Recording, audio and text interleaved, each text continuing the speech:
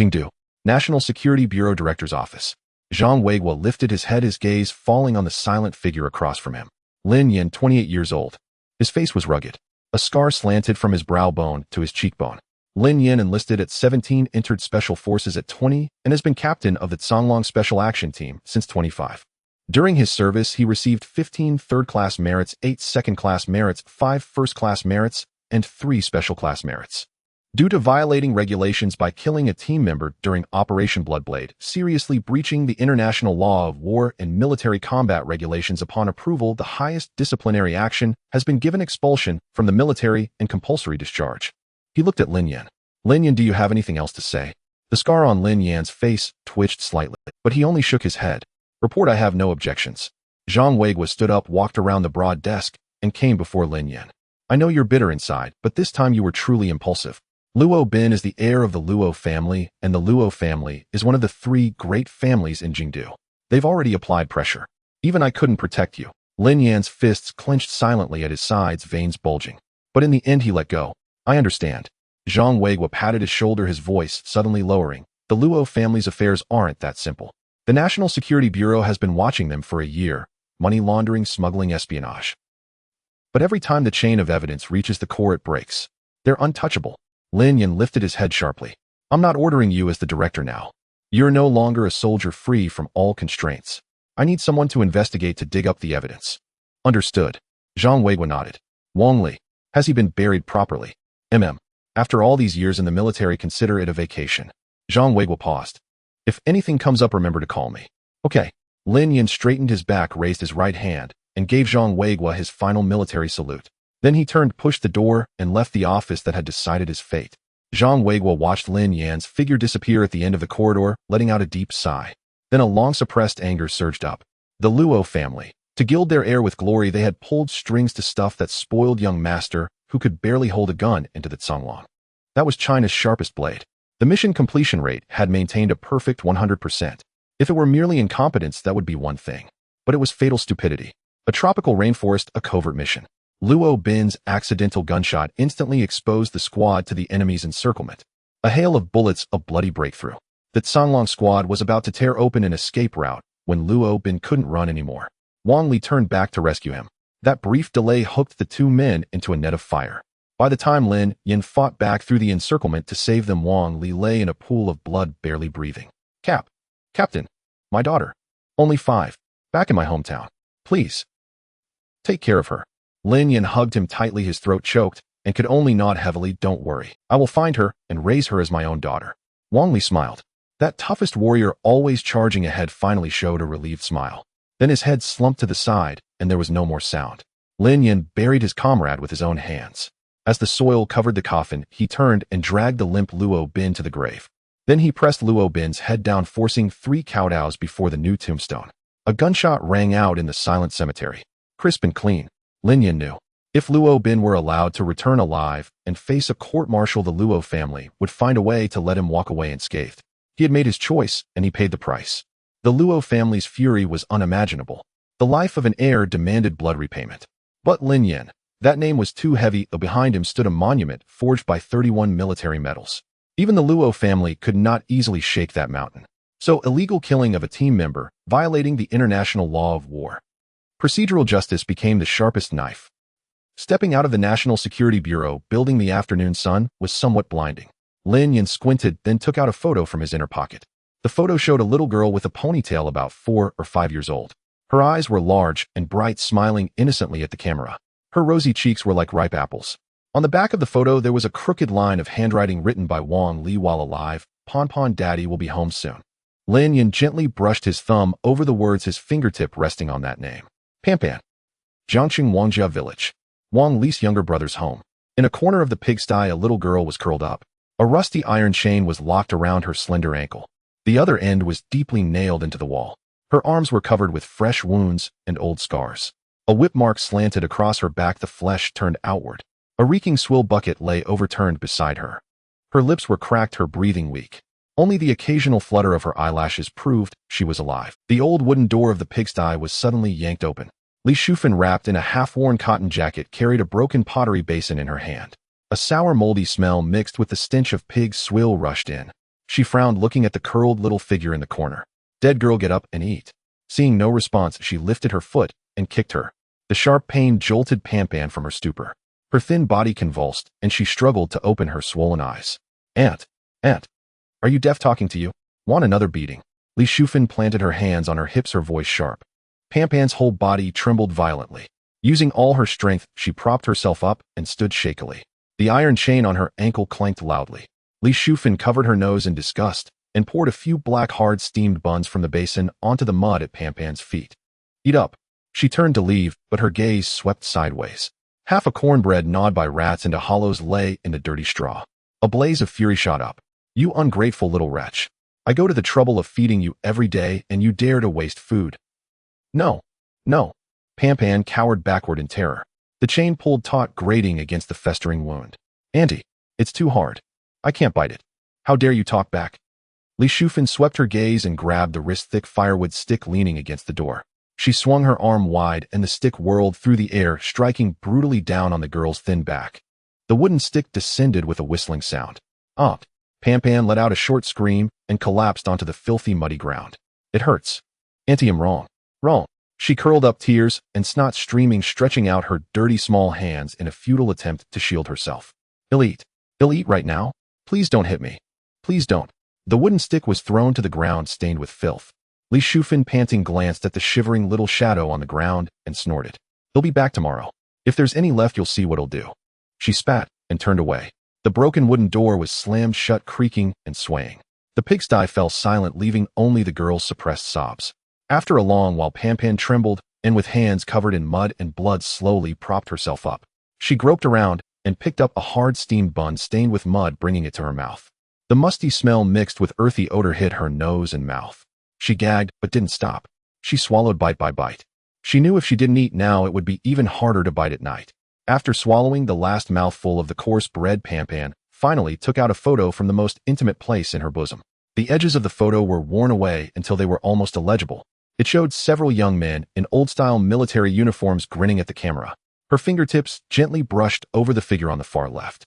That was a young man with thick eyebrows and big eyes, a bright smile.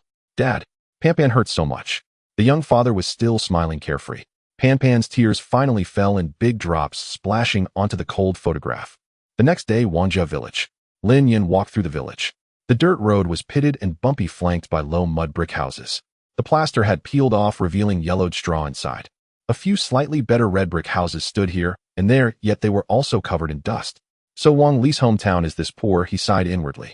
Most of the passing villagers would involuntarily turn their heads to look at him, their eyes darting away.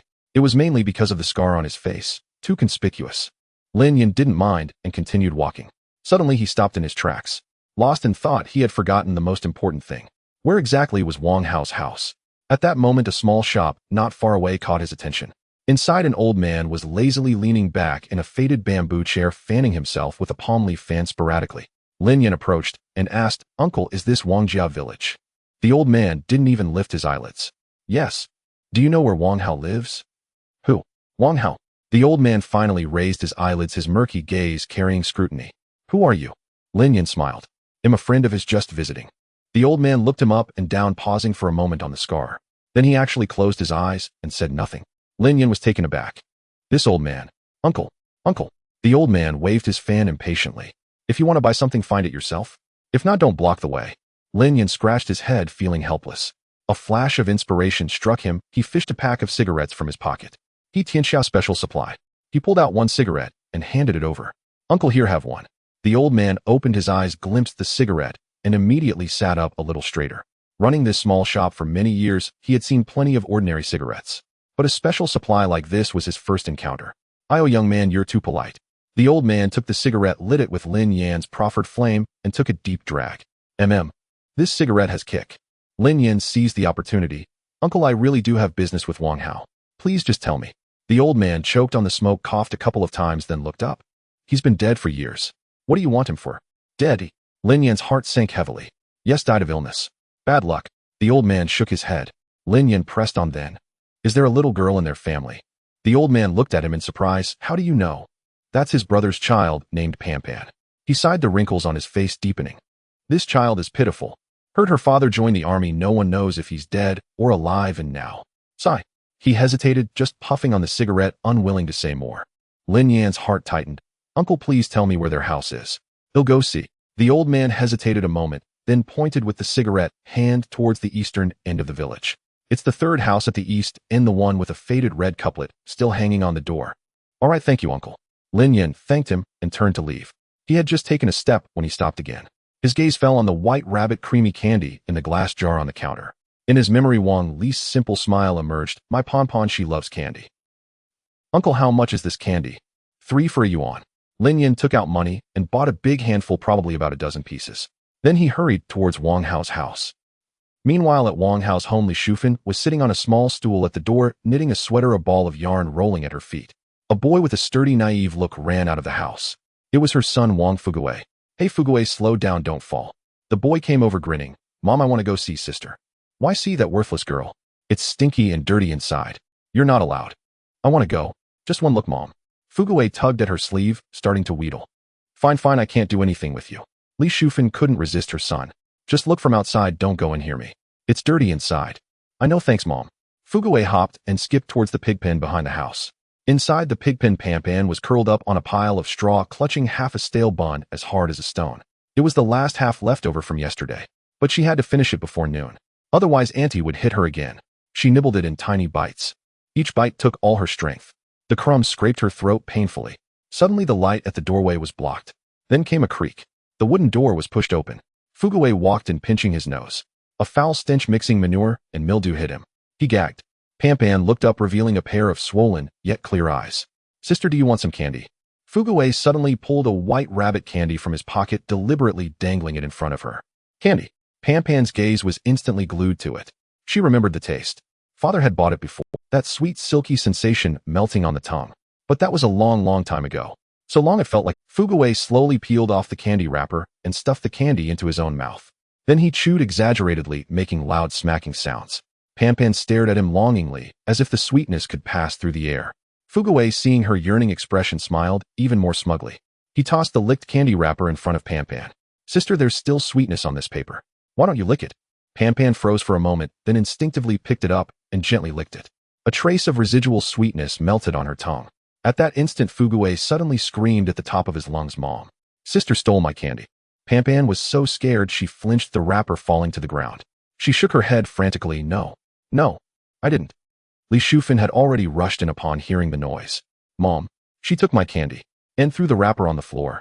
Fuguwei pointed at Pon, his face full of grievance. Li Shufan saw the wrapper at Pampan's feet and immediately flew into a rage. Auntie, I didn't. It was little brother who gave it to. Pampan cowered back, her voice trembling. Getting bold, huh? Daring to steal your brother's candy. Li Shufan sneered as she approached. Stand up. Pampan trembled as she stood, the chain on her ankle clattering. Li Shufan still held the knitting needle and yarn in her hand. Greedy are you? They'll teach you to be greedy. She grabbed Pampan's small thin cheek, her fingers digging in so hard they nearly sunk into the flesh. Today I'll sew that mouth of yours shut, see if you still dare to steal. Don't. Auntie, it hurt. Pampan struggled in terror, tears streaming out. But Li Shufan wouldn't listen to her. Eyes only saw the image of her son having been wronged. She pinched the needle, aimed it at Pampan's chapped lips, and jabbed it in viciously. Off. It hurts. It hurts. Auntie, it hurts. The first needle pierced through her lower lip. Pampan let out a heart-wrenching scream. Blood instantly gushed out, dripping down her chin onto her dirty clothes. Li Shufan's hand was steady. Having knitted for years, her needlework was meticulous. But now the needle had become an instrument of torture, stitch by stitch through flesh, forcing the girl's lips together roughly. Fuguwei stood at the door, watching, unblinking. An indescribable feeling rose within him, like excitement, like satisfaction. So making others suffer was this interesting. Suddenly a loud crash echoed from the front of the house, followed by a man's furious shout, "Stop!" Li Shufan's hand trembled, almost dropping the steel needle. In shock, she turned around to see a tall figure standing at the gate. It was Lin Yan. Following the directions from the old man at the convenience store, he had found the third household marked by a faded red couplet. Before he could enter the yard, he heard cries and screams coming from the pigpen. An ominous feeling surged within him. Lin Yan rushed over, and the sight before him nearly froze the blood in his veins. Inside the dim and filthy pigpen, a frail little girl was chained by her ankle, her cheek tightly gripped. A steel needle was being sewn against her lips. The girl's face was slowly merging with the smiling face from the photograph. Pampan. Lin Yan's eyes widened with rage. A fury that nearly shattered his sanity erupted from his chest. Li Shufan was pushed back a step by the terrifying aura emanating from Lin Yan. Who are you? This is my home, get out. Lin Yan's gaze swept over her finally, settling on Pan Pan. Let her go. Li Shufan was instantly provoked. Who are you to interfere? This is my child, I can do as I please. Before she finished speaking, Lin Yan had already moved. His speed was astonishing, as if he had crossed the distance in an instant. Li Shufan felt a sharp pain in her wrist. The steel needle clinked as it fell to the ground. Then she was forcefully thrown aside, stumbling against the earthen wall of the pig pen. Lin Yan crouched down, looking at Pan Pan. The little girl's face was streaked with tears, and half a needle still stitched across her lips. Her eyes were already somewhat vacant. The pain she had just experienced had nearly drained her strength. Coupled with days of hunger and abuse, her consciousness was rapidly fading. Just as Lin Yan reached out to touch her, his gaze fell upon her small fist, tightly clutching something against her chest. Between her dirty fingers was an old photograph, its edges already worn and curled. He carefully pried open Pan Pan's fingers. The photograph showed several young men in old military uniforms grinning broadly. The sunlight was blinding, brimming with youthful vitality. On the far left, grinning without a care in the world, was Wang Li. Next to him was De Lu, making silly faces. Standing straight next to them was Hosey, and on the far right, Lao Mao had his arm around Hosey. They were all brothers from his wolf pack, individuals he could trust with his life. This photo was taken during Wang Li's second year of service, when their squad snapped a picture by the training ground. Now this photograph had nearly been ruined by Pan Pan's tears. It was covered in layers of dried and wet tear stains, crumpled and discolored. Wang Li's carefree smile, obscured beneath the layers of tears, became blurred. How many times had this child secretly cried over this photograph in the darkness? Lin Yan extended his hand, cautiously attempting to touch her face. Pan Pan, don't be afraid, uncle is here. Pan Pan's eyelashes fluttered, her gaze striving to focus. The figure before her was a blur, and she couldn't make out Lin Yan's face. All she could see was a tall silhouette, like a mountain, standing between her and that terrifying ant. Just like in her memories. The man who would lift her high above his head, laughing as he called her little Pan Pan. Was it a dream? Or was it her father? Has he really come back? Before her consciousness sank into darkness, she summoned her last ounce of strength to shout, Dad. Dad! Lin Yan froze. That weak call of Daddy pierced his heart like a burning needle. At this moment, Li Shufan had already struggled to her feet, clutching Fu Gui and fleeing. Help! Someone is stealing a child. Save me! She shouted at the top of her lungs. Lin Yan ignored her, swiftly pulling out his phone and dialing a number. The most urgent matter now was to get Pan Pan to the hospital. The call was almost immediately answered. Yin Gui. A young man's voice came from the other end. I heard something happened at the Luo family. Lin Yan interrupted urgently. Move phone. Arrange for the best hospital in Jiangxing right away and have them send an ambulance. Hurry. At Wangjia village. On the other end of the line, Su Mufeng was startled by his anxious tone. Okay, I'll arrange it immediately. Send me your location. Lin Yan hung up the phone quickly, sending his location. He looked down at the unconscious Pan Pan in his arms. The girl's face was pale, and her breathing was weak. Death was inching closer to her. Lin Yan used brute force to snap the rusty lock. Then he carefully cradled the girl in his arms. She was alarmingly light, her bones pressing against his arm. She weighed no more than 20 pounds. For a 5-year-old child, that weight was heartbreakingly light. As he reached the entrance of the pigpen, Lin Yan's steps halted. At the gate, a crowd of neighbors had already gathered due to Li Shufan's earlier screams. Shufan, what's going on? What murder? A child trafficker is inside. He even hit me. Li Shufan had already hidden behind the crowd, pointing at Lin Yan and crying out, It's him. He wants to steal my Pan Pan. What? The villagers were instantly enraged. No matter the time, the words, child trafficker, ignited the most sensitive fuse in the countryside. The men's faces darkened, and they turned to go home to grab weapons. The women spontaneously blocked the entrance, forming a human wall. When Lin Yan stepped out of the pig pen carrying Pan Pan, the women immediately shouted, Put down the child. You child trafficker. How dare you steal a child in broad daylight? Is there no law? Child trafficker. Lin Yan glanced at Li Shufan hiding behind the crowd and instantly understood. The wicked first complain. He sneered. She regularly abuses the child, chaining her in the pig pen and beating her until she's covered in wounds. Don't you all know? The women were momentarily stunned, their gazes involuntarily falling on the frail Pan Pan in Lin Yan's embrace. The girl's tiny body was wrapped in torn clothing. Her exposed shins were covered in a mix of old and new scars, and there were bloodied indentations around her ankles. The air fell silent for a moment. A woman in a floral shirt was the first to react, stepping forward with her hands on her hips. It's their child. How they beat or scold is their business. You better put the child down. Right, another short and plump woman chimed in. It's just a girl, not a boy. What's the harm in a few hits? Did Shufan's family not keep her alive? Exactly, put her down. Otherwise, when the men come, you won't be able to leave this village. Damn it, Lin Yan cursed. You beast, is a girl's life not worth anything? He had heard of places like this before. A preference for sons over daughters. Treating girls like grass, while valuing boys like treasures. He had only heard it as a joke from comrades in the army. He had never imagined it would be this severe. Hearing Lin Yan's words, the women were immediately incensed. Who are you calling a beast? Outsider, get lost. Shufan, don't be afraid of him. We are so many, can he really turn the world upside down? Li Shufan, sensing the tide turning, gained confidence. She pushed through the crowd, cradling Fu Gui, pointing at Lin Yan and shouting, how I treat this dead girl is none of your business. You'd better put the child down, or you won't leave this village today. Just as her words fell, Lin Yan moved. In 1 second, he was still standing at the pigpen door holding the child. In the next second, he was already in front of Li Shufan. The crowd barely registered the movement, everything happening in a blur. Slap. A crisp slap echoed. Li Shufan was sent flying, landing 2 to 3 meters away. Then she crashed heavily to the ground, her head twisting as she fell unconscious. Fu Gui in her arms was thrown aside and landed on the ground, crying out loudly. The sudden turn of events left everyone stunned. Mom. Fu Gui was the first to react, crawling toward Li Shufan as he cried. Help! He has killed someone. Quick, catch him. Call the police. Hurry, call the police.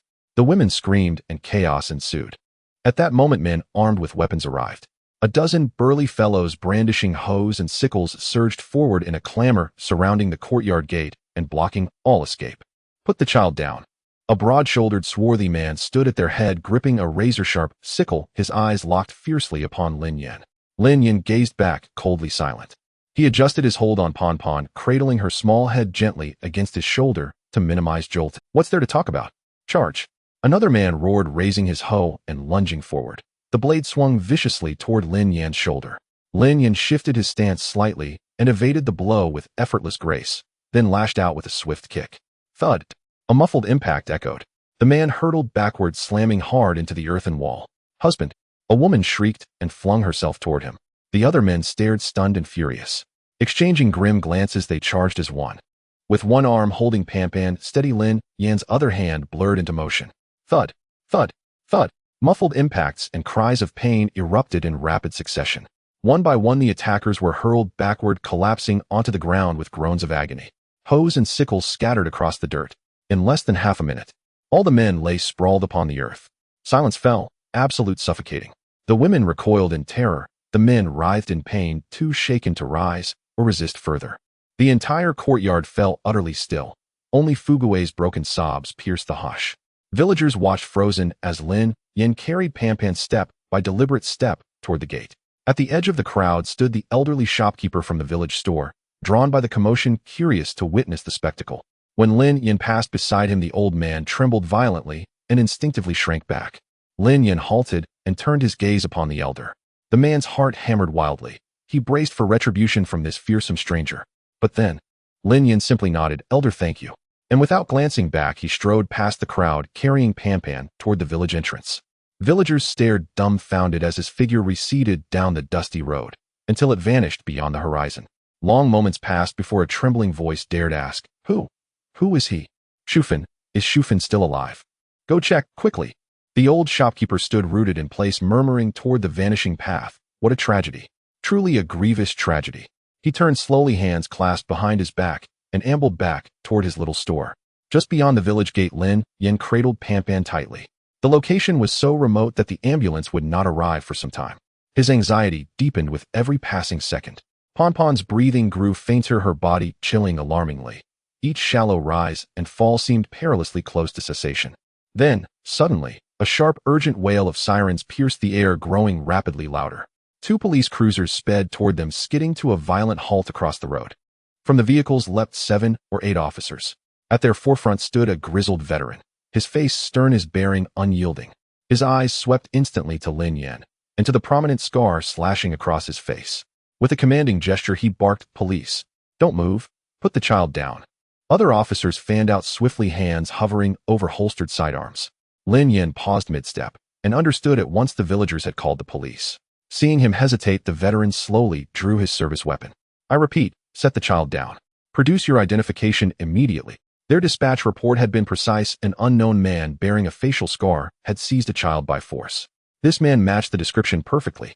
Lin Yan tightened his embrace around Pan Pan and met the officer's gaze squarely. "Officer, this is my comrade's daughter, abused and chained inside a pigsty by her own aunt. I've come to rescue her." The veteran's gaze darted over Pampan. Her frame emaciated, her bare calves marred with livid bruises and raw weeping wounds, her ankles ringed by grotesque, blood-crusted ligature marks. His eyelid twitched. If true, what unspeakable cruelty! Yet his vigilance did not waver. His tone softened just slightly. "Bring the child to us first. If your claim holds, we'll ensure she receives immediate medical care." "No, I will deliver her myself." The veteran's expression darkened. At that moment, villagers pressed forward from behind. Li Shufin collapsed onto the ground, beating her thighs as she wailed, "Officers, that's my child. This trafficker broke into my home, stole her, and assaulted us." "That's right, officer. He's vicious. We all saw it. He injured several men." Those whom Lin Yan had already felled shouted hoarsely, "Execute this child trafficker, right now." Lin Yan whirled, his icy stare sweeping across the crowd. A palpable wave of lethal intent rippled outward. The loudest accusers flinched, necks snapping back, words choking off mid-sentence. Tension hung thick and brittle. Sweat beaded along the veteran's temple. To fire? Unthinkable. The child remained in his arms. To let him go? Equally impossible. Mishandle this, and it would ignite a firestorm of public outrage. He drew a slow, steadying breath, attempting one final appeal. "Young man, I swear to you as a sworn officer of the law, hand her over, and we'll rush her to hospital while launching a full investigation into the abuse. Please trust us." "I don't trust you." Lin Yan cut him off, voice iron hard. "I will take her myself." Before the words fully settled, wah, wah, the long-awaited ambulance siren finally wailed into earshot. A gleaming white vehicle screeched to a stop behind the patrol cars. The doors flew open. Paramedics rushed out bearing a stretcher, only to freeze stunned at the scene before them, armed officers encircling a scarred man clutching a child. This wasn't an emergency response. It was a standoff. "What are you people doing here?" the veteran demanded, turning. The lead medic stammered, "WWE received orders. There's a little girl here requiring immediate life-saving intervention." A flicker of doubt crossed the veteran's face as he looked again at the child in Lin Yan's arms. Could it be true? Lin Yan's heart lifted, then plummeted anew. Ponpon's breath had nearly ceased. Her face had taken on the ashen pallor of impending death. She needed the ambulance. Now? As he stirred to move, harsh commands erupted. "Don't move. One more step, we'll shoot." Lin Yan's eyes hardened. With his left arm shielding Ponpon, his right hand, now holding a slender, gleaming short blade, moved with liquid speed. A blur, and then ugh, short sharp cries of pain. Officers gasped as cold steel kissed their wrists, guns clattering helplessly to the dust. The veteran hadn't even registered the motion, only a fleeting shimmer, before Lin Yan stood calmly beside the ambulance. "Moved?" Lin Yan snarled at the paralyzed medics. "She's fading. Begin resuscitation now." Their faces paled. They stared at the man who disarmed multiple officers in an instant, then at the frail, dying child nestled in his arms, and no one dared stir. "Damn it!" Lin Yan cursed, tendons straining at his temple. Useless cowards. He wanted nothing more than to slap them awake. In that suspended silence, a phone shrilled abruptly. The medic fumbled it from his pocket and went rigid at the caller ID. It was the hospital director. "Hello, director. Did you get her? What's the situation?" The director's roar nearly shattered the receiver. "Oh, director, things are complicated here. I'll explain." "Explain nothing. Complicated or not, I don't care. If that girl dies, I'll skin you all alive. Act now. This is an absolute order. Do you hear me?" The line went dead with a brutal click. The medic stood frozen for 2 heartbeats, then snapped upright. Professional duty surged, override. "Quick, take her. Into the rig. Prep for emergency intervention, now." His shout jolted the others awake. Like startled deer, they sprang forward, gently lifting the weightless Pampan from Lin Yan's arms and securing her onto the stretcher before rushing her into the ambulance. Monitors whirred to life. Oxygen masks sealed. For lines threaded. In the cramped cabin, every action unfolded with practiced urgency. Lin Yan stepped aboard without hesitation. The doors slammed shut. Sirens blared anew. The ambulance pivoted sharply and sped away, leaving behind a cluster of dazed officers and villagers still reeling from the storm. The veteran watched the ambulance's taillights shrink into the distance. Slowly, deliberately, he reholstered his weapon and keyed his radio. "Dispatch, this is Unit Alpha at Wangjia Village. Situation escalated. Confirmed child abuse, potential assault on officers. Request immediate backup and direct coordination with hospital authorities for verification and follow-up." At the entrance of the hospital, the crowd surged like a tide. An ambulance screeched to a halt. The doors swung open violently, and several doctors rushed out carrying a stretcher and shouting hoarsely, "Make way! Clear the way! Emergency! Hurry!" The crowd scattered in panic. Lin Yin closely followed beside the stretcher, not lagging behind. Just a moment ago on the road, Pampan's heartbeat stopped 3 times. Each time the doctors exerted themselves to revive her, her breathing halted. That small body twitched weakly under the electric shock before collapsing again. Finally, the waveform on the monitor began to fluctuate again, just as Pampan was pushed into the emergency room, where the red light of "in critical care" illuminated. Lin Yin felt as if all his strength had been drained away, leaning against the cold wall. At that moment, a middle-aged man in a light blue shirt with a calm demeanor walked briskly towards him. His gaze lingered for a moment on the scar on Lin Yan's face before he extended his hand. "Hello. I am Zhao Yonggong, the director of this hospital. Is the little girl inside the one you brought?" Lin Yin looked at him and nodded, refraining from shaking his hand. His hand was still stained with Pampan's blood and the dust from the road. Zhao Yonggong did not mind and withdrew his hand. "Young Master Su has already spoken with me. Don't worry, the best emergency team in the hospital is inside. We will use all resources to provide full treatment." "Thank you, Director Zhao. I have one request, let her survive." Lin Yan's voice was somewhat hoarse. Zhao Yonggong felt the weight in that gaze and nodded solemnly. "We will do our utmost." The red light above the emergency room door shone glaringly. Time passed minute by minute. Lin Yan leaned against the wall, his figure like a sculpture. Uncertain how much time had passed. Bang! The door of the emergency room was suddenly pushed open. A nurse rushed out, her eyes above the mask filled with urgency. Her voice hurried, "Director Zhao, the patient's condition is critical." Lin Yan's body instantly tensed. Zhao Yonggong stepped forward immediately, explained clearly. "Blood oxygen levels are continuously dropping and blood pressure is almost undetectable." The nurse spoke rapidly. "Severe malnutrition is causing organ failure compounded by hypothermia, infection, and multiple injuries. The child cannot withstand the current intensity of resuscitation. Her heart is about to stop. Transfuse plasma. Double the adrenaline." Zhao Yonggong strode toward the emergency room, commanding without looking back. "We are already doing that, but the effect is very poor." The nurse's voice carried a barely perceptible tremor. "The child's veins are too thin and fragile, with multiple old subcutaneous hemorrhages, making it very difficult to maintain the intravenous access. Moreover, the deep whip wound on her back has become severely infected, leading to septic shock tendencies." Whip wound. Infection. Shock. Each word struck Lin Yan's heart like a heavy hammer. The scene from the pigsty seemed to resurface before his eyes. The gaping wound on Pampan's back. That was not from yesterday, but from long ago. It had been consuming this 5-year-old child's vitality time and time again. Use the best antibiotics. Contact the blood bank and prepare a large amount of fresh plasma. Activate the highest support plan for the pediatric ICU. Zhao Yonggong's voice was resolute. He pushed open half of the emergency room door. Inside, the monitors emitted an unending alarm. The nurse acknowledged and was about to turn back. She hesitated for a moment and lowered her voice to quickly add to Zhao Yonggong. "Director, the child's will to survive is very weak. The physiological indicators are one thing, but she seems to lack any instinctive response for survival. This is rare, usually such small children." She did not finish her sentence, but the meaning was clear. Long-term abuse and torment may have extinguished a 5-year-old child's most basic desire to live. Pain had become the norm and darkness had become home. Even her body was subconsciously giving up. Lin Yan suddenly closed his eyes. "Team leader, my daughter is only 5 years old." Wang Li's feeble voice resonated like thunder in his mind. He reopened his eyes and spoke to the gap of the closing door word by word. "Tell her. Tell her her father is Wang Li. Tell her I am Lin Yin, her father's brother. Tell her her father has always been waiting to go home to see her. Let her survive. This is an order." These last 4 words were not a plea nor a prayer. They were a directive he issued to his subordinates as a former special operations commander in the face of despair. Zhao Yonggong gave Lin Yin a deep look, nodded seriously, and slipped into the emergency room. The door closed again, isolating the life-threatening alarm. The corridor fell silent once more.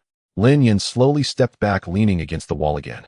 He raised his hand and looked at his palm, which was covered in thick calluses. On it seemed that Pampan's warmth still lingered. He slowly closed his palm into a fist, making a slight creaking sound. Dingling. The phone rang. Lin Yin glanced at the screen. It was Su Mufeng. He took a deep breath, forcibly suppressing the killing intent surging in his eyes, and pressed the answer button. "Yingo, how is it? Have you arrived at the hospital?" Su Mufeng's voice on the other end was filled with urgency. "Yes, we have arrived. Thanks this time, Mufeng." "Hey, why are you being so polite with me?" Su Mufeng's tone relaxed slightly before he pressed on. "By the way, what exactly happened? You sounded so urgent on the phone." Lin Yin fell silent for a moment before succinctly recounting Pampan's ordeal.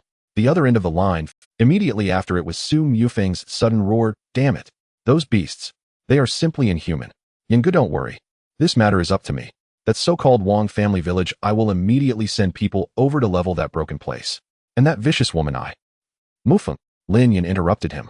His gaze fell on the tightly closed door of the emergency room, his tone icy. Help me do something. What do you need? Control the woman who abused Pan. Don't let her escape. Okay, I'll take care of it right away. I guarantee she won't even be able to leave the village. The call ended. Lin Yan slowly put his phone back in his pocket, leaning back against the cold wall. Lin Yan was never a person with a good temper. In Songlong, there is a primal law. Blood debts must be repaid with blood. This law led him to disregard all rules and consequences before the tombstone in the rainforest, personally executing Luo Bin, Li Shufan, and those indifferent accomplices. They owed Pan, they owed Wang Li, and they must repay every debt with interest. In the capital, at the Luo residence. In the modest backyard, an old man clad in simple linen garments reclined leisurely on a rattan chair, his eyes closed in repose. Sunlight fell upon his weathered face, warm and soothing, much like any other elderly man basking in the sun within the alleyways. At first glance, no one would ever associate this rustic old farmer with the founder of the Luo family, one of the capital's 3 great clans. Luo Wensong. A single name, a mountain in itself. The sound of footsteps echoed from the entrance, tap, tap, tap, more hurried than usual, lacking its customary steadiness. The old man's eyelids fluttered almost imperceptibly, but he did not open them. Soon after, the current Luo family head Luo Jingshan entered. He stood respectfully by the rattan chair, hands at his side. His father had not spoken, so he could not speak. This was an unbroken rule of the Luo family for decades. The air was filled only with the rustling of bamboo leaves in the courtyard breeze. After 5 minutes, a weathered voice suddenly broke the silence. Are you calmer now? Luo Jingshan was startled, then lowered his head. Father, how did you know? Your footsteps were too urgent. Luo Wensong's eyes remained shut, his voice unhurried. I have told you, no matter what you do, you must not rush. When the heart is anxious, the spirit becomes restless, the vision blurs. Easiest to speak wrongly and act foolishly. I understand, my son. Luo Jingshan took a deep breath, striving to calm his turbulent emotions. Only then did the old man slowly open his eyes. Speak. What is it? Luo Jingshan steadied himself and said in a grave tone, I have just received reliable news. After Lin Yan left the National Security Bureau, he went directly to Jiangqing. The old man responded and closed his eyes again. After a moment's wait, seeing no further words from his father, Luo Jingshan could not help but say, Father, now that he is no longer in the military, stripped of his rank, a rootless wanderer, should we not? Has Xiaobin been properly buried? Luo Wensong interrupted him abruptly, asking a seemingly unrelated. Luo Jingshan froze, then answered instinctively. He has been buried as you instructed, with all simplicity. You may go. Luo Jingshan's fists clenched silently at his sides, his nails nearly digging into his palms. He gritted his teeth and spoke with venom. Father, Xiaobin's vengeance must not go unavenged. I raised him for over 20 years, guided him meticulously, and just when he was on the verge of taking my place and glorifying our Luo family. So you want to send men to Jiangqing to make Lin Yan pay with his life, is that it? Yes, Luo Jingshan admitted through gritted teeth, as if throwing caution to the wind. Foolishness. The old man chided softly, his rattan chair swaying slightly. He finally opened his eyes again, looking at his middle-aged son, still prone to impulsive anger. I told you long ago, the waters of the military are not so easily weighted. You insisted on sending Xiaobin in to gild his resume. Former member of the Songlong Special Operations Unit. How, what a grand title. The old man shook his head, a hint of mockery in his tone. But this empty fame cost him his life. Luo Jingshan's face turned pale and flushed, unable to refute. Indeed, it was his own ambition that had driven him to send his son into the Songlong unit for prestige. What he sought was never a military legend.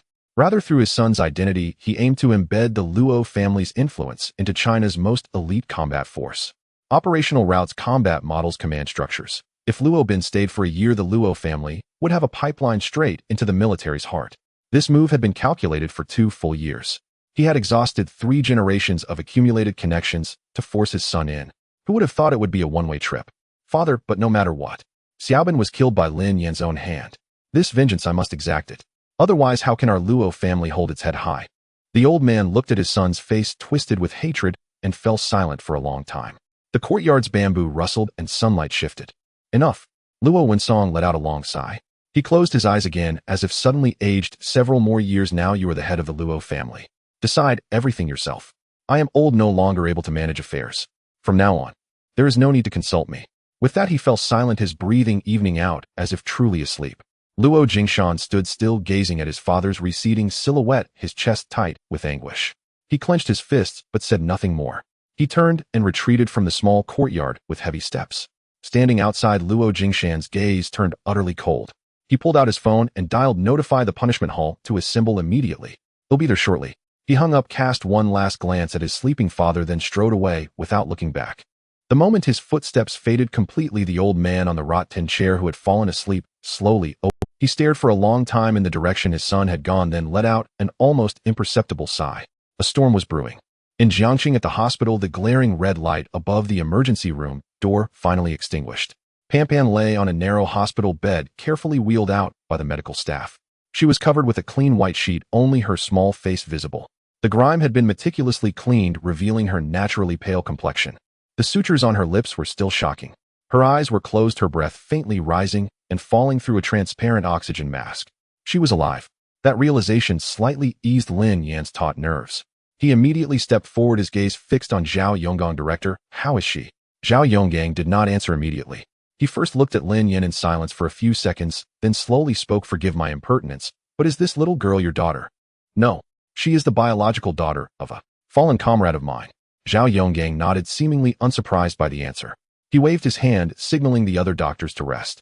When only the two of them remained in the corridor, he turned to Lin Yan. "The child's injuries are far graver than what you have seen." Lin Yan's breath caught.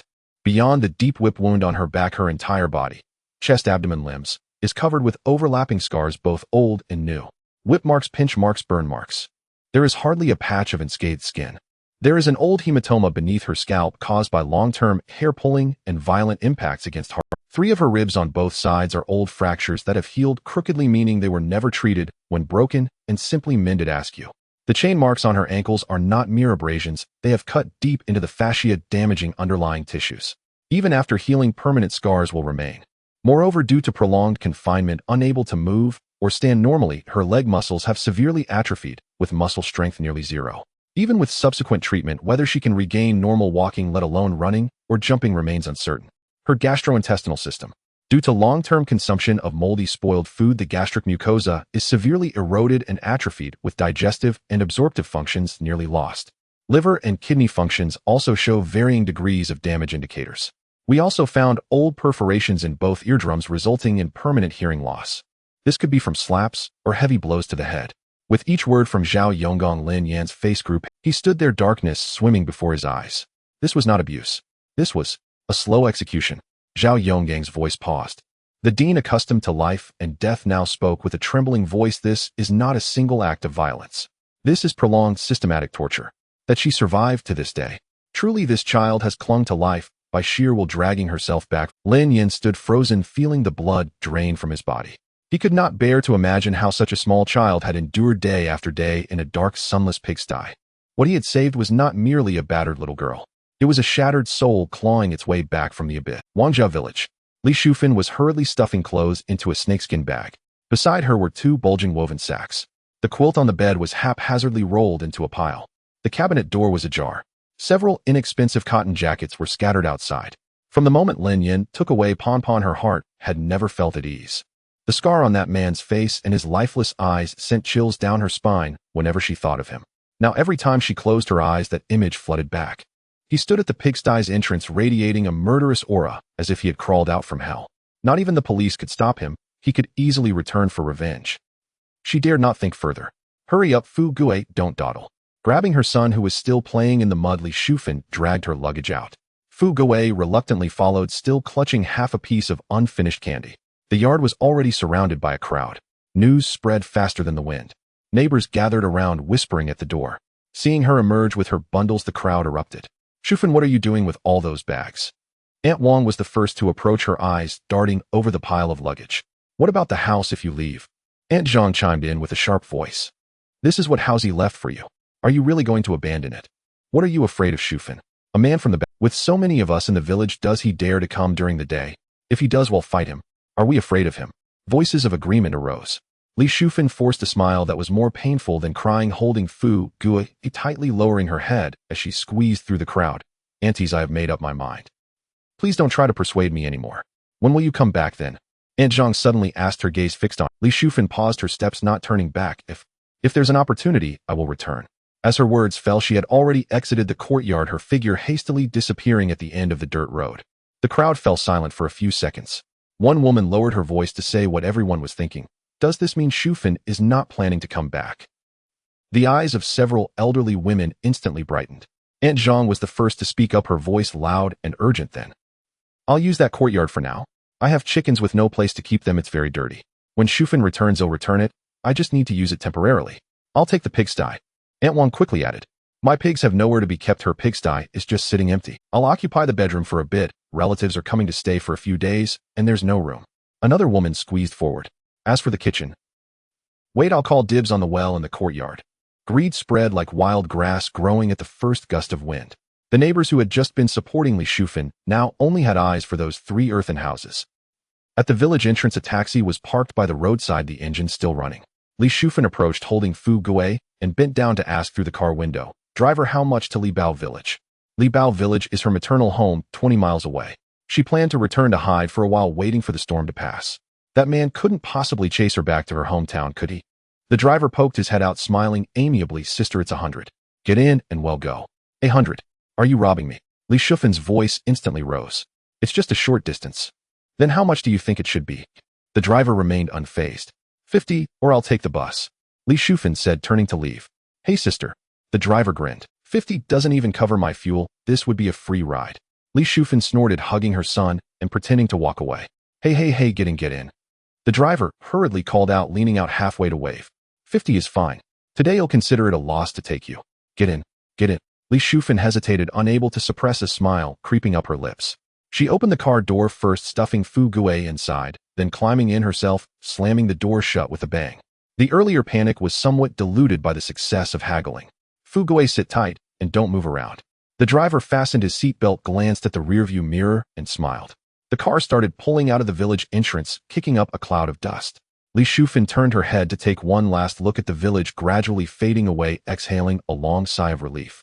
She would return after the storm passed. By then, most of those people would probably have forgotten about it. She didn't notice the phone screen beside the driver in the front, which lit up. A message was sent out. A few words popped up: target intercepted, currently being brought back. Meanwhile, on the other side at the hospital, Lin Yan was guarding outside the ward. His phone vibrated. He glanced at the screen and answered. Brother Yan. Su Yufeng's voice exploded from the receiver. I caught that woman Li Shufin you mentioned. Damn it, luckily my people arrived in time. That woman was about to run away with her bags. If I had been half an hour late, she would have left the county. Lin Yan remained silent, a cold smile creeping onto his lips. So now she thought about running. Too late. Brother Yan. The other side awaited a response, tentatively calling out. What about the villagers? Should I bring everyone back? Lock them up for 10 or 15 days and see if they dare to. Mufeng. Lin Yan interrupted him, his eyelids twitching. This guy, after all these years, still acted. He pondered for a moment, lowering his voice. Find out how those villagers make a living. Check the farmers, the workers, and the traders. Then cut off their sources of livelihood for me. There was silence on the other end of the call. Su Mufeng abruptly understood, raising his voice again. Wow, this move is ruthless. Don't just lock them up, cut off their roots. Let them worry every day when they open their eyes. That's worse than imprisonment. Brother Yin, you're the best. I'll get right on it. The call ended. Lin Yin had just put his phone back in his pocket when footsteps echoed from the end of the hallway. Zhao Yonggang hurried over. Mr. Lin, the patient's vital signs are stable, temporarily out of danger.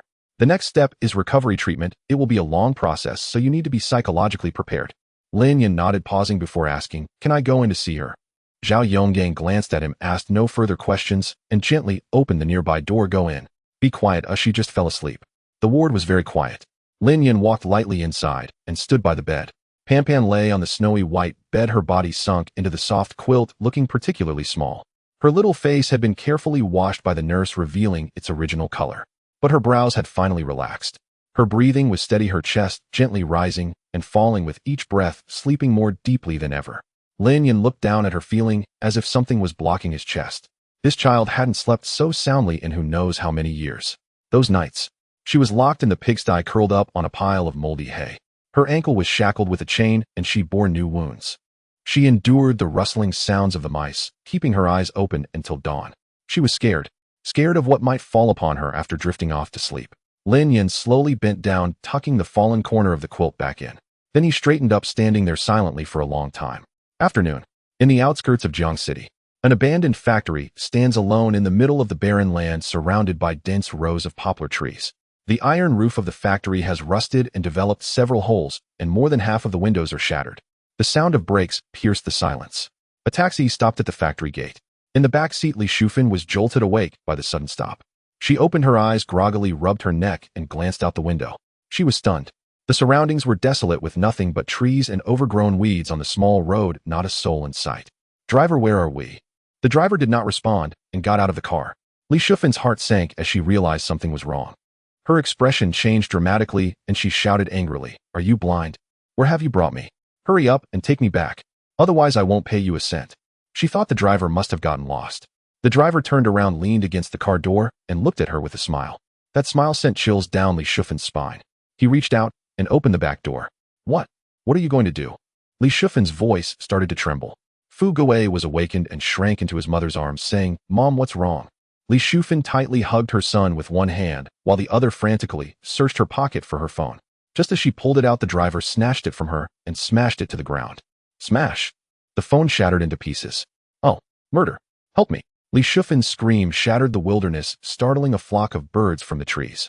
Fu Guo was also scared and cried loudly, his face covered in tears and snot. The driver frowned, leaned in, and grabbed both mother and son, pulling them out of the car. Li Shufan's knees hit the ground, but she didn't care about the pain as she crawled backward, pleading, "Big brother, I beg you. I have money, I can give you money." She was incoherent, trembling all over. The driver ignored her and pointed to the factory's entrance. "Go in." Li Shufan looked up at the dark, gaping. She instinctively shivered, her legs weak and unable to stand. The driver took out a knife and held it before her. "If you don't go in, I will kill you." Li Shufan hurriedly got up and, holding Fu Guo, stumbled inside. The driver watched them enter, then turned and began to scan the surroundings cautiously. Inside the factory, the light was dim. The air was filled with the smell of rust and decay. The ground was littered with broken bricks and rags. In a corner, piled with debris left over from who knows how many years ago, Li Shufan trembled as she walked in with her child glancing around. No one was there. She tentatively called out, "Is anyone there?" Echoes responded in the empty factory, followed by the sound of footsteps. Lin Yin emerged from behind a concrete pillar, followed by several men in black. He stood still, looking at the trembling woman before him. "We meet again." Li Shufan's pupils suddenly constricted. It was him, the man who took Pampan away, the one with the scar on his face. Without a second thought, she turned and ran, holding Fu Guo. Just as she took a step, Lin Yin had already blocked her path. Suddenly, a sharp pain struck her neck. Li Shufan's vision darkened and she collapsed. "Mom!" Fu Guo jumped up and shook her vigorously. "Mom, what's wrong?" "Mom." "Whoa." Lin Yin looked down at the sobbing little boy, his eyes devoid of any emotion. He had already had Mu Feng investigate. Pampan had been bullied by this younger brother during her time in Wangjia village. Hair pulling, arm pinching, being hit with stones, and having dirt thrown on her. A child not yet 5 years old had already learned to derive pleasure from tormenting others. Who knows how many people he would harm when he grows up. "You guys take the child away," Lin Yin said. "Yes." Several men in black stepped forward and forcibly carried Fu Guo away from Li Shufan. "Let go of me. I want my mom." "Whoa." The cries gradually faded away. Lin Yin withdrew his gaze, looking down at the unconscious woman on the ground. What Pampan had experienced, he would make her experience it all, little by little. Half an hour later, Li Shufan woke up. She opened her eyes, still dazed, and instinctively tried to stand up. Splash. A heavy pulling sensation came from her ankle. She looked down and felt as if she had been splashed with cold water. A rusty iron chain was tightly locked around her right foot. The other end was deeply embedded in the wall, just like how Pampan was once locked. "Awake!" A voice came from above her head. Li Shufan quickly looked up. Lin Yin stood before her, holding a whip. What are you going to do?" Crack. The whip struck her body. Li Shufan let out a scream that sounded like a slaughtered pig. She curled up, covering the place where she had been struck, shaking from the pain. Lin Yin looked down at her from above. "What's wrong? Can't you take it? When you hit Pompon, did you ever think about whether she could take it?" Li Shufan was crying and pleading on the ground, banging her head like a garlic clove. "I was wrong. I was really wrong. Please let me go. I won't dare again. I beg you." Lin Yin shook his head. "You don't understand your mistake. You know you're about to die," he said as he turned and picked up a basket from crash. Dozens of moldy, steamed buns rolled onto the ground. Some had turned green, and some were already black, emitting a pungent, rotten smell. They were exactly the same as what Pampan had eaten in the pigsty. "Eat it for me." Li Shufan's eyes widened as she looked at the disgusting buns on the ground, instinctively shaking her head. Crack. Another whip struck. "Eat." Li Shufan screamed as she lunged for the buns, grabbing one and stuffing it into her mouth. But as soon as that thing entered her mouth, a sour, rotten taste surged to her head. Her stomach churned, and she spat it out with a wow. She had no choice but to continue shoving it into her mouth while gagging, tears streaming down her face. Snot mixed with saliva ran down, making her look as pitiful as a dog. Lin Yan coldly watched. He watched her struggle in the filth just like Pampan had once done. The factory echoed with her whimpering and the clanking of chains. Sunlight slanted through the broken windows, falling on Lin, and yet there was no expression on his face. Finally, Li Shufan finished all the steamed buns. She covered her mouth, forcing herself not to vomit as a suppressed whimper escaped from her throat. The moldy, spoiled buns churned in her stomach, the sour stench rushing into her nostrils. Lin Yan crouched down, looking at her. How does it taste? Li Shufan shuddered, her voice squeezed out from between her teeth. It's good. Heh. Lin Yan scoffed, just about to speak when his phone in his pocket vibrated. Taking it out, he saw it was a call from. His heart skipped a beat, and he immediately answered. Hello. Mr. Lin. Pampan has woken up. Lin Yan abruptly stood up, joy finally appearing on his face. What? Really? Yes, but. Zhao Yonggang's tone was somewhat hesitant. But she seems very resistant, crying and saying she wants to find her dad. She also said, the photo is missing. Finding her dad. Lin Yan tightened his grip on the phone. He instinctively touched his close pocket. That photo he took from Pampan. I understand. Lin Yan hung up the phone and glanced down at Li Shufan, who was curled up on the ground. The woman was holding her stomach, her face pale with remnants of the buns still at the corners of her mouth. Lin Yan beckoned a man in black over. This was an elite guard from the Su family in Kyoto, specially sent by Mu Feng to assist Lin Yan. Keep an eye on her. Yes. Just as Lin Yan was about to leave, he suddenly remembered something, pausing his steps. By the way, that little boy. The guard immediately responded. As per your instructions, he has been sent to the psychiatric hospital for indefinite detention. Li Shufan, who was curled up nearby, suddenly raised her head upon hearing the word son. My son. What have you done to my son? She lunged forward, trying to grab Lin Yan's leg, but was abruptly pulled back by the iron chain, falling to the ground. Please. Don't hurt him. He's just a child. Woo woo woo. Lin Yan ignored her. After a moment's contemplation, he changed his mind. Send him to the Children's Psychological Correction Center. And find a few good psychologists.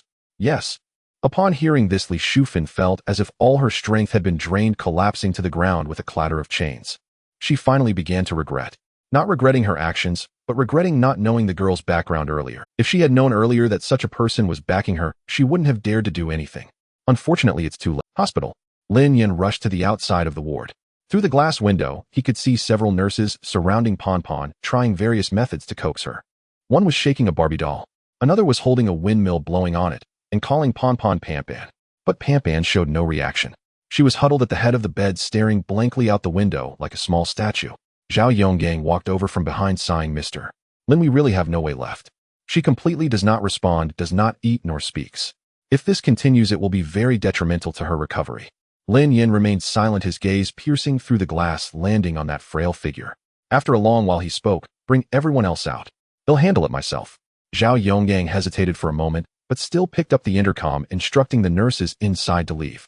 The nurses streamed out, glancing at Lin Yan as they passed by, unable to resist taking a second look at him.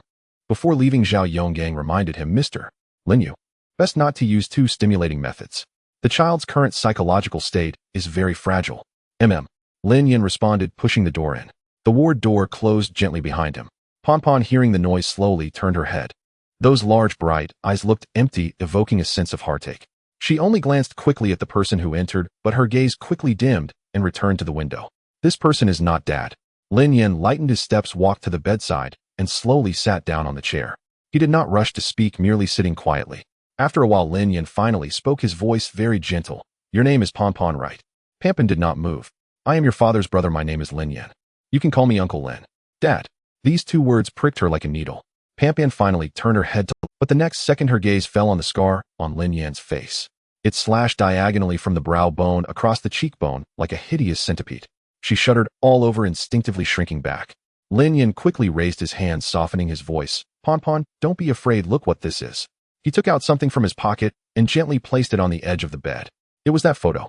Pampan's eyes instantly lit up. She stretched out her small hand, cautiously picking up the photo and holding it up to her eyes. In the photo, several young men in military uniforms were grinning foolishly at the camera.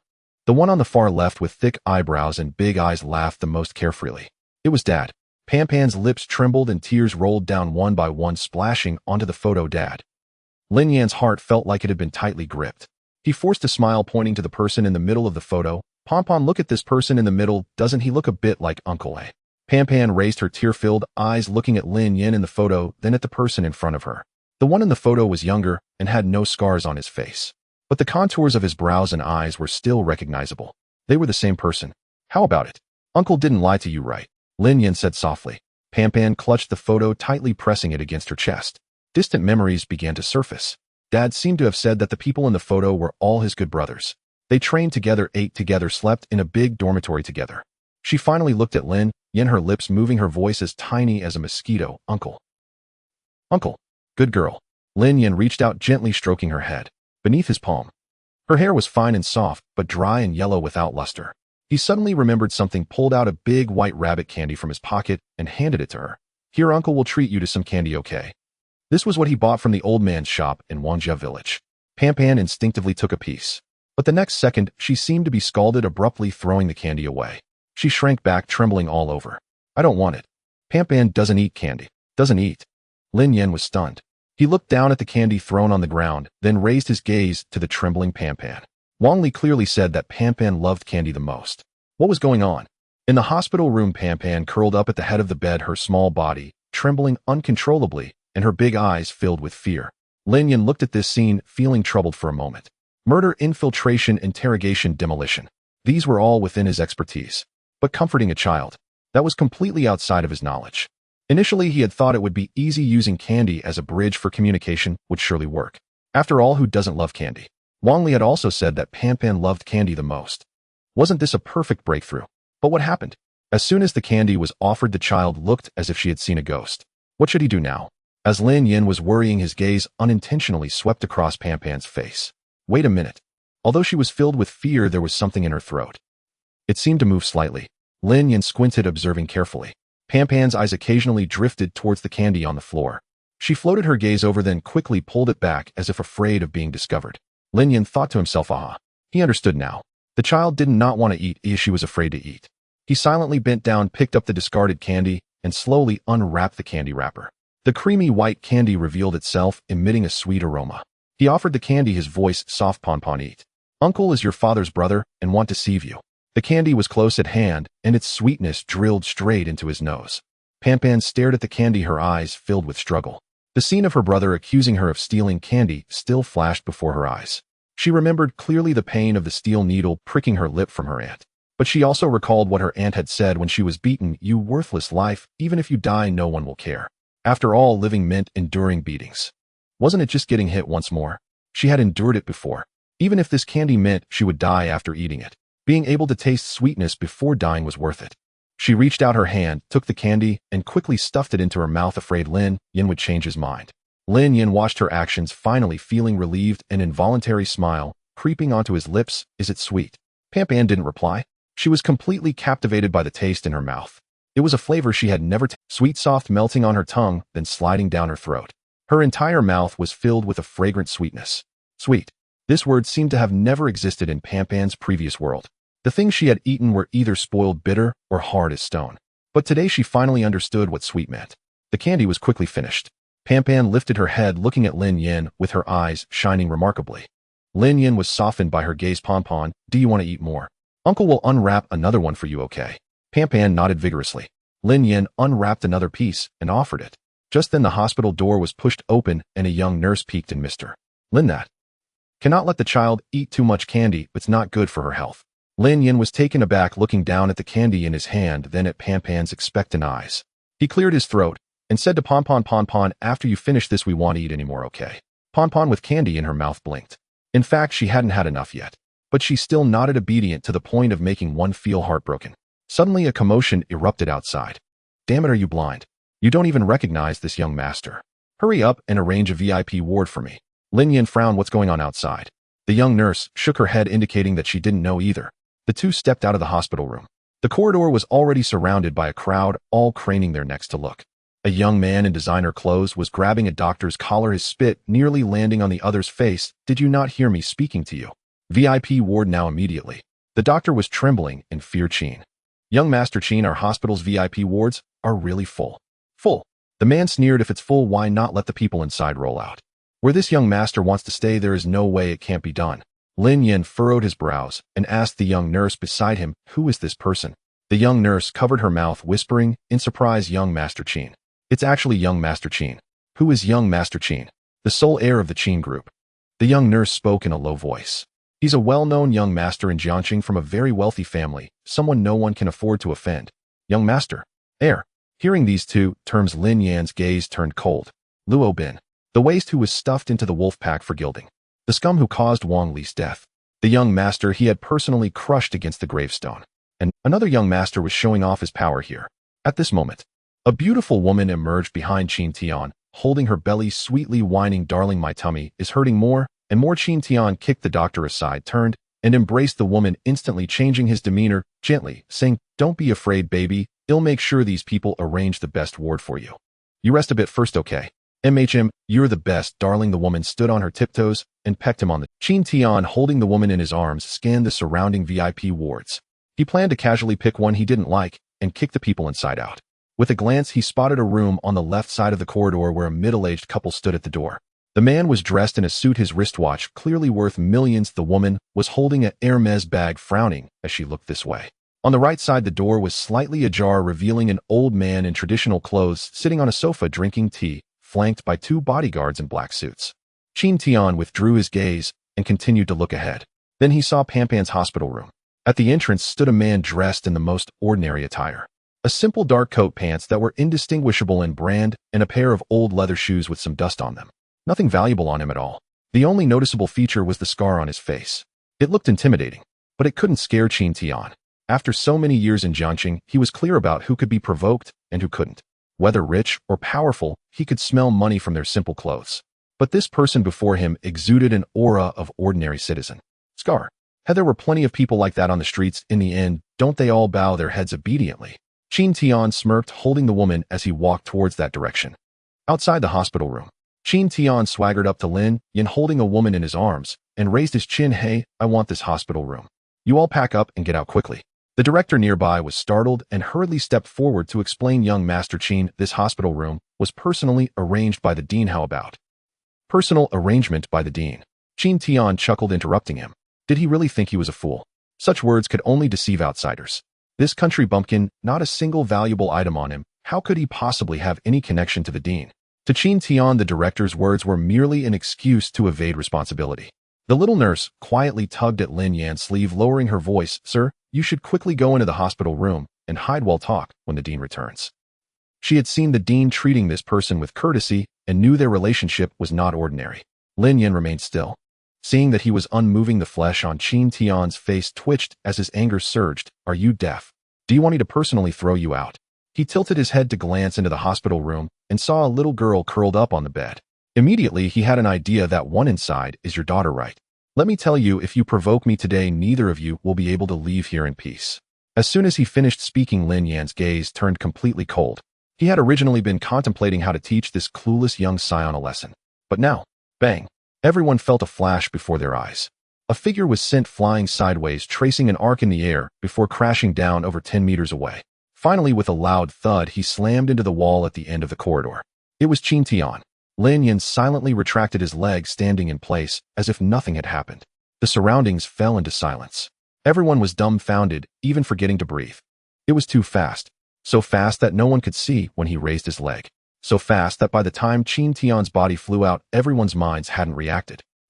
The beautiful woman finally screamed, stumbling in her high heels as she ran towards Qin Tian. Darling, are you okay?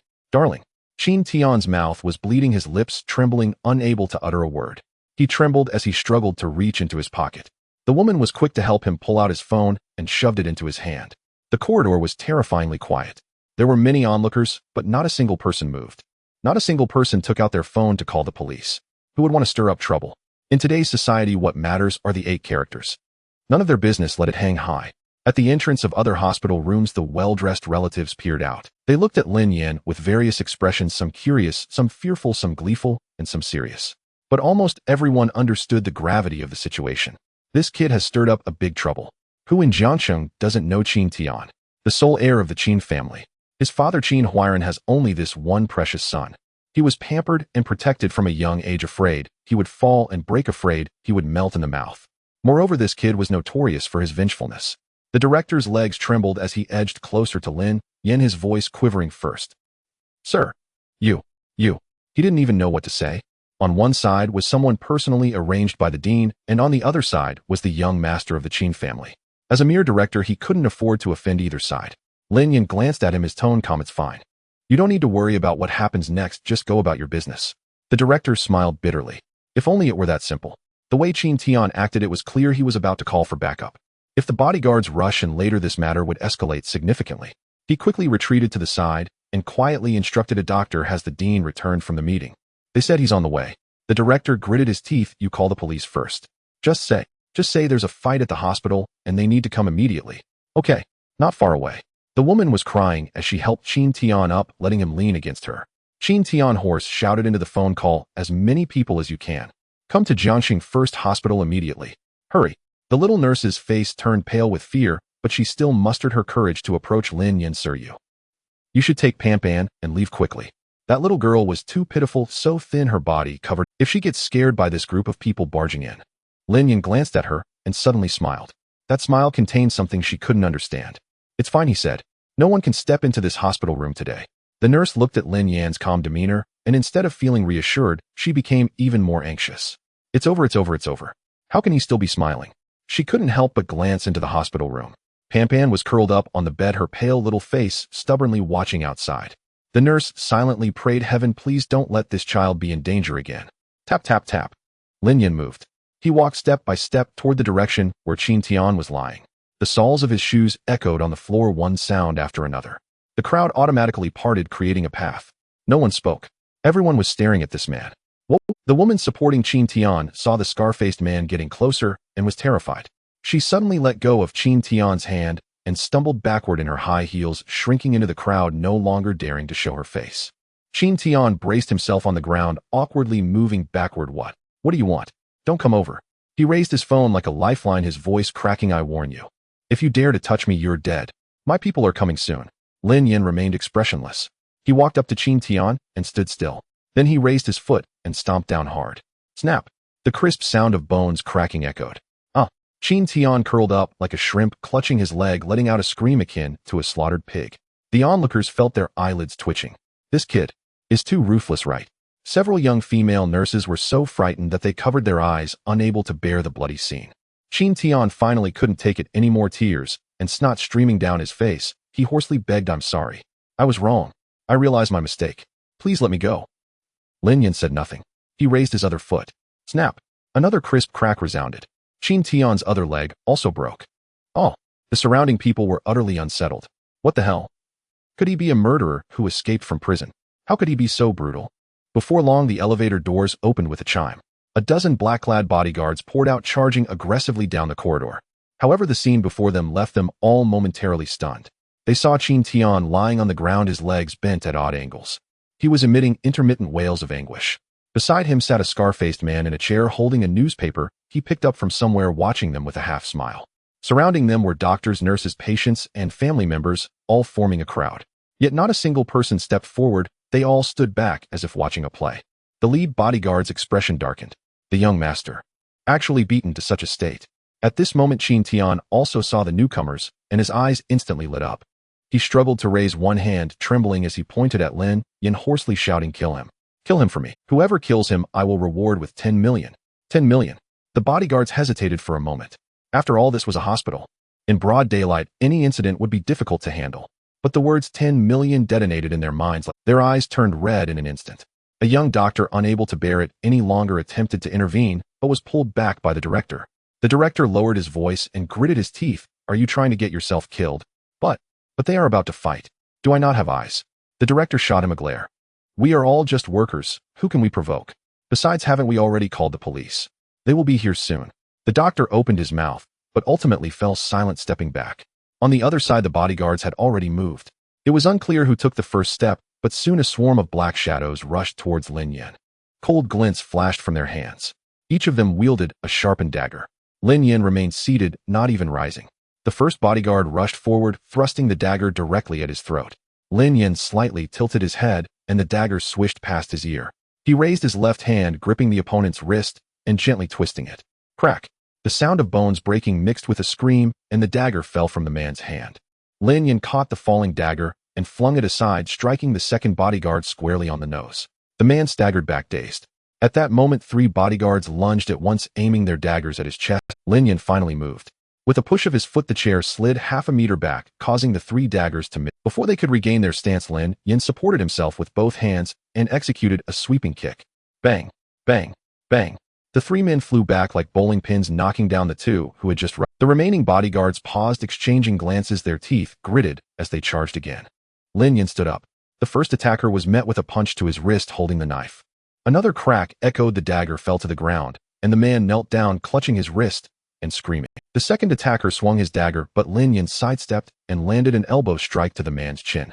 The man spun twice in place before collapsing weakly. The third, raising his knife, found Lin Yan already closed, driving a knee into his abdomen. The man's eyes bulged, bending like a shrimp, unable to even scream. 4 remained. They finally grew afraid, gripping their knives, stepping back. Lin Yan looked at them and beckoned with his fingers. The 4 exchanged glances, let out a roar, and charged again. Then they all fell to the ground. The last bodyguard was lifted off the ground by Lin Yan's grip on his neck, his legs flailing wildly. Lin Yan observed his face turning crimson from lack of air, then casually tossed him aside. Thud! He crashed into the wall, sliding down, unmoving. In less than a minute, over a dozen bodyguards lay sprawled on the ground, wailing. Lin Yan clapped his hands and sat back down in the chair. Throughout the ordeal, he hadn't moved more than 3 steps from his position. The surroundings fell silent. The onlooking doctors, nurses, and patients stared wide-eyed, their jaws nearly dropping to the ground. Is he even human? Qin Tian lay on the ground, watching this scene, with his face drained of color. His lips trembled, unable to utter a word. Lin Yan crossed his legs, picked up the newspaper from before, and turned a couple of pages. The headline read, Jiang City's Security Special Operation Achieves Preliminary Results. He chuckled softly. At that moment, a faint siren echoed from the end of the corridor. The police. The police had finally arrived. Everyone let out a collective sigh of relief. Then their gazes towards Lin Yan grew complex. Even the dullest person could see it now. This young man was definitely not a pushover. With the police arriving, he still showed no intention of fleeing, not a hint of panic. He sat steadily in the chair, clearly possessing confidence. Moreover, it was a formidable confidence. Lin Yan put away the newspaper and stood up. He stepped over the sprawled bodies of the bodyguards, one step at a time, heading towards Pan Pan's hospital room. Some of the bodyguards were still groaning. Some had already fainted and screamed again as he stepped on their injuries. The crowd instinctively retreated several steps. Just as the police were handcuffing Lin Yan and preparing to take him away, a hurried voice rang out from behind. Zhao Yonggong, panting, sprinted to catch up and block the police's path. Sweat dripped from his forehead, and one of the buttons on his white coat had come undone. I am the director of this hospital, and I am fully aware of the situation. Zhao Yonggong took a deep breath and pointed at Lin Yan, saying, this gentleman was acting in self-defense and did not commit a crime. The leading officer glanced at him, his tone matter-of-fact. Hello, director. Whether it constitutes a crime is not for you to decide, it's up to the law. With that, he waved his hand, signaling his subordinates to continue. Zhao Yonggong panicked. This man was a friend of young Master Su. What if he was arrested on his own turf? How could he explain this to young Master Su? He immediately stepped forward to pursue them. The elevator doors opened. Lin Yan was led into the elevator, and at the last moment before the doors closed, he turned to look at Zhao Yonggong. He smiled at Zhao Yonggong and said, Director, take good care of Pan Pan. Tell her to wait for my return. The elevator door closed with a ding. Zhao Yonggong stood frozen in place, his expression extremely grim. He had arrived too late. If he had been present earlier to explain the situation, it wouldn't have escalated to this point. At that moment, the director approached cautiously and asked, Director, that? Zhao Yonggong glared at him irritably. The director shrank back, pointing towards the hospital lobby. Those people. What should we do? He was referring to Qin Tian, who was still lying on the ground along with the dozen or so bodyguards sprawled around. This was also why the police only took Lin Yan. It wasn't that they didn't want to arrest them, they simply couldn't. Each of these men had broken arms and legs, unable to stand. They could only be treated in the hospital first and arrested later when they recovered. Zhao Yonggong, filled with anger, exclaimed, Let them leave. Our hospital does not accept them. The director cleared his throat and reminded in a low voice, Director. That is Qin Xiao. Even if you want give him face, you should at least give his father Qin Zong some respect. Qin Huairan, the head of the Qin group in Jiangqing, was a figure whose stomp could shake the business world. Zhao Yonggong snorted coldly. What's Qin Huairan worth? Su Mufeng could crush him with a single finger. But then he reconsidered. These men had provoked Lin Yan, which meant they had offended young Master Su. What if young Master Su came looking for them later? They couldn't just let them all escape. So he waved his hand impatiently, saying, Fine, just put them in a regular ward. Treat them first, and as long as they don't die, it's fine. Understood. The director's mouth twitched slightly as he turned to make arrangements. Police station. Interrogation room. Lin Yin sat behind an iron table with his hands cuffed. Facing him were two police officers. One young officer looked like a rookie with a notebook by his side. The other, an older officer around 50, had a weathered face that clearly indicated his experience. The fluorescent lights hummed with electrical noise, casting a pallor on their faces. The older officer opened a file and glanced at Lin Yin, asking, "Why did you hit someone?" Lin Yin lifted his eyelids, responding, "They tried to steal the hospital room and threatened me." "Oh, how did they threaten you?" Lin Yin did not answer immediately. He recalled what Qin Tian had said earlier. "The one inside is your daughter, right? Just so you know, if you provoke me, neither of you will survive." His gaze instantly became dangerous. Both police officers shivered simultaneously. That look was like being targeted by a wolf. It was a kind of gaze they had never seen before. Not fierce but calm. A calmness that sent chills down their spines. At that moment, the door of the interrogation room was pushed open. A police officer hurriedly entered and leaned down to whisper a few words in the older officer's ear. The older officer's expression changed. He slammed the table, raising his voice sharply. "You are the bandit who kidnapped the child in Wangjia village and injured the police." "Bandit?" Lin Yin shook his head. "The situation was urgent at the time. I had no choice. I apologized to the injured officers." "Apologize?" The older officer sneered. "Do you know how many years you could be sentenced for these crimes? Kidnapping, assaulting a police officer, gathering for a fight. Enough to get you a hefty sentence." Lin Yin looked at him, his tone calm. "So, officer, do you understand the situation?" The older officer was momentarily speechless. He indeed did not know the details. The brothers who returned from the mission in Wangjia village could not clarify either. They only said that the man did not look like a human trafficker, but rather like the child's biological father. Later, there were no further updates from above, so he did not inquire further. However, this case had to be reviewed, hence the interrogation. The older officer changed the subject and asked Lin Yin, "You said earlier that the little girl is your comrade's daughter." "Yes." "Please provide your previous military unit number." Lin Yin met his gaze, enunciating each word. "General Staff Department's Special Operations, Forced Songlong Special Operations Group." "The General Staff Department." "What? That doesn't sound like a unit number. Shouldn't it be some regiment or company?" But the older officer, well-versed in the matter, understood the significance of that phrase. The General Staff Department. He knew all too well the weight those four words carried. It was a unit that was not under local jurisdiction. To put it bluntly, for a person like this, they as a grassroots police station didn't even have the qualifications to. At that moment, the older officer's phone rang.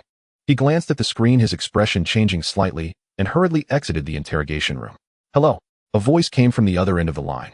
As he listened, his expression gradually shifted from serious to astonished, then from astonishment to fear. "Quickly release him." The young officer looked confused. "Huh? Isn't he the suspect?" "Damn it. Release him now. What are you waiting for?" Changing tone. "Quickly release him." The young officer looked confused. "Huh? Isn't he the suspect?" "Damn it. Release him now. What are you waiting for?" The older officer was so anxious he was stamping his feet. The young officer, startled by the shout, quickly took out the keys and fumbled to unlock Lin Yan's cuffs. The older officer stood by, watching Lin Yan move his wrists, and a hint of fear flickered in his eyes. Thank goodness he hadn't said anything outrageous or done anything out of line earlier. A person whom even the director had to call personally to protect. In the office of the chairman of the Qin Group, Qin Huairan was leaning over the large desk, holding a fountain pen as he reviewed the documents in front of him. Suddenly his phone vibrated. He glanced at the screen and saw the note, "Mother Tiger." He furrowed his brow, but still answered, "Hello, Fengjiao, what is it?" On the other end of the line, a woman's voice was as cold as ice. "Qin Huairan, where are you?" "At the company." Before he could finish his sentence, she shouted, "You old bastard." The woman's roar nearly pierced his eardrums. Qin Huairan instinctively pulled the phone away from his ear. "Do you know our son has been beaten? He's in the hospital, and you still have the nerve to be at the company." "What?" Qin Huairan's pupils constricted suddenly, and he jumped up, almost knocking over his chair. "Where is he now? Is he seriously injured?" The woman on the line instantly changed her tone, crying heartbreakingly, "Our son said he's at the first hospital in Jiangxing. I'm already on my way." "Whoa. Qin Huairan, let me tell you, if you don't get here in 10 minutes, we are getting a divorce." Bang. The call was disconnected. Qin Huairan stared at his phone for 2 seconds, cold sweat instantly pouring down. He abruptly pressed the intercom, his tone changing. "Xiao Chun." "Xiao Chun." The assistant rushed in. "Chairman, what's the matter?" "Prepare a car immediately." "Right now? To the first hospital in Jiangxing." "Yes." The assistant turned and hurriedly left. Qin Huairan grabbed his coat from the back of his chair and strode out, not even bothering to pick up the scattered documents on his desk. He knew all too well about that mother tiger at home. If she really mentioned divorce, it was definitely not a joke. 10 minutes. He glanced at his watch and his pace quickened. At the first hospital in Jiangxing. Downstairs in the inpatient department, dozens of black luxury cars entered in succession, neatly parking at the entrance. The car doors opened in unison, and dozens of bodyguards in black quickly got out, forming two lines. Passers-by stopped in shock. What's going on? Which wealthy family is here for treatment? Soon a long-wheelbase Bentley stopped at the front. The car door opened. A woman dressed extravagantly, adorned with jewels, stepped out. Her makeup was smudged by tears, yet it did not diminish her imposing aura. Some familiar passers-by gasped and whispered, "Isn't that Chairman Qin's wife?" "Which Chairman Qin?" "Qin Huairan of the Qin Group. This is his wife, Qian Fengjiao." "Oh, why did she bring so many people to the hospital?" "Who knows? It's probably because someone offended her family. Let me tell you, this woman has a terrible temper. No one who provokes her ends well." Qian Fengjiao heard the whispers of the passers-by and shot them a cold glance. Several people immediately fell silent, shrinking back. She snorted coldly, withdrew her gaze, and said to the bodyguards behind her in a low voice, "Follow me." "Yes, madam." The bodyguards replied in unison, their voices thunderous. Under normal circumstances, Qian Fengjiao would definitely teach those gossiping passers-by a lesson. But now she was not in the mood for that. The sound of her son's cries over the phone shattered her heart. "Fengjiao, Fengjiao, wait for me." A black Benz sped towards them and braked sharply beside her. Qin Huairan nearly jumped out of the car, rushing to Qian Fengjiao's side, panting heavily. The crowd of onlookers erupted in excitement. "Damn, Chairman Qin is here too. This is serious now." Qian Fengjiao glanced at her Patek Philippe on her wrist, a cold smile curling her lips. "Qin Huairan, you're 30 seconds late. You know." Qin Huairan looked at the ever-growing crowd around them, lowered his voice, and humbled himself greatly. "Fengjiao, let's check on our son first, and we can talk about everything else later, okay?" As the chairman of the Qin Group, it was truly humiliating to be scolded by his wife in front of so many people. Qian Fengjiao glared at him coldly for 2 seconds before finally turning and striding towards the inpatient department. Qin Huairan forced a bitter smile and quickly followed. The bodyguards behind him surged into the hospital entrance. In the director's office, Zhao Yonggang was holding his phone, reporting a series of events that had just occurred to Su Mufeng. He had just started to explain when the door was suddenly flung open. The director stumbled in, his face pale. "Director, not good. Chairman Qin is here with his wife. They brought dozens of people, all heavily armed." "What?" Zhao Yonggang shot up, his chair crashing against. On the other end of the line, Su Mufeng's voice came through. "Director Zhao, what happened?" Zhao Yonggang swallowed hard and lowered his voice. "Young Master Su. Qin Huairan brought people to make trouble." There was a moment of silence on the other end, followed by a light laugh. "Understood. Just hold on for a bit." "Su." Zhao Yonggang wanted to say something more, but the call had... He stared at his phone in a daze for 2 seconds, then slowly lowered it, feeling a little relieved. Since young Master Su said to hold on for a bit, it meant he had a plan. He raised his head and looked at the still panting director. "Where are they now?" "Where are they?" In young Master Qin's hospital room." "All right." Zhao Yonggang straightened his lab coat collar and took a deep breath. "Let's go. Let's take a look." In the hospital room, the moment Qin Huairan pushed open the door, he froze in place. His son Qin Tian was lying on the hospital bed, both legs heavily plastered and raised high. His face was bruised and swollen, with dried blood at the corners of his mouth. Seeing her son's miserable state, Qian Fengjiao's tears streamed down immediately. She rushed to the bedside, wanting to hug him, but afraid of hurting him, so she could only tremble as she gently stroked his face. Son, don't be scared. Mommy is here. Mommy is here." Qin Tian saw his mother, and his eyes turned red, instantly, tears streaming down his face. "Mom, it hurts. It hurts so much." Qian Fengjiao's heart ached like being cut by a knife, and she hurriedly wiped his tears, unable to stop her own. "It's all right, it's all right. Mommy is here." Qin Huairan stood by the bed, watching his son like this. His face darkened. He asked in a deep voice, "Xiaoqian, who hit you?" Qin Tian recalled that face. The hideous scar that ran from the brow bone to the cheekbone. Those eyes that looked at him like a corpse. He instinctively shivered. It was a man with a scar on it. Scar. Qin Huairan frowned, quickly running through the characters he knew in Jiangsheng in his mind. He had dealt with people from both the underworld and the upper echelons. There were certainly those with scars on their faces, but none matched the description his son gave. Could he be from out of, or could he have some sort of background? Qin Huairan pondered silently, not speaking. Seeing his expression, Qian Fengjiao's anger flared up. She abruptly turned her head and shouted sharply, "Qin Huairan, our son is like this, and you're just sitting there thinking." Qin Huairan was startled by her yell, unable to respond in time. Inside the hospital room, Qian Fengjiao turned around and coldly instructed the head bodyguard behind her, "Take 2 people upstairs. Bring that little bastard down to me. I want her to kneel in front of Xiao Tian and apologize on her knees." The head bodyguard clasped his fist and replied, "Yes, madam." He turned and strode away with 2 subordinates. Qin Huairan hesitated for a moment, stepped forward, and lowered his voice. Feng Jiao, she is just a child. You. A child, eh? Qian Fengjiao abruptly turned around, her voice sharp. Did she consider that Xiao Tian was still a child when she attacked him? Qin Huairan, you useless coward. All you do is protect someone else's child. Are you really Xiao Tian's biological father? Qin Huairan's face turned pale from her scolding, and he instinctively took a step back, waving his hands repeatedly. All right, I won't stop you. I won't stop you. Just don't get agitated, don't scare our son.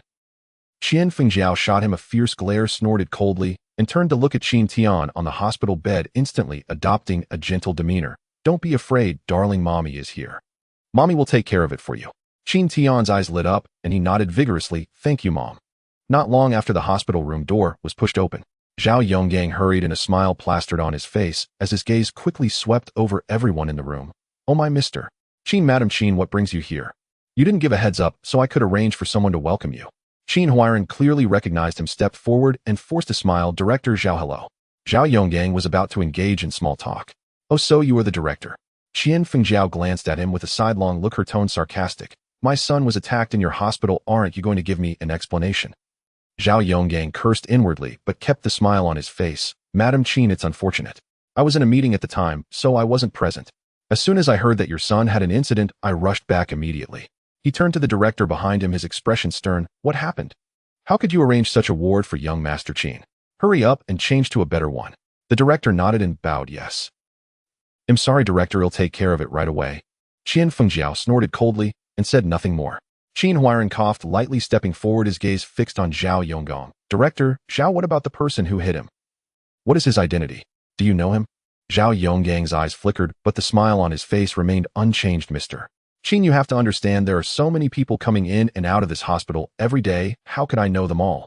He paused, lowered his voice, and feigned mystery. However, I heard from the staff that he seems to have come from Kyoto. Kyoto. Qin Huairan's expression stiffened. Qian Fengjiao, however, was unconcerned and scoffed. Humph, so what if it's Kyoto? We have people in Kyoto too. Qin Huairan frowned and asked, Director, Zhao, could you please check that person's identity information? He must have registered at your hospital, right? Zhao Yonggang's expression soured this. Qian Fengjiao impatiently interrupted, What are you looking at? Even if the King of Heaven came and hit my son, there must be a price to pay. Zhao Yonggang sneered inwardly. Just you. You won't even know how you die later. Just then a girl's cries echoed from the corridor. Let go of me. Let go of me. I want daddy.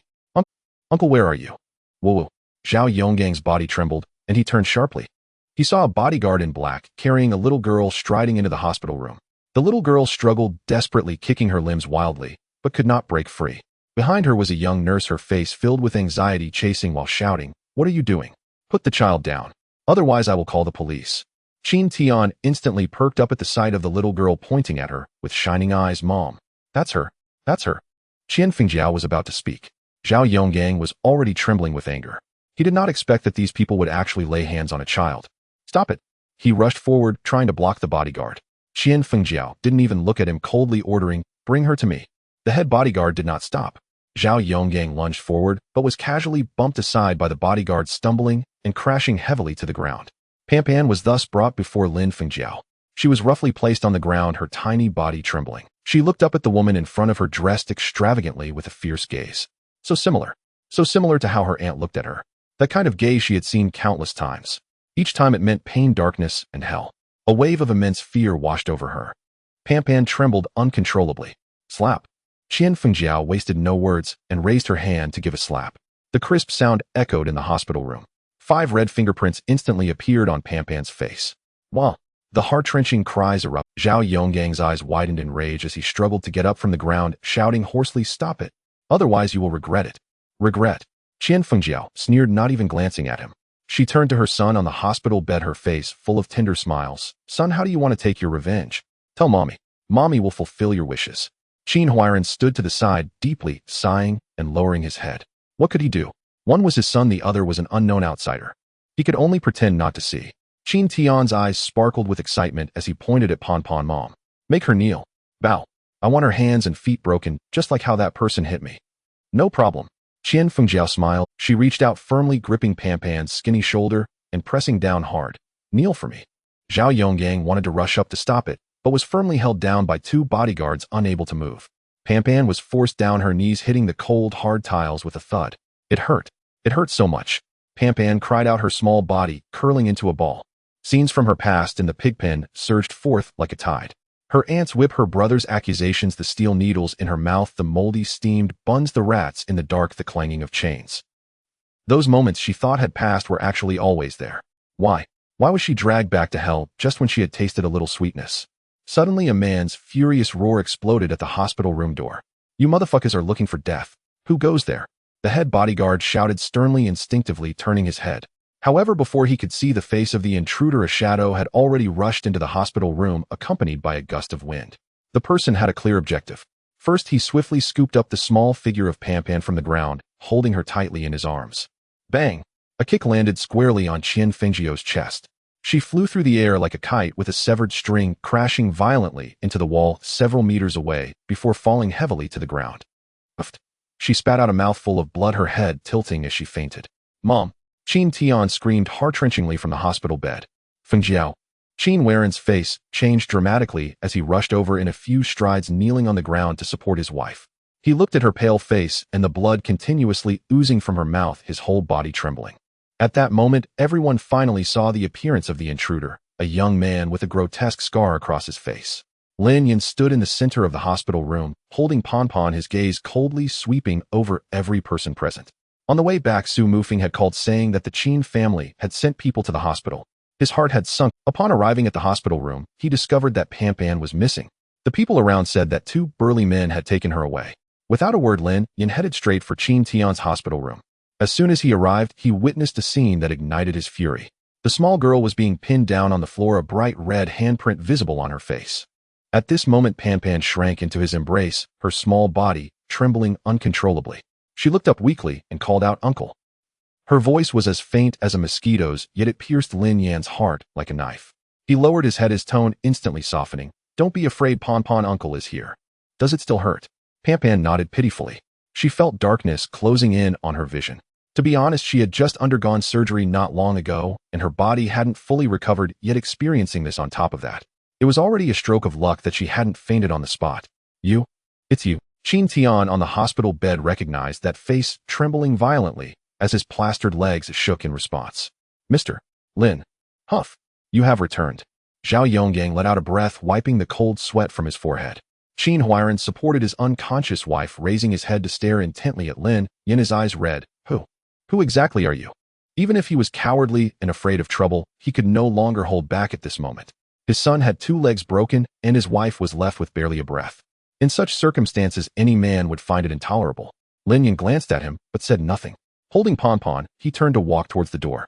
If it weren't for Su Mufeng specifically instructing him over the phone to refrain from acting and to let this family live a few more days, he would have immediately executed this mother and child on the spot. "Stop him." Seeing him about to leave, Qin Huairan shouted hoarsely. Outside the door, dozens of bodyguards in black surged in, blocking the entrance to the hospital room. Pan, frightened, shivered and buried her small face into Lin Yan's chest, not daring to look. Lin Yan gently patted her back, his voice low. "Don't be afraid, Pan. Uncle will take you away." "Hey, Mr. Lin, wait a minute." Zhao Yonggang, fearing that Lin Yan would suffer, tried to stop him. But before he could finish his sentence, Lin Yan had already moved. He held Pan and charged towards the door. "Oh!" The screams echoed one after another. Bodyguards were sent flying one after another. Some crashed into the wall, others fell to the ground, and some piled up like a stack of pancakes. Wherever his fists swept through, chaos ensued. In just 1 minute, all the bodyguards were down. Qin Waren's eyes widened as he witnessed this scene, cold sweat pouring down his back. He was not a fool. Having seen so many people and situations to build the Qin group to its current scale, this person was definitely not an ordinary individual. He suddenly turned to Zhao Yonggang, his voice trembling. "Zhao. Director Zhao who? Who exactly is he?" Zhao Yonggang looked at the moaning bodyguards on the ground, then at the figure leaving with the child, not looking back, and was stunned for a few seconds. But he quickly sneered and said to Qin Huairan, "Mr. Qin, I already told you. You will regret this. Trust me, the actions of Madam just now have already sentenced your Qin family to death." After saying that, he adjusted his white coat and turned to leave. The hospital room was in disarray. Qin Huairan stood dazedly in place, holding his unconscious wife. On the hospital bed, Qin Tian stared blankly at the door as if he had lost his soul. The air was terrifyingly silent. Only the intermittent groans of the bodyguards could be heard. Ding-ling-ling, suddenly a phone rang. Qin Huairan jolted, looking down to see it was a call from his assistant. He instinctively answered, his voice hollow. "Hello, Mr. Qin." This is bad. The assistant's voice was clearly panicked. Over half of the core suppliers of the group just called at the same time, saying they want to terminate their cooperation. What a... Qin Waren's pupils constricted suddenly, his hand gripping the phone, turning blue. Aren't they afraid of breaching the contract? Mr. Qin, I don't know either. The assistant's voice was bitter. In any case, their attitude is very firm with no room for negotiation and no explanations given. Qin Waren's head buzzed, unable to react. Another call came in. He hastily hung up on the assistant and answered the new call. It was the HR manager. Hello, Mr. Qin. Many people in the group just suddenly resigned. The HR manager's voice was even more frantic than his. The technical, marketing, and finance departments. Nearly half of the key personnel have left. What happened? I don't know either. They said nothing, just handed in their resignation letters and left, and I couldn't stop them. Some of them we spent years recruiting. Qin Huairan opened his mouth but couldn't utter a single word. The phone slipped from his hand and crashed to the ground. The screen shattered, but the call continued. The HR manager's voice came through the cracks, fragmented. Hello, Mr. Qin. Are you still there? Mr. Qin. Qin Huairan did not bend down to pick it up. He stood frozen in place, looking at his unconscious wife on the ground and his son who was lost in thought on the bed. At this moment, he finally understood. His son and wife had provoked someone they should not have. Inside the hospital room, Lin Yan gently placed Pampan back onto the bed while holding her. Pampan's complexion was still frighteningly pale, but at least she was no longer trembling. Lin Yan turned around to get a glass of water, but his hand was pulled back. He looked down to see a small, thin hand tightly gripping his finger. Uncle, don't go.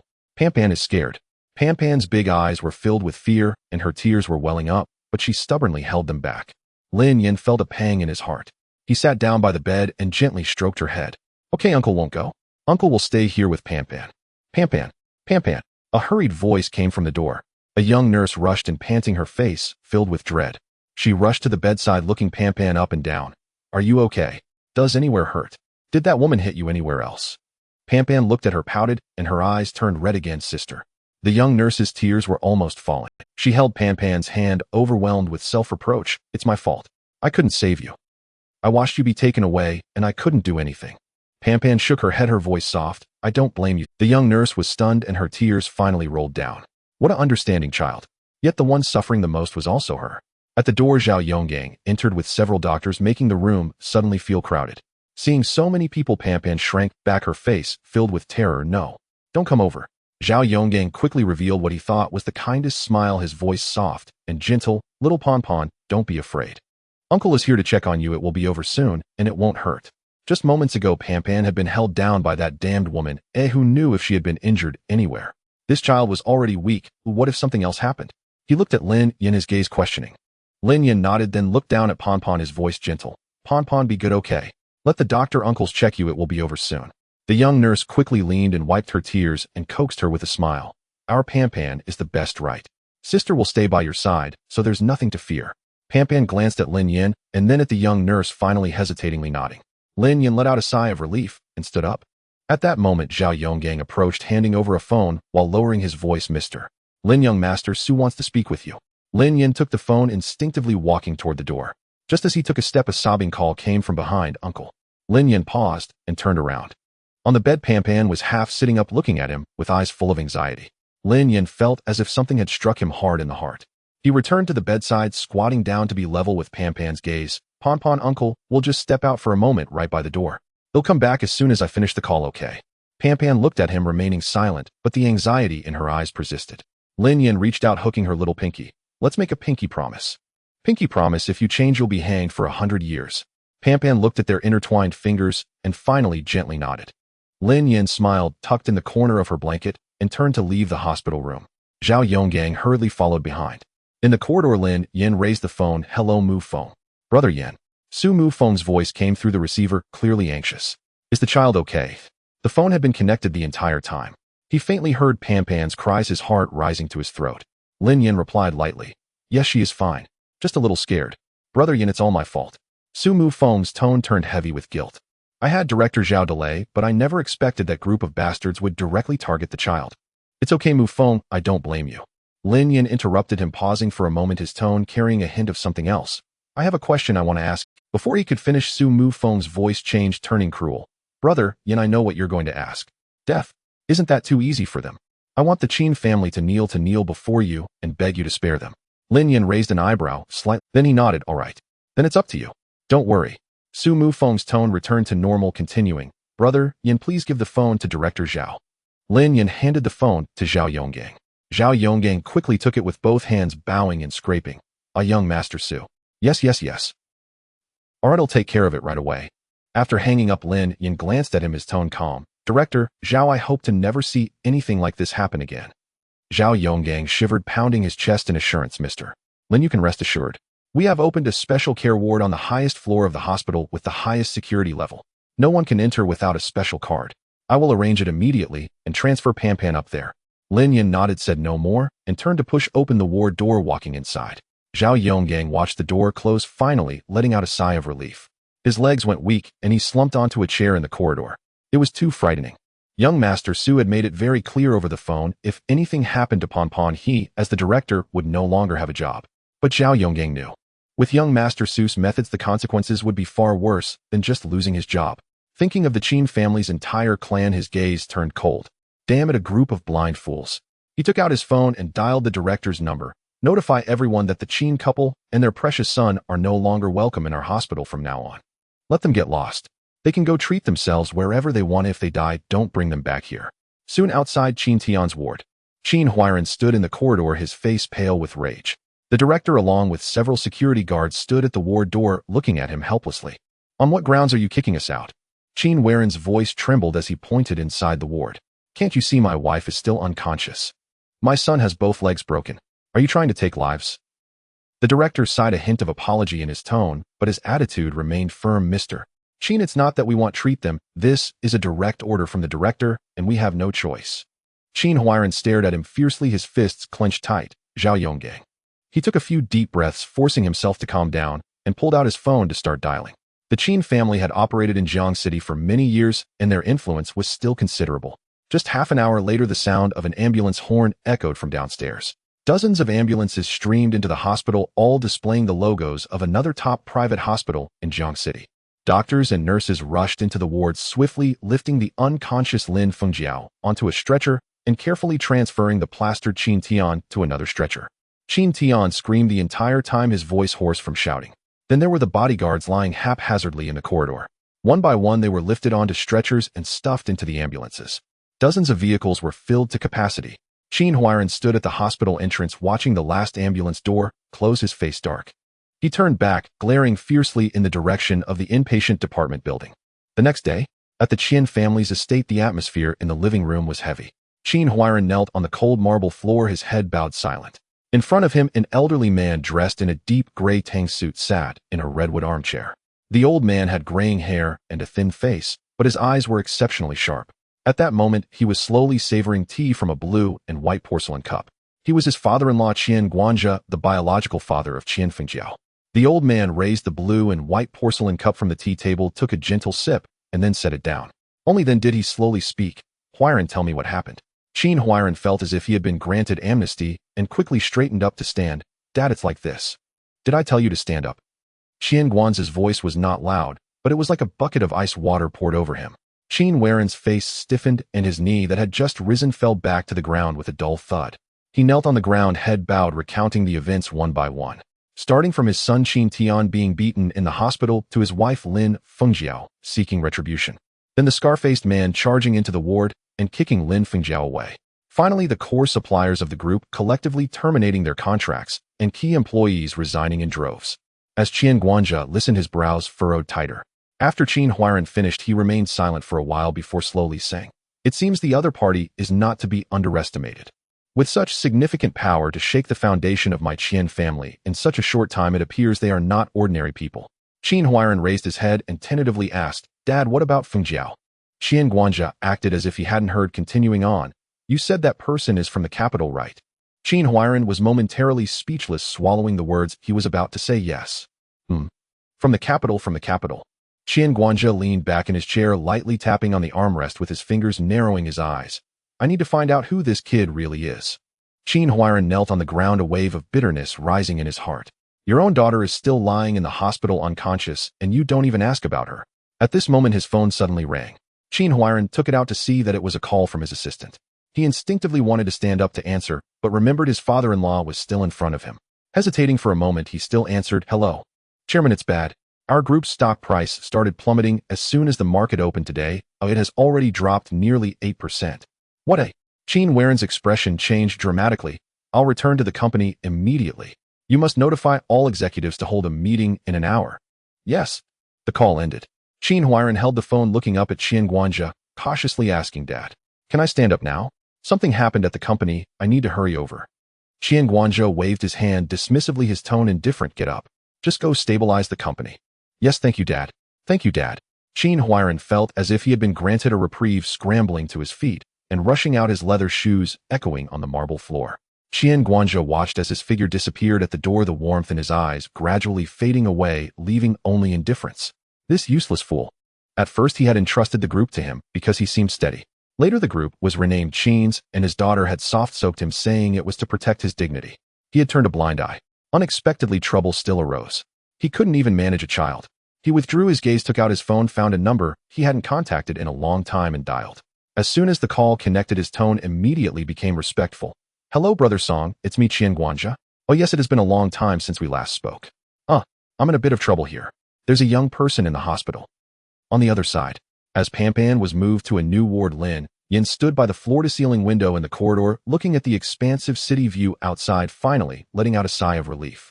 At least the safety issue was resolved. Zhao Yonggang walked out of the elevator holding a freshly released examination report.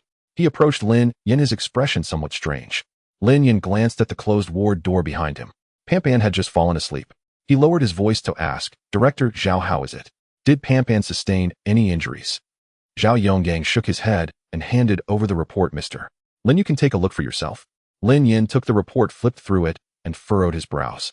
He recognized the words on the page, but when they were strung together, he couldn't understand them at all.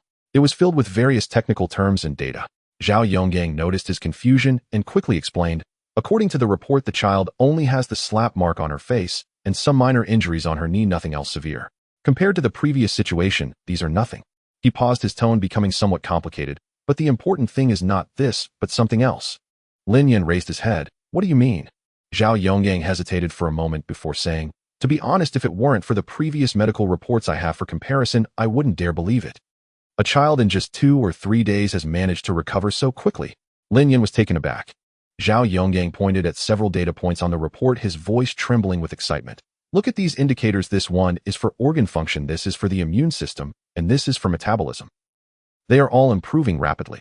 If the child had previously been in a life-and-death situation, barely holding on, though still in a critical period, she is stable now and no longer in danger of death." Lin Yan's eyes lit up. "Really? That's amazing." Zhao Yonggang looked at the report in his hand, filled with emotion. "I've been in medicine for over 20 years, and this is the first time I've encountered such a situation. This child's recovery power is even stronger than that of adults." Lin Yan's lips curled up, gradually revealing a smile. He thought of Wang Li, the man who always charged to the front, the brother who fought alongside him, the tough guy who fell in his arms in the rainforest, still worrying about his daughter.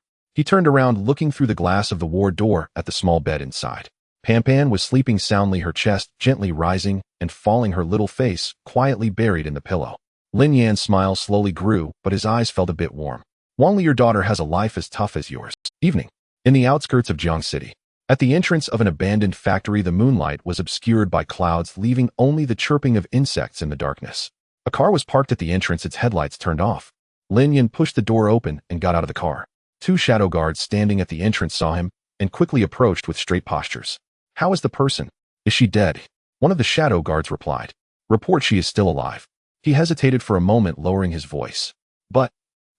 "Speak." "Yes." The shadow guard paused and said, She seems to have gone insane." "Gone insane?" Lin Yan frowned slightly, didn't say anything more, and stepped into the factory. A musty stench filled the abandoned workshop, even more unbearable than the last time he came. Dim yellow light filtered through the broken windows, illuminating the figure half leaning against a pillar in the corner. Li Shufan. Her right foot was still shackled by an iron chain, her whole body curled up. Her hair was a tangled mess covered in dust and stains. On the ground around her were scattered moldy steamed buns. Some had been half-eaten, some had been taken a bite out of and discarded, while others had not been touched at all. Next to her was a bowl with a chip out of it containing half a bowl of murky water. Aside from that, under her was a pile of filthy matter. A mixture of excrement and urine, now dried and wet, dried again, and wet again, forming a thick hard shell that emitted a pungent odor. One shadow guard struggled to suppress his nausea and explained softly, "That we have been giving her moldy steamed buns to eat every day as per your instructions. But this hygiene issue." He paused, not continuing. Lin Yan did not speak, and they did not dare to let her go. What if she ran away? Lin Yan glanced at the pile of filth, his expression unreadable. Nauseating. What kinds of demons and monsters had he not seen during battles at the border? In the tropical rainforest, rotting corpses floated in the water with maggots crawling everywhere. They still had to drink from that river. Eating earthworms, raw ants, raw everything that could supplement protein was a common operation. He had seen with his own eyes a severely injured enemy, with his intestines shot through by a bullet slipping out of the wound. That person astonishingly showed no change in expression as he stuffed his intestines back in and continued to run for several kilometers. It was only then that he collapsed from excessive blood loss. In comparison, this little bit of stuff before him was nothing. Just then, "I'm hungry. I'm hungry." A hoarse voice sounded. Li Shufan moved. Her hands groped on the ground like a blind person searching around, finally feeling a steamed bun. She grabbed it, not even looking, desperately stuffing it into her mouth, crumbs scattered all over her lips. Lin Yan stood still, watching quietly. The two shadow guards stood silently beside her until she stuffed the whole bun into her mouth and swallowed. After finishing, Li Shufan burped, suddenly tugging at her hair and laughing foolishly. Fortune. No matter what Lin Yan said, they had to obey. Even if Lin Yan ordered them to commit suicide right on the spot, they would do so without hesitation. The two shadow guards exchanged glances, feeling a pang of sympathy. But they did not move. The young master had clearly stated. Lin Yan's words were orders. No matter what Lin Yan said, they had to obey. Even if Lin Yan ordered them to commit suicide right on the spot, they would do so without hesitation. Lin Yan looked at Li Shufan's deranged state and suddenly asked, "Have you only been delivering buns and water these past few days?" "Yes." One shadow guard replied. "Haven't beaten her?" The two shadow guards exchanged glances and shook their heads in unison. Lin Yan nodded. He bent down, picked up the whip that had been thrown on the ground. Then he walked towards Li Shufan. The two shadow guards closed their eyes and turned away. They truly could not bear to watch. But they did not notice. At the moment Lin Yan approached her with the whip, Li Shufan's pupils suddenly contracted. That was the boatist's most instinctive stress reaction. If one had not undergone professional training, it was impossible to control such an involuntary reflex. Lin Yan seemed completely oblivious standing before her. He came to a halt. Crack. The whip came up. Li Shufan let out a blood-curdling scream, curling up and rolling on the ground. Her body convulsed violently from the excruciating pain. The two shadow guards faced away, their fists tightly clenched. They did not understand what crime this woman had committed. Why was she being treated this way? Crack. Another whip strike. The scream rang out again. One shadow guard could no longer hold back, turning sharply to look back, wanting to persuade. But at that very moment, Li Shufan had already begun to shout, "You beast! You will not die a good death. I will kill you." That voice was filled with resentment and hatred. Where was the slightest trace of her earlier madness? The two shadow guards froze. This woman. Is she pretending to be crazy? Lin Yan, holding the whip, looked down at her, a cold smile curling at the corner of his mouth. What? Not pretending anymore. I have all the time to play with you. Slowly. Li Shufan completely broke down. She lay on the ground, wailing, her tears and mucus smearing her face. "I'm sorry. I'm sorry. Please let me go. Give me back my son. Please," she cried while frantically slapping her own face. The sounds of slap, slap, slap echoed in the empty factory. Lin Yan did not speak. He looked down at this woman who was like a dog lying on the ground, desperately begging for mercy, with no trace of emotion in his eyes. If apologies were useful, then what was the point of justice? He turned around, walking towards the exit without looking back. The whip was casually thrown on the ground. The two shadow guards were taken aback for a moment and quickly followed. They walked out of the factory. Lin Yan did not stop his pace and slowly began to speak. "Once I had a comrade." The two shadow guards followed behind, listening quietly. "Before he sacrificed himself, he entrusted his 5-year-old daughter to me. But when I found her, that child was in a pigsty." Lin Yan spoke slowly. From Pampan being shackled to being covered in wounds. From the moldy steamed buns she ate to the deep whip marks on her back.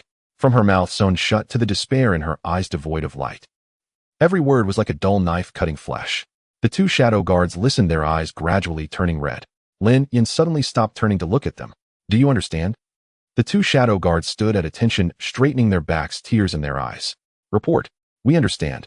They too had come from the military, knowing what camaraderie was and what it meant to entrust. Empathy.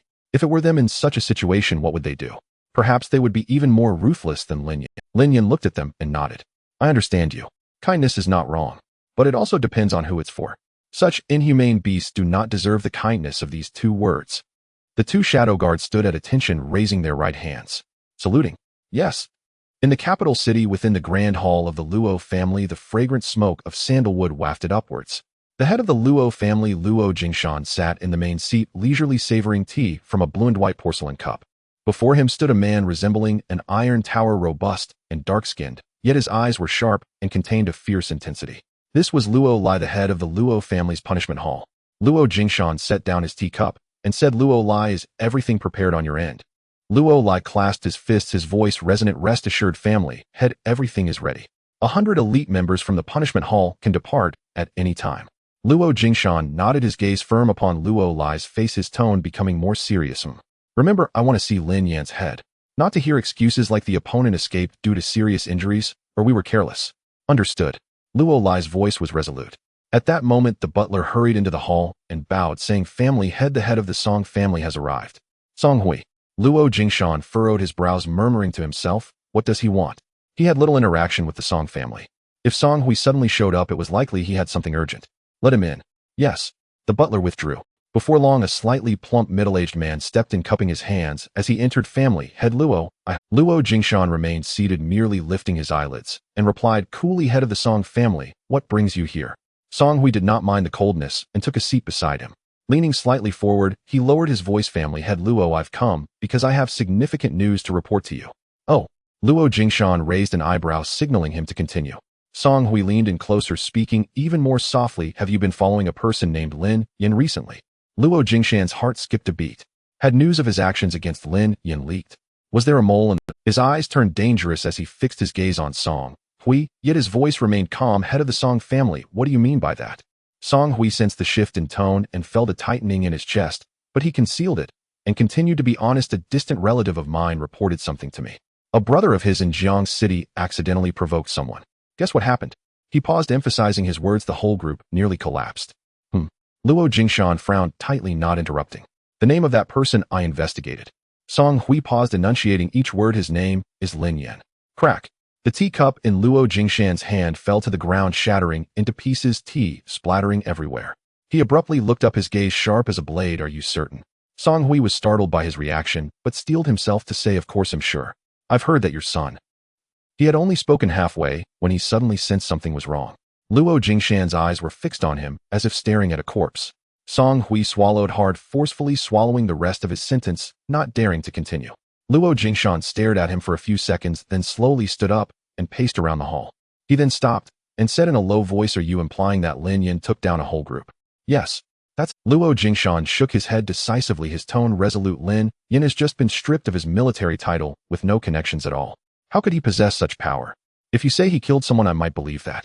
He paused, his gaze returning to Song Hui. "Could it be a case of someone..." Song Hui had prepared for this, pulling out his phone and handing it over. "This is a video someone shot at the hospital." Luo Jingshan took the phone and opened the video. In the footage, a young man was holding a child, standing in the center of a hospital room, surrounded by people lying on the ground, their wails echoing. The camera shook, focusing on that face. The scar running diagonally from the brow to the cheekbone was clearly visible. Luo Jingshan's pupils suddenly constricted. His fingers gripping the phone tightened instantly. That face. He would never forget in his lifetime. Song Hui watched his reaction, a barely perceptible smile creeping onto his lips. "Family head Luo, I wonder if this news is of any use to you." Luo Jingshan remained silent for a few seconds, then set down the phone and asked in a deep voice, "What is the name of that group?" "It's called the Qin Group. The chairman's name is Qin Huiran." Song Hui replied, "However, the one seeking our help is his father-in-law Qin." Luo Jingshan nodded, decisively stating, "Tell that Qin Group that this matter my Luo family will take on. There must be someone backing Lin Yan." He wanted to see who exactly was supporting this down-and-out man who had been stripped of his military title. Song Hui was overjoyed, repeatedly clasping his hands. "All right, I'll inform them immediately." As he was about to turn around, he suddenly remembered something and looked back with a smile. "Family head Luo, you also know about the recent situation in our Song family." Luo Jingshan glanced at him. "Is it the Su family? I've heard that your son, who lacks foresight, has provoked the Su family's young lady, Su Qingqing." Song Hui's expression stiffened, awkwardly saying, "Yes. Yes. I've already given that unfilial son a severe lesson. I hope family head Luo can speak up for us." The Song family had been pressured by the Su family to the brink of. First, Song Hu's brother-in-law, who was a director in the National Development and Reform Commission, was inexplicably reassigned to sit on the sidelines in the Political Consultative Conference. Then an old classmate of his in the Planning Bureau was suddenly called in for questioning by the Discipline Inspection Commission and had yet to return. And this wasn't the end of it. The Song family originally had several projects relying on government approvals. What should have been certain matters suddenly fell through. Approval documents lay in some drawer for half a month with inquiries met only with it still in the process. Song Hui personally visited several old connections. Either they refused to meet him, or when they did they merely laughed it off without saying anything substantial. Even more bizarre was Song Hu's son, the one who had provoked Su Qingqing. Recently, he was often coincidentally stopped for ID checks when going out and was frequently invited to the police station for tea. Although he was politely sent out each time the implications were clear to anyone with eyes. The young lady of the Su family, Su Qingqing, had said nothing and done nothing. Yet everyone in the officialdom avoided the Song family like the plague. Luo Jingshan tapped his fingers on the armrest of the chair, pondering for a moment. To be honest, the intelligence Song Hui brought this time was indeed quite significant. It was worth lending a hand. He nodded him. I will have a word with the Su family. Song Hui was overjoyed, repeatedly bowing. Thank you, family head Luo. Thank you, family head Luo. He hadn't expected this piece of intelligence to be so important. It seemed Lin Yan was indeed the person the Luo family was eager to eliminate. There was no choice. After all, he had killed their heir. As Song Hui exited, a smile lingered at the corner of his mouth.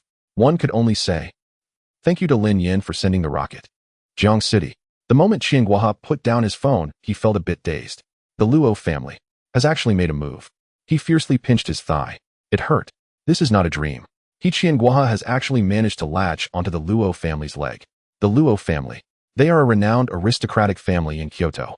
Just a stomp of their foot can shake the entire Huaxia. Who knows how many people dream of getting connected with them? In politics, business, or the military. As long as you say I have the Luo family behind me, it essentially guarantees a smooth sailing, a rise to prominence. And now this leg has been willingly extended to him. A smile couldn't help but curve at the corners of Qian Go's mouth, his eyes sparkling with joy. Just then his phone rang. He looked down. Qin Huairan. His brows furrowed once more. What trouble does this waste want now? What is it? Dad. Qin Huairan's voice came through the receiver, laced with a hint of caution. Feng Jiao is insisting on talking to you. Pass the phone to her. After a rustling sound, Qian Fengjiao's weak voice tinged with tears rang out, Dad. Feng Jiao, I know everything that's going on. Qian Go's tone softened unusually. Dad, I want that person dead. Qian Fengjiao's voice suddenly turned sharp, gritting her teeth. And that little wretch. I want to kill her. On the other end, Qin Huairan's voice dropped as he tried to dissuade her. Feng Jiao. Dad has his... Dad. Qian Fengjiao's voice softened again, crying even harder. Qian Guoha held the phone, a barely perceptible smile curling at the corners of his mouth. Difficulties? Not anymore. He cleared his throat, his tone resolute. Feng Jiao, don't worry. I will take care of this matter. You just focus on recovering. No need to worry about anything else. Thank you, Dad. Woo woo woo. Qin Huairan took the phone, lowering his voice to probe, Dad. Do you know that person's background now? Qian Guoha did not answer directly, his tone returning to that aloof indifference. You don't need to know that. What you need to do now is take good care of Feng Jiao. As for the matters concerning the group and that person, I will handle them from here on out. On the other end, Qin Huairan was clearly stunned, unable to speak for a long time. The old man is personally stepping in. What on earth is going on? Huairan, did you hear that? Oh, I heard you, Dad. Qin Huairan quickly replied. Rest assured, I will take good care of Feng Jiao. Qian Guoha hung up the phone, unable to suppress the smile on his face any longer. Of course, he would personally embrace this big leg of the Luo family.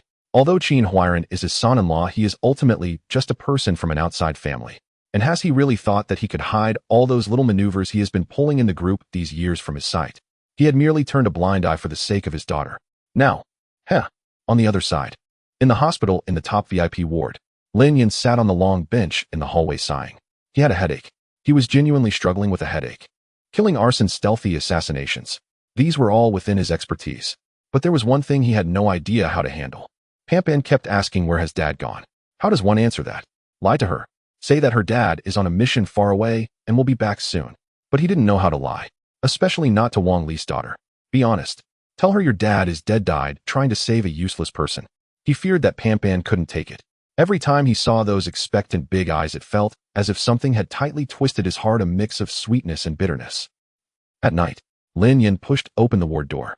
The warm yellow light filled the entire room. A little nurse was sitting on the edge of the bed, one hand holding a bowl, the other holding a spoon, carefully feeding porridge to Pan. Speaking of which, he learned the name of this little nurse from Zhao Yonggang. Her name is Zhang Meng, and she has just graduated not long ago, a trainee nurse. But she is serious in her work and attentive. Whenever Lin Yin is not around, it is she who takes care of Pan. Pan, lying on the hospital bed, turned her head when she heard the door creak and saw Lin Yin. Her eyes immediately lit up. "Uncle." Zhang Ming quickly stood up, placing the bowl on the bedside table, turning around. "Mr. Lin, thank you for your hard work." Lin Yin nodded at her, walking to the side of the bed, bending down to look at Pan. Pan, is it tasty?" Pan nodded vigorously, her little face full of satisfaction, a grain of rice still stuck at the corner of her mouth. "This porridge is so delicious." Sister said it's called 100-year-old egg and meat porridge. "It's century egg and lean meat porridge." Zhang Ming quickly corrected, her face turning slightly red. Lin Yin smiled and reached out to gently pat her head. "When Pan gets better, Uncle will take you to eat big lobsters, okay?" Pan blinked her big eyes innocently. "Uncle, what is a big lobster?" Her previous world was too simple. Simple to the point of only having moldy steamed buns, spoiled pig feed, and occasionally a few sips of cold water. Lin Yin was taken aback. What is a big lobster? How does one explain that to a child? He thought for a moment and managed to squeeze out a sentence. "It's a very delicious thing. Particularly delicious." "Wow." Pan's eyes instantly squinted into two slits, happily wriggling on the bed. Zhang Ming smiled as she leaned over, pinching her little face. "Then Pan needs to behave well and get better quickly so that she can eat it." Pan nodded vigorously, her little fists clenched tight. "I will definitely get better." Looking at her like this, the bitterness in Lin Yan's heart was somewhat alleviated. He straightened up and looked at Zhang Ming. "Nurse Zhang, could you step out for a moment? I have something to say to Pan." Oh. All right." Zhang Ming was taken aback for a moment, then nodded, picking up the bowl from the bedside table, waving at Pan. Pan's sister is stepping out now. I will come back to see you later." "Sister, goodbye." Pan waved her little hand as well. Zhang Ming quietly left the room, remembering to close the door behind her. The ward fell silent. Lin Yin sat down at the edge of the bed, looking at Pan. The warm yellow light illuminated her face, showing her pale, yet slightly flushed little face. The stitches on her lips were still visible, but they were no longer so shocking. Pan was also looking at him, her big eyes filled with trust and reliance. Lin Yin spoke. "Pan, haven't you been asking where your dad is?" Pan's eyes instantly brightened like two little flames igniting. "Uncle can tell you now." In the hospital room, Lin Yin opened his mouth, but then closed it again. The words hovered on the tip of his tongue, seemingly blocked by something, making it impossible for him to speak. Pan waited for a few seconds, but not hearing anything more, her expression of anticipation gradually turned into confusion. She tilted her little head and blinked her big eyes at him. "Uncle." Lin Yin looked at her and suddenly smiled. "Forget it. Let's just deceive her for now. A day of deception is better than no deception at all. A year of it is a year. Until she grows a little older. Until her health improves a bit more. Your father." Lin Yin paused, raised his hand, and pointed out the window. "He is in a very far place, carrying out a very important mission. That mission is particularly important, so he can't come back for the time being." Pan blinked her eyes, her small face full of curiosity. "How far is very far?" "It's just." Lin Yin thought for a moment and pointed at the dark night sky outside the window. In the distance, at the end of the city's lights, he could vaguely see the outline of mountains. "Look at that mountain over there. Do you see it?" Pan strained to look out the window, her small face nearly pressed against the glass. She squinted her eyes, trying hard to see, and then nodded vigorously. "I see it. Beyond that mountain, there are many, many more mountains." Lin Yan's voice was soft, as if telling a fairy tale. "Your father is just behind those mountains." "Wow." Pan's small mouth formed an O shape, her eyes sparkling as if she really could see those mountains and her father behind them. Seeing her like this, Lin Yin felt a little of the bitterness in his heart eased. He continued, "But your father asked me to relay a message to you." Pan's eyes lit up again. "What message?" "What message?" Lin Yin cleared his throat, deliberately lowering his voice, mimicking Wang Li's hearty tone. Pan, Daddy misses you. You need to eat well, sleep well, and listen to your uncle. When Daddy completes his task and comes back, he will bring you lots and lots of candy." As Pan listened, her eyes turned red. She bit her lip, her small shoulders shaking, but stubbornly held back her tears. "Uncle, will Daddy really come back?" Lin Yin looked into her clear eyes, feeling as if his heart was being tightly clenched. In those eyes there was hope, desire, and a touch of timid fear. He took a deep breath and nodded. He will definitely come back." Pan stared at him for several seconds, as if trying to confirm whether his words were true. Then she finally smiled. That smile was like sunlight suddenly breaking through in winter, dazzling enough to make one's heart ache. She extended her pinky and held it up to Lin Yin. "Let's make a pinky promise." Lin Yan was taken aback for a moment, then smiled and extended his pinky, locking it with her tiny finger. Her finger was very slender and cool, yet she held on tightly. Pinky promise. Pinky promise, if you break it you'll hang for 100 years. Just then the phone rang. Lin Yan took out his phone, glanced at the screen, and frowned slightly. He stood up and walked to the window. Pressing the answer button, he had just uttered a hello when a furious voice came through. Damn you, Lin Yan. I told you to investigate the Luo family. Where the hell have you been living it up, eh? Lin Yan held the phone slightly away from his ear. After the shouting on the other end calmed down a bit, he leaned it back. Director. Don't call me director. You're not one of my people now. I can't manage you anymore.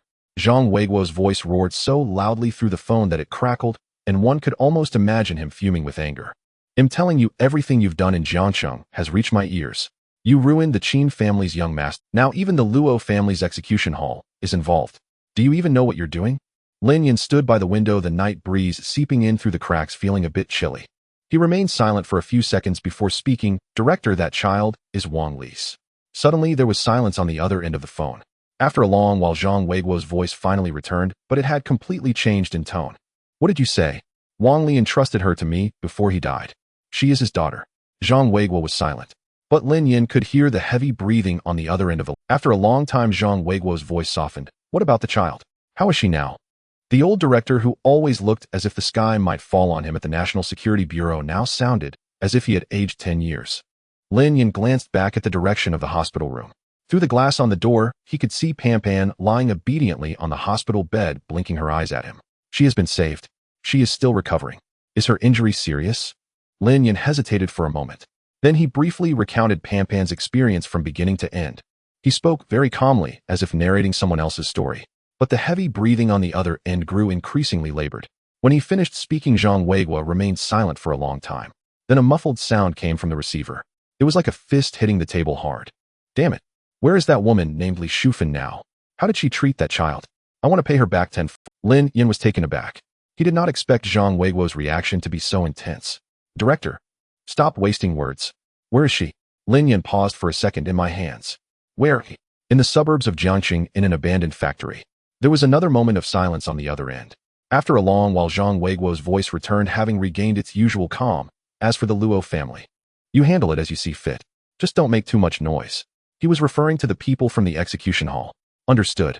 Got it. Lin Yan hung up the phone, standing by the window, gazing into the dark night outside.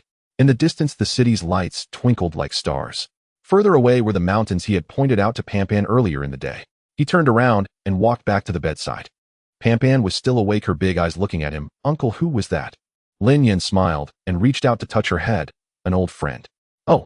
Pan didn't ask further, curling up obediently under the blanket, leaving only her little head exposed. Lin Yan sat down by the bed, watching her. She closed her eyes, her eyelashes fluttering like two tiny butterflies. Soon her breathing became steady. She fell asleep. Lin Yan just sat there watching her. For a long time. On this day, a piece of news exploded like a bomb in Jiang City. Mrs. Qin and young Master Qin were assaulted in the hospital, both admitted. Once the news broke, Jiang City was in an uproar. In every street and alley and tea houses and taverns, wherever people gathered, they were discussing this matter. What the hell? Is this for real? Who would dare to touch someone from the Qin family? With the news reported, it can't be fake, can it? I heard that Mrs. Qin was beaten so badly that she vomited blood on the spot, and Qin Tian has both his legs broken. Wow, that's ruthless. People exchanged glances, their expressions a mix of shock and excitement. It's worth noting that the Qin group is the undisputed leader in Jiang City. After over a decade of deep cultivation, its roots are strong, and its branches lush with connections in both political and business circles. Wherever members of the Qin family go, who wouldn't respectfully call out President Qin or Mrs. Qin? But this time they were actually attacked. Moreover, it was Mrs. Qin who was assaulted. Qian Fengjiao. Everyone in Jiang City knows her. She is not someone to be trifled with, infamous for her strong-handedness and a temper that surpasses her capabilities. Back when Qian Guoha was just an ordinary businessman, she dared to slap others in public. Later, as the Qian family flourished, she became even more arrogant, strutting around with an air of superiority. As for Qin Tian, he is her precious son, raised to believe he could have anything he desired, resulting in a reckless personality. Speeding, fighting, and playing with women, he has indulged in every kind of debauchery. But each time Qian Fengjiao managed to settle things with money. Deserved it. Some people were gleeful. Exactly, relying on a bit of money, he usually walks around arrogantly. This time, he's met his match, huh? And others were curious. Who has the guts to do this? I heard they are from out of town, and they look tough to deal with. Tisk, there's going to be a good show to watch. In no time, there were all kinds of discussions. Some were curious, others were gleeful, and many were just waiting to watch the excitement. Meanwhile, at the headquarters of the Qin Group in the top-floor conference room, the oval conference table was filled with shareholders, directors, and executives, a bustling crowd of 20 to 30.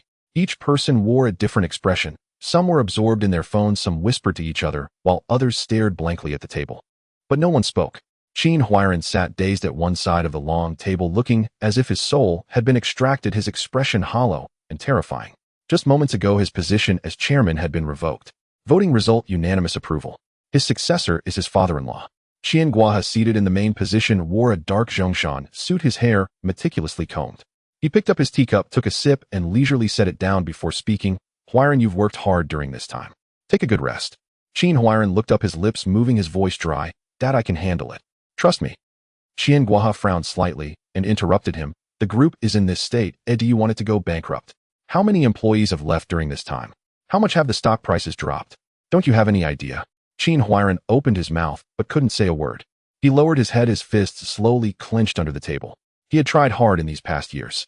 He secretly swayed a few indecisive shareholders with promises of high returns. He promoted a batch of new executives, gradually sidelining those old guys who were close to Lin Guohe.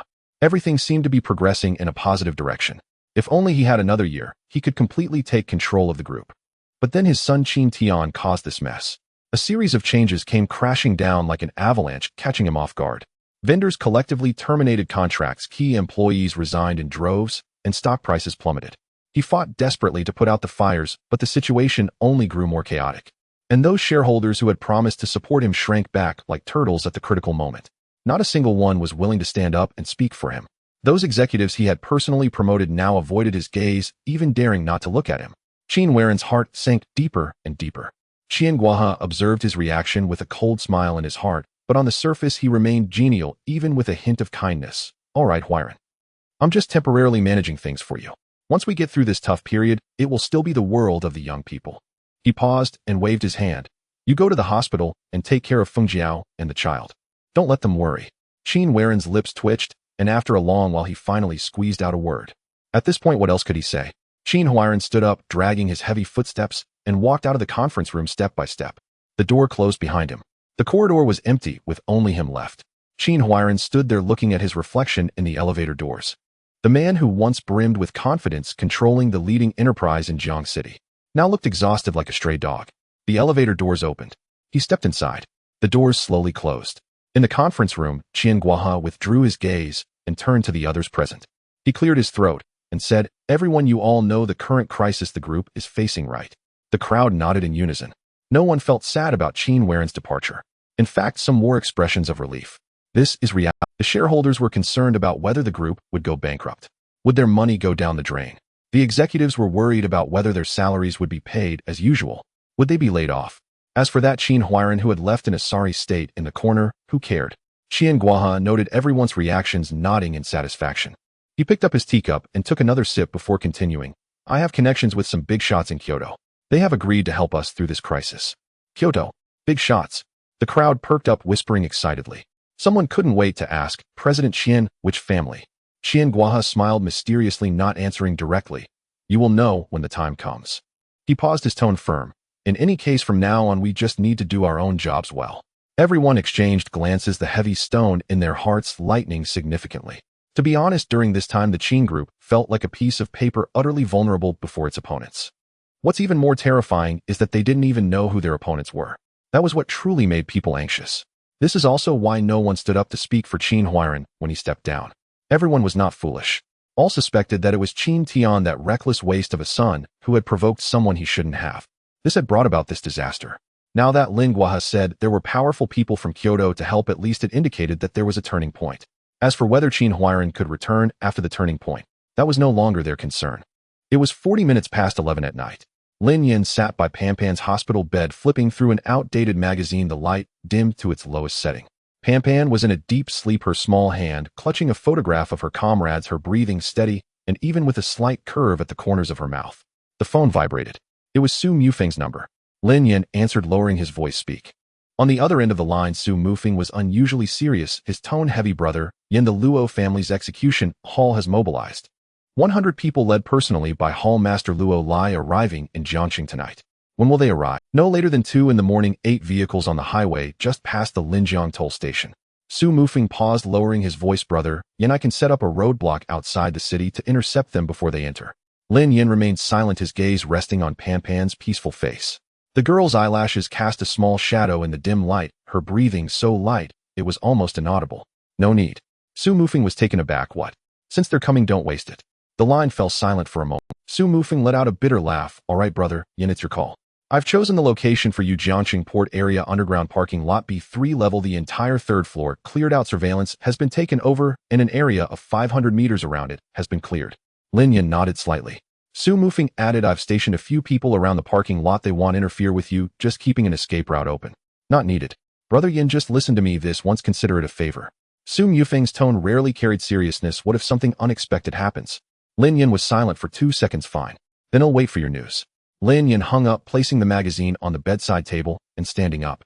Pan Pan's fingers brushed against his fingertips in her sleep, lightly grasping, but failing to hold on before retreating back.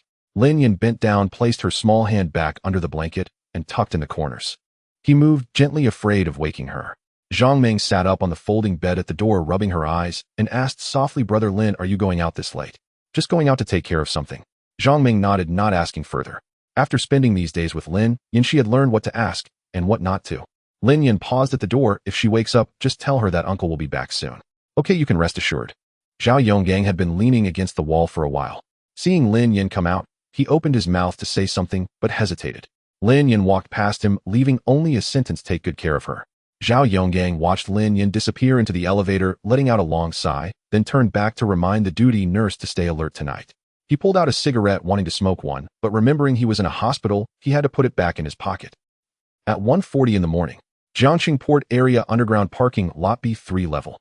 Several light tubes were broken, the rest flickered dimly, buzzing incessantly. It was empty, not a single vehicle in sight. A thin layer of water had pooled on the concrete floor, reflecting the light from the overhead tubes. Lin Yin stood in the central passage, his hands in his pockets. The sound of engines approached from the entrance, growing nearer. 5 black business vehicles drove into B3 level, their headlights shining directly on Lin Yin. He didn't move. The vehicle stopped. The doors opened in quick succession, and 30 men in black emerged. All were armed with short blades, some wielded daggers, others held folding knives. Each of their movements bore the marks of systematic training, and after spreading out they formed a standard encirclement towards the central passage. The leading man recognized Lin Yan's face, confirming the scar from the brow bone to the cheekbone, then raised his right hand, signaling.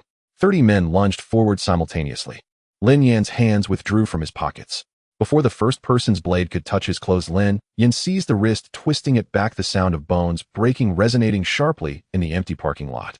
The dagger fell from the man's grip, and Lin Yin swiftly grabbed the handle, slashing backward, causing the second man to clutch his neck and collapse to the ground.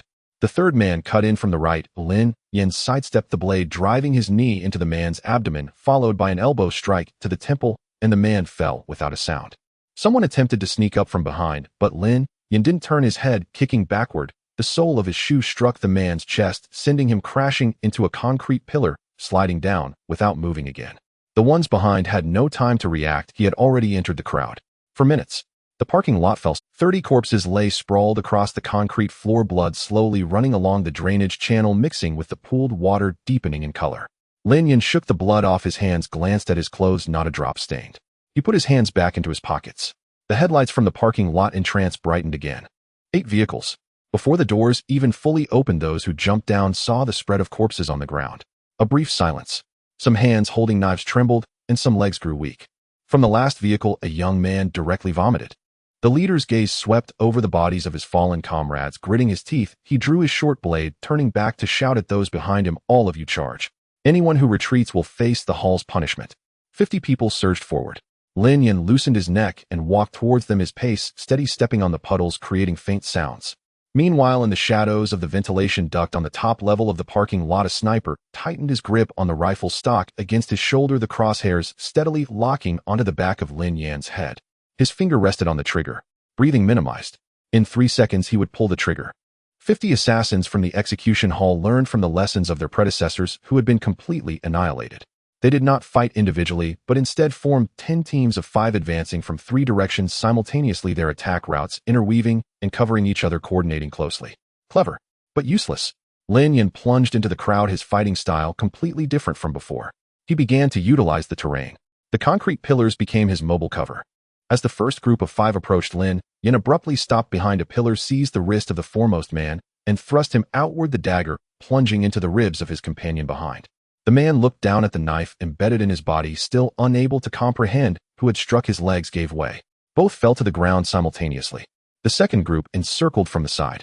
Lin Yan kicked the corpse on the ground towards their leader, taking advantage of the moment of evasion to slip in, delivering 3 elbows that shattered skulls, causing 3 men to collapse.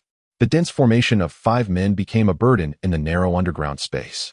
People jostled against each other, blades clashed, movements were restricted, and they hindered one another.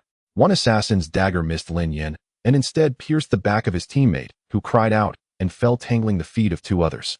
Lin Yan did not give them a chance to react. He grabbed one person as a meat shield to block 2 knives, then pushed the shield forward, causing a whole row of people to stagger.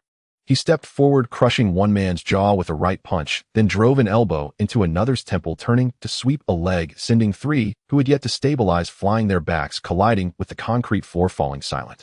The 6th group finally learned, no longer crowding in 5 individuals spreading out on the periphery, waiting for him to emerge. Lin Yan did not emerge. He shifted between the pillars, changing direction 3 times in a row, attacking from an unexpected angle.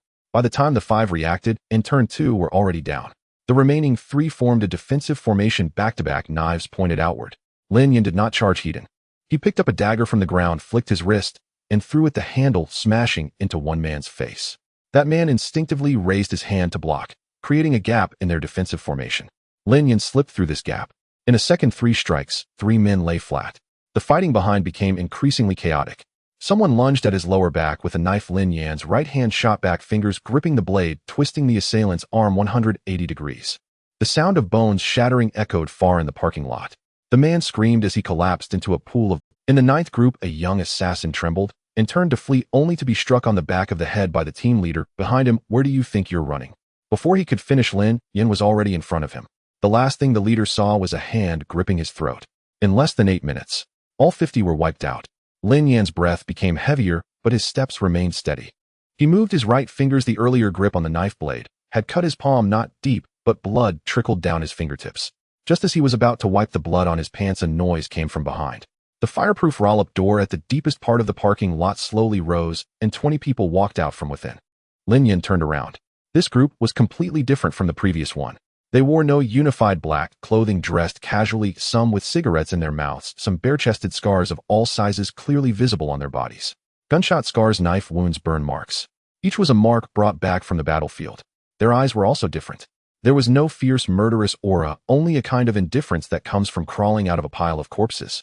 Seeing the corpses strewn about, none of them showed any extraneous expressions. Leading them was a bald man over 6 feet tall with a prominent old knife scar across his neck. The scar tissue thickened and raised. That was the mark of someone who had survived a throat cutting. The bald man glanced at the corpses on the ground, snorted through his nose, spat out his cigarette, but onto the ground, and stomped it out, drawing a military dagger. A 5 or 6 style, 3-edged military dagger. Standard issue coming from the army. Lin Yan's gaze lingered on that military dagger for a moment. These were people who had seen battle. The bald man rotated the dagger in his hand, half a turn, holding it in a reverse grip. Without any wasted words or battle cries, he gestured behind him. The 20 men silently spread out, entering in a triangular assault formation from 3 directions simultaneously. They were completely different from the execution hall assassins.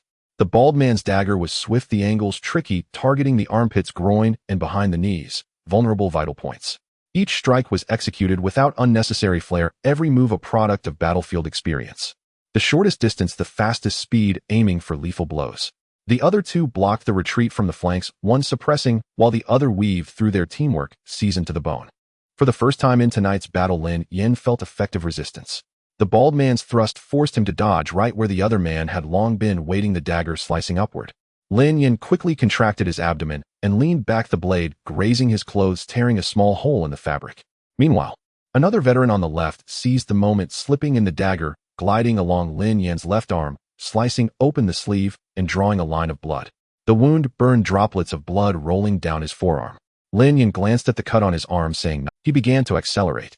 80 men hadn't forced him to unleash his full power. Now faced with these 20 who had survived the battlefield, he unleashed the true killing instinct of the wolf. No longer blocking and countering, but trading injury for life. He deliberately exposed a flaw to lure his opponent and shattering their throat with even greater speed the instant they attacked. A one-for-one style, except the opponent lost their life, while he only lost flesh.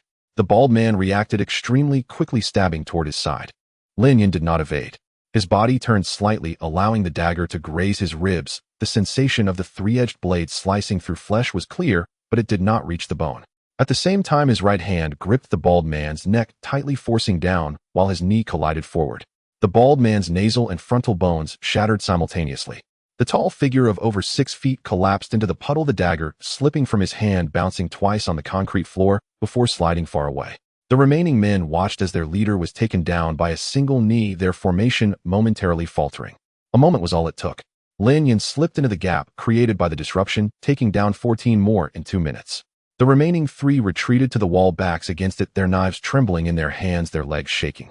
They had seen death, killed men, and returned alive from the battlefield. But they had never encountered someone like this. 100 bodies lay on the ground, and this person stood in the middle, only 2 minor wounds on him. Still advancing toward them. His steps were slow and steady, treading in the blood. 3 muffled sounds rang out, clean and decisive. The parking lot fell completely silent. 100 people, none survived. Lin Yan stood amidst the corpses, his breathing gradually returning to a normal rhythm after about half a minute. The cut at his side was oozing blood, not deep, not injuring any organs. The shallow wound on his left arm had already begun to clot. The cut on his palm from the blade was the most troublesome. He clenched his fist, more blood seeping out. His phone vibrated in his pocket, a voice message from Su Mufeng. His tone was light and teasing. Yin Gu, the sniper with the sniper rifle in the top-level ventilation, ducked. My man twisted his neck just as you were taking out the second wave. Don't worry, he didn't get to pull the trigger.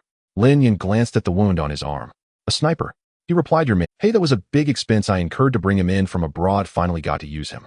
I thought the money would go to waste, but tonight was worth it. By the way, Yin Gu, are you injured? I'm fine. That's good. I've arranged for someone to handle the aftermath. Lin Yan didn't finish listening and put the phone back in his pocket. A sound of an engine starting came from the deepest part of the parking lot. Someone was desperately turning the key in the fire exit. The engine sputtered several times, producing a piercing screech before finally starting. Luo Lai, the master of the execution hall, who had been hiding deep inside to observe the fight, could no longer sit still after seeing his 100 subordinates wiped out. Luo Lai drove a black executive van, as if his life depended on it, toward the emergency exit of the fire lane.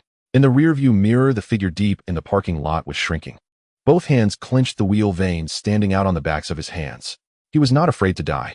He had spent 3 years in Mianbei and crawled out of piles of corpses. The fearful did not become chiefs of the criminal hall. But tonight this man was different. 100 people, 100 of them. He had watched clearly when the last 3 were backed against the wall. Those 3 had been top scouts before discharge. They didn't even hold out for 15 seconds. They were not human. The fire lane's exit came into view, orange light pouring in. Beyond it lay the street. If he could just burst out onto the road. Suddenly, a black SUV cut across from outside, sliding in broadside hood to hood. He had no chance to hit the brakes. The crash sounded magnified in the enclosed lane. The hoods of both vehicles buckled at once and fragments flew. The airbag burst out and smashed into his face. His nose cracked with a sharp sound, blood covered his face. His head buzzed for a few seconds, then he shoved the airbag aside and rolled out through the twisted door seam. His knees smashed into the ground and his trousers tore. Luo Lai staggered to his feet and looked toward the entrance. The fluorescent tube flickered on and off. Lin Yan walked over from the direction of the parking lot, his step the same as when he had walked among the pile of bodies earlier. Luo Lai swallowed blood and drew a short knife from his waist. That knife had been with him for 11 years. He held it across his chest and charged with a low shout. His blade work had been honed in real combat. No flourishes, only lethal moves. The first 3 strikes aimed at vital points: the throat, the axillary artery, the liver. The angles were cruelly precise, the cuts decisive. In the underworld, they would count for something. Lin Yan sidestepped the first, parried the second with the outer forearm, and evaded the third by stepping back. On the 4th strike, his wrist was caught. The 5th blow never came. Lin Yan twisted his grip and flipped the wrist outward. Luo Lai's thumb web tingled, the short knife flew from his hand and clanged against the wall. His right arm was then twisted into a reverse lock. The shoulder made a brittle sound and nearly dislocated. A force pinned him onto the van's hood. The engine had only just cut out, and the metal was still hot. The instant his cheek met the skin, his flesh sizzled, and a scorched smell stung his nostrils. He clenched his teeth against the pain, but did not cry out. Such pain meant nothing to him. Lin Yan hauled him, not a help a drag. He hauled him across the lot, like dragging a dead dog passing the bodies strewn on the ground. Luo Lai's eyelid twitched. A few faces were familiar, men who had drank with him and called him bro. Now each was sprawled in blood, limbs twisted, some with eyes still open. 100 people. Not one remained.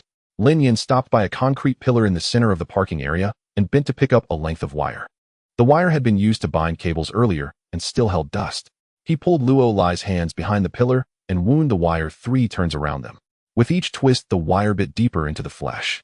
Sweat beaded at Luo Lai's temple and ran down to his jaw, dripping onto his chest. Still he endured. Not a sound. He stared at Lin Yan and let out a laugh.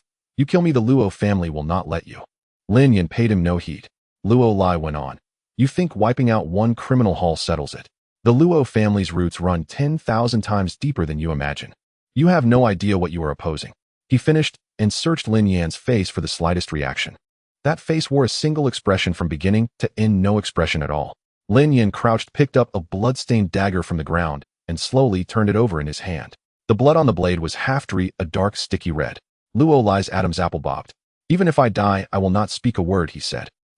Lin Yan rose and drove a fist into the left kneecap. The blow landed with surgical precision between the lower edge of the patella and the tibial tuberosity. There was no muscular protection there. Bone met bone, and the pain traveled straight along the periosteum. Luo Lai flinched, but the wire lashed his wrists. He could not fling himself away. A muffled groan squeezed through his teeth. The second strike hit the knuckle of his right middle finger. The punch was not heavy, but the angle was cruel. The cartilage between the phalanges took the shock. Luo Lai's fingers convulsed uncontrollably twice. The third blow landed in the intercostal space between the 7th and 8th ribs on the left, delivered with an elbow. His mouth flew open as if to shout, but the air was squeezed from his trachea by spasming intercostal muscles, and no sound came. Luo Lai had undergone resistant ceto interrogation training. His breathing followed a deliberate pain control rhythm, 3 short breaths, and no organs, no vital strikes. Only bone seams, joints, places dense with nerve endings. This was not a brawl. It was an interrogation. Luo Lai had undergone resistant ceto interrogation training. His breathing followed a deliberate pain control rhythm, 3 short breaths, and 1 long. He held that for the first 4 minutes. He wrote it out without a sound for 4 minutes. On the 5th minute, his breathing began to falter.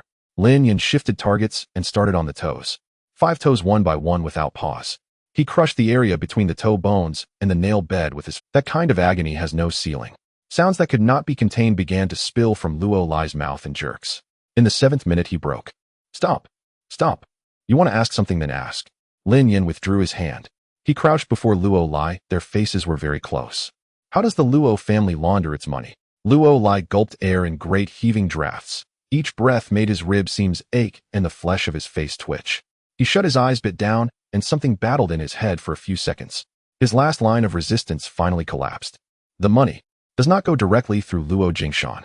All financial channels pass through one man's hands. Who? His nickname is Kaishin. Lin Yan's eyes narrowed slightly. Have you met him? Luo Lai shook his head, the motion faint and weak. I was chief of the criminal hall for 8 years and only ever heard that code name. I have never seen his face. Even Luo Jingshan's contact with him was single line. I don't know what channels were used. What is his real name? Luo Lai's temple veins bulged as he rummaged desperately through his memory. His lips trembled as if the name was lodged at his throat, just one shiver away. I think his surname is... His voice cut off. It wasn't that he refused to say it. Luo Lai's pupils suddenly dilated and his eyeballs seemed about to bulge from their sockets. Then his body began to convulse violently, his limbs jerking as if electrocuted. Black foamy blood gushed from mouth and nose, thick and viscous, streaming down in rivulets. In less than 5 seconds his body went limp. Lin Yan reached out for his carotid and found no pulse. He withdrew his hand and wiped the remaining blood from Luo Lai's neck on his trouser leg. He did not rise immediately, but stared at Luo Lai's face for a few seconds. The manner of death was unusual. The black froth indicated a hemolytic toxin, and such rapid onset could not be from an ad hoc ingestion. There were no fragments of broken capsules in the mouth, and the teeth were intact, ruling out suicide by biting a poison pouch. It had been embedded in the body beforehand, and it had been triggered remotely. Someone had been monitoring Luo Lai. From the moment he began to speak, a pair of eyes or an ear had been watching. When he said, Kaishin, nothing happened. When he started to speak the surname, the device activated. The timing was precise to the second, which meant the watchers had an extremely clear assessment of what Luo Lai might reveal. They permitted the code name, but forbade the true name, because code names can be changed while a true name cannot. Lin Yin stood and cast one final look at Luo Lai. The blow that took his life did not come from the man who had beaten him for 7 minutes, but from the Luo family he had sworn his life to. Footsteps approached from the direction of the parking lot entrance. Then came 3 claps. Clap, clap, clap. The sound echoed in the underground space for quite a while. Su Mufeng walked in from the entrance. He wore a deep blue trench coat paired with a white turtleneck. 4 bodyguards in black jackets followed behind him, hands tucked into their jackets, their eyes scanning the surroundings. There was not a hint of tension. In fact, he was looking around curiously. He stepped over a corpse on the ground and glanced down at his shoes. Brown Oxford shoes, the tip smeared with a dark red stain. Damn, he mumbled. This is the shipment that just arrived last week. Su Mufeng stopped 3 steps away from Lin Yin, his gaze sweeping over the scattered corpses on the ground. Some lay face down, others on their backs, each in different positions, but they all shared one commonality. They all died very quickly. He whistled, the pitch rising. Brother Yin, this job is cleaner than last time. Lin Yin ignored him. Su Mufeng's gaze moved forward, and then he saw Luo Lai tied next to a concrete pillar. The whistling stopped. The smile on his face vanished. Luo Lai's head hung to one side, his chin resting against his collarbone, a patch of black blood crusted between his mouth and nose. Dead. Dead. Lin Yin wiped the blood from his hands on his pants. Just when I was halfway through asking, he was gone. Su Mufeng stepped closer, crouching down to look at Luo Lai's face. Black blood foam dripped from the corner of his mouth down to his neck.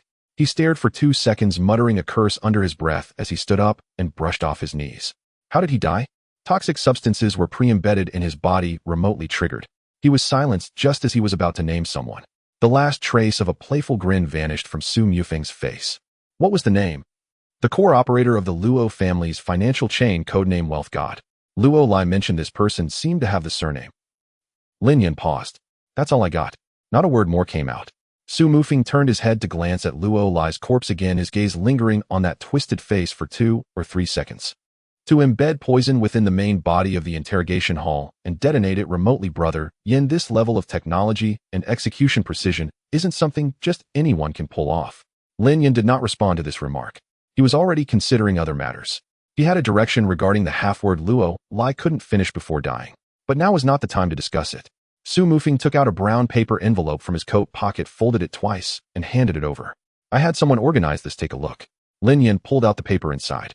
It was A4 size, folded once, and when unfolded it was filled with lines and names.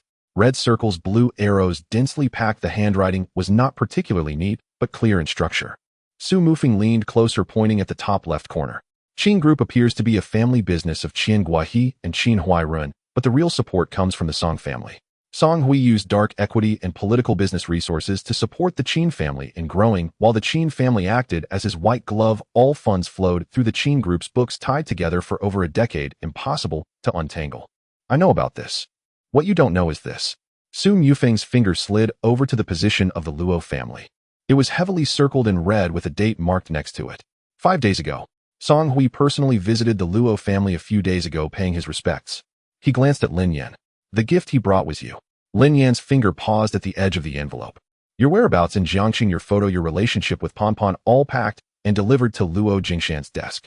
Song Hui used your information as a token of loyalty, exchanging it for the Luo family's support for the Song family. Su Mufeng put his hands back in his pocket.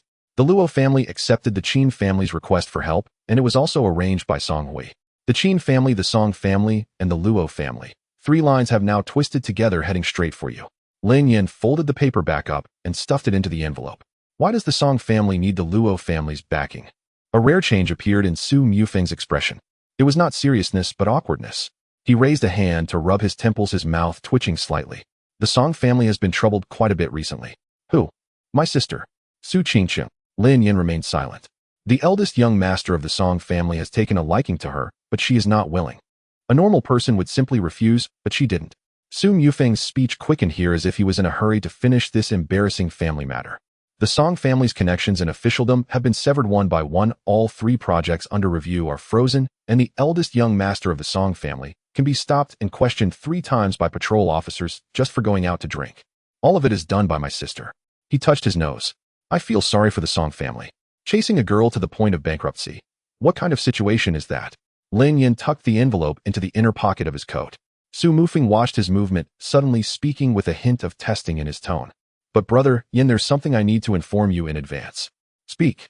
My sister is coming to Jiangxing. So what if she comes? Lin Yin did not look up. What does it have to do with me? Su Mufeng did not answer, just stared at him. He cleared it. The air fell silent for 2 seconds. Lin Yan's actions paused for a moment as he suddenly remembered something. 3 years ago at the border, when Su Qingcheng was dragged out from the corner, she was curled up into a ball. Her face was covered in dirt, her eyes swollen. She clung to his sleeve, not letting go, her 10 fingers gripping tightly, nails digging into the fabric. She cried the whole way until they reached the evacuation point. Wiping her tears, she looked up. A dirty face, 2 red eyes, and a red tip on her nose. Her first sentence was not a thank you. What is your name? Lin Yan was checking the equipment at the time and did not I want to marry you in the future. He took this as nonsense after being startled and did not take it to heart. He completely forgot about it afterward. Su Mufeng sighed a long sigh. I thought she was just joking too. Kids, you know, they forget after a couple of years. He held up 3 fingers. 3 years have passed. No matter who others introduce her to, she refuses to meet.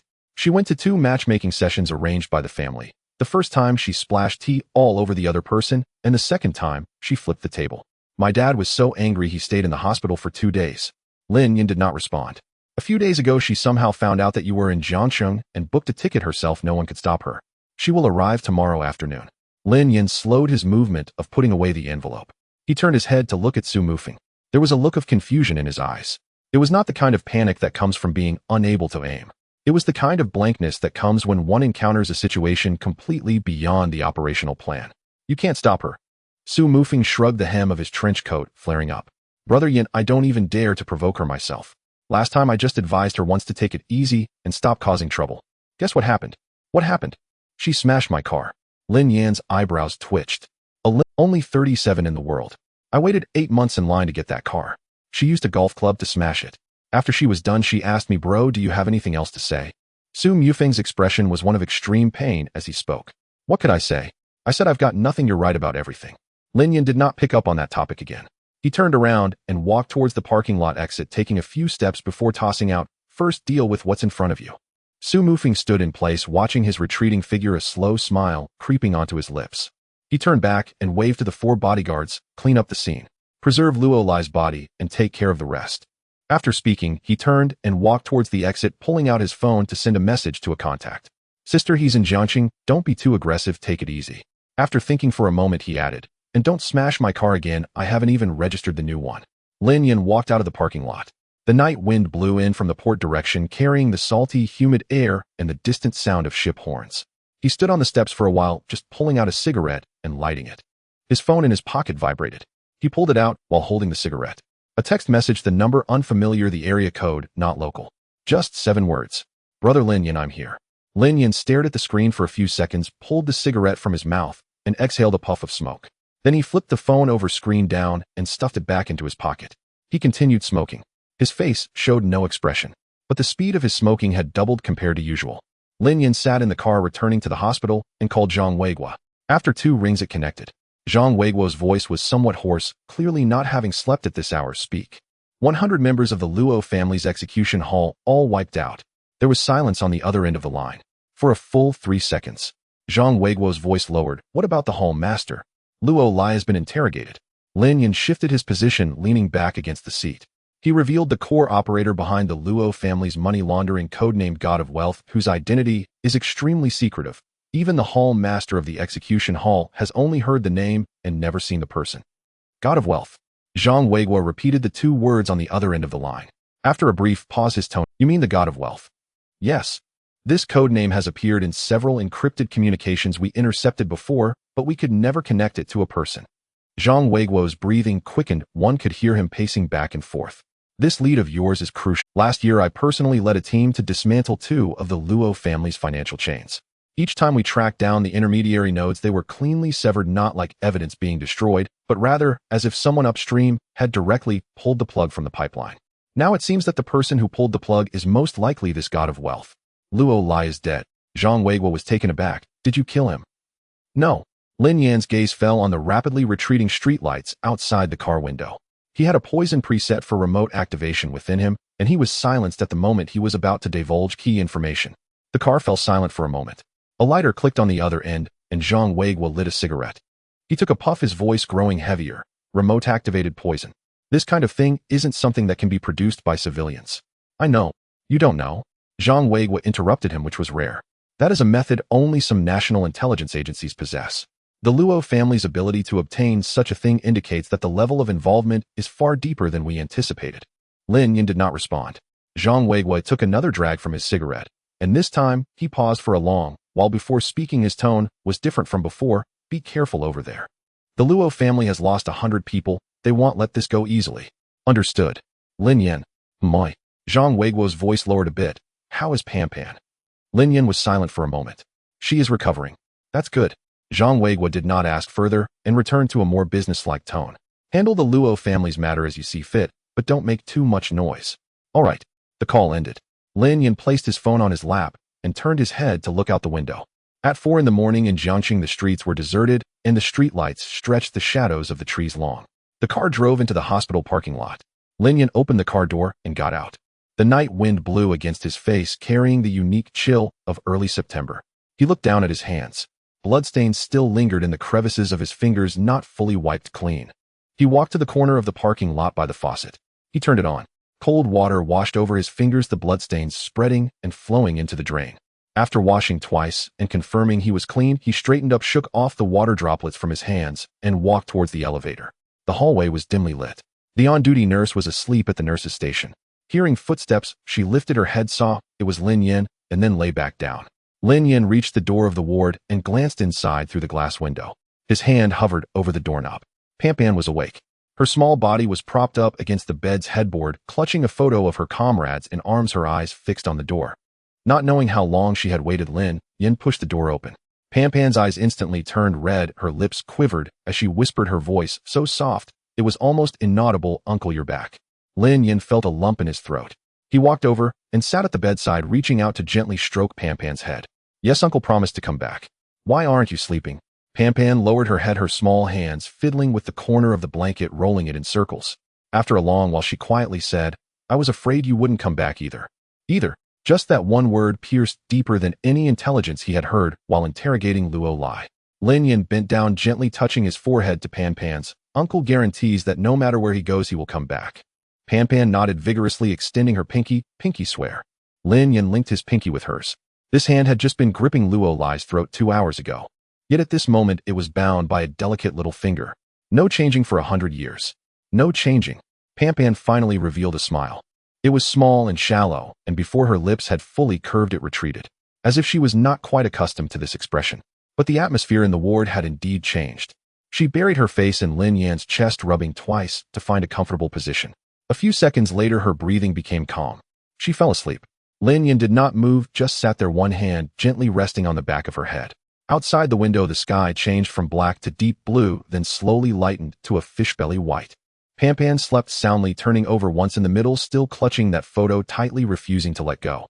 Lin Yan tucked her blanket in once and looked down at her face. The stitches on her lips had been removed, but the scar remained, a fine line of pink, like a caterpillar resting on her. Lin Yan looked for a few seconds before shifting his gaze away.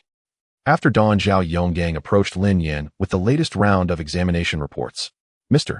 Lin, take a look at this." He handed over the report, pointing at one line of data, his fingers trembling. Lin Yan flipped through 2 pages. The professional terms and data tables, he recognized every word, but together they made no sense. Speak in layman's terms. The recovery of liver and kidney function I mentioned to you before is now close to the level of normal children of the same age. This speed is already extraordinary. But today we discovered something even more bizarre during the X-ray examination. He held the film up to the light. Those 3 abnormally healed ribs show signs of regrowth and correction. You heard me right, abnormally healed bones are self-correcting. I've practiced medicine for 28 years and have never seen such a thing. Lin Yan turned his head, looking through the glass window at the sleeping Pan Pan in the ward. Zhao Yonggang was still rambling beside him. Lin Yan did not listen. He stood by the window watching Pan Pan turn over, switching the photo to her other hand, continuing to sleep. His phone rang. "Su Mufeng. The aftermath has been handled. The parking lot has been cleaned up and Luo Lai's body along with all evidence has been disposed of. You can rest assured." Su Mufeng was always efficient in his work and his report was concise. He finished detailing the scene cleanup, personnel arrangements, and subsequent monitoring in just a few sentences without any fluff. After reporting the main business, there was suddenly silence on the other end of the phone. Lin Yan waited for 2 seconds. No sound. "Is there anything else?" There's one thing." Su Mufeng cleared his throat, his tone doing a complete 180. "By the way, Brother Yin, my sister's flight arrives at 2 this afternoon. Do you want to go pick her up?" Lin Yan did not respond. Su Mufeng hurriedly added. She said it herself, it wasn't my suggestion, I didn't meddle. You go pick her up. She said if you don't go, she'll just sit in the airport lobby and not leave. Brother, I said you should go pick her up. Su Mufeng pondered for 3 seconds on the other end, then added in a very sincere tone. The Jiangxing Airport arrival hall in September isn't air-conditioned. If she sits there all afternoon, she'll get heat stroke. Lin Yan hung up the phone. Su Mufeng stared at the beeping phone screen in his hand, scratching his nose. He didn't say whether he would go or wouldn't go, but he didn't curse either. Based on his understanding of Lin Yan, this matter was likely to succeed. He quickly sent a WeChat message to his sister. He is very likely to go. Probably. Don't expect too much. But I think he should go. Maybe. After sending it, he felt the wording was problematic, deleted it, and retyped. Let me know when you land safely. At 1:50 in the afternoon, Jiangxing International Airport arrival hall. A flight from Kyoto landed on time. Passengers streamed out dragging their luggage. Some were rushing, some were on the phone. The entire hall was noisy and busy. Among the crowd, a girl in a white dress emerged. With a high ponytail, her loose strands of hair were blown messy by the wind. She tucked a strand behind her ear with one hand, dragging her suitcase and looking around for a couple of circles. In the bustling arrival hall, she tiptoed to look in the direction of the exit several times. Unable to find the person she was looking for, she took out her phone and dialed a number. It rang 4 times. It connected. The sunlight from the floor-to-ceiling windows fell perfectly on her, illuminating her brightly. She smiled at the phone and said her first sentence. Brother Lin Yan, I've arrived. Where are you? The phone rang 4 times before connecting. No one spoke on the other end. Su Qingqing switched the phone to her other ear and asked again, Brother Lin Yan. Where are you? I'm out in the airport hall. The call disconnected. Su Qingqing stared at the screen where call ended, popped up, dazed for 2 seconds. Then she smiled. She tucked the phone back into her skirt pocket, dragging her suitcase directly to the most spacious spot in front of the exit, and stood still. September in Jiangxing was sweltering. The air conditioning in the arrival hall blew weakly, and the hot wind from the exit lifted a corner of her white dress. She raised her hand to press down her skirt, tiptoeing to scan the area outside. People came and went, but there was no sign of the one she was looking for. No rush. His answer to the call meant he would come. Su Qingqing simply let go of the suitcase handle, standing in the sunniest spot, slowly beginning to think. What should she say first when she sees him? Long time no see was too cliché. I came to find you was too straightforward. Did you miss me? That wouldn't do, it might scare him away. She mentally revised her lines 3 times, her lips unconsciously curling up.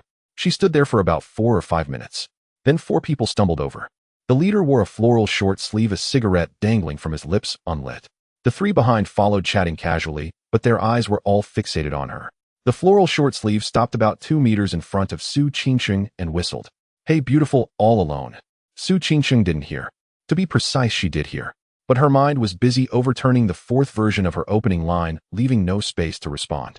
The floral short sleeve assumed she hadn't noticed him, taking a step forward, leaning in closer. Beautiful, are you here to pick someone up, or are you being picked up? If no one is coming, I can give you a ride. The car is parked outside. Su Qingqing's gaze drifted over his head towards the exit. Still no one. The floral short sleeve glanced back at his companions and grinned. Pretending not to hear, a crew cut guy interjected with a tone that was mockingly sarcastic. Big brother, she probably thinks you're ugly, oh let me take over. The crew cut guy moved to Su Qingqing's right side, holding out a bottle of mineral water. Sister wants some water. It's scorching out, don't get heat stroke. Su Qingqing finally glanced at him. Just a glance. Then she withdrew her gaze, continuing to look towards the exit. The crew cut guy's hand froze in midair, unsure whether to offer the water or pull it back. The floral short sleeve laughed. Well, you aren't getting anywhere either. He pulled the unlit cigarette from his mouth, pinching it between his fingers, and slowly walked to stand directly in front of Su Qingqing. Little girl, I'm speaking to you politely. Jiangxing isn't big, but it's not a place where any out-of-towner can stand around freely. Su Qingqing's attention was finally pulled back slightly, not because of his words, but because she had just dismissed the 5th version of her opening line, freeing up a few seconds of cognitive bandwidth. She glanced down at the fake sports shoes on the floral short sleeve's feet, then looked up to see his self-satisfied face. Excuse me. Just 3 words. The smile on the floral short sleeve's face froze for an instant. The 3 behind him exchanged glances. The 4 of them had been loitering at the local pickup and drop-off point for half a year. They had used the lines about picking up and sending off to flirt with many newly landed female passengers, and had never encountered this kind of reaction. The floral short sleeve's smile completely vanished. He stepped forward, reducing the distance between himself and Su Qingqing to less than an arm's length. Excuse you. Fine. He raised his left hand, fingers slowly reaching towards Su Qingqing's face. Such a beautiful face, don't waste it alone outside. Let your brother see. Su Qingqing's body reacted before her brain did. Her right hand closed into a fist, thumb pressing against the outer side of the second joint of her index finger, a standard half-step power formation stance. If this punch landed, the floral short sleeve's nose would shift 30 degrees to the left. But she didn't strike, because at the same moment her right hand closed, she caught sight of something out of the corner of her eye. Towards the exit about 13 or 14 meters away, a person leaned against a pillar, hands in pockets, observing this side. Dressed in a dark gray t-shirt and black pants.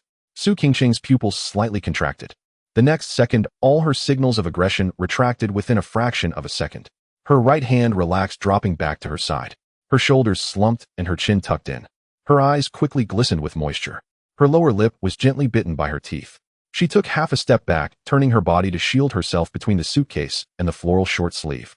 Her entire demeanor shifted from ready to send you to the hospital to what if someone bullies me. This transition happened so quickly that no one noticed. The floral short sleeve merely saw a beautiful girl, startled by him, shrinking back a little, her eyes reddening. He chuckled, and his finger continued to stretch forward. Don't be afraid. His fingertip was just 2 centimeters from Su Qingqing's cheek. Then that hand vanished along with its owner. The floral short sleeve's body flew sideways, crashing against 3 rows of connected seats. The metal frames of the seats let out a piercing scream as the entire row flipped over. He got stuck between the second and third rows, unable to get up for a long time. The arrival hall instantly quiet. The crew cut guy and the other 2 didn't even see what happened in between. They only saw their big brother reaching out. Then he just disappeared. By the time their gaze caught up, he was already sprawled out several meters away. Turning back, a person stood directly in front of Su Qingqing. Dressed in a dark gray t-shirt, his side profile had sharp lines like a chiseled sculpture. Lin Yan didn't look at them. He briefly glanced at Su Qingqing to confirm she was okay, then took a step forward. Just 1 step. The crew cut guy retreated 3 steps. The other 2 ran away directly. The crew cut guy opened his mouth to say something to maintain the situation, but his legs refused to obey. He saw Lin Yan's gaze fall on him, devoid of any emotion. It was so clean that it sent chills down his spine. The crew cut guy turned and fled. The bottle of mineral water fell to the ground, rolling away far. A few bystanders raised their phones to take a couple of pictures, but under Lin Yan's sweeping glare they silently put them away. The arrival hall returned to its normal noise. Lin Yan turned around. Su Qingqing stood in place, still holding onto the handle of her suitcase. The pitiful appearance from earlier had completely vanished. She looked at Lin Yan, her lower lip still showing a hint of the impression from biting it, but her eyes sparkled excessively. Brother Lin Yan. Lin Yan looked her up and down. The little girl who had once been covered in dirt, her eyes swollen from crying 3 years ago, was now around 1.68 meters tall. Her features had also matured, her skin fair to the point of being unreal. Standing under the sunlight, she seemed to shine. How come you're here? Su Qingqing tilted her head. I told you I would come find you. Lin Yan didn't respond. He recalled carrying her out from that basement 3 years. She had been clinging to his back, her voice so hoarse she could barely speak, yet she still whispered in his ear, I want to marry you in the future. At that time it sounded like a joke. Now that she stood in front of him, it didn't seem so funny anymore. Let's go. Where to? He'll take you to the hotel. I'm not staying at a hotel. Then where are you staying? Su Qingqing pulled up her suitcase, jogging a few steps to catch up with his pace, and naturally grabbed his sleeve. Lin Yan looked down at her hand. He didn't shake it off. Brother Lin Yan. My. Can you take me to see her? My brother told me about her. Ooh, I brought her something. She waved the paper bag in her hand, which contained a pink. Lin Yan's feet stopped in place. Su Qingqing was pulled back by him, stumbling a bit, and looked back at him. What's wrong? Lin Yan said nothing. The image of Pan Pan suddenly flashed through his mind. A few days ago, during a nurse shift change, a new female nurse had come in. Pan Pan was curled up in the corner of the bed, trembling all over, her nails digging into her own arm, refusing to loosen up, no matter how much they coaxed her. Zhao Yong had just told him this child has a severe stress response to all unfamiliar women. Oh, it's not recommended to approach her in the short term. Su Qingqing was still tugging at his sleeve, smiling and tilting her head, waiting for his answer. The ears of the pink rabbit in her hand popped out from the paper bag, gently swaying in the September breeze. In the hospital corridor, Su Qingqing stood on Lin Yan's right, holding a paper bag. She noticed that Lin Yan had stopped in his tracks and tilted his head to look at him. He didn't respond. Su Qingqing continued to wait for him to speak, casually tugging at his sleeve with one hand. You wait here, he said. Su Qingqing blinked. Why? Lin Yan turned his head to look at her. How could he explain? He opened his mouth, but only managed to squeeze out 4 words. She is afraid of strangers. Su Qingqing's smile faltered. She looked down at the pink rabbit in her hand before lifting it up again. I'm not a stranger. To her you are. Su Qingqing didn't argue further. She handed over the paper bag. Then please give this to her. Lin Yan took the paper bag and turned to walk towards the hospital room. After 3 steps, he heard the sound of quick footsteps behind him. Su Qingqing had followed. Lin Yan stopped. I said, I just want to take a look at the door, Su Qingqing interjected quickly. Just a glance, I won't go in, won't say anything, won't touch her. Is that all right? Lin Yan stared at her. Su Qingqing clasped her hands behind her back, slightly raising her chin in a posture that said, even if you say no, I'll still look. Just follow behind and don't make a sound. Su Qingqing nodded vigorously. The two of them reached the door of the hospital room. Lin Yan glanced inside through the glass window. Pan was sitting at the head of the bed, holding half a peeled apple in her hand. Zhang Ming sat on a small stool by the bed using a tissue to wipe the juice off her chin. Lin Yan pushed the door open. Pan immediately turned her head. Upon seeing him, her face lit up. Uncle. Her voice was soft and childlike. Lin Yan felt a pang in his chest. Every time he heard that uncle, it reminded him of Wang Li. That silly guy had always said, once I retire, I'll spend every day with my daughter. He walked to the bedside and rubbed the top of Pan's head. Is the apple tasty, eh? Pan nodded vigorously, lifting the half-eaten apple to show him. It's sweet. Zhang Ming stood up and smiled at Lin Yan, preparing to speak, but her gaze drifted past his shoulder and landed on Su Qingqing standing at the door. She froze for a moment. Pan next to her noticed too. Lin Yan sensed that change in the air. Pan's entire demeanor shifted in just a fraction of a second. The smile vanished. It didn't fade slowly, it was as if someone had wiped it away. Half an apple slipped from her hand and rolled onto the bedspread. Su Qingqing stood at the door frame, not entering, but her eyes were already sparkling. She crouched down, resting her hands on her knees, smiling softly as she said, What a cute little girl, what's your name? Pan didn't respond. She shrank back slightly. Then she quickly turned her body, hiding her face behind. Only one eye peeked out. That eye fixated on Su Qingqing, unblinking. It wasn't curiosity. It wasn't shyness. It was wariness. Su Qingqing squatted at the door, her smile still on her face. But she sensed something was off in the air. Lin Yan reached out and placed a hand on Pan's shoulder, gently patting her twice. Pan, that's Uncle's friend. She's a good person. Pan did not move. The eye that was visible continued to stare at Su Qingqing, not shifting an inch. Lin Yan turned to look at Su Qingqing, lowering his voice. Her name is Pan. She is the daughter of my comrade. Su Qingqing's smile faltered for a moment. The words daughter of a comrade stirred up more emotions in her than she had anticipated. Her brother had told her that Lin Yan saved a child in Jiangqing, one who had been abused. She had felt very upset when she heard that. But hearing and seeing were two different things. The child in front of her looked abnormally thin. Her wrist was so small that two of her fingers could encircle it. There was not much flesh on her cheeks, and the contours of her cheekbones were already faintly protruding. There were fresh scars on her lips from where the stitches had just been removed, pink and arranged closely together. Su Qingqing maintained her smile, but something inside her crumbled slightly. She quickly adjusted herself and pulled out a fruit-hard candy from her pocket. The pink wrapping paper bore a strawberry design. She held the candy in her palm, extending her arm forward. Pan, would you like some candy from sister? It's strawberry-flavored, very sweet. Pan's reaction was even more intense than Lin Yan had anticipated. Her head shook like a rattle. Not just once or twice, but continuously 7 or 8 times. Her neck almost blurred with emotion. Lin Yan's fingers tightened. It had nothing to do with the candy. What Pan was refusing was Su Qingqing. It was this person. Su Qingqing's hand froze in the air. She didn't pull it back, but she also didn't dare advance. Zhang Ming stood by, her hands twisted together, calling softly Pan. It was useless.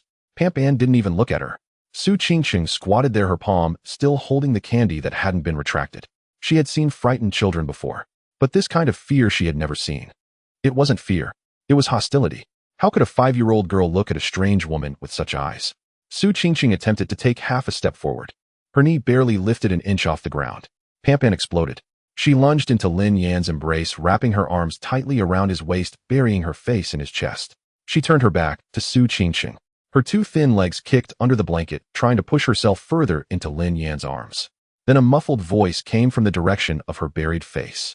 Uncle, don't let her take you away. The room fell silent. Zhang Ming covered her mouth with her hand. Su Qingqing squatted on the ground, maintaining her position, the pink candy wrapper in her palm reflecting light under the lamp. Her smile froze on her face.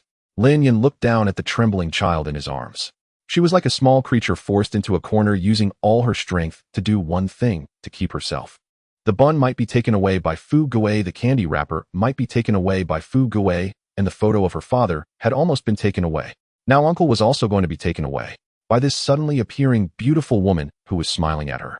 Lin Yan closed his eyes for a moment. The image from the pigpen flashed through his mind. Chains, moldy haystacks, blood from steel needles piercing through lips, a child curled up in the corner too afraid to make a sound. He raised his head and looked at Su Qingqing, who was squatting on the ground. Their eyes met. Su Qingqing slowly retracted her hand. She stuffed the candy back into her pocket. She propped herself on her knees and stood up. There was no forcing it. No taking another step forward. She retreated to the door of the hospital room. Before turning around, she glanced back at Lin Yan. Lin Yan, brother.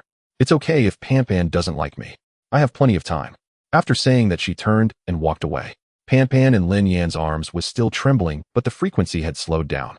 She turned her face slightly away from his chest, her one visible eye watching the direction in which Su Qingcheng had disappeared for a few seconds. Once she confirmed that the person was gone, she buried her entire face back. Lin Yan gently patted her back softly and slowly. She's gone. There's no one left. Pan Pan let out a muffled mm. It took her a long time. Before she finally lifted her head from his embrace, her eyes were red, and her nose was also red. Uncle. You want leave, right? You want leave with that sister, right? Lin Yan's hand rested on the back of her head. 5 years old. A 5-year-old child wasn't very good at organizing complex sentences, but she precisely articulated her greatest fear. I want. Lin Yan's voice was very low. Uncle isn't going anywhere. Pan Pan stared at him for 3 seconds before slowly nodding her head. Then she buried her face back in again. At the end of the corridor, Su Mufeng leaned against the wall, fiddling with an unlit cigarette in his hand. Su Qingcheng walked towards him from the direction of the hospital room, her pace neither fast nor slow. He wanted to say something, opened his mouth, but swallowed it back. Su Qingcheng walked past him without stopping or looking at him. But Su Mufeng caught a glimpse of her profile. She hadn't cried. Her eyes weren't even red. Through the glass window at the end of the corridor, he could see Lin Yan sitting by the bed. Pan Pan was curled up in his arms, her small hands gripping his clothes, distorting them. Su Mufeng watched for a few seconds, then averted his gaze, silently exhaling a breath towards the ceiling. At the other end of the corridor, Su Qingcheng sat down in front of a plastic chair in the far corner. She took out the pink strawberry candy from her. She turned the candy over in her hand, examining it for a while. Then she pulled out her phone from her bag and opened it. She typed a line. Pan Pan is afraid of women. She is afraid of being taken away. She has scars on her lips. Then she deleted it. She typed another line. Take it slow. This time she didn't delete it. Footsteps echoed from the other end of the corridor. Zhang Ming came out of the hospital room, holding a cup of water. When she passed the corner, she saw Su Qingcheng and hesitated before walking over. Miss Su, Pan Pan. She's not targeting you. She treats all unfamiliar girls like this. Director Zhao said it's a habit left from when her aunt hit her. Su Qingcheng pulled her gaze away from the ceiling and looked at Zhang Ming. How did her aunt hit her? Zhang Ming opened her mouth, but then closed it again. You tell me. With the steel needles for knitting to sew her mouth shut. Su Qingcheng's hand froze, and with a whip. And hot things. 3 of her ribs were broken, her ankle was locked with chains for an unknown amount of time, and the wounds had festered into the flesh. Zhang Ming said this, and her eyes turned red, first wiping them with the back of her hand. The rabbit lay at the door all night. The next morning, when Zhang Ming pushed the door open, she almost stepped on it. Looking down, she saw its pink long ears drooping on the tiles, covered in a layer of fine dust. She bent down to pick it up, patted it, and placed it on Pan Pan's bedside table. When Pan Pan woke up, the first thing she saw was that rabbit. She stared at it for a long time, not touching it.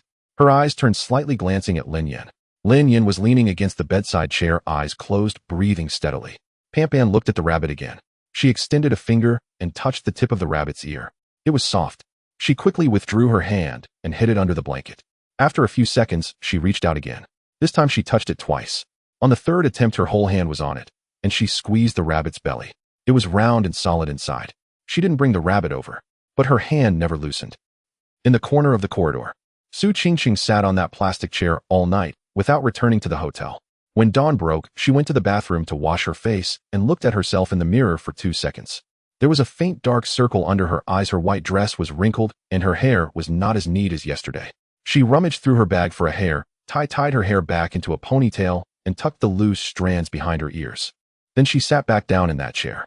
The images from yesterday replayed in her mind over and over. The moment Pan Pan jumped into Lin Yan's arms. Her 2 hands tightly hugged his waist. The bones of her back were visibly protruding. Uncle, don't let her take you away. This sentence struck the deepest. Not because of rejection. A 5-year-old child could say such a thing. It indicated that in her past world, all good things would be taken away. Now she finally had an uncle. Of course, she had to protect him fiercely. Su Qingqing leaned against the wall, her legs stretched out, and her toes slightly curled up. If it were someone else, they might feel wronged.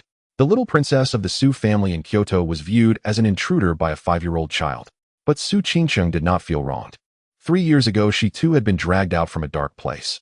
She remembered clinging to that person's back, her nails digging into his clothes, refusing to let go. That was last year. Now Chun Yuan stands before his aunt's security door, his fingers gripping the crumpled expulsion notice so tightly that his knuckles turn white. Can't force it. Can't please her. Can't use any tricks. Then just don't get close. Let her come to me. Su Qingqing stood up, patted the wrinkles on her dress, and walked towards the hospital room. She didn't enter. She glanced through the glass window. Pan Pan was having breakfast. Zhang Ming was feeding her millet porridge with a spoon. Lin Yan was sitting beside her looking at something on his phone. Su Qingqing's gaze lingered on Pan Pan's face for 2 seconds before she looked away. She walked to the diagonal opposite of the hospital room and found a long bench against the wall. She sat down, took out her phone, opened an app, flipped through it, and selected a page. Waiting. After about 20 minutes, Lin Yan came out. He scanned the corridor and spotted Su Qingqing sitting on the bench diagonally across. Su Qingqing waved her phone at him. Brother Lin Yan, I want to go in and sit for a while. Lin Yan remained silent. I won't get close to her, won't talk to her, won't look at her. They'll just sit on the farthest sofa. Lin Yan assessed her for 2 seconds. If she cries, you leave immediately. Okay. Su Qingqing followed Lin Yan into the hospital room. The moment she entered, Pan Pan's whole body stiffened. The bowl of porridge was still in Zhang Ming's hands, not yet put down. Pan Pan's gaze was already fixed on Su Qingqing, her lips pressed tightly together, her back against the head of the bed. Su Qingqing did not look at her. She did not take a single step towards the bed. She walked straight around to the single sofa by the door and sat down. She took out her phone and lowered her head to scroll through the screen, never once making eye contact with Pan Pan. Pan Pan stared at her for nearly a minute. Su Qingqing did not look up. Another 30 seconds passed, and suddenly a voice emerged from Su Qingqing's phone. I am Peppa Pig, and this is my brother George. The voice was not loud, just enough to be heard clearly in the quiet hospital room. Pan Pan's head tilted slightly. She had never heard anything like this before. A strange voice was speaking, sharp like a child, yet not quite. Su Qingqing still did not look up, swiped her finger across the screen, and switched to the next episode. Peppa, do you want to jump in the muddy puddle? Pan Pan's neck turned 5 degrees. I like jumping in muddy puddles. Then it turned another 5 degrees. Su Qingqing increased the volume of her phone slightly. The movement was minimal and no one noticed. Everyone likes jumping in muddy puddles. Pan Pan's neck had now turned nearly 30 degrees, her entire face directed towards the sofa. Lin Yan sat by the bed saying nothing. Zhang Ming held the empty porridge bowl, also silent. Both of them were watching Pan Pan's neck stretch longer and longer. The little pig on the screen was happily jumping. Su Qingqing pushed the volume up another notch. The phone was resting flat on the armrest of the sofa. The screen was slightly tilted towards the bed by a few degrees. Just enough for Pan Pan to see a pink figure moving in the picture from the head of the bed. Pan Pan's body began to move. Not in large increments, but little by little she was inching towards the foot of the bed. She would shift her, but then pause. Then shift again, then pause. Each time she moved, she would look back at Lin Yan. He nodded at her. She continued to move. By the time she reached the foot of the bed, the distance between her and Su Qingqing had shrunk to less than a meter. The little pig on the screen was blowing out candles. Happy birthday, Peppa. Pan Pan had been holding back for a long time. What is this? Her voice was very soft. So soft that Su Qingqing almost thought she misheard. She didn't rush to answer. She tapped the screen to pause it. Peppa Pig. After saying that, she lowered her head and continued to scroll through her phone. Pan Pan stared at the pause screen, opened her mouth, but didn't ask again. Su Qingqing waited 5 seconds, then pressed play. The pink little pig bounced back onto the screen. Pan Pan was captivated. Su Qingqing leaned back against the back of the sofa, her legs crossed, appearing very relaxed. From the corner of her eye, she caught sight of Pan Pan clinging to the corner of the blanket at the foot of the bed. With her round head tilted, Pan Pan's eyes were glued to the phone screen without blinking. After almost 2 more episodes, she asked, "Who are you?" Su Qingqing was taken aback for a moment. She looked up and met Pan Pan's gaze.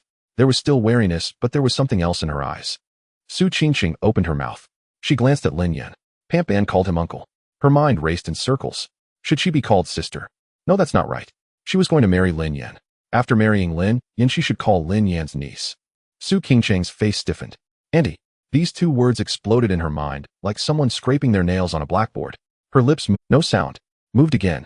Still no sound. Lin Yan looked at her, raising an eyebrow. Su Qingqing's cheeks began to flush. Not a shy red, but a suppressed one. From her cheekbones, all the way to her ears. I'm 21 this year. 21. To be called Auntie at 21. She bit down on her tongue tip hard enough to taste the iron. A faint sound of footsteps came from the doorway. Su Mufeng had leaned against the door frame at some point, holding a cup of coffee, peering in over the rim. He arrived just in time. Just as Su Qingqing was going through the process of opening her mouth for the 3rd time and then closing it again, Pan Pan waited for a long time without getting an answer, tilted her head, and asked again, "What's your name?" Su Qingqing took a breath. After inhaling, she realized it wasn't enough and took another breath. Her mind was making its final struggles. Maybe she could just call her by name. Not calling her sister or auntie, just calling her Qingqing Jia. But Qingqing Jia wasn't right either, it still had Jia in it. No, this won't work. If she delayed any longer, Pan would ignore her. Su Qingqing clenched her hands on her knees and bit down on her back molars. Pan, call me Andy. Pan blinked. At the door, Su Mufeng almost dropped his coffee. He looked at Su Qingqing in the hospital room, his eyes nearly popping out of their sockets. Last year during the New Year, family gathering at the ancestral hall. A distant relative brought his 5-year-old son over to toast. The little boy was lifted by his dad and in a crisp voice shouted, "Happy New Year, Andy Qingqing." The smile on Su Qingqing's face disappeared within 0.3 seconds.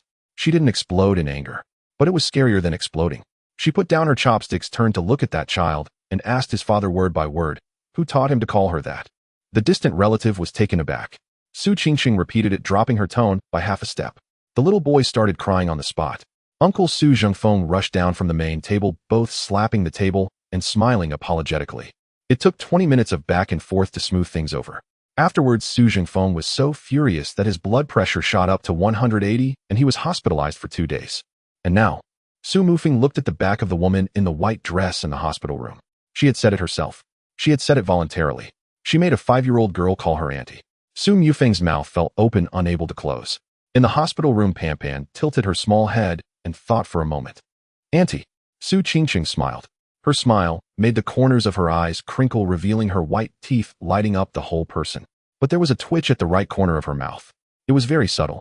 If one didn't look closely, it would be hard to notice. Lin Yan noticed. It was the first time he had seen something like this on someone's face. Both laughter and pain coexisted. After Pan called out, "Auntie," she shrank back a bit, but did not return to the head of the bed. She lay at the foot of the bed, still holding the corner of the blanket, sneaking glances at the little pig on the phone screen. Su Qingqing pressed play. Pan's attention was drawn away again. At the door, Su Mufeng leaned against the door frame, staring at Su Qingqing's profile for quite a while. 3 years ago, when she said she wanted to marry Lin Yan, he thought it was just a child playing house. Last year, when she refused all blind dates and smashed his limited edition sports car, he thought it was teenage rebellion. But now, she voluntarily called herself Andy. Su Mufeng leaned against the door frame, took a sip of his cold coffee, and said nothing. He suddenly wasn't sure if he had underestimated this little sister. The hospital room was unusually quiet for a while. When the little pig jumped into the 6th muddy puddle on the phone screen, Lin Yan's phone in his pocket lit up. He looked down to check. Zhang Weigua. Lin Yan stood up and walked to the window, turning his back to the hospital bed, pressing the answer button. "Speak." Zhang Weigua's voice was very low. There were no pleasantries, no build-up. "The Luo family has not backed down. Luo Jingshan met someone this afternoon." Lin Yan's fingers paused on the windowsill. "Qianguoha." In the hospital room, Pan leaned closer to the armrest of the sofa, asking Su Qingqing softly, "Annie, what's Peppa's brother's name?"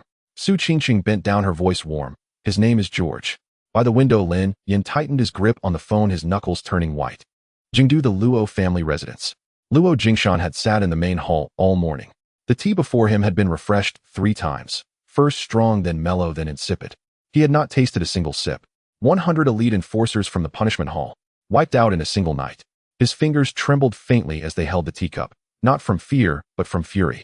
A stifling breath lodged deep in his chest, neither swallowable nor expellable. From the far end of the corridor, the steward's footsteps approached quicker than usual by 2 beats.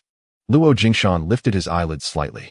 The steward halted just outside the threshold, his face bearing an uncommon, unmistakable panic. "Master Director Zhang Weigua of the State Security Bureau is at the gate." Luo Jingshan's lid struck the rim of his cup with a sharp, brittle chime. "How many?" "Just him. 1 car. No entourage." Luo Jingshan placed the lid back down, slowly, deliberately. 1 man. Alone. That was more unnerving than an entire platoon. To come unaccompanied was either folly or proof he needed no backup. Zhang Weigua was no fool. Luo Jingshan rose, adjusted his sleeves, and smoothed an almost imperceptible crease from his robe's front. "Please him in."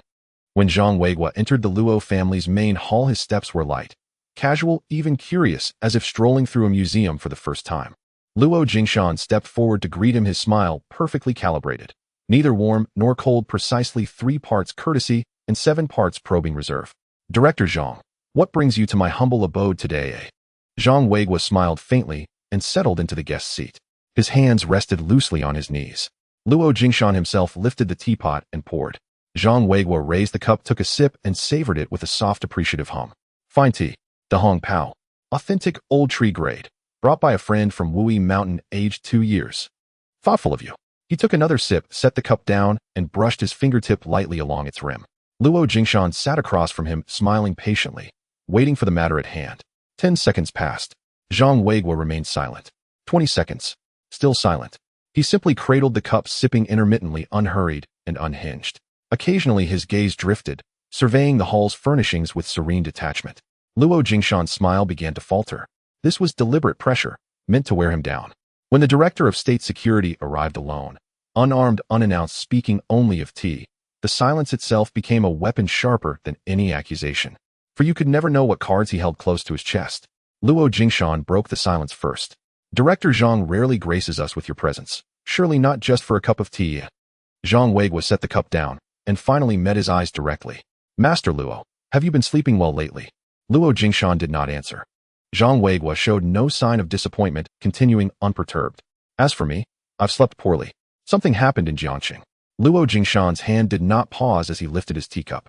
2 days ago, in the underground parking lot of Jiangxing Port District, 100 people died overnight. His tone remained calm, unruffled. The scene was meticulously cleaned. No intact corpse remained. The method was highly professional. My field agents reviewed the photographs and unanimously compared it to the work of a trained combat unit. Luo Jingshan placed his cup upon the table. His movement was steady. Director Zhang, why tell me this? How would I possibly know anything about such an incident? Zhang Weiguo held his gaze. Across the low tea table, barely 1.5 meters separated them. Indeed, how could Master Luo possibly know? Zhang Weiguo offered a faint smile and drank again. 100 lives. Not many, not few. Buried and forgotten. Luo Jingshan clenched his molars. Zhang Weiguo set the cup down. Master Luo, I am not here. What has happened. State security does not dwell on the past. Luo Jingshan remained silent. That reply could not be voiced, nor could it be ignored. To speak would be to admit those 100 men belonged to the Luo family. To stay silent was to let the other man continue, uninterrupted. Zhang Weiguo stood paced twice and stood with his hands clasped behind his back, studying a calligraphic scroll mounted on the wall. But I must state this plainly. He turned back. If anyone sends operatives to Jiangxing again, be it 1050 or 100, state security will no longer look the other way. Luo Jingshan's spine stiffened. You're a man of discernment, Master Luo. I needn't spell it out further. Zhang Weiguo returned to the table, picked up his cup, and drained the last sip. The cup's impact against the tabletop echoed sharply, reverberating across the vast hollow hall. Luo Jingshan lowered his eyes. 2 seconds later he lifted them, his smile restored, flawless once more. Director Zhang may rest assured. The Luo family has always honored its boundaries. Zhang Weiguo brushed imaginary dust from his trousers, then turned toward the exit. At the threshold he paused, and glanced back. Oh, and Master Luo. My. The De Hong Pao truly is exceptional. Next time I'll bring 2 Jin of Longjing to trade. He walked out without looking back. Leather soles receded down the corridor. An engine ignited. Tires rolled over gravel, then faded into quiet. Luo Jingshan stood motionless in the center of the hall, his smile vanishing like mist. With a sudden violent kick, he struck the leg of the tea table. The Yixing teapot leapt from the surface and slammed against the edge of a floor tile. Its spout snapped clean off, tea spilled across half the floor. 100 men. Luo Lai. His punishment, home master. 8 years of unwavering loyalty. Gone. He couldn't even retrieve the bodies. When the Director of State Security came in person to deliver a warning, it meant only one thing. Lin Yan was under Zhang Weiguo's protection. Luo Jingshan stood amid the wreckage, that suffocating breath churning endlessly in his chest. His face flushed pale, then livid. The steward waited outside the door, too terrified even to draw breath. Luo Jingshan remained still for nearly a full minute. Then he bent down and retrieved the broken spout. He turned it over in his palm, then laid it carefully atop the tea table. Returning to his chair, he sank back into the seat and closed his eyes. One hand rested on the armrest, knuckles white, rigid, unmoving for a long suspended moment. Jiangxing. Lin Yan stood in the corridor outside the private ward, phone pressed to his ear. Zhang Weiguo's call. I've spoken personally to the Luo family. The path of force, you're safe from it, for now. Lin Yan said nothing. But Luo Jingshan. Zhang Weiguo paused. He won't yield. What do you mean? Today he smiled to my face and declared the Luo family honors its boundaries. A man like that, blocked on the martial path, will simply find another. Stay vigilant. Zhang Weiguo ended the call with those final words. Lin Yan slid the phone into his pocket. The corridor fell silent for several breaths. He leaned against the wall, gazing through the window at Pan inside the room. She had turned the stuffed rabbit over twice, examining it thoroughly, before hugging it tightly to her chest, resting her chin atop its head, swinging her legs idly. Lin Yan's fingers relaxed just slightly inside his pocket. Then, abruptly, from the far end of the corridor, hurried footsteps echoed. Zhao Yonggang rounded the corner, his white coat flapping wildly behind him. By the time he reached Lin Yan, he was gasping, unable to form a full sentence. In his hand, a document. Its A4 pages crumpled tight in his grip. Mr. Lin. He doubled over, catching his breath. Something's happened. Lin Yan turned. Zhao Yonggang thrust the file forward, his hand trembling. Someone has retained legal counsel and filed an application with the Jiangxing Intermediate People's Court to transfer custody of Pan. Lin Yan accepted the file. On the first page in the applicant field, 3 characters. Liu Tian. Liu Tian. Lin Yan read these 3 characters twice. Zhao Yonggang stood beside him, the hem of his white coat still fluttering, gasping for breath. When did you receive it? Half an hour ago. The court sent a letter directly to the hospital requesting cooperation in providing Pan's hospitalization records and physical examination reports. Zhao Yonggang's hands were still trembling. I suppressed it immediately and didn't give it. But Mr. Lin, this application. The court has officially accepted it. Lin Yan flipped to the second page. The application reason was written neatly, each point grounded in. The applicant Liu Tian is the biological brother of Li Shufin, the aunt of the ward Wang Panpan, and has a de facto blood relationship with the ward. The ward's father Wang Li has been missing for a long time, and his mother is not registered, while his uncle Wang Hao is deceased, and his aunt Li Shufin is currently missing. The ward is currently being illegally detained by a third party with no blood relation. The applicant, as one of the closest blood relatives, is applying to be designated as the legal guardian in accordance with Articles 27 and 36 of the Civil Code. The phrase illegal detention was bolded. Lin Yan's thumb pressed down on these 4 words, his nail sinking into the paper. He read the document from beginning to end again. The wording was precise, the logic closed, and there were no discrepancies in the cited legal provisions. A farmer from Li Bao village could not write something like this. Someone was ghostwriting for Liu Tian. Zhao Yonggang leaned in half a step, lowering his voice. Mr. Lin, this matter. I know. Lin Yan folded the document and stuffed it into the inner pocket of his coat. Zhao Yonggang wanted to say something else, but was silenced by a glance. No one is allowed into Pan's ward. All requests from the court will be directed to me. Zhao Yonggang nodded repeatedly and quickly left. The corridor quieted down again. Lin Yan leaned against the wall, both hands in his pockets. Every word on the document replayed in his mind. No blood relation, illegal detention, legal guardian. He had never feared enemies he could kill on the battlefield, but these few lines were harder to deal with than bullets, because they spoke only of facts. He was not Pan's father, nor her uncle, nor any relative. He could not answer. Time rewound to 3 hours earlier, in the main hall of the Luo family. After the last sound of Zhang Weiguo's car leaving the gravel road faded, Luo Jingshan. Legally, it equated to 0. What right did a person equating to 0 have to hold on to a child? The judge would ask this. He could not answer. Time rewound to 3 hours earlier, in the main hall of the Luo family. After the last sound of Zhang Weiguo's car leaving the gravel road faded, Luo Jingshan stood in place for nearly a minute. The broken porcelain and tea stains on the floor remained untouched. The side door of the hall creaked open. Qian Guanche walked out from behind the screen, his steps calm, the cuffs of his dark gray tang suit meticulously folded. Luo Jingshan did not turn around. Did you hear everything? I did. Qian Guanche walked to the tea table, bent down to look at the broken teapot spout on the ground, but did not pick it up. He walked around the shards and sat down on the guest chair, his hands neatly resting on his knees. His posture was very low. With the national security coming in, the path of force cannot be taken anymore. Luo Jingshan turned around. He stared at Qian Guanche for 3 seconds without speaking. Qian Guanche felt a slight tension in his back during those 3 seconds, but the smile on his face did not fade. Luo family master, I have an idea, but I'm not sure if I should say it. Speak. Qian Guanche did not rush to speak. His gaze swept over the broken porcelain on the ground and landed on the broken teapot spout on the table. Lin Yan has killed more people than I've had meals. To spar with him 100 is not enough to warm him up, 1,000 may not suffice either. Luo Jingshan's temple twitched. 100 lives sounded so light coming from this old man's mouth, as if they were merely 100 ants. Qian Guanche did not look at him and continued. But he has a weakness. Luo Jingshan's eyebrows moved. That little girl. He values that child more than his own life. So do not fight him, Heaton. Use the law to take the child from him. Luo Jingshan remained silent. Not because he was uninterested. He was waiting for more. Qian Guanche leaned forward slightly, lowering his tone. Strictly speaking, Lin Yan is not the legal guardian of that child. There is no blood relation, no adoption relationship, and no court ruling. Everything he is doing now legally. He extended a finger and drew a 0 in the air. Equates to this. Luo Jingshan's body slowly detached from the back of the chair. I heard that the child has an aunt named Li. She's missing. Qian Guanch waved his hand. But she has other family. A household registration check will reveal it.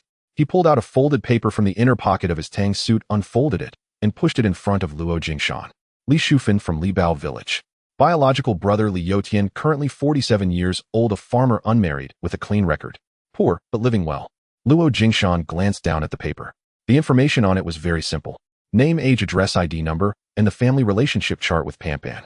Let him apply for guardianship. Legally, he outweighs Lin Yan by 100 times. Qian Guanch leaned back against the chair, his hands resting back on his knees. Lin Yan can fight and kill, but he cannot enter the courtroom. Even if he does, he cannot win. Because he has nothing in his hands, no identity, no evidence, no legal basis. The judge only recognizes blood relations and procedures. Luo Jingshan did not speak. He stared at the paper on the table for a long time. Then he slowly sat up straight. This was the first time he looked at this old man squarely. Qian Guanch was no longer young, and the wrinkles on his face were deepening. But the things swirling in his eyes were colder than the knife held by the court's presiding judge. About Li Yutian. It's already settled. Qian Guanch's mouth curled slightly. He was given 50,000. He has never seen so much money in his life. The receipt has been signed, and the lawyer has prepared the application, which will be submitted to the Jiangxing Intermediate People's Court tomorrow morning. Luo Jingshan folded the paper and pushed it back. Qian Guanch. Yes. Your Qin group, the Luo family, will help you stabilize. Qian Guanch stood up and bowed deeply. Thank you, Luo family master. Hospital. Lin Yan stood by the corridor window, staring motionlessly into the glass. Pampan was hugging a pink rabbit, tilting her head while saying something to Zhang Ming. Her mouth opened and closed, her right hand tugging at the long ears of the rabbit, her left hand gesturing some shape. Zhang Ming laughed. Pampan smiled back slightly. It was faint. The corners of her mouth lifted and quickly retracted, the row of stitches on her lips shifting slightly. Lin Yan's gaze lingered on that row of scars for 2 seconds. Footsteps sounded from the other end of the corridor. Su Qingqing walked around the corner holding a bulging craft paper bag. She walked up to Lin Yan. I saw when Director Zhao ran over just now. She glanced at the stack of folded papers peeking out of his pocket.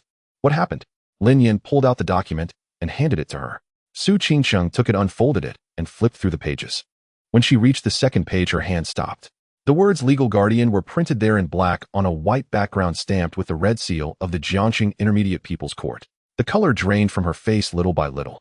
Not from fear. Su Qingqing read through the document again, from start to finish. The first time to see the facts, the second time to see the provisions. This is not something Li Yutian could write. I know. It's the Luo family's doing. Lin Yan did not respond. Su Qingqing flipped back to the last page, staring at the words illegal detention for 3 seconds. She lifted her head. What are you planning to do? Lin Yan gripped the edge of the windowsill, his gaze crossing the glass to land on Pampan. Pampan had just tied a knot in the rabbit's ear and was struggling to undo it, her small hands frantically tugging. Zhang Ming was laughing beside her, helping. Pampan was unaware of what was happening outside this window. Su Qingqing waited 5 seconds, but received no answer. She neatly folded the document and stuffed it back into Lin Yan's pocket. Then she took out her phone and dialed a number. The phone rang twice before being answered. The softness left over from watching Pampan earlier lingered on her upper face, but the moment she spoke, her tone dropped 2 levels. Help me check on someone. Li Yotian from Li Bao village, 47 years old, a farmer. The person on the other end seemed to ask something. Check his 3 generations. Household registration, finances, social relations, any criminal records, and anyone who has had contact with him recently. Do a thorough investigation. She hung up the phone. Su Qingqing tucked her phone back into her skirt pocket and turned to look at Lin Yan. I'll handle the legal matters. Lin Yan turned his head. She stood under the corridor light, her white dress crumpled from a night, without change, her ponytail slightly loose, but her eyes were brighter than ever. She was not asking. She was informing. Lin Yan opened his mouth, but had not yet managed to say a word. His phone in his pocket vibrated. Su Mufeng. He answered. Su Mufeng's voice was tight, carrying a sense of urgency that Lin Yan rarely heard from him. Brother Yin Li Shufan has escaped. The air in the corridor froze for a moment. What did you say? Abandoned factory, the chain broke.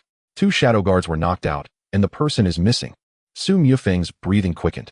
There are signs of external assistance at the scene. She did not escape on her own, as someone took her away. Brother Yin, I only received the news half an hour later. Lin Yan's hand lifted from the windowsill. Su Qingqing, watching his profile, swallowed back the words that had not yet come out. She could tell that the pressure that had been building up had cracked. Su Mufeng was still saying something on the phone. He stared at Pampan in the glass window. Pampan finally untied the knot in the rabbit's ear, held it up, and shook it at Zhang Ming, saying something with a smile. The row of pink scars bent slightly with the curve of her lips. Lin Yan clutched his phone, his thumb pressing against the edge of the call button.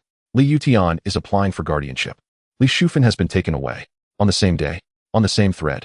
The last sentence from Su Mufeng finally squeezed in. Brother, Yin, someone is putting a knife to Pan Pan's neck, right under our noses. Lin Yan hung up the phone, stuffed his mobile back into his pocket, and turned to walk towards the elevator.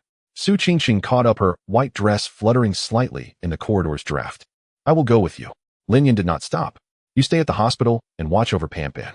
Su Qingqing opened her mouth, but the words she wanted to say got swallowed back. She stood in the middle of the corridor watching the elevator doors close. Lin Yan's figure was cut into a sliver, then disappeared completely. She glanced through the glass window. Pan Pan hugged a pink rabbit, twisting its ears together while talking to it softly. Su Qingqing rested her forehead against the glass and closed her eyes for a moment. Then she took out her phone, opened the contacts, and dialed a number. After speaking for less than half a minute, she hung up. Time rewound 24 hours. At the Baiwa Hotel in Jiangxing on the 17th floor in the executive suite. Qian Guohe sat in the middle of the sofa, his tang suit, sleeves meticulously folded. On the tea table in front of him was a pot of freshly brewed tea guanyin, the tea clear and fragrant steam rising in delicate wisps. Across from him sat a man. To be precise, he was half sitting. His butt barely touched the edge of the sofa. His hands rubbed together, dirt embedded under his fingernails. His face was sunburned and weathered, cheekbones, prominent lips cracked. His eyes darted back and forth between the items on the tea table and Qian Guo's face. Li Yutian. Besides the pot of tea guanyin, there was also a brown paper envelope on the tea table. The envelope was unsealed, revealing the corner of a stack of renminbi. Not too little, not too much, a bright stack neatly arranged. Li Yushin's Adam's apple bobbed. Qian Guohe picked up the teacup, blew on the foam, and took a slow sip. Have you eaten yet? Li Yushin's rubbing hands paused for a moment. I have eaten. That's good. Qian Guohe set the teacup down and tapped the edge of the envelope. Yotian, have you heard about your sister Shufan? Li Yutian leaned forward slightly, then pulled back. I have heard a bit. They say she has gone missing. Not missing. She has been detained by someone from out of town. Qian Guohe pushed the envelope 2 inches towards Li Yutian. I am already handling your sister's matter, you don't need to worry. You only need to do one thing. Li Yushin's gaze was fixed on the envelope, his pupils slightly dilated. What? What is it? Your sister has a niece, right? Her name is Ponpon, and she is in the hospital. Qian Guohe picked up the teacup and took another sip. You go to the court, say that you are Pan Pan's uncle and that you want to take her home to care for her. He put down the cup. As for the rest, you don't need to worry. Li Yutian looked down at the envelope. Inside was at least 50,000. The most money he ever had in his life was 8,000. And that was borrowed, and he lost it all the same day. 50,000. Enough to pay off the most urgent debt at the gambling table with a good chunk left over. He reached out his fingertips, touching the edge of the envelope, then he pulled back. This? Take it. Qian Guo's voice showed no fluctuations. Li Yushin's hand reached out again. This time he didn't pull back. His 5 fingers curled around the envelope, pulling it closer and weighing its thickness. He smiled slightly. What about my sister? Where is she now? Qian Guohe had already stood up, adjusting his sleeves without looking back. Just take care of your own matters. The suited assistant opened the suite door. Qian Guohe stepped out. The door closed behind Li Yutian. He looked down, tore open the envelope, and rubbed the edge of the stack of bills with his thumb. One bill after another. All new money. Li Yushin's grin widened. 40 minutes later, in the outskirts of Jiangxing at an abandoned factory, Lin Yan's car stopped at the entrance, the engine still running. Su Mufeng's black Land Rover was parked beside it, the door wide open and the driver's seat empty. Lin Yan pushed open the factory's iron gate. Su Mufeng stood emotionless in the center of the factory, hands in the pockets of his trench coat. 2 shadow guards knelt at his feet. The 2 men had their heads pressed very low, their foreheads nearly touching the concrete floor, their backs straightened, completely still. Lin Yan scanned the area. The factory was clean. Not just ordinary clean. It was professionally cleaned. The steel nail that had a chain attached was pulled out, leaving a thumb-sized hole. The dried stains of excrement and urine on the ground had been wiped, leaving only the faint scent of diluted disinfectant. The corner where moldy buns had been piled was empty, not a crumb remained. The chains were gone. The buns were gone. The whip was gone. Li Shufan was gone. Lin Yan crouched down, scraping the ground with 2 fingers, bringing them close to his nose to sniff. A faint sweetness mixed with the unique bitterness of chemicals. Sevoflurane, a military-grade anesthetic. He stood up. Su Mufeng took a half step closer, lowering his voice. By the time I arrived, the 2 had already woken up. The chains were cut with a hydraulic cutter, the cut surface smooth, each cut clean, with no signs of reoperation. He tilted his head slightly, looking at the hole left by the steel nail on the ground. The sevoflurane was administered through the ventilation ducts pumped in from the exhaust outlet on the outer wall. The concentration was precise, just enough to take down 2 people without causing death. Lin Yin remained silent. Su Mufeng's voice became heavier. There were at least 3 people on the other side. One was responsible for administering the sevoflurane through the ventilation duct, one was responsible for cutting the chains and moving the people, and one was responsible for cleaning the scene. The entire process was completed in under 20 minutes. Lin Yin looked down at the 2 kneeling shadow guards. The younger one's lips trembled. The older one's back sagged inch by inch, his arms braced on the ground, fingernails embedded in the cracks of the concrete. "Young master, it is my fault." The older shadow guard spoke. "When we were swapping shifts, there was about a 3-minute. The drug was administered during that time. By the time we reacted, it was already too late." Su Mufeng did not look at them. He turned around to face Lin Yin. "They are not internal traitors." Lin Yin raised his eyes. "I have checked. These 2 are shadow guards from the 3rd tier of the Su family with clean backgrounds, 4 years in the group, and no records of external contact. The other party came in from outside using professional infiltration techniques, targeting the very flaws in the guarding process." Lin Yin did not respond. Su Mufeng paused, finally letting out the words he had not said. "Brother Yin, it is my problem. I set the guarding plan. 2 people take shifts, changing every 4 hours with a 3-minute interval. This 3 minutes was exploited by someone." The 2 shadow guards on the ground lowered their heads even further. Lin Yin glanced at them and turned to walk outside. He paused at the door. "Get up." The 2 shadow guards were taken aback. "If something like this happens again, you don't need to kneel, just leave directly." After saying this, he walked out. Su Mufeng followed. The 2 stood on the gravel outside the factory. The night breeze carried the distinctive rust smell of the industrial area. Where did the people on the other side come from? Su Mufeng shook his head. "We are currently pursuing them. But they cleaned up too, while hitting all the blind spots in the surveillance, and none of the checkpoints within 3 kilometers captured any suspicious vehicles. These people are not from Jiangqing. Not from Jiangqing. Using professional security-level infiltration methods. Intelligence mastery down to the minute." Lin Yan's eyes narrowed. The custody application was submitted to the court this afternoon. Li Shufan was taken away tonight. On the same day, on the same line, by the same hand. Li Yutian needed time to write materials, find a lawyer, and go through the process. He would need at least 3 to 5 days to prepare.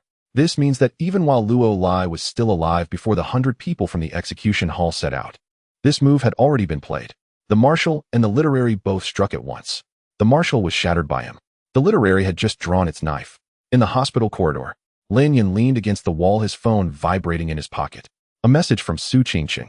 He opened it. A document in PDF format, 3.5 pages. Li Yotian, 47 years old, from Libao village. No fixed occupation. Previously detained for 15 days for participating in gambling. Previously suffered a broken left tibia from a debt dispute, hospitalized for 40 days. No property, no vehicles, no savings under his name. Unmarried, no children. Recorded by the village committee as a key support target. In short, a notorious gambling addict in the village. Forced execution by the court twice in 3 years. There is still an outstanding debt of 12,000. The last page had a photo attached. A blurry surveillance screenshot timestamped at 3:17 yesterday afternoon. In the image, Li Yutian stood in front of a hotel's revolving door, holding a brown paper envelope, walking towards a taxi.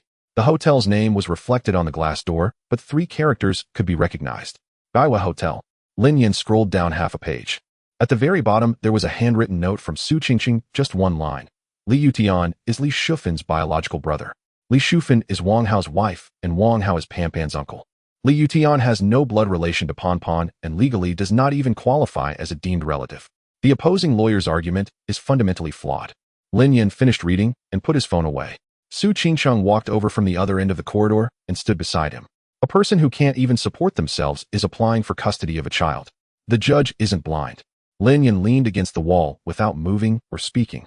Su Mufeng approached from the other side, still in his trench coat, the collar flapping open, his tie half hanging around his neck. Brother Yin, about Li Shufan. No rush. Su Mufeng was taken aback. Lin Yin pushed himself off the wall, turning to face the 2 of them. The only use for her being rescued by the other side is to testify in court. She can't escape Jiangqing. Su Mufeng opened his mouth, but the words got caught in his throat. The second thing. Lin Yin looked at Su Qingqing. Collect all of Li Yushin's gambling records, violent debt collection cases, and character materials, and compile a complete chain of evidence, leaving not a single word out. Su Qingqing nodded, already pulling out her phone. The third. Lin Yin paused. Find a lawyer. Su Qingqing's thumb hovered over the screen. No need to find one. Lin Yin looked at her. Partner at Kyoto Fangjung law firm Lu Xin. Specializing in family litigation with 19 years of practice and a win rate of 97%. She tucked her phone back into her skirt pocket. He is already on the high-speed train. He will arrive in Jiangxing in 2 hours. Su Mufeng tilted his head to look at his sister. His sister was faster than him in everything. Lin Yan stared at Su Qingcheng for 2 seconds. Since they want to go to court, then let them. Late at night, Lin Yan pushed open the hospital room door quietly, but Pan still turned her head. She sat on the bed holding the pink rabbit in her arms. She was not asleep. Zhang Ming sat on the chair beside her, signaling with her lips when she saw Lin Yan enter. I've been waiting for you. Lin Yan walked to the side of the bed and sat down. Pan did not speak. She reached out a hand and tugged at his sleeve. She tugged tightly. Uncle, Pan lowered her head, resting her chin on the rabbit's head, her feet curled under the blanket. After a while, a voice emerged from behind the rabbit's ear. Is someone going to take me away? Lin Yan's hand paused in midair. He bent down, his forehead touching hers. No one can take you away. Pan's fingers loosened slightly, then tightened again. She looked up, the pink scar from her stitches lining her lips under the light. Uncle, can you promise? Hook a pinky. Lin Yan extended his pinky.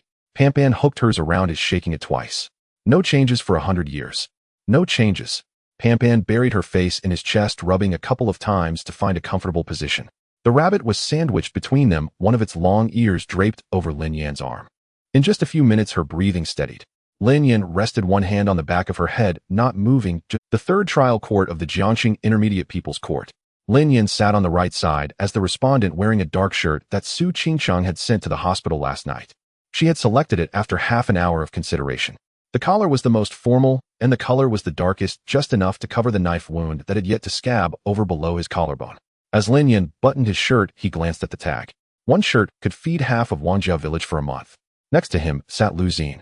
With rimless glasses, a dark gray suit, and a perfectly tied tie, he had not exchanged a single word with anyone since entering, immediately flipping through documents. His speed was astonishing. No page lingered for more than 3 seconds, occasionally marking a corner with a fountain pen. Lin Yan's first meeting with him was last night at 11.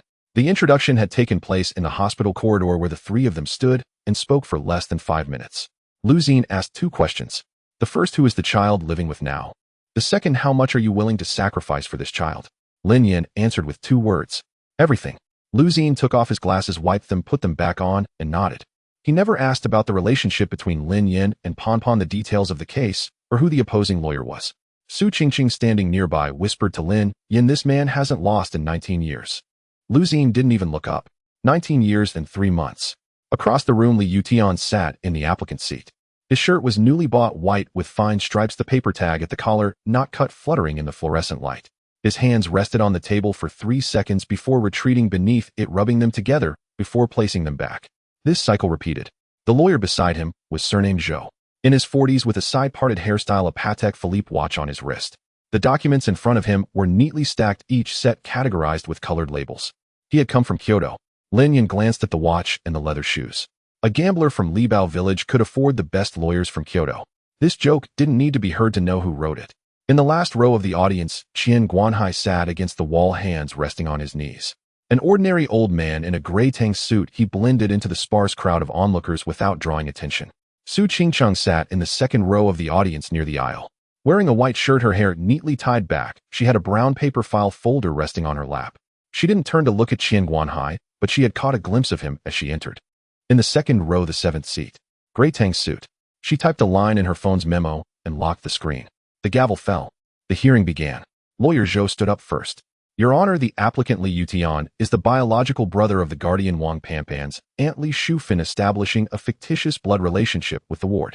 The father of the ward, Wang Li, has been missing for a long time. His mother unregistered. His uncle Wang Hao is deceased, and his Aunt Li Shufin is currently missing.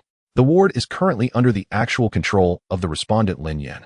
Lin Yan has no blood relation to Wang Pan, no adoption registration, no court authorization, and no civil affairs department record. His possession of the ward has no legal basis. Zhou lawyer closed the documents and glanced at the judge. According to Article 27 of the Civil Code, the applicant, as the closest surviving relative of the ward, has the legal priority for guardianship. The courtroom fell silent for 2 seconds. Lawyer Zhou did not sit down. He pulled out a second document from the materials and handed it to the judge. Furthermore, Your Honor, we have submitted an additional piece of supplementary evidence in accordance with the law before the hearing. The judge took it and opened it. This is a report filed by the Jiangxing Public Security Bureau Suburban Branch. 10 days ago, an anonymous informant reported that the respondent Lin Yan had unlawfully confined a woman in an abandoned factory in the suburbs of Jiangxing. Upon preliminary verification, the confined woman is indeed the ward's Aunt Li Shufan. Zhou lawyer's gaze crossed over the judge and landed on Lin Yan. There was a pause. We believe that a person suspected of unlawfully confining a woman should have their character carefully considered by the court in relation to their suitability as a guardian for a minor. He sat down. Li Yutian beside him secretly breathed a sigh of relief, the sweat on his back staining the new shirt. Whispers arose in the audience. Lin Yan remained still. His hands lay flat on the table, nails trimmed neatly. They had also been taken care of by Su Qingsheng last night. There was talk that judges observe hands in court. He did not look at lawyer Zhou, nor did he look at Li Yutian. His gaze was fixed on the old man in the gray tang suit in the last row of the audience. Lin Guanhai was lowering his head, his thumbs intertwined, slowly turning in circles. Lu Xin stood up. He was not in a hurry. He first capped the fountain pen and placed it on the left side of the table. Then he rearranged the order of the 3 sets of documents in front of him, placing the thickest on top. Only after completing this did he speak. Your Honor, the respondent raises objections to the applicant's character and guardianship capabilities and submits the following evidence. First set. Administrative punishment record of Li Yutian himself. He opened it. In XX year and X month, detained for 15 days for participating in gambling. In XX year, XX month, XX year, X month, and XX year, X month, he was sued in court 3 times due to civil lending disputes with all judgments now effective, and he still owes 12,000 yuan. In XX year, X month, due to gambling debt disputes, his left tibia was broken by a creditor, resulting in 40 days of hospitalization. Zhou lawyer lined up the copies of the 3 judgments before the judge. Additionally, a character statement issued by the Libao Village Committee. Original text: Li Yutian has a long-standing gambling addiction, no fixed income, no own housing, and relies on neighbors for basic living. After discussion by the village committee, he is not recommended as a guardian for minors. Signature, official seal, and date are complete. Zhou lawyer lightly tapped the table with his finger. Just once. Lu Xin did not stop. Second set. He opened a brown paper file and pulled out a stack of photos and a medical report.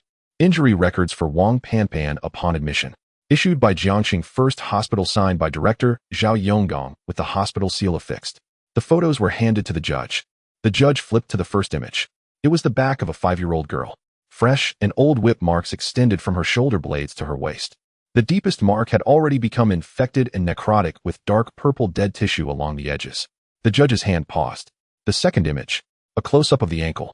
Circular ulcers left by chains embedded in the flesh deep enough to see the white connective tissue beneath the fascia. The judge put down the photo as he flipped to the third image. He took off his glasses and rubbed his nose. Lu Xin stood in the center of the courtroom, flipping to a page marked with a red sticky note in the medical report. 3 ribs with old malformation healing. Both eardrums perforated, resulting in permanent hearing loss. Extensive erosion of gastric mucosa. Abnormal liver and kidney function. There are more than 40 surface injuries on the whole body. He closed the report. All the injuries occurred during the time the ward was under the care of her Aunt Li Shufan. Li Shufan is the biological sister of the applicant Li Yutian. No one in the courtroom spoke. Lu Xin took a half step forward. The applicant's sister locked a 5-year-old child with a chain, sewed her lips with steel needles, whipped her back with a whip, and locked her in a pigsty, feeding her moldy steamed buns. Now the applicant stands in court stating they want to take this child back to care for her. He turned his head, his gaze sweeping over Li Yutian. Lawyer Zhou stood up. Your Honor, the injury records submitted by the opposing party can only prove that Li Shufan engaged in abusive behavior. It cannot directly deduce that Li Yutian would also engage in abuse. There is no logic of joint liability in law. He adjusted his standing posture. More importantly, regardless of the applicant's character, the principle of prioritizing blood relatives in guardianship is clear under the law. There is no blood relation, no adoption registration, and no legal relationship between the respondent Lin Yan and Wang Panpan. Currently, his possession of the child is. The opposing lawyer used the term possession. Lu Xin interrupted him. Lawyer Zhou paused for him. Let me rephrase that. His current care for the child indeed lacks a legal basis. This is a fact. The air in the courtroom tightened. In the audience, Su Qingsheng's fingers rested on the seal of the craft paper file, her fingertips rubbing the edge of the paper. Lin Guanhao slightly lifted his chin in the last row. Lawyer Zhou was right. This was the hardest bone in the entire case. Blood ties procedure, legal provisions. Lin Yan had nothing. Lu Xin nodded slightly. The opposing lawyer is correct. The priority of blood relatives is a general principle of law. Lawyer Zhou's shoulders relaxed a bit. But general principles have exceptions. Lu Xin bent down and took out a document from his briefcase. It was A4 size and had been folded once. The cover was stamped with 3 red seals. 2 large and 1 small. The ink on the top one was particularly glossy. He presented it to the judge with both hands. The judge took it, opened the first page. He sat up straight. Everyone in the courtroom noticed the change in the judge's posture. Lawyer Zhou's smile froze on his face. He stretched his neck trying to see the contents of the document, but it was too far. The judge flipped to the second page, then back to the first reading word by word. Lu Xin stood still with both hands behind his back waiting. 30 seconds. The judge raised his head. The documents submitted by the respondent are. The judge paused, looking over the cover seal again. Entrustment letter for designated guardianship of active and retired military personnel's dependents. The judge continued reading. Martyr Wang Li during his service filled out the only designated guardian, Lin Yan, in the emergency contact and dependent guardian section of the military personnel file according to the relevant provisions of the military pension and preferential treatment regulations.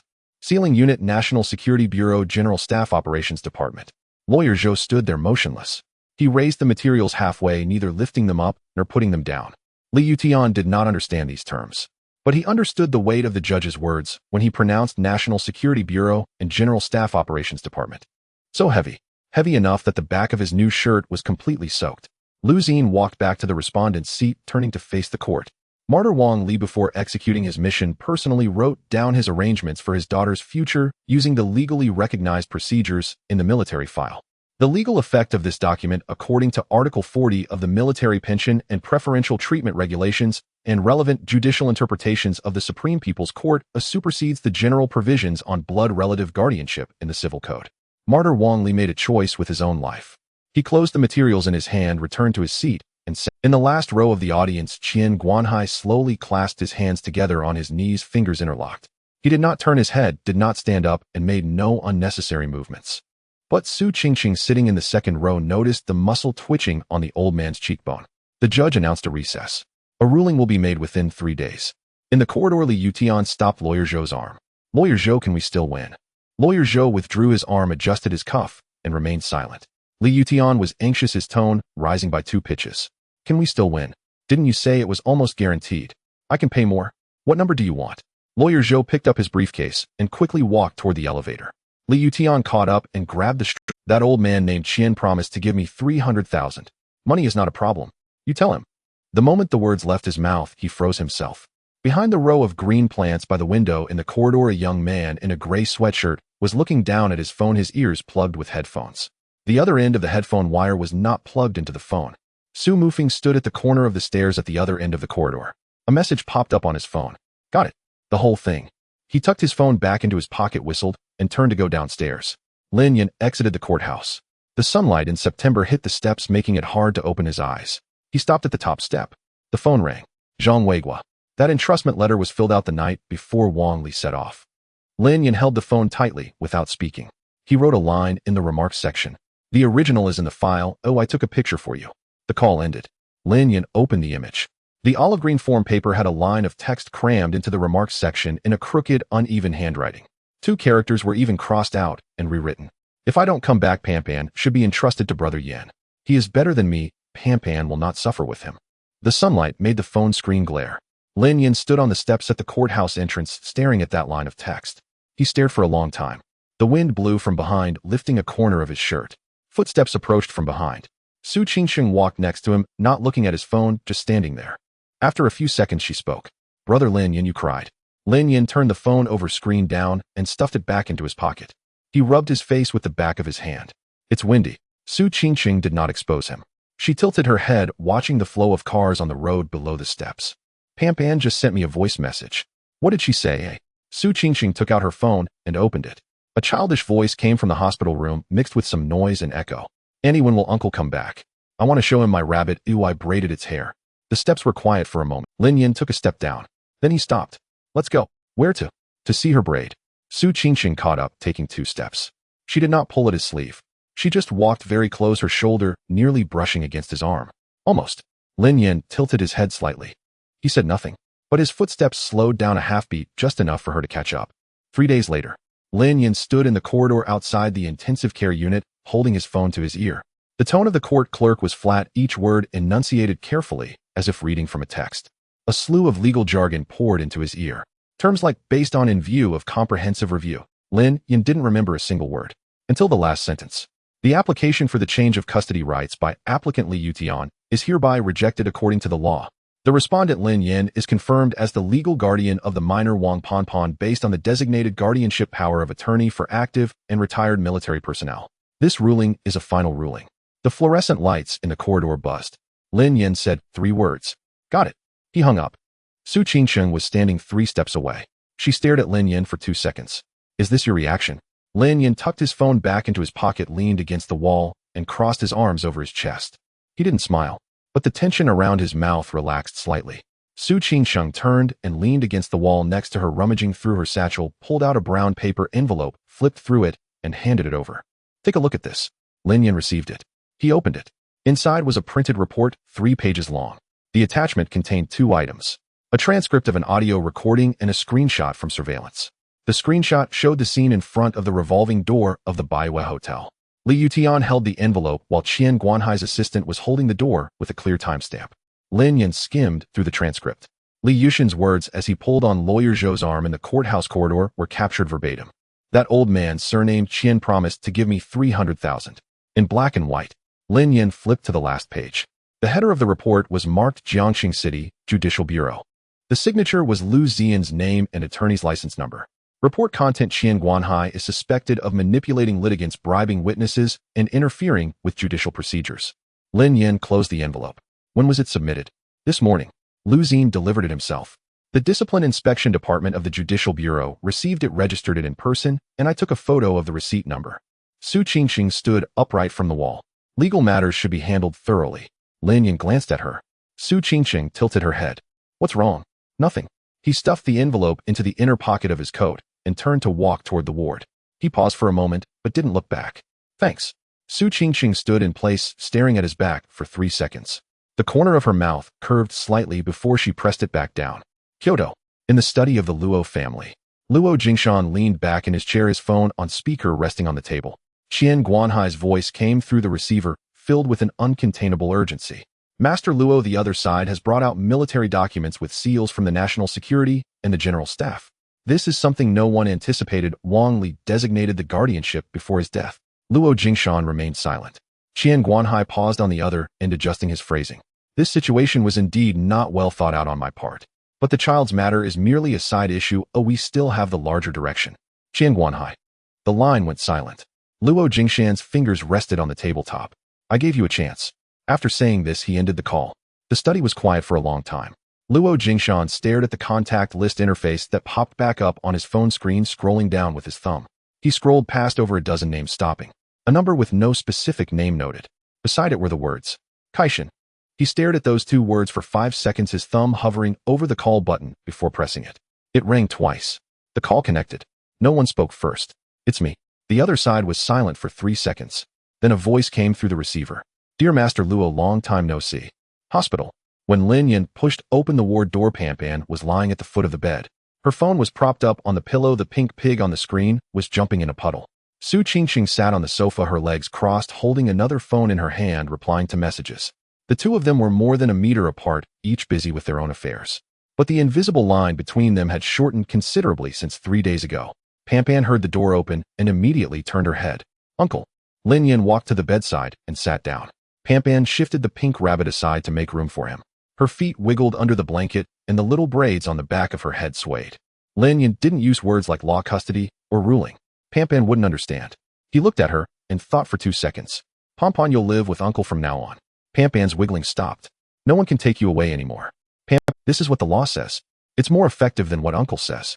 The ward was silent for 3 seconds. Pan's lips moved slightly and the row of pink scars on her lips curved. She didn't speak, but suddenly her eyes turned red. Not in a loud way. Large tears rushed from her eyes, rolling down her cheeks and splattering onto the pink rabbit's head. 1, 2, 3. The rabbit's fur soaked a small patch of dark color. Pan flung herself into Lin Yan's arms. Her thin, bony arms wrapped tightly around his waist. Her face buried in his chest.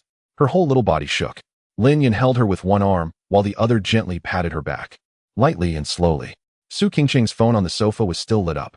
Peppa Pig was jumping around on the screen. She turned her face toward the window. The September sunlight was just right, shining on the leaves of the potted green plant on the windowsill. She quickly wiped her right eye with the back of her hand, then wiped her left eye. She sniffed. When she turned back, there were no traces left. Pam Pan cried in Lin Yan's arms for a long time, long enough that she soaked the area of Lin Yan's shirt, long enough that Zhang Meng was startled when she came in to change the water and quietly retreated. Finally, she lifted her head from Lin Yan's embrace and glanced at Su Qingcheng on the sofa. Su Qingcheng was looking down at her phone. Pam Pan stared for a long time, long enough that Lin Yan thought she wouldn't speak. A small hand reached out, slim with a cartoon band-aid still on the knuckle from this morning. She pointed in Su Qingcheng's direction.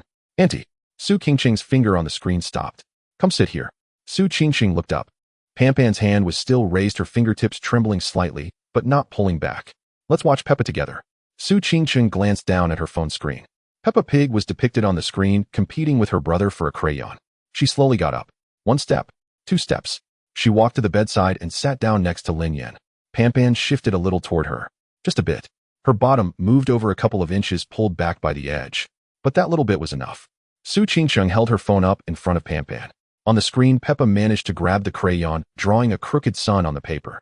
At the end of the corridor, Su Mufeng leaned against the wall, his cup of coffee cold and refilled, then cold again. He looked through the glass window at the scene in the ward. 3 people were sitting on the edge of the bed. A soldier, a 5-year-old girl, and the young lady of the Su family from Kyoto, cramped together watching Peppa Pig. Su Mufeng raised the coffee cup to his lips, realizing it was empty. He looked down at the bottom of the cup, shook his head, and turned to walk toward the staircase. His phone vibrated. He took it out to check. A message from Lu Xin. The Judicial Bureau has officially filed a case and initiated a disciplinary review regarding Lin Guanhai's manipulation of the lawsuit. Su Mufeng forwarded the message to Su Qingcheng. After a moment's thought, he sent another message. Sis, well done. Dad will probably end up hospitalized again when he finds out. A reply came back. It was absurdly fast. Just 1 word. Get lost. Su Mufeng tucked his phone back into his pocket, chuckling as he pushed open the door to the staircase. In the dead of night, Pam Pan was asleep. The pink rabbit was clutched between her arm and body, one long ear sticking out from the edge of the blanket resting on the pillow. In her other hand, she clutched a photo of her comrades. Lin Yan tucked the blanket corner and stood up and walked into the corridor. The fluorescent lights were dimmed halfway, the remaining bulbs casting a yellowish glow. The duty nurse was bent over the nurse's station writing something. Hearing footsteps, she looked up briefly before looking down again. His phone rang. Zhang Weigua. Lin Yan leaned against the wall and pressed to answer. Speak. Zhang Weigua skipped the pleasantries. I checked on the Kaishin you mentioned. Records of this code have appeared in all encrypted communications of the Luo family. I had someone go through it from start to finish. I compared it with known operational codes from 9 countries' intelligence agencies. His breath hitched slightly. Lin Yan Kaishin is not Chinese. In the corridor, Zhang Weiguo's voice came through the receiver, lowered significantly. I had the technical department rerun all the encrypted communications intercepted from the Luo family over the past 3 years, and the codename Kaishin appeared a total of 17 times. Out of the 17 times, 9 involve cross-border fund transfers, the smallest amount being $24 million. Lin Yan asked, what about the photos? There aren't any. Nationality? None. Activity trajectory? Zhang Weiguo paused for a moment, then bitterly said, still none. How did the Luo family get in touch with someone of this caliber? Zhang Weiguo did not answer immediately. After 5 or 6 seconds, he finally spoke. That is precisely what I am most worried about. Lin Yan understood. The Luo family might not be the only pawn. Kaishin should have more than one connection in Huaxia. Director Zhang, don't take unnecessary risks. If we startle the snake in the grass, it will retreat. Let him believe we haven't uncovered anything, then he will continue to act. Zhang Weiguo acknowledged with a sound, his tone suddenly softening. How is Pam Pan doing? She has a full medical examination scheduled for tomorrow morning. Let me know as soon as the results come out. Understood. The call ended. Lin Yan returned the phone to his pocket and stood in the corridor for a long time. A duty nurse peeked out from the nurse station, glanced at him, and then withdrew. Inside the ward, Pam Pan turned over. The rabbit slipped out from under her arm. With her eyes closed, she fumbled around for a moment before pulling the rabbit back and tucking it between her neck and the pillow.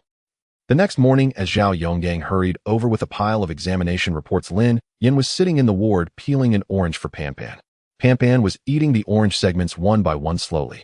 Her cheeks puffed out like a squirrel. Su Qingcheng sat on the nearby sofa, taking pictures of Pam Pan with her phone.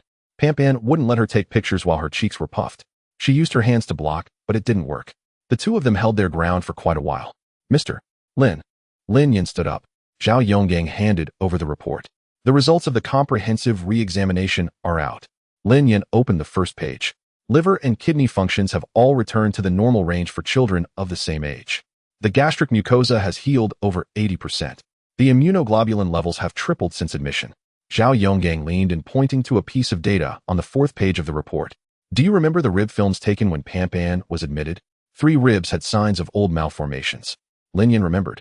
Look at this one. It was taken this morning. Zhao Yonggang placed the 2 films side by side on the lightbox. The film from admission showed 3 ribs with clear signs of malformation, healing the bones growing at an angle outward. The film taken today showed a change in that angle. It hasn't disappeared. It is being corrected. The bones seem to have been adjusted back to the correct position by an invisible hand. Zhao Yonggang stared at the films for a long time. Bones do not self-correct, especially not bones with old malformations. Unless surgery is performed to insert steel plates for forced repositioning, they will grow as they are. That is basic orthopedic knowledge. He turned to look at Lin Yan. But this child's bones are actively growing back to their original position. The ward fell silent for a few seconds. Pan sat on the bed, holding the last segment of orange in her mouth, blinking at the 2 adults who were in a daze. Uncle, what are you looking at? Lin Yan turned his head. Looking at your bones. What's wrong with my bones? They're growing well. Pan tilted her head, thought for a moment, accepted the answer, and continued to deal with the orange segment in her mouth. Zhao Yonggang hesitated. Lin Yan took the films down from the lightbox, folded them neatly, and placed them back in the report. Director Zhao. Yes. This report has only been seen by you, me, and her. Lin Yan glanced at Su Qingqing. Zhao Yonggang immediately understood. I understand. He took the report back and tucked it into the innermost layer of the folder. I personally locked the original data in the safe, and only the normal recovery records are entered into the system. He walked to the door, turned back to look at Pan again. Shaking his head, he pushed the door and left. Su Qingqing waited for the door to close before speaking. Do you know what's going on? Lin Yan did not answer. He truly did not know. But Wang Li had said something. On the day Pan was born, the midwife said the child had a strong fate. At the time, it was thought to be a polite remark. Now it seems perhaps it was meant literally. At 1 o'clock in the afternoon, Pan's indicators were good enough for discharge. Zhao Yonggang said it would be best to let her return to a normal life. Staying in the hospital all the time isn't ideal. Lin Yan stood by the window thinking for half an hour. He had no house in Jiang City. Now that he was being discharged, a recently dismissed soldier had a bit of money in his pocket. But he had no renovated place to stay, no furniture, no children's supplies. Where would a 5-year-old child sleep on the first night? Just then footsteps sounded not far away. Su Qingqing turned the corner, clutching her phone. She stopped in front of Lin Yan. Brother Lin Yan, I have something to... Su Qingqing shoved her phone screen closer. A photo of a standalone villa appeared. White walls and gray tiles with a lawn in front. A garden on the side. The yard is spacious enough and the walls are high enough. I bought a house. Lin Yan remained silent. Su Qingqing adjusted her phone slightly. Pan needs a quiet place to recover. The hospital has too strong of a smell. A child shouldn't grow up in a disinfectant environment. The yard gets sunlight, can grow flowers, and can keep a dog. Lin Yan looked down at the house on the screen. Standalone. Garden. Yard. High walls. Every aspect precisely hit the questions he had been pondering by the window for half an hour. How much? Not important. How much? Su Qingqing's gaze flickered for a moment, but she stubbornly replied, I said it's not important. Lin Yan simply looked into her eyes. After a while, he withdrew his gaze from the screen and turned to walk toward the ward. Su Qingqing stood in place, watching his silhouette disappear at the ward door. She took back her phone. The screen was lit. Her thumb quickly swiped, revealing another interface. It was a densely packed document. The title bar was boldly written, Lin Yan's Personal File Supplementary Volume. The table of contents was divided into 7 major categories, from dietary preferences to daily routines, from daily consumption habits to equipment usage records during his military service. For example, the third entry read, Preferred drinking water brand mineral water, Lin Yan brother doesn't like soft drinks. Su Qingqing carefully read it again, confirming no omissions, then a slight smile appeared at the corners of her mouth. Her mother had taught her a saying, to win a man's heart one must first understand him. In the hospital room, Pan is about to be discharged. Zhang Meng takes out a light pink dress from the packaging and helps her change into it. The hem of the dress just covers her knees. Pan looks down at the floral print on her chest. Her right index finger reaches out to touch it, then quickly retracts. Sister Zhang Meng. Moi. Will this be taken back? Zhang Meng's hands, which were tying the dress, paused. She crouched down, tied a bow with the sash, and gently said no. Pan tightly clutches the pink rabbit, while her other hand touches a photo of her comrades kept close. She nodded, not asking again. Zhao Yonggang is waiting downstairs. He hands Lin Yan a handwritten schedule for re-examination. Goodbye. Zhao Yonggang waves at Pan. Pan turns to take one last look at the inpatient building where she has stayed for over 10 days. She raises her left hand, bending her 5 fingers in turn. An unstandardized farewell. On the highway, Su Mufeng is driving. Su Qingqing is in the passenger seat. Lin Yan holds Pampan in the back seat. The car passes the main urban area and turns onto the circular road of Guanlan Peninsula. The phoenix trees on both sides have not completely changed color. Sunlight filters through the leaves, casting a glow on Pampan's face. She squints her eyes, looking out the window, one hand resting on the car window. The car stops. Lin Yan gets out, and his first glance is not at the house. It is at the tree in the corner of the yard. The osmanthus tree. At the end of September in Jiangxing, the osmanthus flowers are in full bloom. The sweet scent fills the yard, even detectable through the iron gate. A 3-story small building. Gray-white exterior walls, not tall, not new. The yard is tidy, the lawn trimmed, and the walls are tall enough. The swing set is fixed against the wall with new chains. It is not the extravagant display he imagined from the Su family. No white marble steps, no fountains, no butlers standing in 2 rows. Lin Yan pushes the door and enters. The foyer has a low bench for changing shoes and a wooden board for hanging keys. He walks to the window. The osmanthus tree in the yard is not tall, with a trunk the width of a bowl. Lin Yan stands by the window for a long time. His hometown village is in a place called Osmanthus Village. The name originated from someone planting 2 osmanthus trees at the village in trance many years ago. Later, every household planted them, and by autumn the entire dirt road was filled with this fragrance. He left home to join the army at 16 and hasn't smelled it since. Su Qingsheng stands at the door, her hands tucked into her dress pockets, her shoulder leaning against the door frame. Su Mufeng brings in the last box of belongings, glancing at the tree as he passes through the yard. How much did it cost to transplant this tree? Su Qingsheng glances at him. Su Mufeng closes his mouth. He hugs the box to his chest, lowers his head, and quickly walks into the house. Lin Yan bends down to pick up Pampan from the ground, heading towards the 2nd floor. In the corridor, Lin Yan sets her down. The moment Pampan's feet touch the ground, she freezes.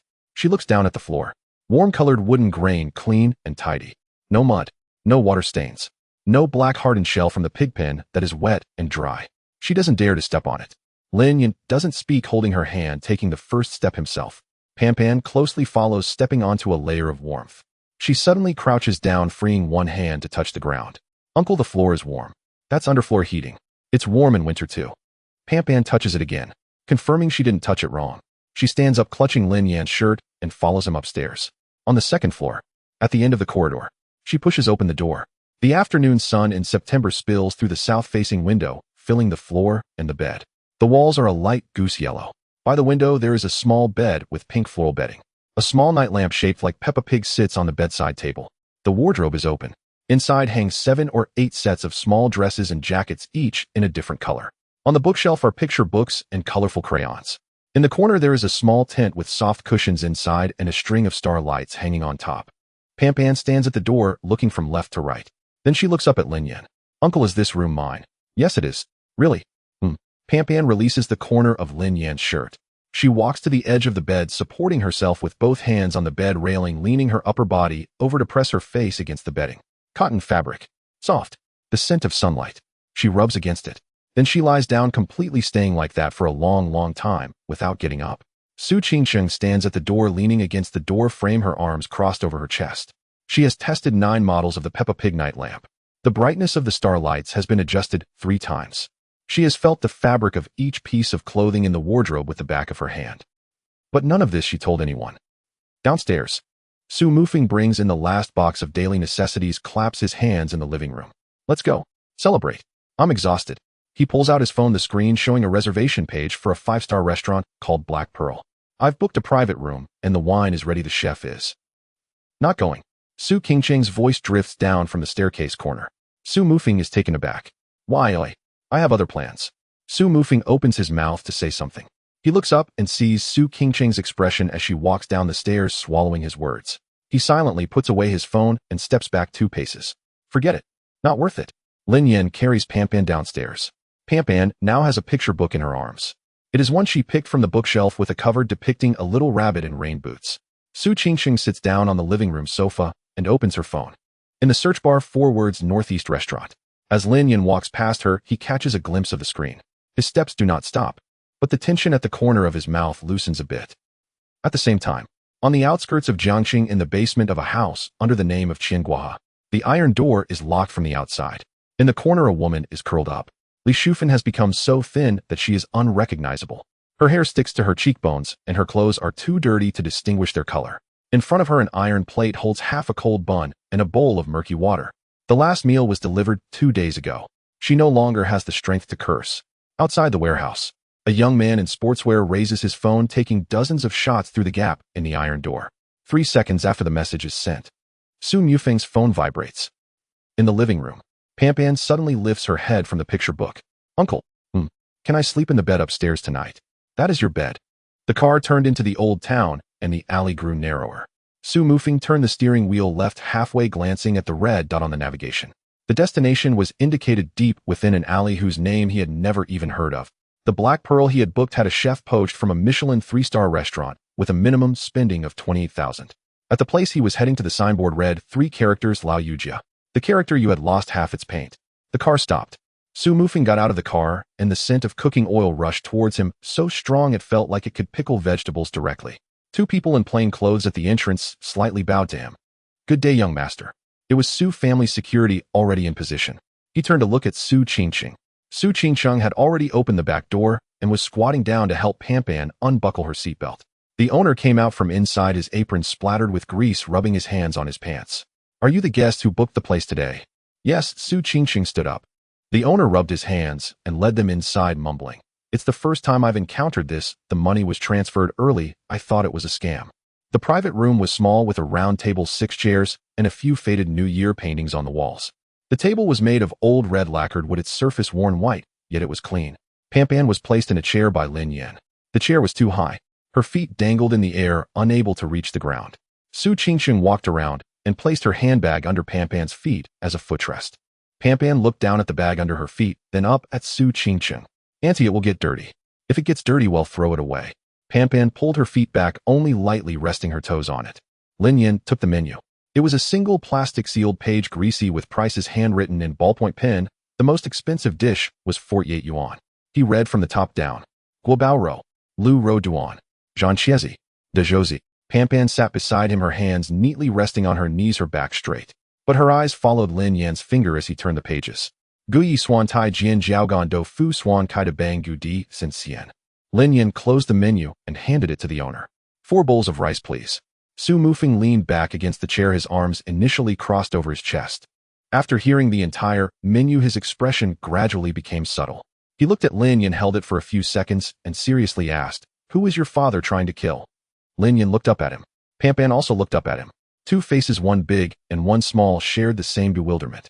Su Qingqing was stunned for a moment before she couldn't hold back and burst into laughter. She laughed for 2 seconds before quickly stopping, shooting a glare at Su Mufeng. Su Mufeng waited for someone to pick up the cue. No one did. Lin Yan frowned, probably assessing if that statement was a kind of code. Pampan was more direct. She tilted her head to look at Su Mufeng, her lips with a faint pink scar slightly moving with her confused expression. Su Mufeng's smile froze on his face. He cleared his throat and took a sip of water from his teacup. Su Qingqing's shoulders were still shaking as she bit her lower lip to keep from laughing out loud. She glanced at Su Mufeng, her eyes full of schadenfreude. Su Mufeng put down the teacup, deciding never to crack jokes in front of these 2 again. The private room fell silent for a moment. The dishes arrived. The owner personally served them, coming in and out 4 times. The guobao roe was golden and glistening, the sweet and sour sauce bubbling. The daijiuzi was stewed to the point where the skin and meat separated, trembling at the slightest touch of chopsticks. The swan kai bangu soup bubbled away while the lu ro duan was coated in a thick layer of sugar.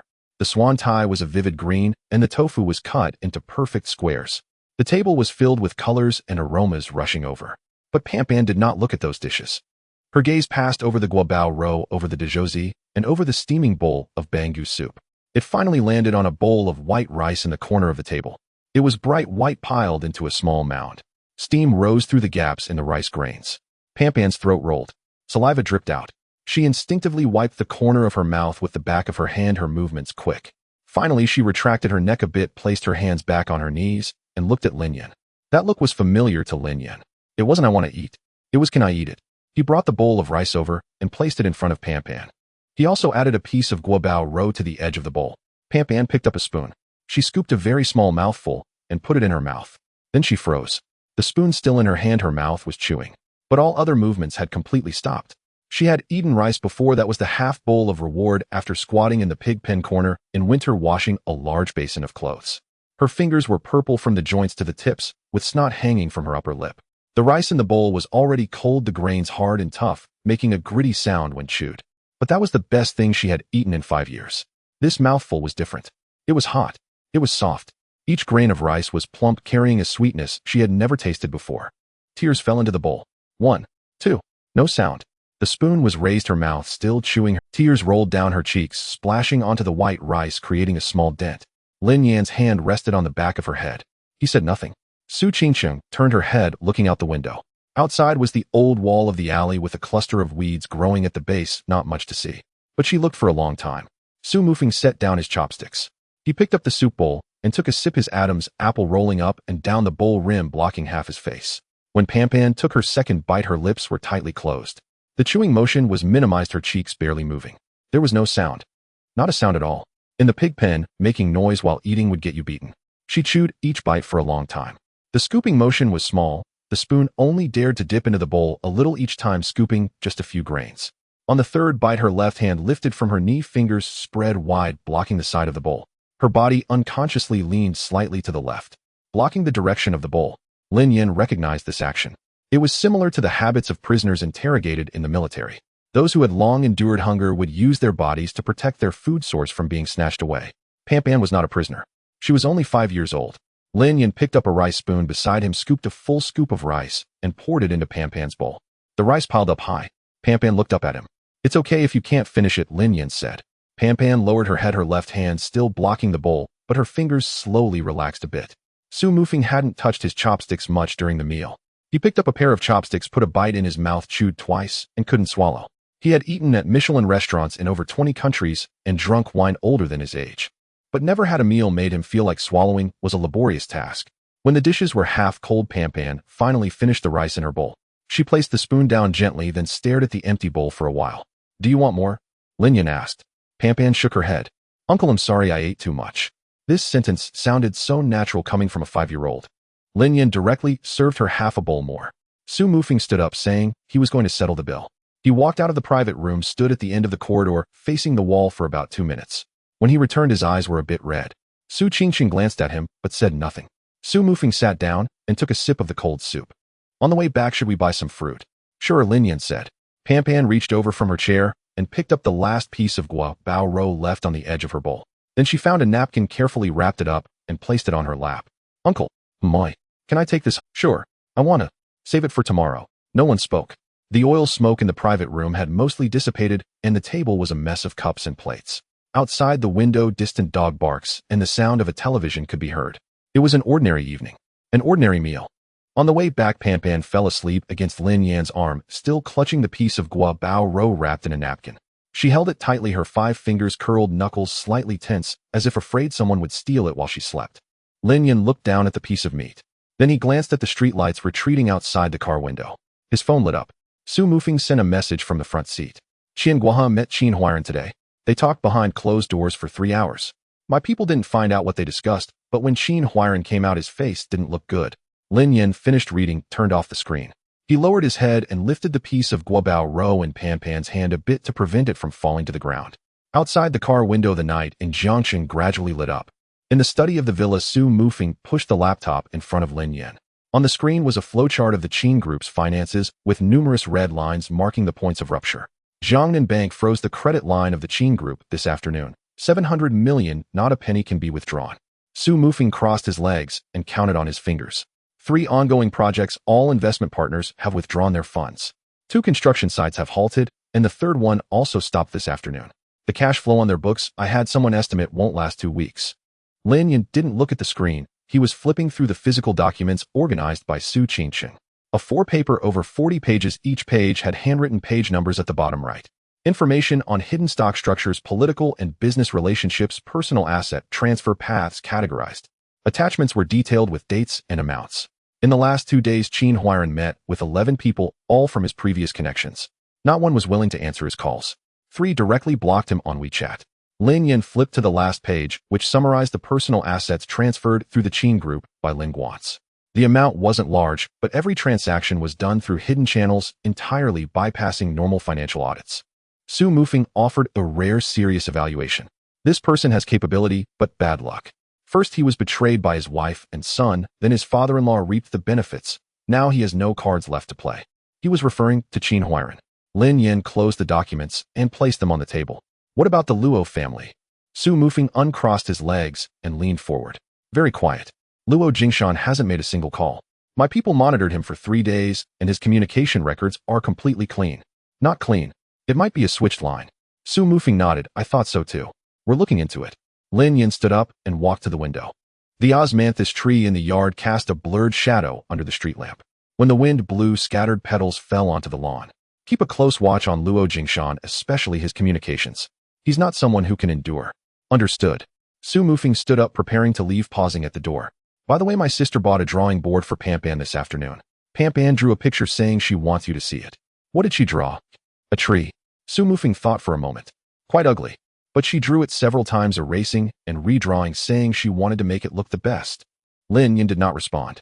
Su Mufeng left. The study quieted down. Lin Yin sat at the desk for a while, picked up his phone to check the time.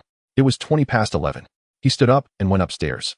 The door to Pampan's room was ajar, and a Peppa Pig nightlight was on, casting warm yellow light through the crack. Lin Yin pushed the door open. Pampan lay on her side, one arm around a pink rabbit, the other hand pressed under her pillow. At the spot where the photo of comrades was placed, on the bedside table lay that drawing. A crooked tree, its crown colored yellow with a brown crayon trunk, uneven in thickness. Standing under the tree were 2 figures, one large and one small. The larger one had a horizontal line drawn across his face. A scar. Lin Yin stared for a long time. He bent down to pull the quilt up and turned to leave, gently closing the door. At the same moment, in the eastern suburbs of Jiangqing, a white van stopped by a remote road. The back door opened. 2 men in black pushed a bundle out of the car. Li Shufan fell into a drainage ditch by the road, splashing muddy water everywhere. She had become so emaciated that she was unrecognizable. Her cheekbones protruded, her eye sockets were sunken, and her hair was matted into hard clumps sticking to her face. She was still wearing the same clothes from when she was imprisoned in the warehouse, too dirty to discern their color. The van turned around and drove away. The taillights grew smaller in the night, turned a corner, and disappeared. Li Shufan lay in the muddy water, gasping for a long time. She did not cry, because her tears had already dried. She braced herself against the edge of the ditch to climb up, her nails gouging 2 lines into the cement edge. Her hand slipped, and it took her 3 attempts to finally flip onto the road surface. The streetlight was shining 200 meters away. She knelt on the road for a moment, then stood up, staggering in that direction. Her shoes were long gone, barefoot on the rough asphalt. Each step was a grind. Half an hour later, a patrol car spotted her. The traffic police brought her back to the nearest police station. The on-duty officer entered her ID number into the system, and a line of red alerts popped up on the screen: suspected of child abuse, currently at large. She was immediately detained. When Li Shufan was pressed into a chair, she did not struggle or shout in protest. She only said one thing. Where's my son? No one answered her. At the Qian family manor, the lights in the study had been on all night. Qian Guan's had a table full of documents spread out before him. The disciplinary review notice from the Judicial Bureau was on top, with harsh wording and a bright red official seal. Manipulating lawsuits, bribing witnesses, interfering with judicial procedures. The whistleblower was Lu Xin, the lawyer who pulled out the power of attorney in court. Audio recordings, surveillance screenshots, hotel check-in records, bank transfer statements, all were accounted for. Attached was a notice of exit restriction. Qian Guan picked up his phone and dialed a number. Beep, beep, beep. No one answered. He hung up and dialed again. Beep, beep, beep. No one answered.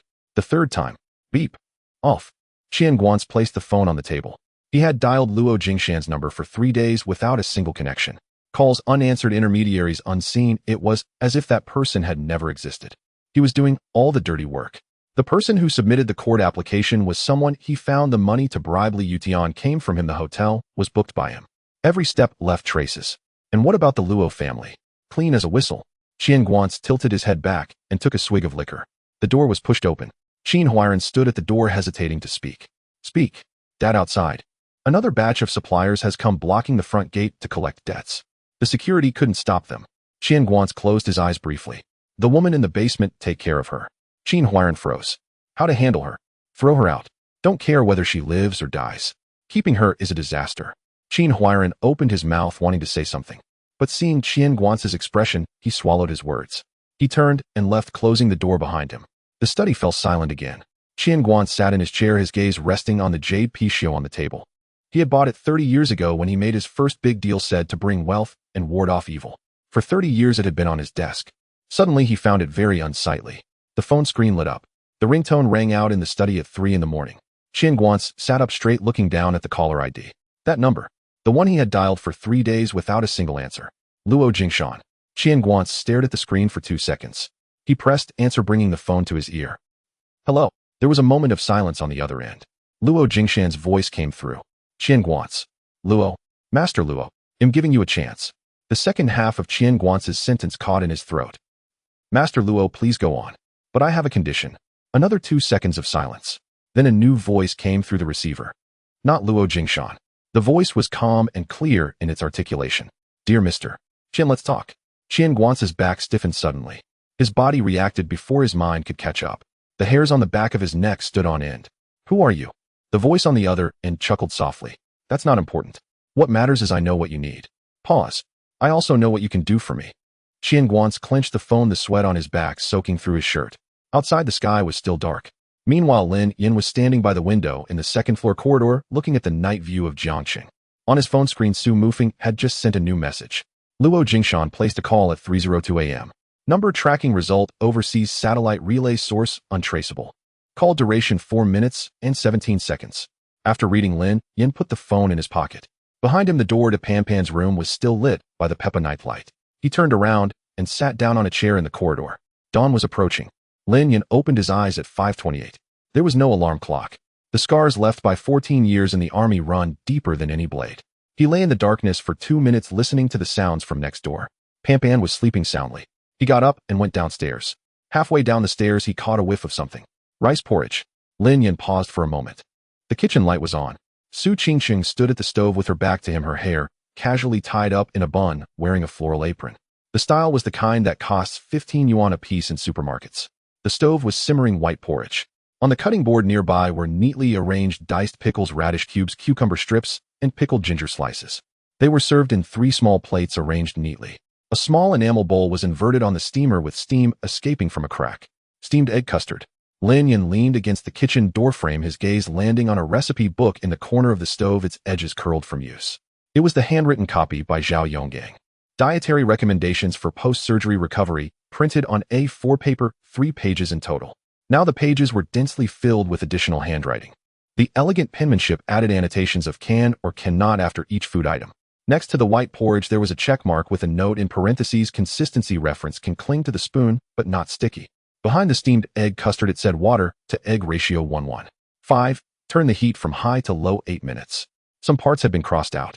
It seemed to have been revised more than once.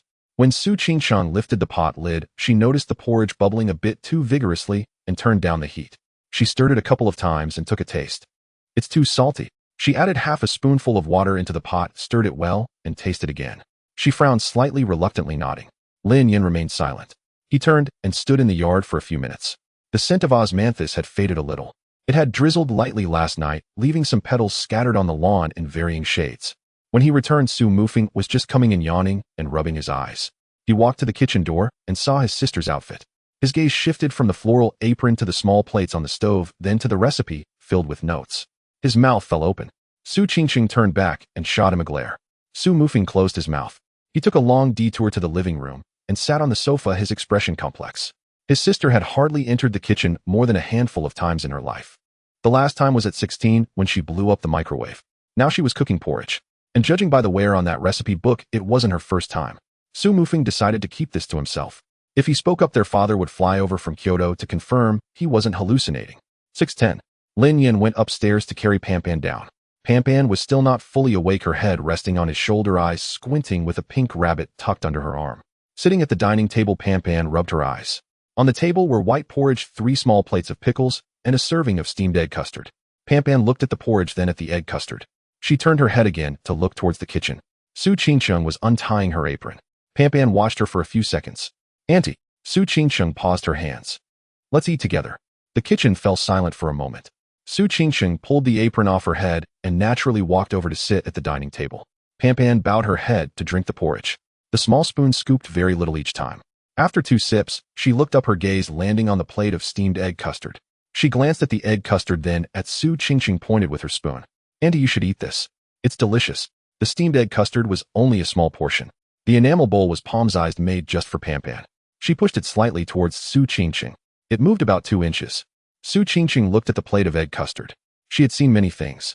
A single dish at the Su family's banquet in Kyoto cost more than this entire dining table. At commercial dinners, people had pushed $1 million gift boxes in front of her. She hadn't even blinked. Yet she stared at this plate of steamed egg custard for 3 seconds before picking up the spoon. She scooped a very small bite. It's delicious. She pushed the bowl back to Pan. Pan smiled. The faint pink scar on her lips curled up, forming a shallow crescent.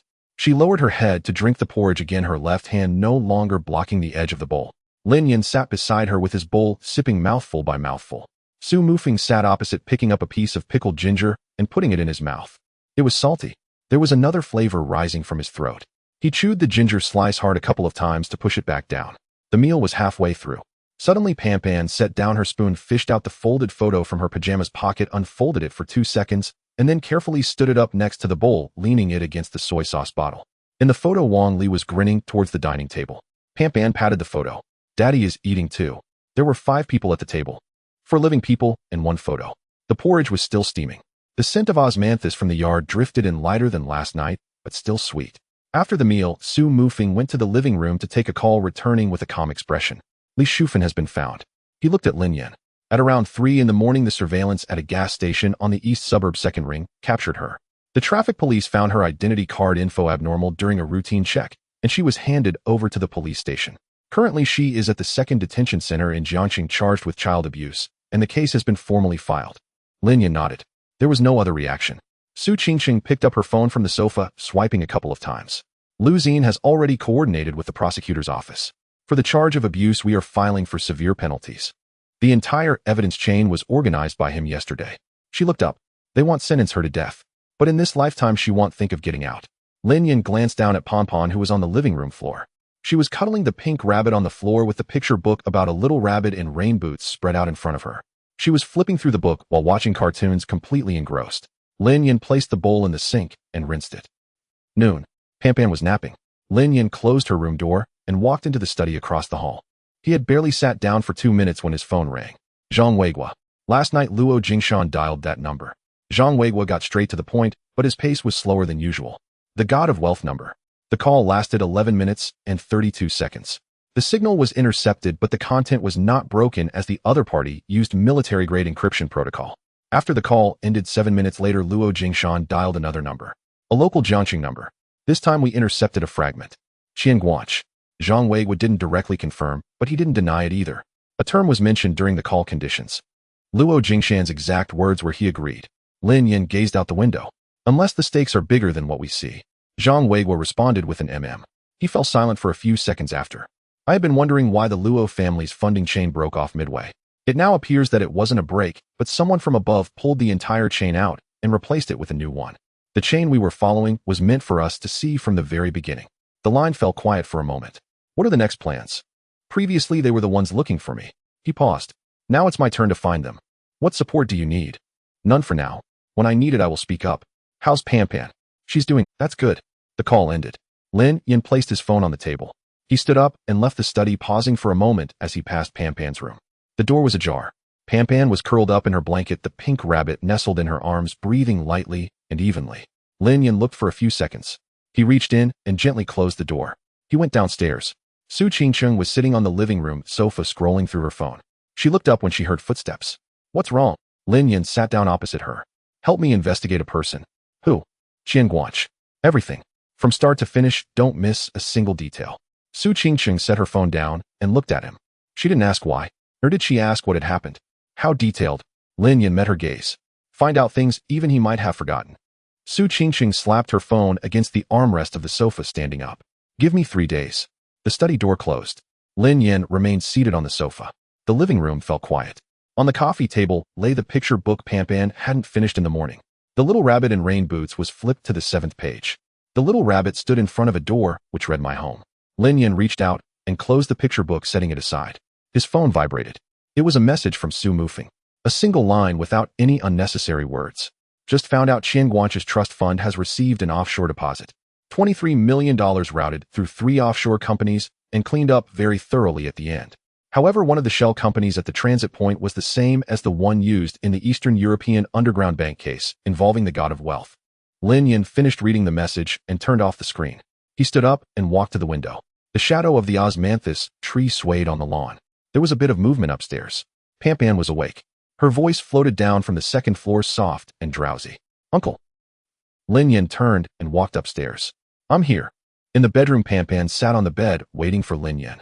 The quilt was piled on her legs, and a pink rabbit leaned against the pillow. "Uncle, come here quickly." Lin Yan walked to the bedside and sat down. Pan bit her lip as if about to do something significant. She turned the drawing board over. It was not that tree. The crooked tree Su Mufeng mentioned had already been erased. Crayon dust remained along the edge of the paper, smudging a small patch of gray-green. The new drawing filled the entire sheet of paper. It depicted a house square and upright, but the walls were askew. The roof was also tilted asymmetrical on both sides. 4 windows were drawn, each filled with yellow. The lights were on. Beside the house stood a tree, its crown colored deep yellow, and its trunk drawn in brown crayon, nearly as thick as the house. A osmanthus tree. 3 figures stood in front of the yard. The tallest one had a round head and a body made of 2 vertical lines with a horizontal black bar across the face. A scar. The one in the middle was half a head shorter than the first. Behind his head trailed a wavy line of ponytail. The shortest one, the round head, reached only to the waist of the second person with both arms wrapped around a pink object. A rabbit. The 3 figures stood in front of the house. Beneath their feet was a horizontal line with green underneath. A lawn. Pan pointed at the drawing with her index finger indicating each one. "This is Uncle." She pointed to the tallest. "This is Auntie." She pointed to the middle one. "This is me." She pointed to the shortest. She looked up at Lin Yan, her eyes sparkling in a way that was not typical for a 5-year-old. "Our home." For words. Lin Yan looked at the drawing.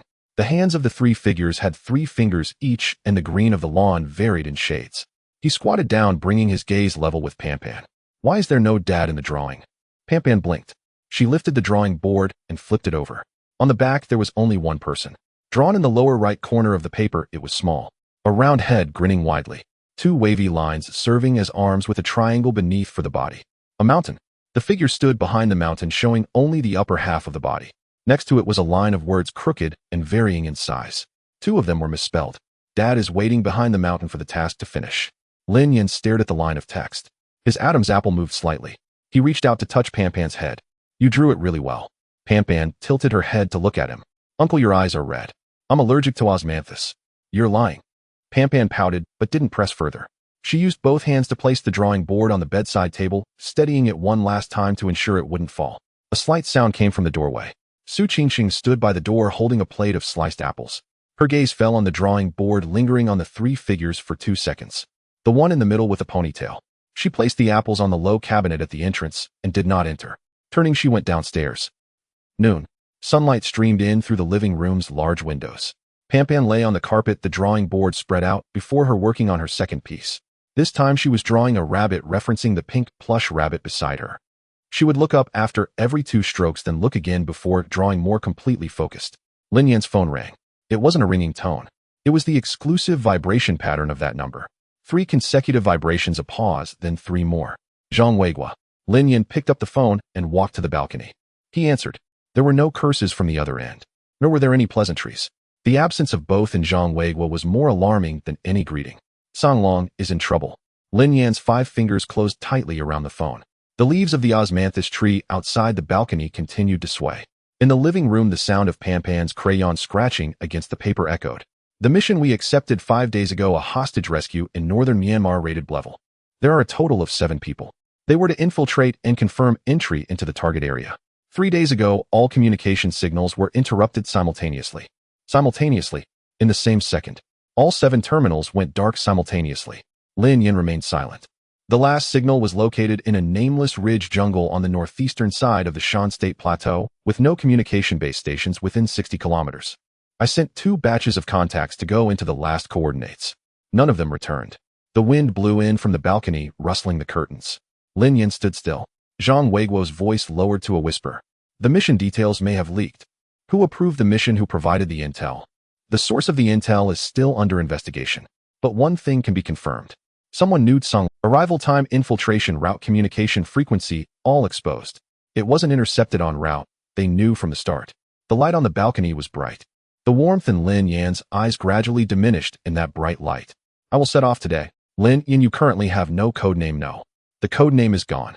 But the person is still here. Zhang Weiguo remained silent for a long time.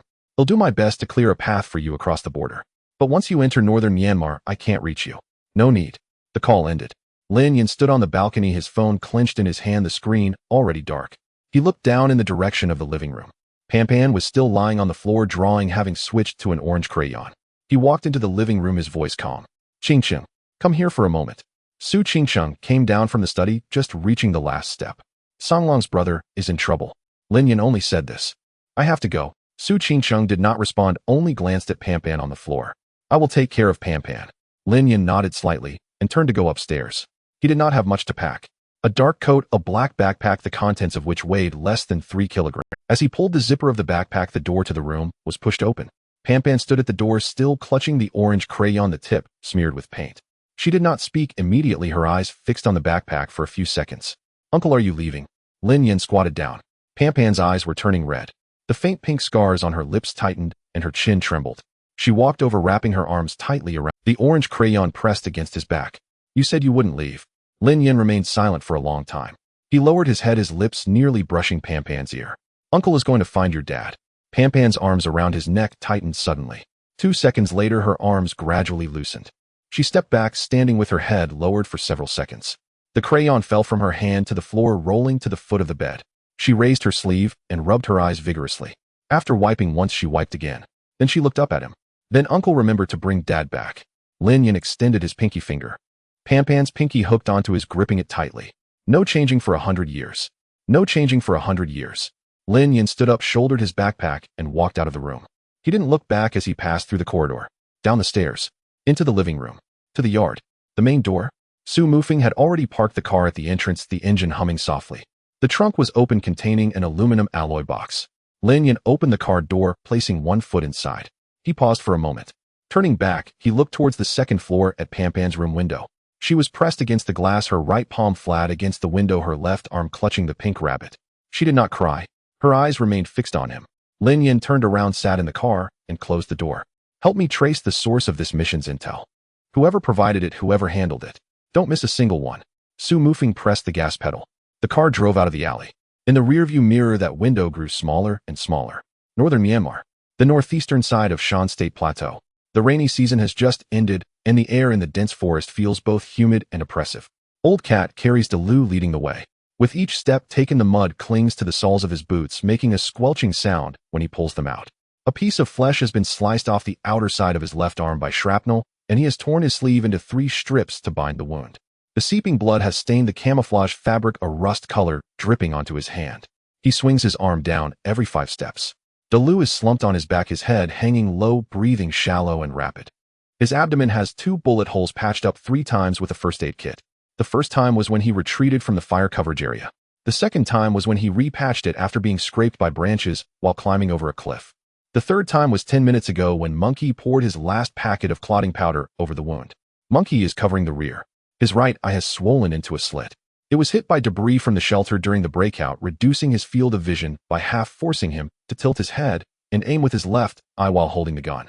The rifle hangs on his chest with 1.5 magazines left. He has counted 3 times.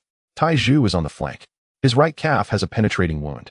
The bullet entered through the outer side of the fibula and exited through the inner side, miraculously not shattering any bones. The belt has left a mark just below his knee, stopping the most severe bleeding. But with every step, he can feel the bits of flesh inside the wound rubbing against each other. He grits his teeth in silence, keeping the gun pointed toward the left side where the bushes are. Ague is at the back, gripping a dagger tightly. His ribs are fractured. Not just one, as something is stabbing inside his chest cavity when he exhales like shards of glass grinding against each other. Each breath carries a faint hissing sound. He has just used a dagger to carve 2 branches into makeshift splints, binding them against his ribs with cloth strips. All 5 of them are covered in blood. The forest remains alive with the sounds of insects and birds. Old Cat stops beneath a massive banyan tree with tangled roots. Rest for 3 minutes. He sets Delu down from his back, leaning against the tree roots as he sits. Delu's face is devoid of color, his lips are purple, his eyes closed, and his chest rises and falls weakly. Monkey squats down to check the wound, pulling back a corner of the first aid kit. After looking for 2 seconds, he covers it back up. He doesn't say a word. Tai Zhu leans against the trunk on the other side, sitting down and resting the rifle on his legs, pulling out the last half bottle of water from his tactical vest. He twists off the cap, takes a sip, and hands it to Ague. Ague waves it away, then passes it back to Tai Zhu. Let's talk business. Old Cat lowers his voice. The 5 of them huddle around the tree roots in a circle with the unconscious Delu in the middle. The intelligence indicates the holding point is Camp 34, with a southwest entrance infiltrated. We entered 3 days ago during the time window, eliminating all 3 layers of guards silently infiltrating the core area. He pauses. It was empty. Monkey immediately interjects it wasn't that people were moved. There never were any people. The chains on the ground are newly welded, the blood is splattered. I crawled 3,000 meters only to find a stage set for a play, Tai Zhu says in a deep voice.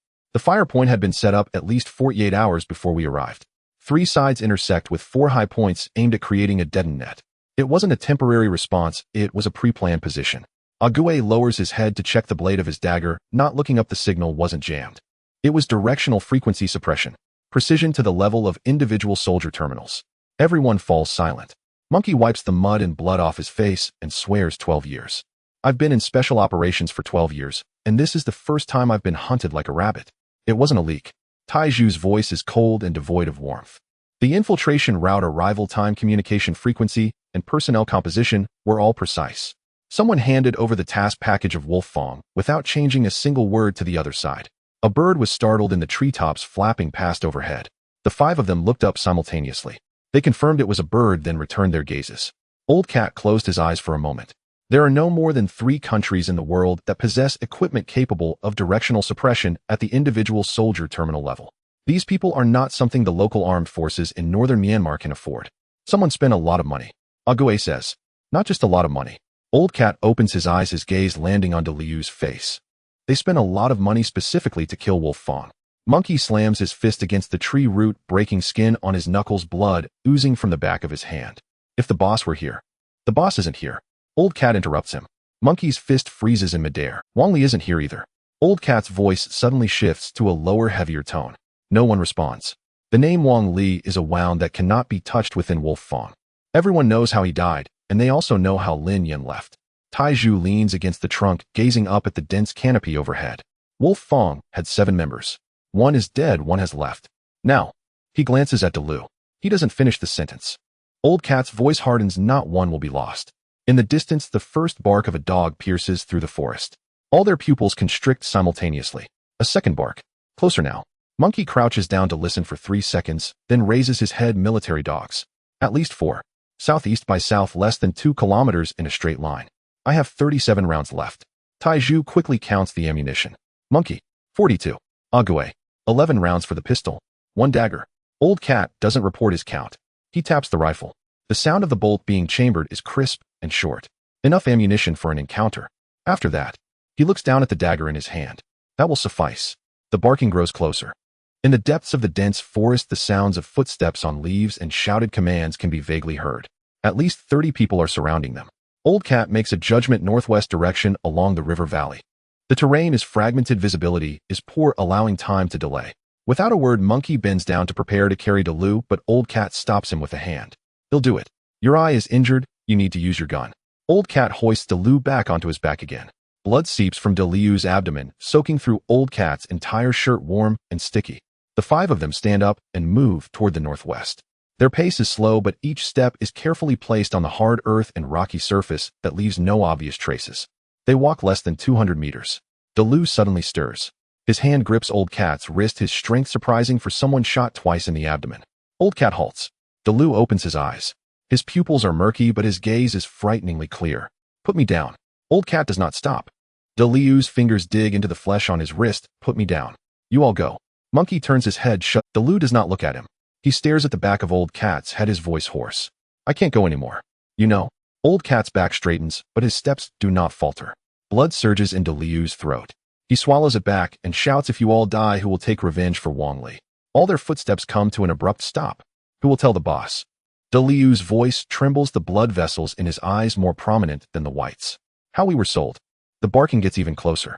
A wind rises in the forest, the treetops sway and fragments of leaves flutter to the ground. Old Cat stands still. The warmth on his back continues to trickle down. The river valley was so narrow that only 2 people could walk side by side. Steep gravel slopes covered in moss lined both sides, slick underfoot. At the bottom of the valley, a shallow stream reached only to their ankles. However, the stones were all covered in moss, requiring careful steps. The Old Cat led the way, carrying De Liu on his back, water splashing onto De Liu's dangling hand, yet his fingers remained still.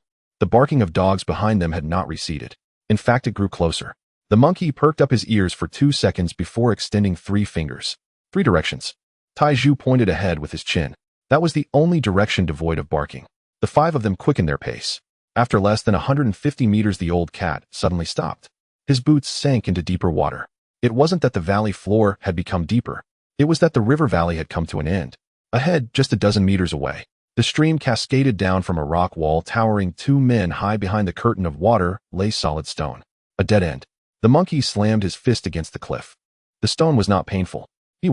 The old cat set Delu down from his back, sitting him against the base of the cliff. Delu's head tilted to one side, his face drenched in sweat mixed with mud and blood indistinguishable. We need to go back, the old cat's voice was low. There's a gap on the south slope that leads into the main forest belt. Delu opened his eyes. He looked down at his abdomen. The first aid kit was completely soaked through. Dark red water flowed from his side down to his pants, leg merging with the stream water, the boundary indistinct. He poked his finger into the edge of the wound, pulling it out. The substance on his fingertip was not entirely blood. Delu stared for 2 seconds and wiped his hand on his pants. Cat brother. The old cat was observing the terrain of the south slope, not turning his head. Cat brother, let the monkey help me sit by that tree. Delu was referring to a dead tree struck by lightning at the valley entrance facing the direction from which the pursuers were coming. The old cat turned his head. The 2 men exchanged glances. No way. You know how serious my injury is. Delu's voice was very calm. My abdominal cavity is punctured, my organs soaked for 8 hours. Even if a helicopter landed right above, it would be too late. The old cat squatted in front of him. He said nothing, but the act of squatting itself conveyed understanding. He knew that Delu was speaking the truth. The monkey rushed over. His right eye was swollen and his left eye was red. Shut the hell up. Wang Li said the same thing when he left, talking about how it was too late, about how we shouldn't care about him. So we can't afford to lose another one. Delu's voice was low, but the monkey felt as if someone had squeezed his throat. The remaining words stuck in his throat. The barking of dogs grew closer. Not just barking. Human voices were also present. Commands, footsteps, the sound of gun bolts being pulled. Taiju leaned against the cliff, pulled out the magazine to take a look, then pushed it back in. He didn't count because he had already done so 3 times.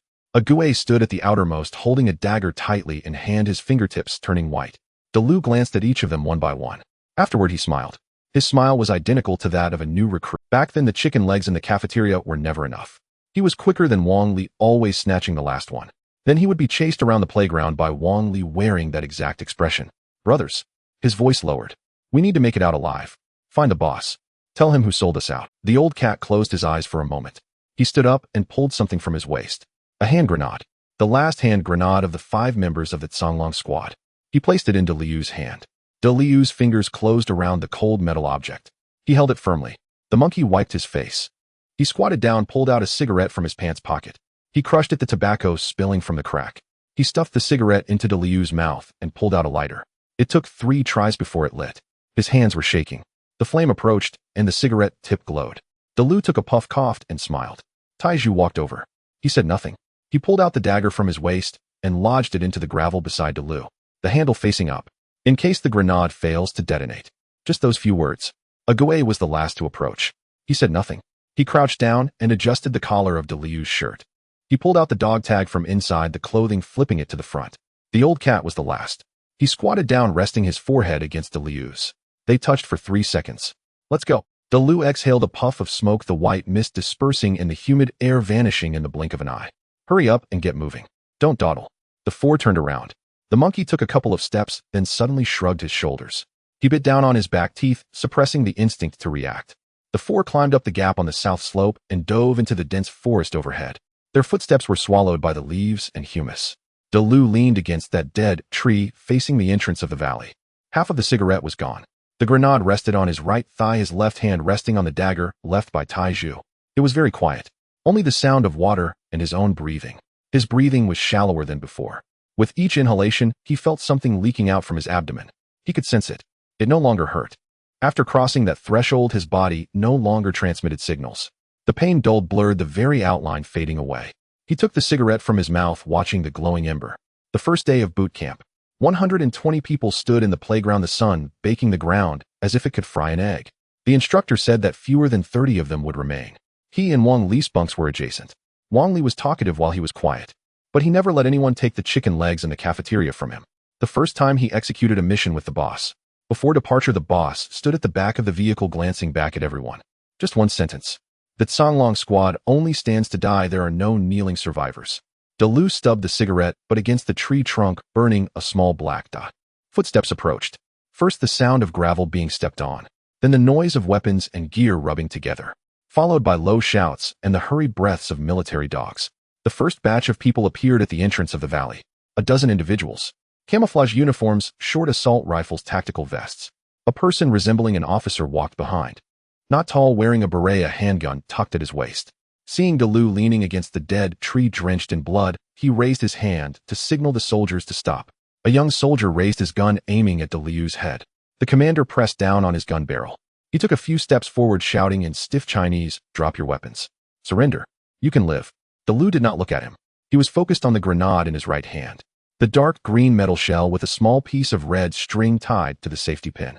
It was the old cat's habit to tie red string to the safety pin of every grenade, allowing it to drop easily in the dark. Delu's thumb hooked onto the red string. The commander shouted again, "Surrender. You can live." Delu raised his head. He looked at the group, holding guns, a slight smile tugging at the corners of his mouth. The safety pin was pulled off.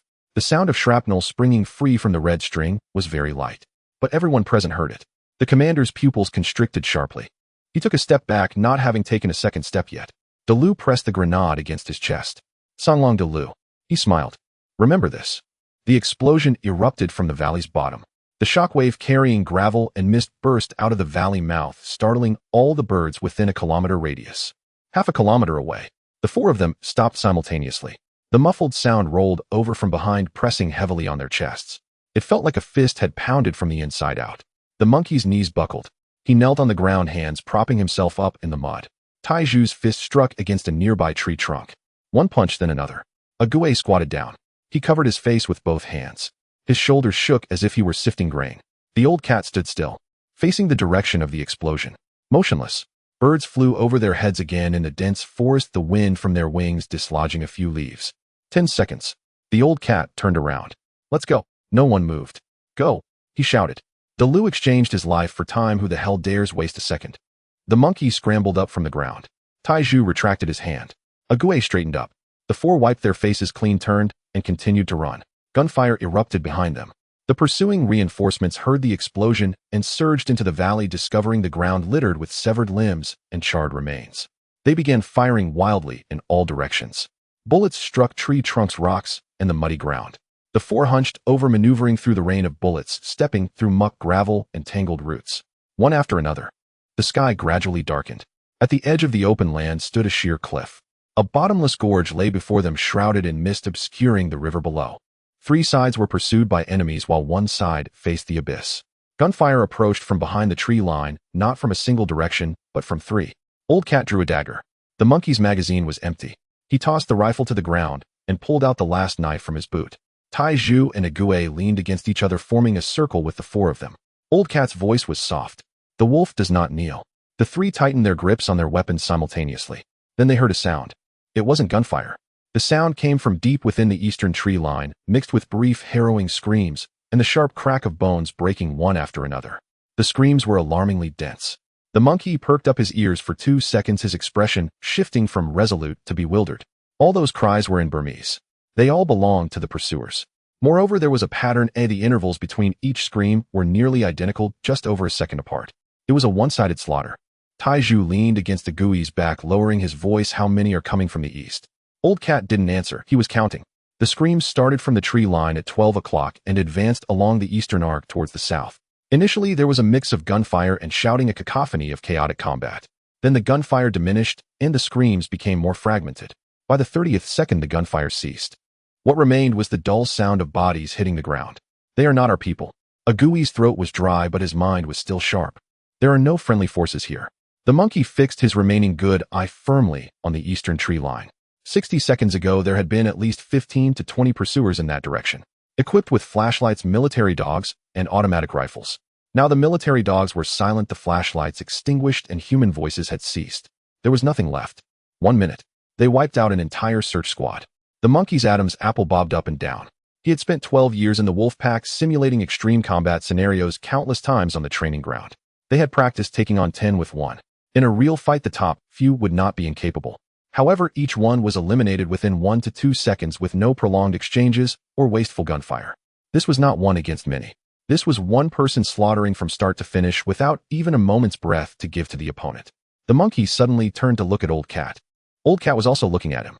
The two shared the same thought in their eyes. They knew one person, the only one capable of such a feat. In the depths of the dark forest, a figure was walking towards them. Old Cat's pupils constricted. That gate. He had followed it for 6 years. Through hundreds of missions, marching, breaking through, pursuing, retreating. He could recognize that person even with his eyes closed. The figure stepped out from the eastern tree line. The ground was littered with fallen shrubs and bodies in disarray. The monkey glanced again at the gap in the tree line. He regretted it. The bodies were sprawled in every direction. Some lay face down, unmoving, others curled up, still. The closest body was less than 3 meters from the edge of the tree line, its neck twisted at an angle impossible for the living, with its chin resting on its own back. The body next to it was even more absurd. A rifle still slung over its body, the barrel pointing skyward. Yet the hand that held the gun was no longer attached to the arm. Looking further inside, the light was dimmer, revealing only vague outlines. A cluster of fallen bodies, some piled together, others hanging from low branches. The objects on the ground reflected a dark sheen in the weak light. The monkey stopped looking. For the first time in 12 years, he felt his understanding of the word murder was far too shallow. The person was splattered with blood, yet their stride remained steady. In their right hand hung a military knife, not their own, taken from a dead man's grasp. Blood still dripped from the blade, landing on the tips of their boots. The monkey noticed a detail. The blade bore more than just blood. There were 3 chipped edges. This knife had sliced through bone in the past few minutes, not just once, but repeatedly, cutting through steel. Yet the hand gripping the knife remained steady, with not even a change in the position of the knuckles. Lin Yin walked up to the 4 of them. He stopped. The wind from the open area blew in from the gorge, fluttering the hem of his coat. He bore no wounds. Just moments ago, a dozen corpses lay in that patch of trees, some with guns, some with knives, members of a well-trained regular search team from northern Myanmar. He emerged unscathed. The monkey was the first to react. He bent his knee and sat down on the ground. What the hell? Boss. Taiju pinched his own penetrating wound on his right leg hard. He grimaced and gasped. This was not a dream. A Gui had lost his dagger. He opened his mouth, his lips moved several times, and his Adam's apple rolled 3 times, but no sound came out. Old Cat stood still, watching Lin Yin. 1 second. 2 seconds. 3 seconds. His hands trembled. Lin Yin looked at them one by one, his lips twitching slightly. Brothers, I am late. The monkey could no longer contain himself. 34 years old. 12 years of service in the wolf pack. He had never cried when a sniper grazed his cheek on the border. He had never cried when dislocating his shoulder on the training ground, pulling it back himself. He had never cried while carrying an injured comrade through a blizzard for 17 hours. But now, he sat on the ground, covering his face with both hands, howling. Taiju limped over. He wrapped his still functioning arm around Lin Yan's shoulder. They said nothing, for there was no need to. A Gui bent down to pull the dagger from the rubble and sheathed it back at his waist. He stood tall. He raised his hand. A standard military salute. His face was streaked with tears. Old Cat was the last to approach him. He opened his mouth once. No sound came out. He opened his mouth again. His throat felt blocked by something, and he swallowed twice before he could speak. Boss, Delu is gone. For words. Lin Yan's expression changed. The 4 men standing before him felt a chill at the nape of their necks simultaneously. They had never experienced such a feeling with anyone else. But they had seen it in Lin Yan. The last time was the day Wang Li's body was buried. Lin Yan did not speak immediately. The 4 stood silently in front of him. After a moment, Lin Yan finally spoke. Where is the body? Over there. Old Cat raised his hand, pointing in a direction southeast upstream of the river valley. Lin Yan turned and walked off. The 4 followed. They dragged their injured bodies step by step, treading through the muck and decaying leaves. In the forest, only their footsteps and heavy breathing remained. Before long, they finally found the dead tree. The trunk was blown apart in the middle.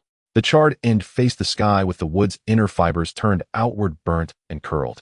The shell crater was just over 2 meters in diameter and half a meter deep. It collected a layer of murky water with scraps of cloth, broken gear buckles, and burnt camouflage debris floating on the surface. There were also incomplete remains. The monkey crouched by the edge of the pit, reaching into the muddy water. The water that seeped between his fingers was a pale red. He felt a piece of metal and pulled it out. Liu's dog tag snapped in 2. The name only retained the first character Liu, while the service number was missing the last 4 digits. The metal surface was burnt black, the edges curled and deformed, and the lanyard long gone. The monkey knelt at the edge of the pit, clutching the dog tag. He lowered his head, water dripping from his fingers mixed with what flowed from his eyes, blurring the distinction between the 2. He handed the dog tag to Lin Yan. Lin Yan received it, gripping it tightly. The metal in his palm still carried the chill of the muddy water. He stood there by the shell crater while birds flew overhead through the dense forest, the wind from their wings shaking loose a few leaves. A long time passed. The wind fell silent again. The muddy water in the shell crater no longer bubbled. Lin Yin knelt on one knee at the edge of the pit, holding the 2 pieces of the dog tag in his palm. He brought the 2 pieces together. There was still a gap between the character Lu and the remaining part of the number. It would never be complete. The 4 men stood in a line behind him. There were no flowers, no wine, no gravestone. Just a 2-meter-wide shell crater and a charred stump of a dead tree. This was all that remained of Delu. Lin Yin fished out a crumpled half-pack of cigarettes from his pocket. He drew one out, striking matches twice before lighting it, bending down to stick it into the muddy ground by the pit. The cigarette leaned awkwardly, sparks flickering.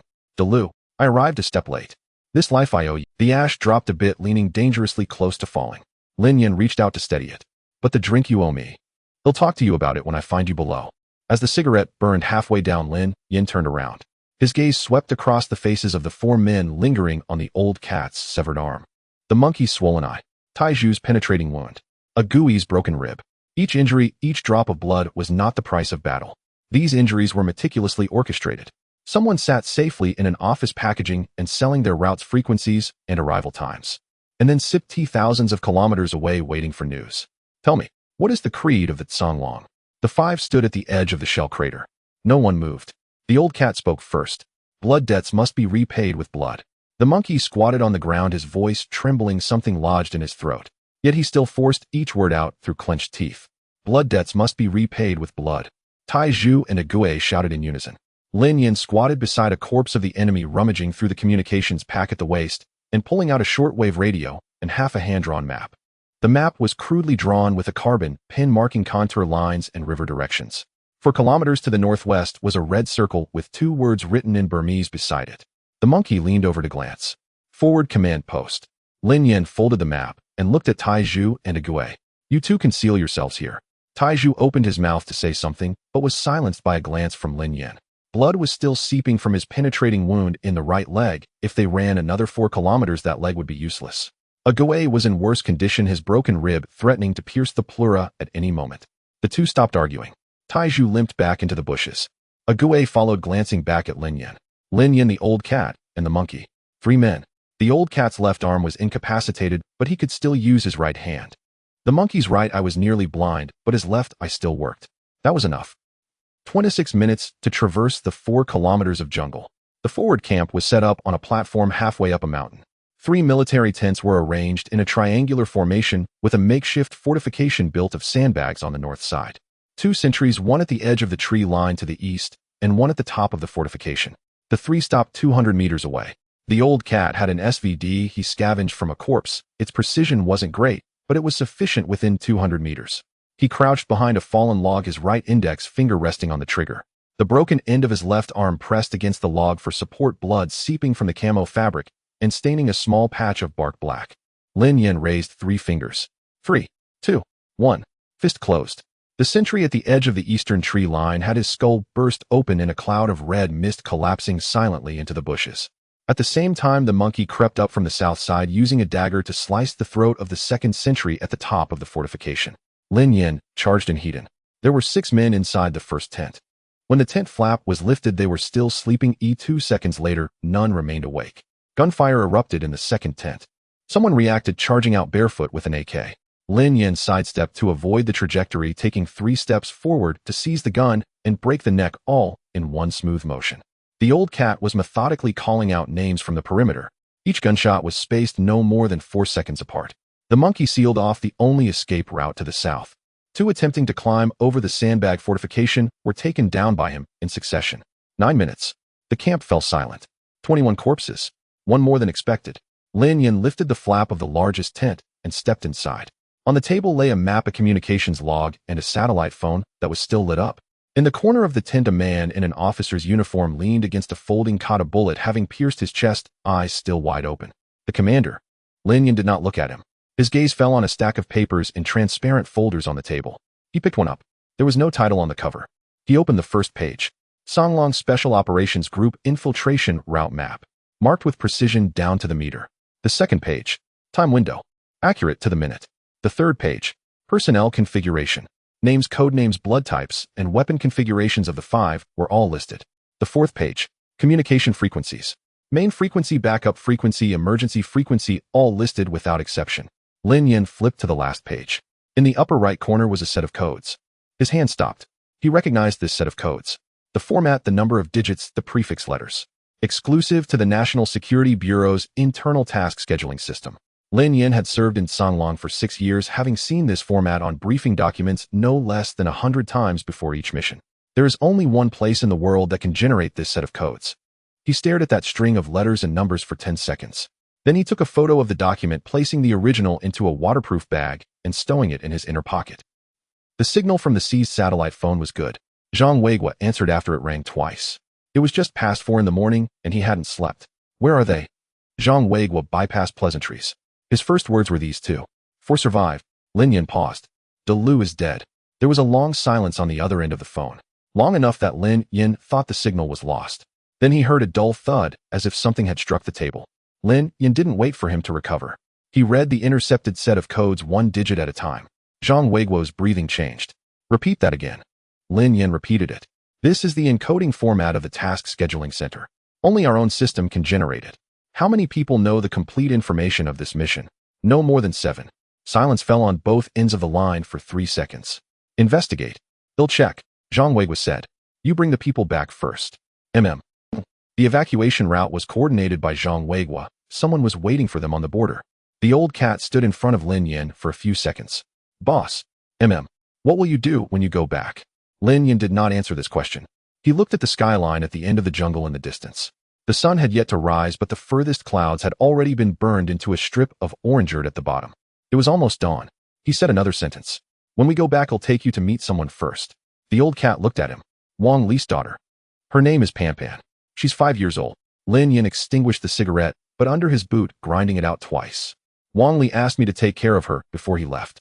She's waiting for me to return now. The old cat nodded slightly. His eyes turned red, but he didn't let the tears fall. He turned and caught up with the retreating team, taking a few steps before stopping again. He didn't look back. Boss. Speak. De Liu's share. Counts as ours too. The iron roof of the lumber yard ahead glimmered with a gray-white light in the morning glow. The reinforcements had already arrived. 2 SUVs were parked in a weed-filled clearing, engines running. The 5 walked towards that direction. Lin Yin's phone vibrated. He pulled it out to take a look. Su Mufeng. Speak. Su Mufeng's voice was off. Since he had known him, Lin Yin had never heard Su Mufeng speak in this tone. Urgent, chaotic, and with an indescribable quality. Yin Gu, the villa was attacked. Lin Yin's footsteps did not falter, but the aura from his entire being changed. The old cat behind him was the first to sense it, the hairs on the back of his neck standing on end. Su Mufeng's voice squeezed out from the phone, each word trembling. Pan Pan has been taken. My sister is still lying in the hospital unconscious. When I brought people over, the other side had already retreated. Lin Yan's hand holding the phone did not move. Su Mufeng continued speaking on the phone, but he could no longer hear it. Lin Yan hung up the phone. The screen of his mobile phone dimmed, and his expression darkened as well. The surrounding dense forest remained unchanged, and the sound of insects continued to echo. But the old cat sensed a change in the air. What's wrong? Lin Yin did not respond. The monkey leaned over curiously while Taiju limped closer, supporting himself with a rifle, and Ague silently returned from his position of vigilance. For pairs of eyes fixed on Lin Yan. The old cat grew anxious, reaching out with his remaining hand to grasp Lin Yan's forearm tightly. The bandage on the end of his severed arm was soaked with blood, but he held on with great strength. Between brothers there should be no secrets. Lin Yan raised his head, looking at the old cat, then sweeping his gaze across the monkey Taiju and Ague. 4 faces. Each face bore traces of blood and mud that had not yet dried. Pan Pan has been taken from home. A moment of silence followed. The monkey moved. He turned around, smashing his right fist into a tree trunk as thick as a bowl. The trunk cracked loudly, and the skin on his knuckles split open, revealing the flesh underneath. He remained silent, pulling back his fist only to strike down again, shattering the trunk. Taiju's back teeth were clenched too hard, his mouth muscles taut, his cheeks puffing in and out. He looked down at his right leg, which had been pierced by a bullet, his eyes bloodshot. Ague showed no excessive reaction. He flipped the dagger in his hand, gripping it tightly, his knuckles raised. The broken ribs caused a hissing sound with every breath he took. Yet the hand gripping the knife remained steady. The old cat let go of Lin Yan's arm. He lowered his head and closed his eyes briefly. Wang Li's daughter. De Lu exchanged his last grenade for a chance to get out alive. To get out alive was not merely to survive. It was to repay the debts owed by Songlong and to protect those whom Songlong cared for. Now that person had been taken away. Who did it? The old cat's voice turned hoarse. Lin Yan did not answer. He took out his phone preparing to dial, but the ringtone sounded first. Zhang Weiguo. Stay calm. Zhang Weiguo's first words were these two. I have already sent someone to Jiangcheng. The information was intercepted 20 minutes ago. Pan Pan was kidnapped into Qian's manor, and the perpetrator is Qian Guanch. Qian Guanch. Lin Yan managed to squeeze out 3 words from his throat. A pause followed. He wouldn't dare. Su Yufeng's people are watching the villa. The Su family security is on a 24-hour shift. Could Qian Guanch bypass the Su family? Silence fell on both ends of the line. 2 seconds. The Luo family. Both of them spoke almost simultaneously. Zhang Weiguo continued. But the more I think about it, the more I feel something is off. Luo Jingshan is very shrewd. Last time the execution hall was wiped out, he swallowed it down and turned around to sue for guardianship through legal means. Someone like him wouldn't be foolish enough to brazenly kidnap a 5-year-old child. When facing the Su family, he must have a death wish. Lin Yan did not respond. Zhang Weiguo lowered his voice. There is someone else pushing behind this. I suspect that the satellite call at 3 in the morning was not a coincidence. God of Wealth has intervened. Pushing for what? I don't know. But if it's just revenge, there's no need to involve a child.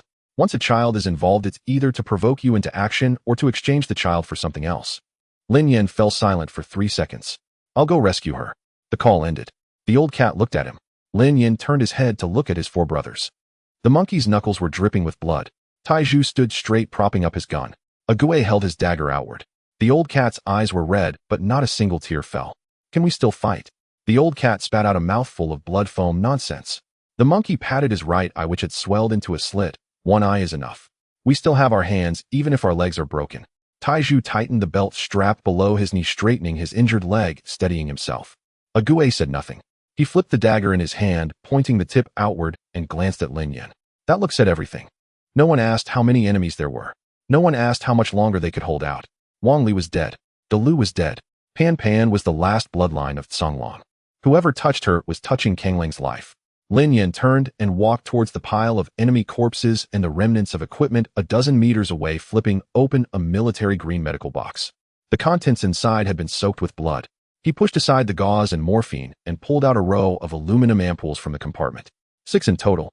The bottles had no labels, only a sun symbol engraved at the bottom. Lion, a military-grade combat stimulant. After injection, pain is suppressed below the threshold for 4 hours, temporarily restoring combat effectiveness to 80%. After 4 hours, pain will rebound tenfold. At worst, it leads to organ failure. At best, it results in fainting and dehydration. In the troops, they call it a death warrant. Lin Yan placed the 6 vials on the ground and looked up at them. The old cat moved first. He squatted down and picked up one with his remaining right hand. He bit off the needle cap and spat it on the ground. Then he precisely inserted the needle into the deltoid above his severed arm. His thumb pressed to push the medication. Veins bulged on his neck, his jaw clenched tight. Not a sound escaped his lips.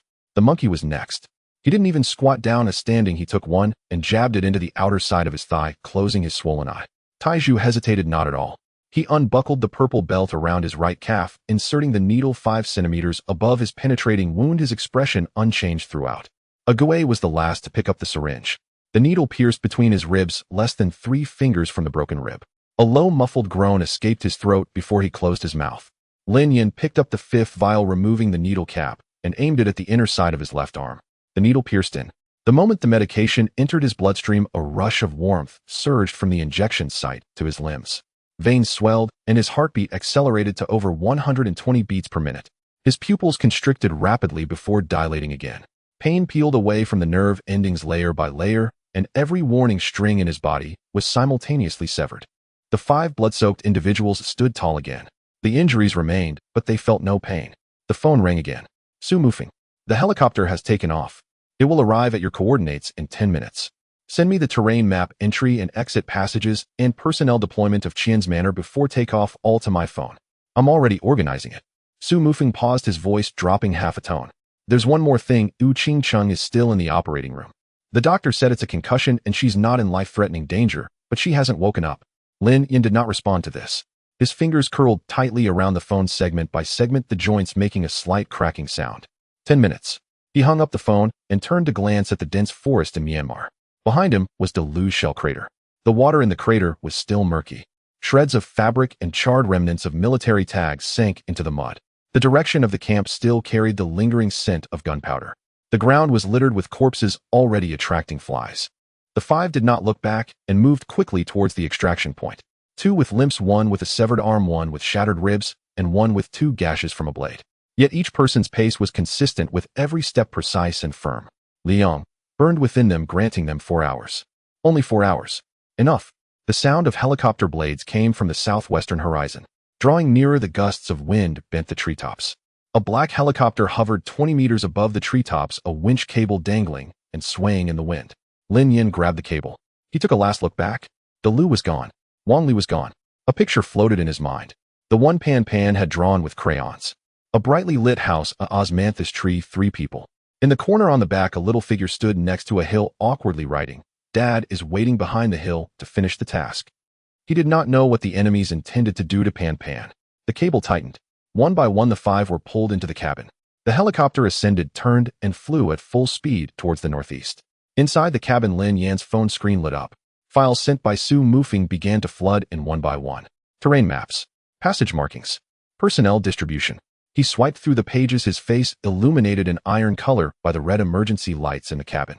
The old cat leaned over to glance at the layout of the manor and frowned. Lin Yin swiped to the last page and stopped. It was a screenshot.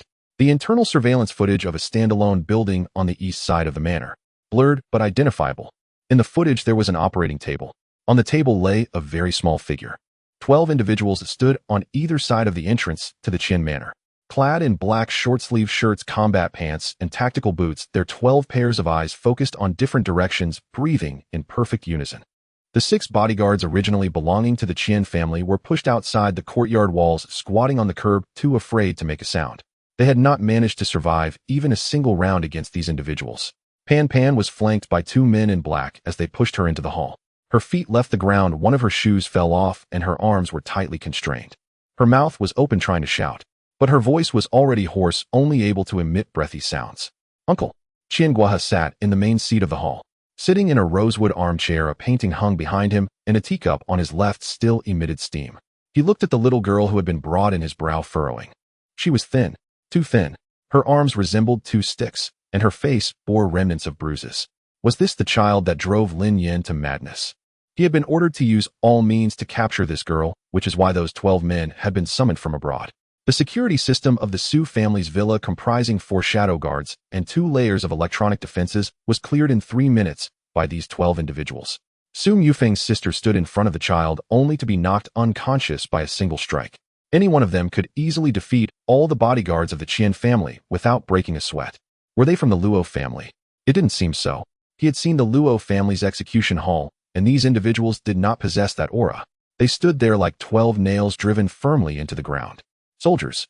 Qian Guohe dared not think any deeper. Pan Pan was pressed onto the carpet in the center of the hall, her knee colliding with the hard wooden floor, curling up into a ball. She used her remaining strength to look around. She could not see the chandelier or the rosewood furniture. What she saw were the walls of a pigsty and the shadow of chains. It was happening again. Another unfamiliar place, another group of strangers. Uncle was not there. She buried her face in her arms, her body shaking uncontrollably. A black business car drove into the courtyard, its body devoid of any insignia. 3 individuals in white coats, 2 nurses, emerged from the back seat. Each held a silver medical box, the surface adorned with cold chain labels. Qian Guohe stood up, about to ask a question, when his phone vibrated in his pocket. He glanced at the caller ID. No number. No origin. He answered the call. The voice came through again, identical to the one from 3 o'clock in the morning. Hand the girl over to the doctor. A cold sweat began to beat on Qian Guohe's back. No unexpected incidents can occur during processing. Understood. The call did not end. The caller paused for 2 seconds before adding one last sentence. Manage your daughter and grandson well. Beep. Qian Guohe gripped his phone tightly, his palm completely wet. He had never mentioned Qian Fengjiao and Qin Tian to anyone, not even to Luo Jingshan, where he had only disclosed a fraction of the truth. The other party knew everything. It was the kind of knowledge that came from watching closely. The leading doctor in the white coat walked in his 40s, wearing gold-rimmed glasses. Clear the table. Before Qian Guohe could react, the 2 nurses had already taken action.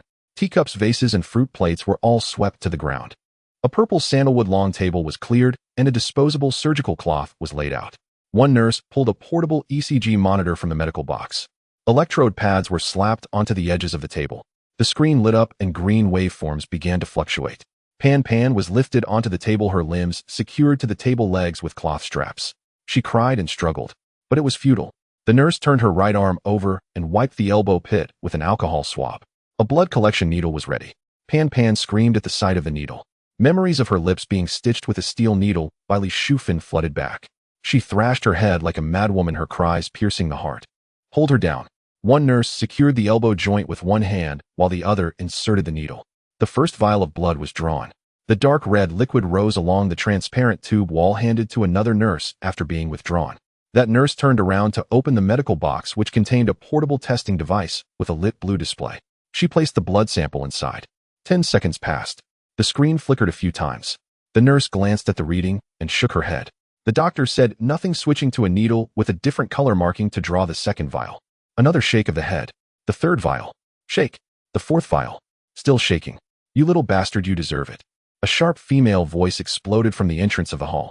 Qian Fengjiao burst in, wearing a hospital gown with a mink coat over it, her slippers slapping against the floor. Behind her, Qin Tian sat in a wheelchair, his legs in plaster, pushed along by a caregiver. As soon as she entered, she pointed at Pan Pan on the table and shouted, "I haven't settled the score for that kick last time."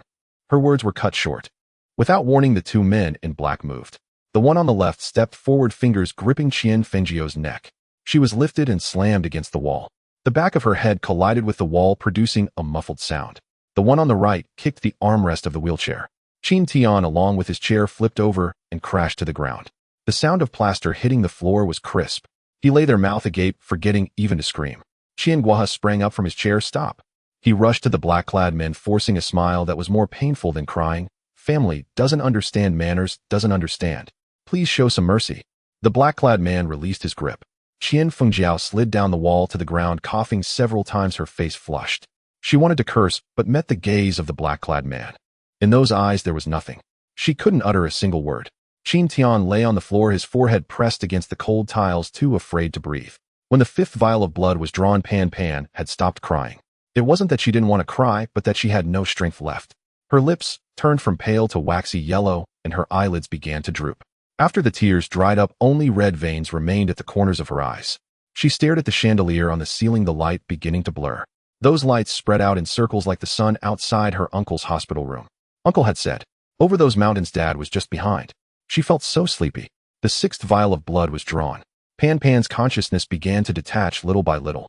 She felt as if she were submerged in cold water, her body sinking. The cloth straps on her wrists left red marks. She no longer struggled. The family photo was not by her side. The pink bunny was also gone. Nothing was there. Outside the manor, a deep blue sedan came to a silent stop. The car door opened, and Luo Jingshan stepped out. Dressed in a gray Zhongshan suit, his hair perfectly neat. His strides were steady as he walked. Qian Guohe rushed out from the hall to greet him, bending over with a forced smile, yet he hadn't finished his first sentence. Luo Jingshan had already walked past him without casting a glance. Inside the hall, Qin Tian and Qian Fengjiao recognized the visitor, the current head of the Luo family in Kyoto. The two of them shrank into the corner like frightened mice, their breaths nearly silent. Luo Jingshan approached the long table. He looked down at Pan Pan. The girl was close to unconsciousness. Her face lacked color, her lips cracked, and the needle marks from blood collection were lined up on the inner sides of her arms. Her chest rose and fell slightly, her breaths so shallow they were nearly imperceptible. Luo Jingshan reached out, using his thumb to lift Pan Pan's upper eyelid. The pupil showed almost no reaction, but he stared at that eye for a long time, long enough that the doctors behind him dared not speak. The god of wealth had only said one thing on the phone: in due time the head of the Luo family will naturally know. Luo Jingshan released his fingers and took a half step back. His expression remained unchanged, but this half step back was much slower than when he entered. The nurse sent the seventh vial of blood into the testing device. The screen flickered. This time she nodded. The doctor exhaled, carefully placing the vial into a silver refrigerated box. The inside of the box lid was lined with 3 layers of shock-absorbing foam. He closed the lid and turned the combination lock, producing 2 crisp clicks. Pan Pan closed her eyes. The numbers on the ECG monitor began to drop. The doctor had just secured the refrigerated box. Everyone heard that sound drawing closer. A deep rumble penetrated the manor's walls. It pierced through the hall's roof. It resonated within the chest of every person present. A helicopter. The massive shadow of the rotor blades descended from the sky, casting a shadow on the manor's lawn and upon Luo Jingshan's face. The curtains were lifted by the airflow, and the surgical cloth on the table flew violently. Luo Jingshan looked up towards the ceiling. In those eyes that had always been calm, unease finally appeared. The helicopter hovered directly above the Qian family manor. The air currents stirred by the rotating blades lifted the rose petals into the air while the surface of the fountain rippled in concentric circles. The searchlight shot down from the underside of the aircraft. The white light struck the bluestone ground so bright it was blinding. 5 ropes descended from the cabin door. Lin Yin was the first to exit the cabin. He wore no gloves, grasping the rope directly with his bare hands, sliding down freely in a freefall manner over a vertical distance of 20 meters. The moment his boots hit the ground, a corner of the bluestone shattered, and debris flew 2 meters away. He released the rope and stood upright. Behind him, the 4 ropes tightened simultaneously. Old Cat held the rope in his left hand. His right arm was wrapped with a battlefield emergency tourniquet, the end wound with bandages, several times the dried blood staining the camouflage fabric a rust color.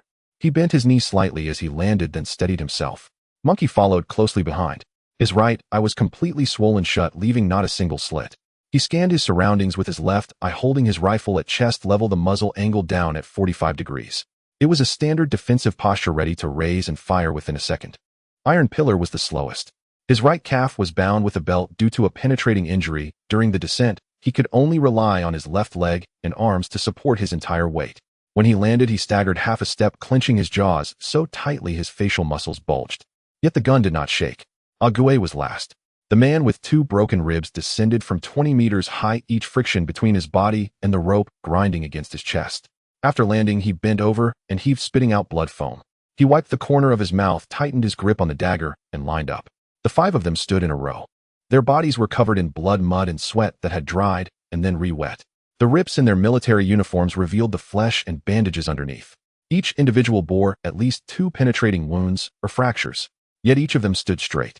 The courtyard originally had 3 defensive lines deployed. The Qian family's bodyguards occupied the inner circle, all in black suits numbering over 20. The outer and middle circles were interspersed with another group of people. Dressed in black tactical uniforms, their faces covered, wielding short blades, they maintained evenly spaced positions. This group were not bodyguards. Bodyguards wouldn't adopt such positions. The Qian family bodyguards instinctively retreated 2 steps upon seeing the 5 bloodied figures descend from the sky. It wasn't out of fear of numbers, but rather of the aura they radiated. The temperature in the courtyard was clearly not low, yet standing under the searchlight, those 5 individuals made everyone feel cold. The lead bodyguard in the inner circle rested his hand on his holstered gun, but his finger couldn't find the trigger. He had worked in security for 12 years, faced knives and bullets, and had never been afraid of anyone. But the aura these 5 individuals carried was unlike any tough characters he had encountered before. This was not the atmosphere of the underworld. It was the essence of those who had survived the battlefield. Luo Jingshan walked out from the hall. He wore a dark gray Zhongshan suit, hands clasped behind his back, his pace neither fast nor slow as he descended the bluestone steps step by step. He glanced at Lin Yin, then at the 4 who stood behind Lin Yin, barely managing to remain upright, and smiled. Lin Yin, you brought these remnants of soldiers. Lin Yin did not look at him. His gaze passed over Luo Jingshan, over the steps, over the open hall door. In the center of the living room, a long rosewood table. A child was bound to the table by cloth straps.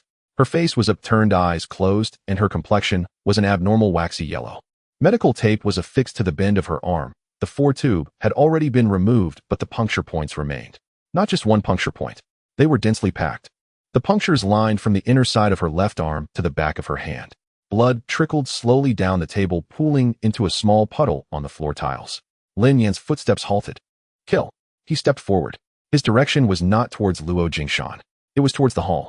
12 black-clad tactical personnel moved simultaneously. They were well-trained, their reaction speed measured in milliseconds.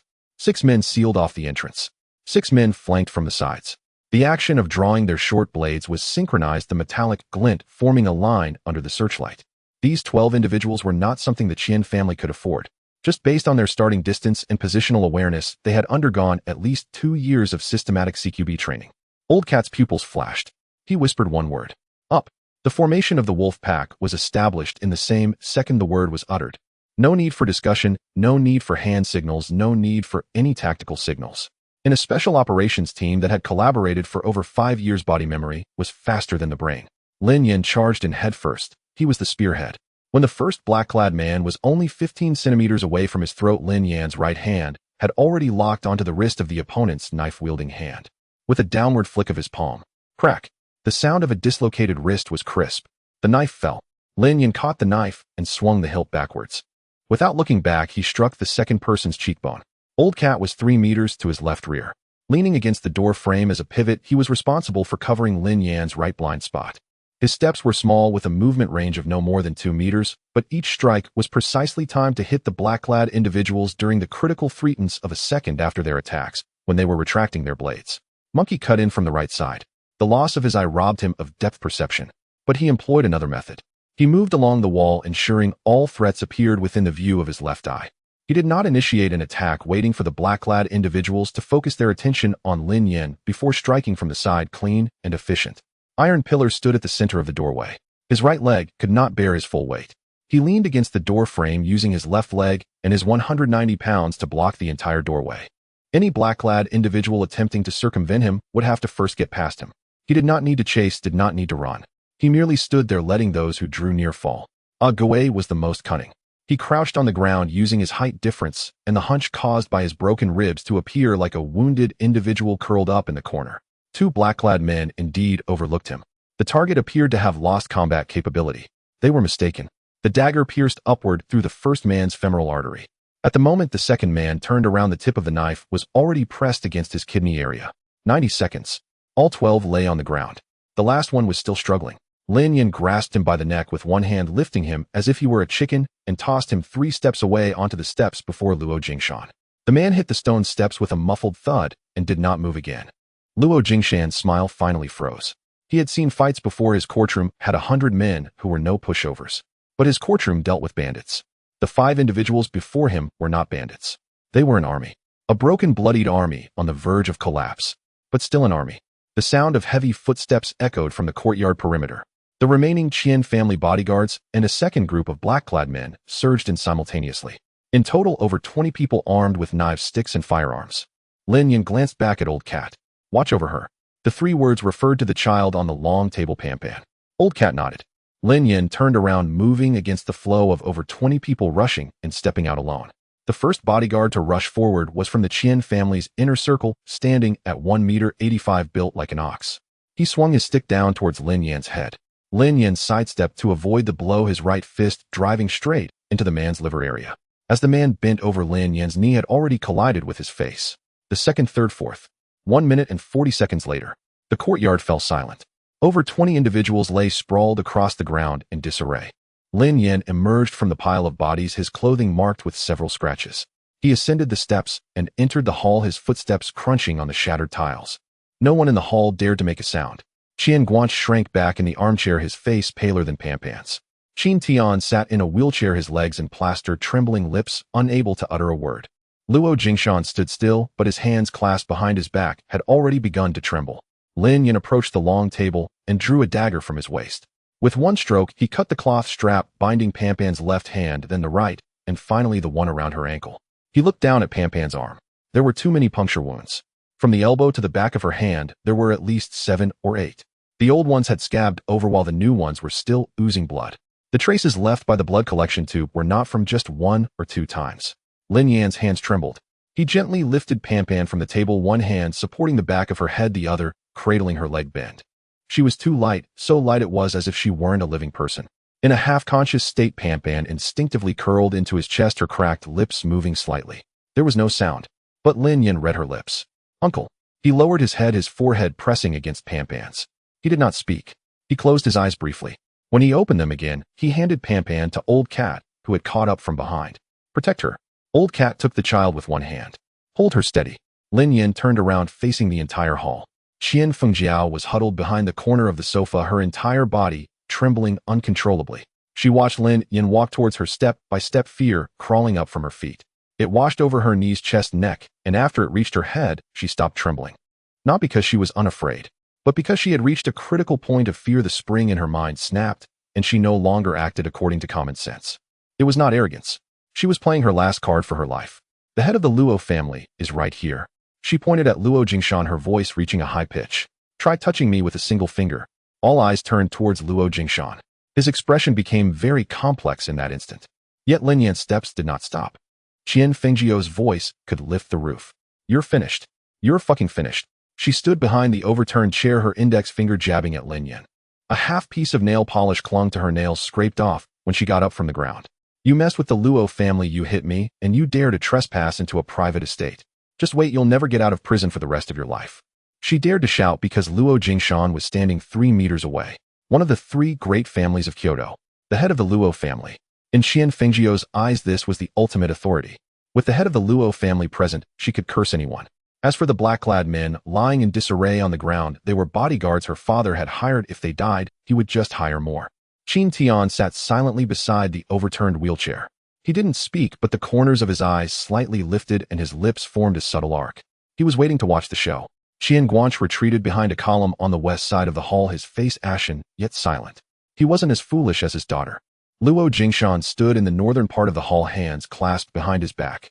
His expression was fitting for the head of the Luo family, calm and indifferent, and looking down from a height. However, his weight was shifted to his back foot. The monkey and Tai Zhu stood on either side of the old cat, with a Gui standing behind. 4 injured and bloodied men surrounded a 5-year-old girl in the center. Lin Yin slowly walked towards Luo Jingshan. Qian Fengjiu's cursing momentarily halted.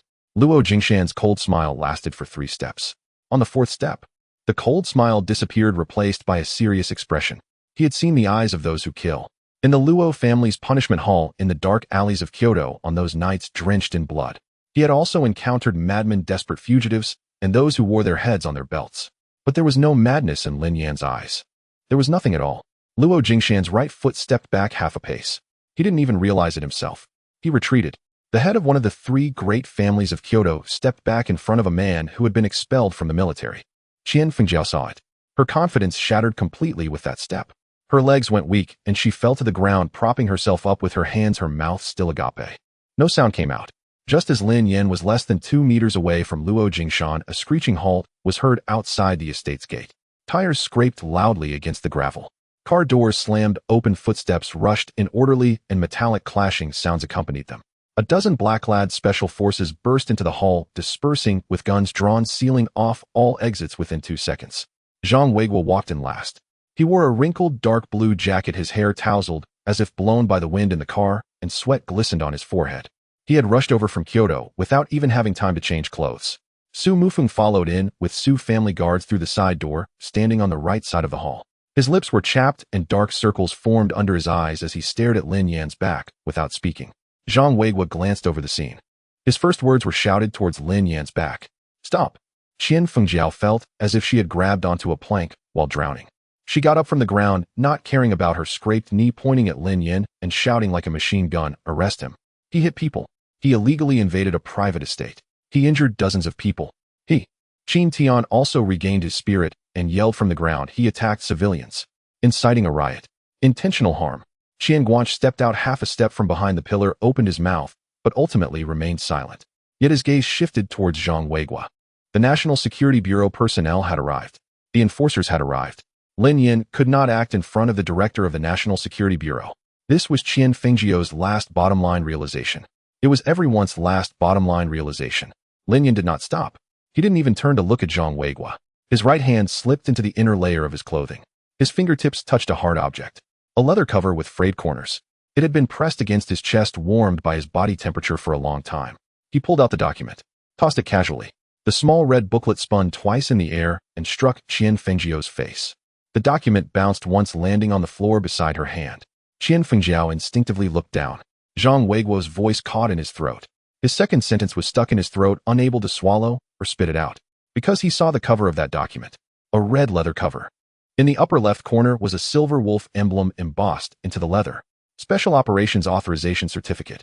An internal military code. A killing certificate. The highest level of operational authorization issued specifically by the General Staff Headquarters of Huaxia for the Wolfpack operation. The bearer, during the execution of the mission or while protecting designated individuals, possesses the right to kill on the spot without prior approval or post-event accountability. There are no more than 10 copies nationwide. Zhang Weiguo stood frozen in place. His hand hung at his side, clenched for a moment before relaxing. He understood the weight of this document better than anyone. Luo Jingshan's pupils constricted. He recognized it.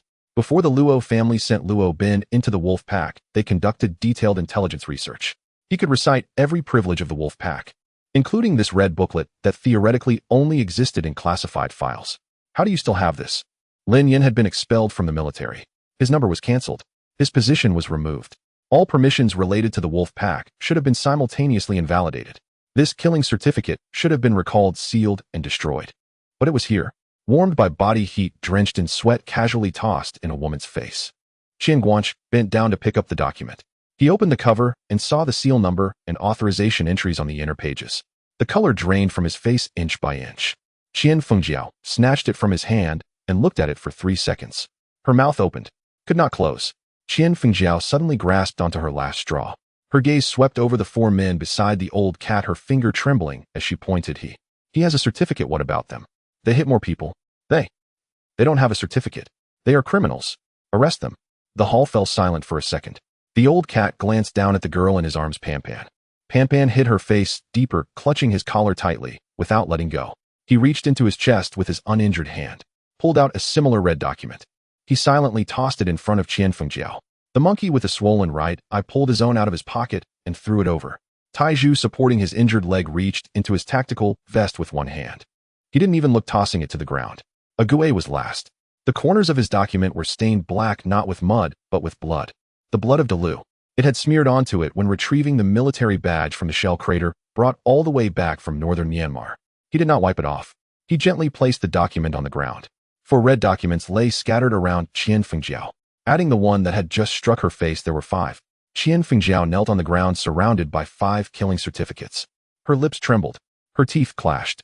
Not a single word could escape her mouth. Qin Tian stopped shouting. His face was as pale as the sheets in a hospital ward. Qian Guanch retreated back behind the pillar. Luo Jingshan stood firm, not retreating any further. His legs were straight, but his pants quivered slightly at the knees. The hall was filled with silence. Zhang Weiguo closed his eyes for a moment. He turned and gestured to the special forces behind him. Everyone lowered their weapons. Su Mufeng leaned against the side door frame, looking at the 5 red documents on the ground. He suddenly remembered something. On the day Lin Yin left the National Security Bureau, one of the clauses in the disciplinary decision read, "Revoke all issued materials and documents." He counted the documents on the ground. 5. Not a single one was missing. Not one was handed in. Yet Zhang Weiguo stood here today witnessing the emergence of these 5 documents. No recovery. No questioning. Even the weapons were lowered. Su Mufeng's gaze shifted from the documents to Zhang Weiguo's face, then from Zhang Weiguo's face to Lin Yan's back. Lin Yan stood before Luo Jingshan. The distance between them was less than a meter. He did not draw his sword, did not throw a punch, did not even speak. He simply stood there. Luo Jingshan's lips moved slightly, but in the end no sound came out. Luo Jingshan stood in the center of the hall, flanked by 2 national security agents on either side. His suit was dusted, one cufflink missing, and his hair was no longer as meticulously arranged as when he had arrived. Yet his back remained straight, his gaze level ahead. He did not look at the person lying on the ground, nor at the father and daughter duo of Qian Guanch being subdued in the corner, nor at Lin Yin descending from the staircase. Zhang Weiguo stood between the 2. Lin Yin halted on the last step, his gaze crossing over Zhang Weiguo's shoulder, landing on Luo Jingshan's face. No expression, but the old cat behind him could see clearly. Lin Yan's right index finger was slightly bent, a shooting preparatory stance from the Songlong team. A muscle memory formed over 12 years. It only emerged when confirming, "I want to kill this person." Luo Jingshan saw it too. He swallowed hard. Zhang Weiguo placed a hand on Lin Yan's shoulder, not applying much force, but the message was clear. "Not now. Master Luo." Zhang Weiguo turned slightly, his tone formal. "My people will escort you out." Luo Jingshan did not move. He stared at Lin Yan for 3 seconds before suddenly speaking. "Lin Yan, we will meet again." Lin Yan did not respond. After saying this, he turned. He did not wait for a response and turned to follow the 2 agents toward the side door. He paused at the entrance as if wanting to say something more. But in the end, he said nothing, bent down and climbed into the car. The door closed, the engine roared to life, and the taillights disappeared around the bend of the Villa District. Lin Yan walked down the steps. Zhang Weiguo turned around, meeting his gaze, and sighed. "He is the head of the... If we touch him, it will set off a chain reaction. The time isn't right." Lin Yan did not respond. His gaze shifted to the corner. Qian Guanch was being held down on the ground, his gray robe torn on one side. Beside him, Lin Fengjiao had her mouth sealed, and Qin Tian sat in a wheelchair, his face pale as paper. 3 people. Su Mufeng stood behind them, arms crossed, waiting for orders. Zhang Weiguo noticed as well. Knowing these 3 could not be restrained, nor should they be. "Don't make too much noise." He lowered his voice, dropping the 4 words, and turned to walk outside. After taking 3 steps, he paused. "How is Pan? The ambulance is on the way." Zhang Weiguo nodded, not looking back. Lin Yan walked to the other side of the hall. 3 people in white coats were pinned against the column, their wrists secured behind them with zip ties. 2 nurses hung their heads, trembling. The male doctor in the middle, wearing gold-rimmed glasses, knelt straight, his face devoid of expression. Lin Yan crouched down. "Blood sample." The man with gold-rimmed glasses remained silent. "I will ask again. Where is the blood sample?" The nurse on the left could no longer hold up and pointed with her chin to a medical box in the corner. Su Mufing walked over and opened it. The cold storage box was still there with white foam dividers, 3 slots. 2 empty tubes. The third slot had a label handwritten marked qualified, but the tube was missing. Su Mufing looked up at Lin Yan. Lin Yan stood up looking down at the man with gold-rimmed glasses. The last tube. The man's lips were pressed tightly together. There was no fear or panic in his eyes, only a clean blank expression. A trained blankness. Lin Yan had seen this gaze before. It resembled that of a professional intelligence officer in a prisoner of war camp exhibiting this demeanor during interrogation. Su Mufing quickly compared 3 faces with the surveillance screenshots from when they entered. One is missing. He had someone pull up footage from the chaos and quickly found it. The 4th nurse, a woman, escaped from the Eastern fire escape during the turmoil, clutching a palm-sized insulated bag. Lin Yan turned and walked toward the door. After that one chase and kill, he paused and glanced at the man with gold-rimmed glasses. "Leave this one. Interrogate thoroughly. After interrogating, bury the same." Su Mufing acknowledged. The ambulance arrived 11 minutes later. Zhao Yonggang jumped out of the car, not even wearing a white coat with 2 buttons of his shirt misaligned. He rushed into the hall, seeing Pan Pan held in Lin Yan's arms, her face pale, with an 4-needle halfway pulled out from her arm. Blood loss. Unclear. At least 3 tubes have been drawn.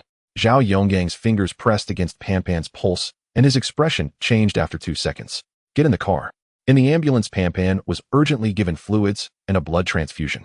When the needle pierced her skin, she let out a soft sound, her eyelids fluttered, and she slowly opened her eyes. The first thing she saw was Lin Yan. Her lips moved slightly, but made no sound. Yet Lin Yan understood. Lin Yan grasped her hand. Pan Pan's gaze drifted over his shoulder, landing behind him. 4 men were crammed in the back of the ambulance. They were covered in injuries, their faces stained with blood, their clothes torn to the point that their original colors were unrecognizable. One had an empty left arm bandaged into a rough stump. One had a right eye swollen shut. One had a splint on the right calf. One had thick bandaging on the chest. Pan Pan shrank a little into Lin Yan's embrace. Lin Yan pulled out the photograph of their comrades soaked in sweat, and tears unfolded it and held it up before Pan Pan. "Pompon, look. This is Uncle Cat. This is Uncle Monkey. This is Uncle Taiju. This is Uncle Agaway. They are all your father's brothers." Pan Pan's eyes moved back and forth between the photograph and the real men. She struggled to recognize the smiling young faces in the photograph and the injured men before her. Her fingers slowly slid over the photo, touching each face from left to right. When she reached the last one, she halted. That person was not in the car. Pan Pan lifted her head to look at the 4 men in the ambulance, then lowered her gaze to the smiling face in the photograph. Her finger pointed at it, and she said nothing. The old cat stepped forward, crouching down. He extended his right hand, the only hand that was intact. He gently touched Pan Pan's head. "Pan Pan, we uncles came too late." Pan Pan's finger remained on that face, not moving away. The old cat glanced down, swallowing hard. "That is Uncle Delio." He did not elaborate further. The car fell silent for a few seconds. Monkey turned his head away, using his swollen right eye to face the wall of the car. He was wiping his eyes, doing it twice, and the tears only increased. Taiju bit his lip, his jaw muscles taut silent. Agaway said nothing. He knelt on one knee in the swaying ambulance and saluted the 5-year-old girl with a standard military salute. Pan Pan looked at them. Then she glanced down at the photograph of the person with the most carefree smile. That was her father. Then she lifted her head and softly said a sentence. "You all know my dad, so can you help my uncle find him?" No one in the ambulance spoke. The sound of the engine and the bumps of the road filled all the gaps. The old cat's hand remained on Pan Pan's head. He opened his mouth, but said nothing. Monkey covered his face with his sleeve. The scene shifted back to the villa at Guanlan Peninsula. Pan Pan was sent upstairs to rest. Zhao Yonggang left Zhang Ming by her bedside to monitor her. Su Mufing intercepted Lin Yan in the downstairs hallway, his voice very low. "Qing Cheng is awake." Zhao Yonggang said she is temporarily out of life-threatening danger and is still under observation in the ICU. Lin Yan nodded slightly. Su Mufing did not say more and turned to arrange outer security. 4 hours later, the effects of the medication expired. The old cat was the first to suffer. He sat on the living room sofa, suddenly curling up. The wound where his arm had been severed felt as though boiling water was being poured into it. The pain surged back, more intense than at the moment of injury. His back molars bled, veins bulging from his neck, and his collar twisted under his grip. He did not utter a sound. 3 minutes later, Monkey followed suit. The fracture in his right eye socket was shattered anew.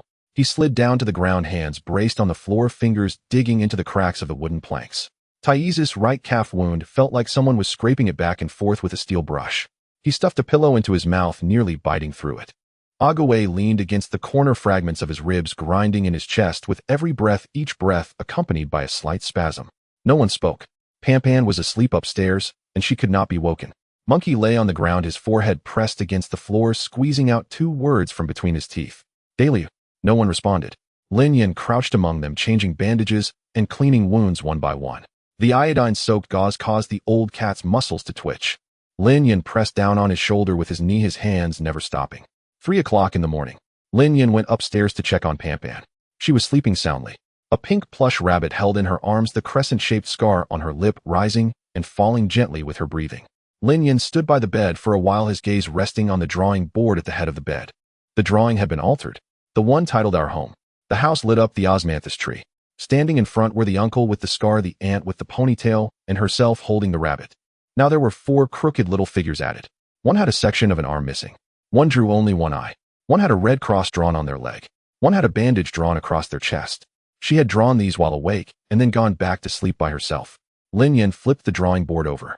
On the back next to the little figure behind the mountain, a new little figure was drawn, smaller than all the others. Next to it were crooked words, even more illegible than last time. Uncle Daliu is behind the mountain with Dad.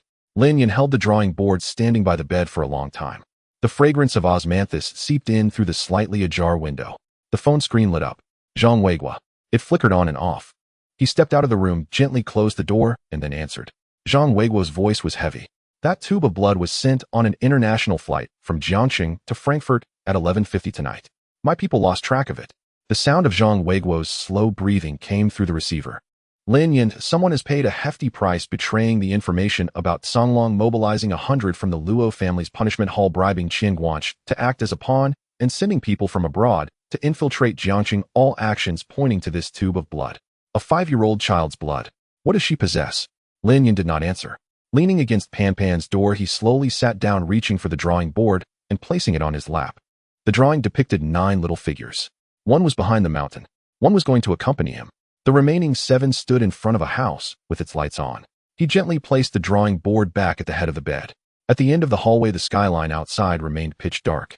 Frankfurt was 9,000 kilometers away. That tube of blood was soaring over the continent at 30,000 feet. And Kaishan awaited at the other end of the flight path. The dawn broke. Lin Yin sat outside Pampan's door for the entire night. The drawing board rested on his lap, and he had read the crooked words on its back many times. Uncle Lu is with Dad behind the mountain. The strokes were so distorted they were almost unrecognizable, but each one was drawn with effort. Lin Yin put the drawing board back by the bedside and got up to head downstairs. In the living room, 4 people occupied the corners. The old cat leaned against the armrest of the sofa, the bandage on his arm, soaked with dried brown blood. The monkey lay on the coffee table, his right eye swollen shut, staring blankly at the surface. Taiju rested his injured leg on a chair, the splint crooked and lacking the strength to straighten it. Ague huddled in the corner, breathing shallowly, his chest quivering with each inhale. The worst of the backlash from the scorching sun had just passed. The 4 of them looked like torn rags slumped in place. Yet none of them closed their eyes. Lin Yin sat. He fished out a cigarette from his pocket, lit it, and said nothing. As the smoke reached the filter, he took out his phone and dialed a number. The phone rang twice before being picked up. Sun Yufeng's voice was hoarse. Yin Ge. Lin Yin spat out the cigarette. But Qian Guaha, Qian Fengjiao, Qin Tian. What should we do? I don't want to hear those 3 names again before tonight. There was silence on the other end for 2 seconds. Understood. He hung up. The old cat lifted his eyelids briefly before closing them again. No one asked why. There was no need to. At 10 in the morning. Qian's manor. The traces of last night's battle had been cleared overnight. However, the bloodstains on the Zeton table had seeped into the wood grain and could not be wiped away. When Qian Guaha was dragged out of the secret room, his gray robe no longer showed its original color. His hair was disheveled, dried blood crusted at the corner of his mouth, and his pants had 2 holes worn through at the knees. But his eyes were still darting around. I am useful. He was pinned to the ground, someone pressing down on his neck. I know the funding lines of the Luo family. I know how to contact the god of wealth. I can provide what Lin Yin is investigating. He desperately craned his neck, trying to find a face that could make decisions. Su Mufeng stood 3 steps away, his hands in his pockets. He waited for Qian Guaha to finish shouting before tilting his head slightly. You know, we already know everything. Qian Go's mouth was still open, but the light in his eyes faded inch by inch. From hope to despair, it took him less than 3 seconds. In a private hospital on the 3rd floor, Qian Fengjiao was forcibly taken from her hospital bed. She was wearing a patient gown, the foreline ripped off and blood beads trailed from the needle on the back of her hand. Two people held her arms, one on each side, dragging her feet along the floor, leaving long scratches. "Do you know who I am?" she shouted hoarsely, her voice echoing in the empty corridor. "My father has connections with Luo Jingshan, the Luo family, one of the 3 great families in Kyoto. Do you dare to lay a finger on me?" No one paid her any mind. "Let me go. I want to make a call. I want to contact Luo Jingshan. He won't ignore me." The van's door swung open and she was shoved inside. The moment the door closed, the corridor returned to silence. The young girl on duty at the nurse's station peeked her head out, glanced at the empty ward, then retreated to continue filling out forms. Qin Tian's hospital room was at the end of the corridor. When the door was pushed open, he was sitting in a wheelchair looking at his phone. His legs were in plaster, propped up high, unable to move his lower body at all. He looked up and saw 2 unfamiliar men walk in. "Who are you?" His words were cut off. He saw the expression in their eyes. That kind of gaze he had seen before. It was the same look that Lin Yan had when he broke his calf. The phone fell to the ground, the screen shattered. He wanted to run, but the wheelchair was halted by a foot. He wanted to shout, but as soon as he opened his mouth, a hand covered it. He was dragged out of the hospital room with both chair and body. The 3 bodies were dealt with thoroughly that night. Su Mufeng was always meticulous in his work. Qin Huairan was the last one to be found. In a cheap motel in the suburbs of Jiangqing, where the door number was barely visible.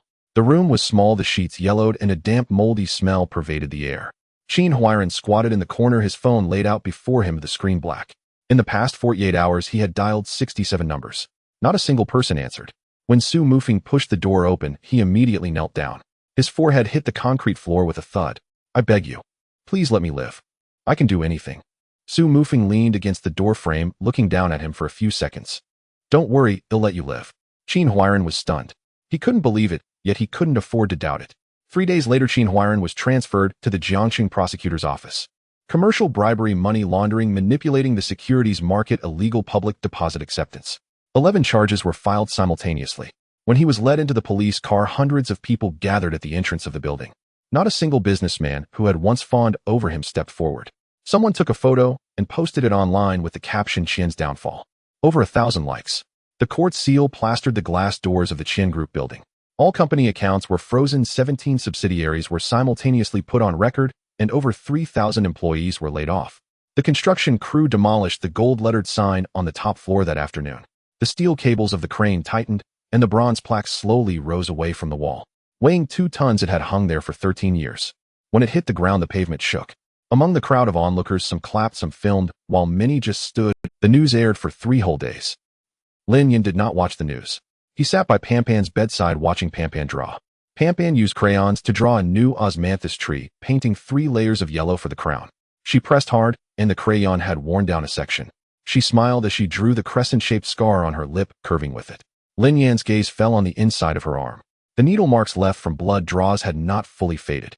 Dark purple bruises extended from her elbow to the back of her hand, densely packed. He flipped the drawing board to its back. The 2 small figures behind the mountain were still there, one big and one small, holding hands. Pampan looked up and glanced at him. "Uncle, will the bad guys come again?" Lin Yan patted her head. "No, they won't." Pampan nodded slightly and lowered her head to continue drawing. She added a swing next to the osmanthus tree with 2 lines for ropes and a circle in the middle for the seat. After finishing, she lifted it up to show Lin Yan. "Uncle, I drew our home." The phone vibrated. A message from Su Mufeng. "Qin Sheng has been transferred from the ICU to a regular ward." She woke up once and asked about Pampan as her first question. Lin Yan stared at the screen, pausing for a few seconds. He stood up and walked to the door. "Old cat." The old cat propped himself up from the sofa with one arm on the armrest. "Pampan is entrusted to you." The old cat nodded. Lin Yan picked up the car keys from the coffee table and pushed open the door. The osmanthus tree in the yard swayed gently in the evening breeze, filling the courtyard with sweetness. He still owed that girl an explanation. Lin Yan arrived at the hospital at 9:17 p.m. The young nurse at the station recognized him and stood up to walk towards the front desk. "Miss Su is in the special care ward on the 3rd floor. It has been 6 hours since the surgery. Her vital signs are stable, but she has not fully regained consciousness yet." Lin Yan did not stop his pace. The nurse hurried to catch up with him, flipping through her record board as she walked. "She has a concussion with the back of her head hitting the ground, and there is slight intracranial bleeding. The surgery took 40 minutes, and the bleeding points have been cleaned up." The chief surgeon was Director Zhao himself. "Has she woken up at all post-surgery?" She opened her eyes once in between for about 3 seconds, and then fell back asleep. Lin Yan nodded slightly and did not ask further. The nurse led him to the end of the corridor on the 3rd floor and stopped at the door of the ward. "Mr. Su has been inside for 2 hours. He just stepped out to take a call. Lin Yin raised his hand to grasp the doorknob. He did not push it open. His hand lingered on it for 2 to 3 seconds, during which he thought of nothing. His mind was blank, yet his body remained motionless. He had carried his comrades' bodies on the battlefield, and in the shell craters, he fought for Liu's military badge.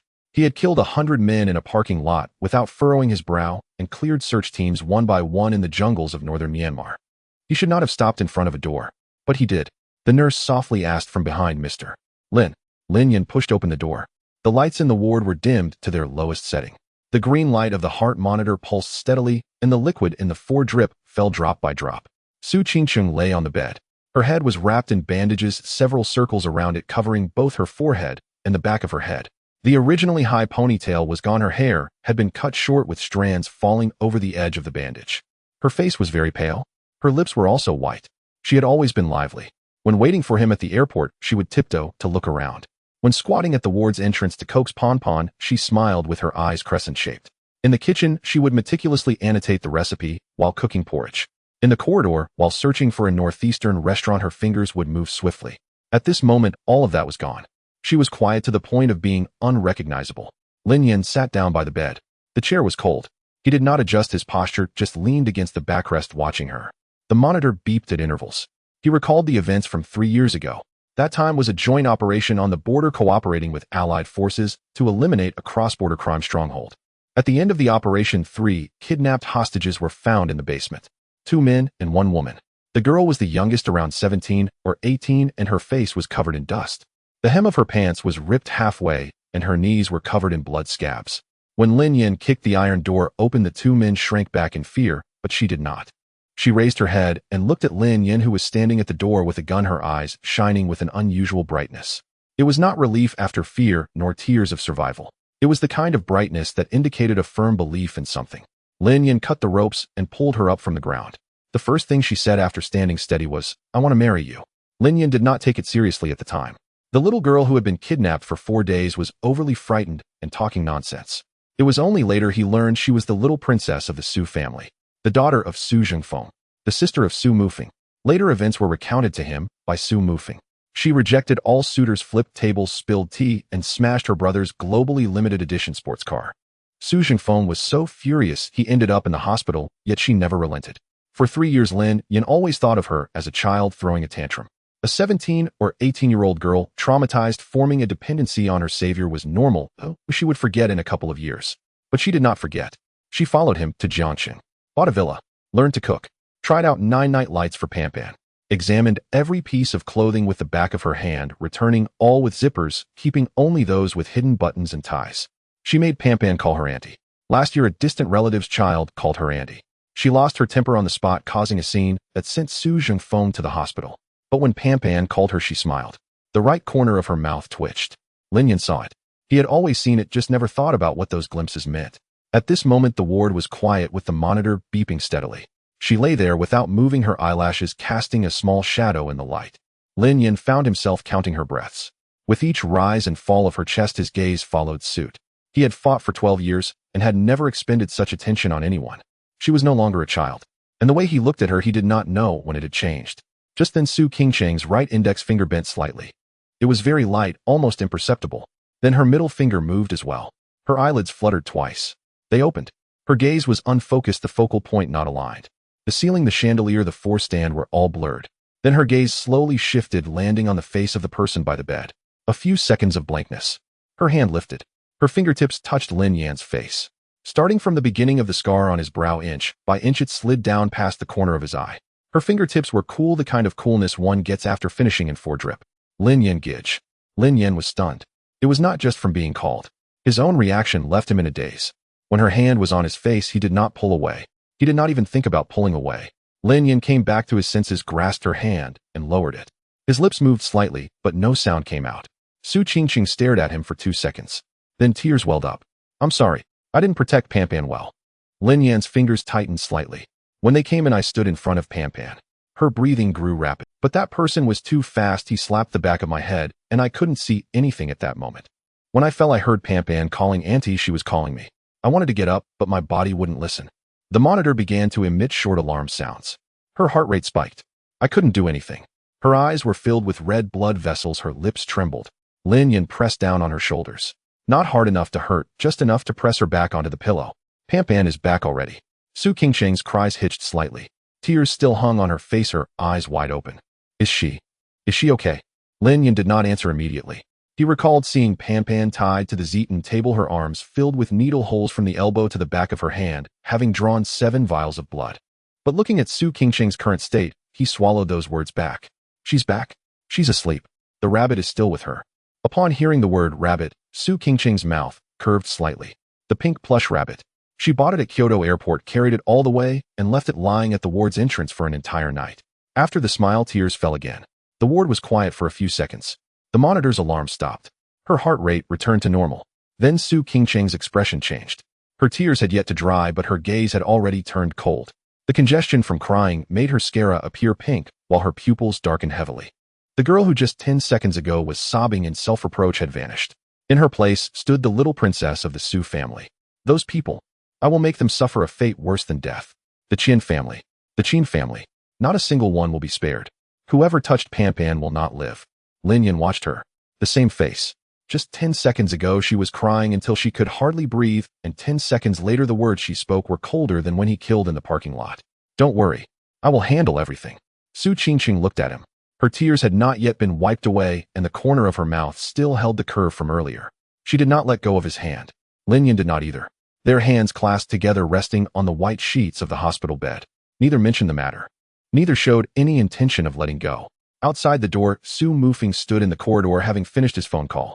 He looked through the narrow glass window on the door into the ward. The lights were dim. The green light of the monitor flickered. Lin Yan sat at the bedside, while Su Qingcheng lay on the bed. Their hands remained clasped. Su Mufeng leaned against the wall, watching for a long time. His phone vibrated. Su Mufeng glanced at the caller ID. Father. He clenched his phone a couple of times, his knuckles turning white. He answered.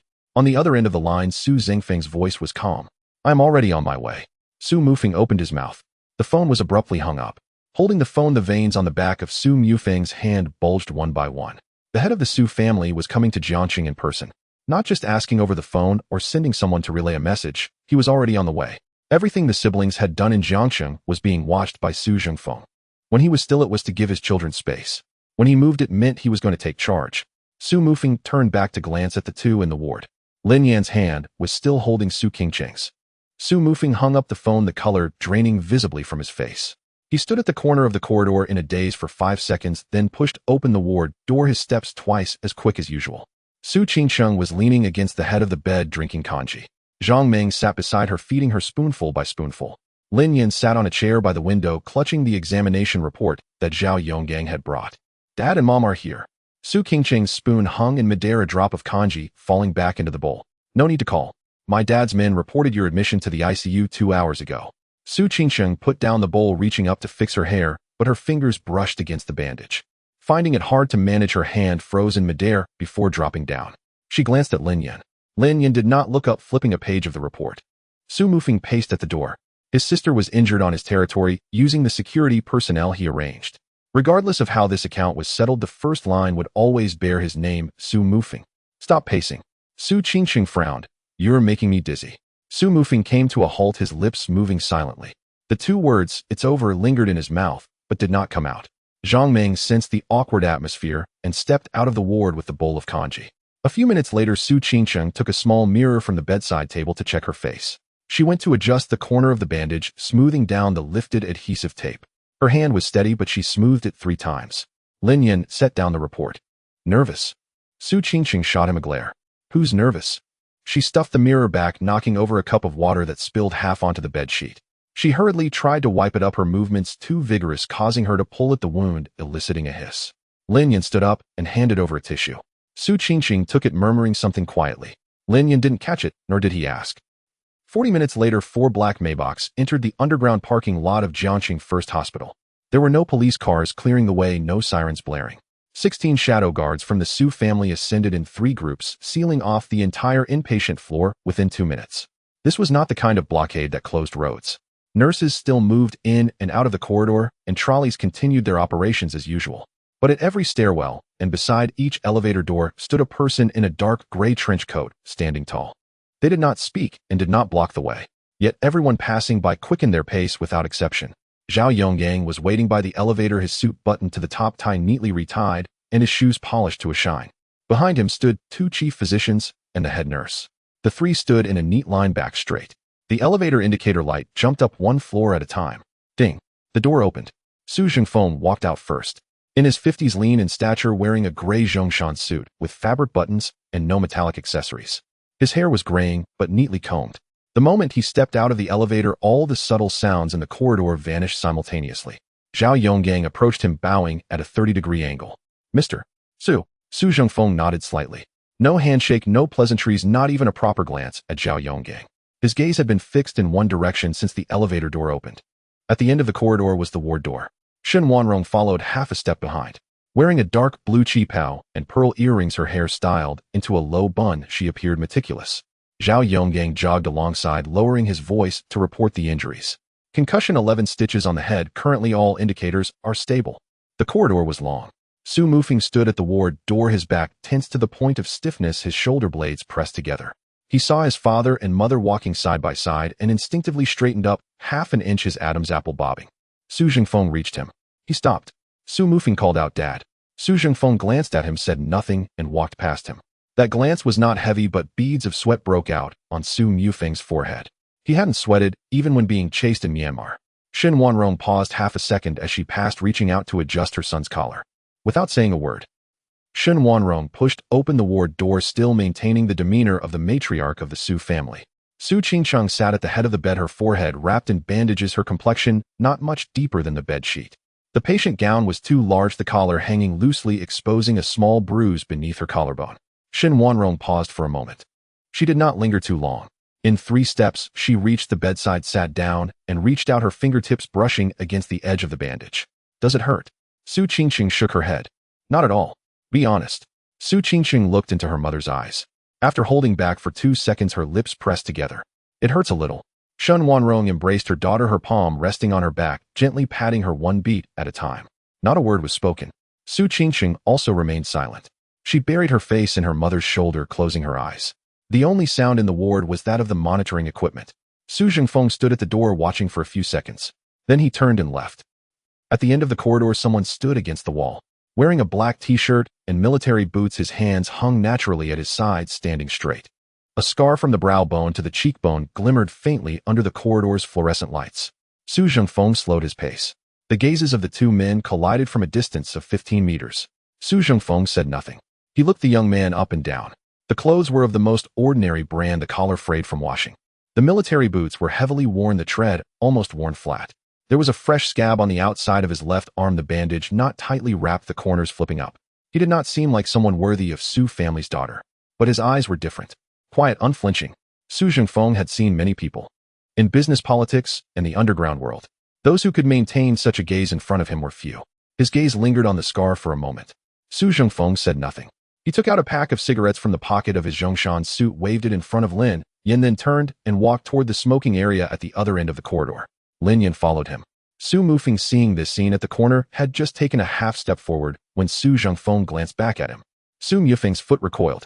He leaned against the wall, staring at the 2 figures disappearing at the end of the corridor, silently cursing. In the ward, Shen Wanrong released her daughter and sat up straight. She took a handkerchief from her handbag and wiped the corners of her eyes. The composure of the matriarch of the Su family returned to her face, seamless. "Qingqing, I want to ask you something, and you must answer seriously." Su Qingqing took the cup, her 10 fingers clasped. She guessed what her mother was about to ask. "That person, are you serious?" Su Qingqing looked at the surface of the water in the cup. "Serious." There was not a second of hesitation. Shen Wanrong looked into her daughter's eyes. She looked for a long time. Those eyes were exactly the same as when she made the same decision over 20 years ago. She sighed softly. "I've heard of his reputation, Mom. He's indeed a man of character." After a pause, she added, "But Qingqing, a man and a husband are 2 different things." Su Qingqing lowered her head, gripping the cup tightly, not responding. Shen Wanrong said no more. She reached out to fix her daughter's disheveled hair that had been pressed askew by the bandage, gently pinching her ear as her fingertips brushed by, just like when she was little. The smoking area was at the far east end of the corridor. A window was pushed open with a stainless steel ashtray on the windowsill.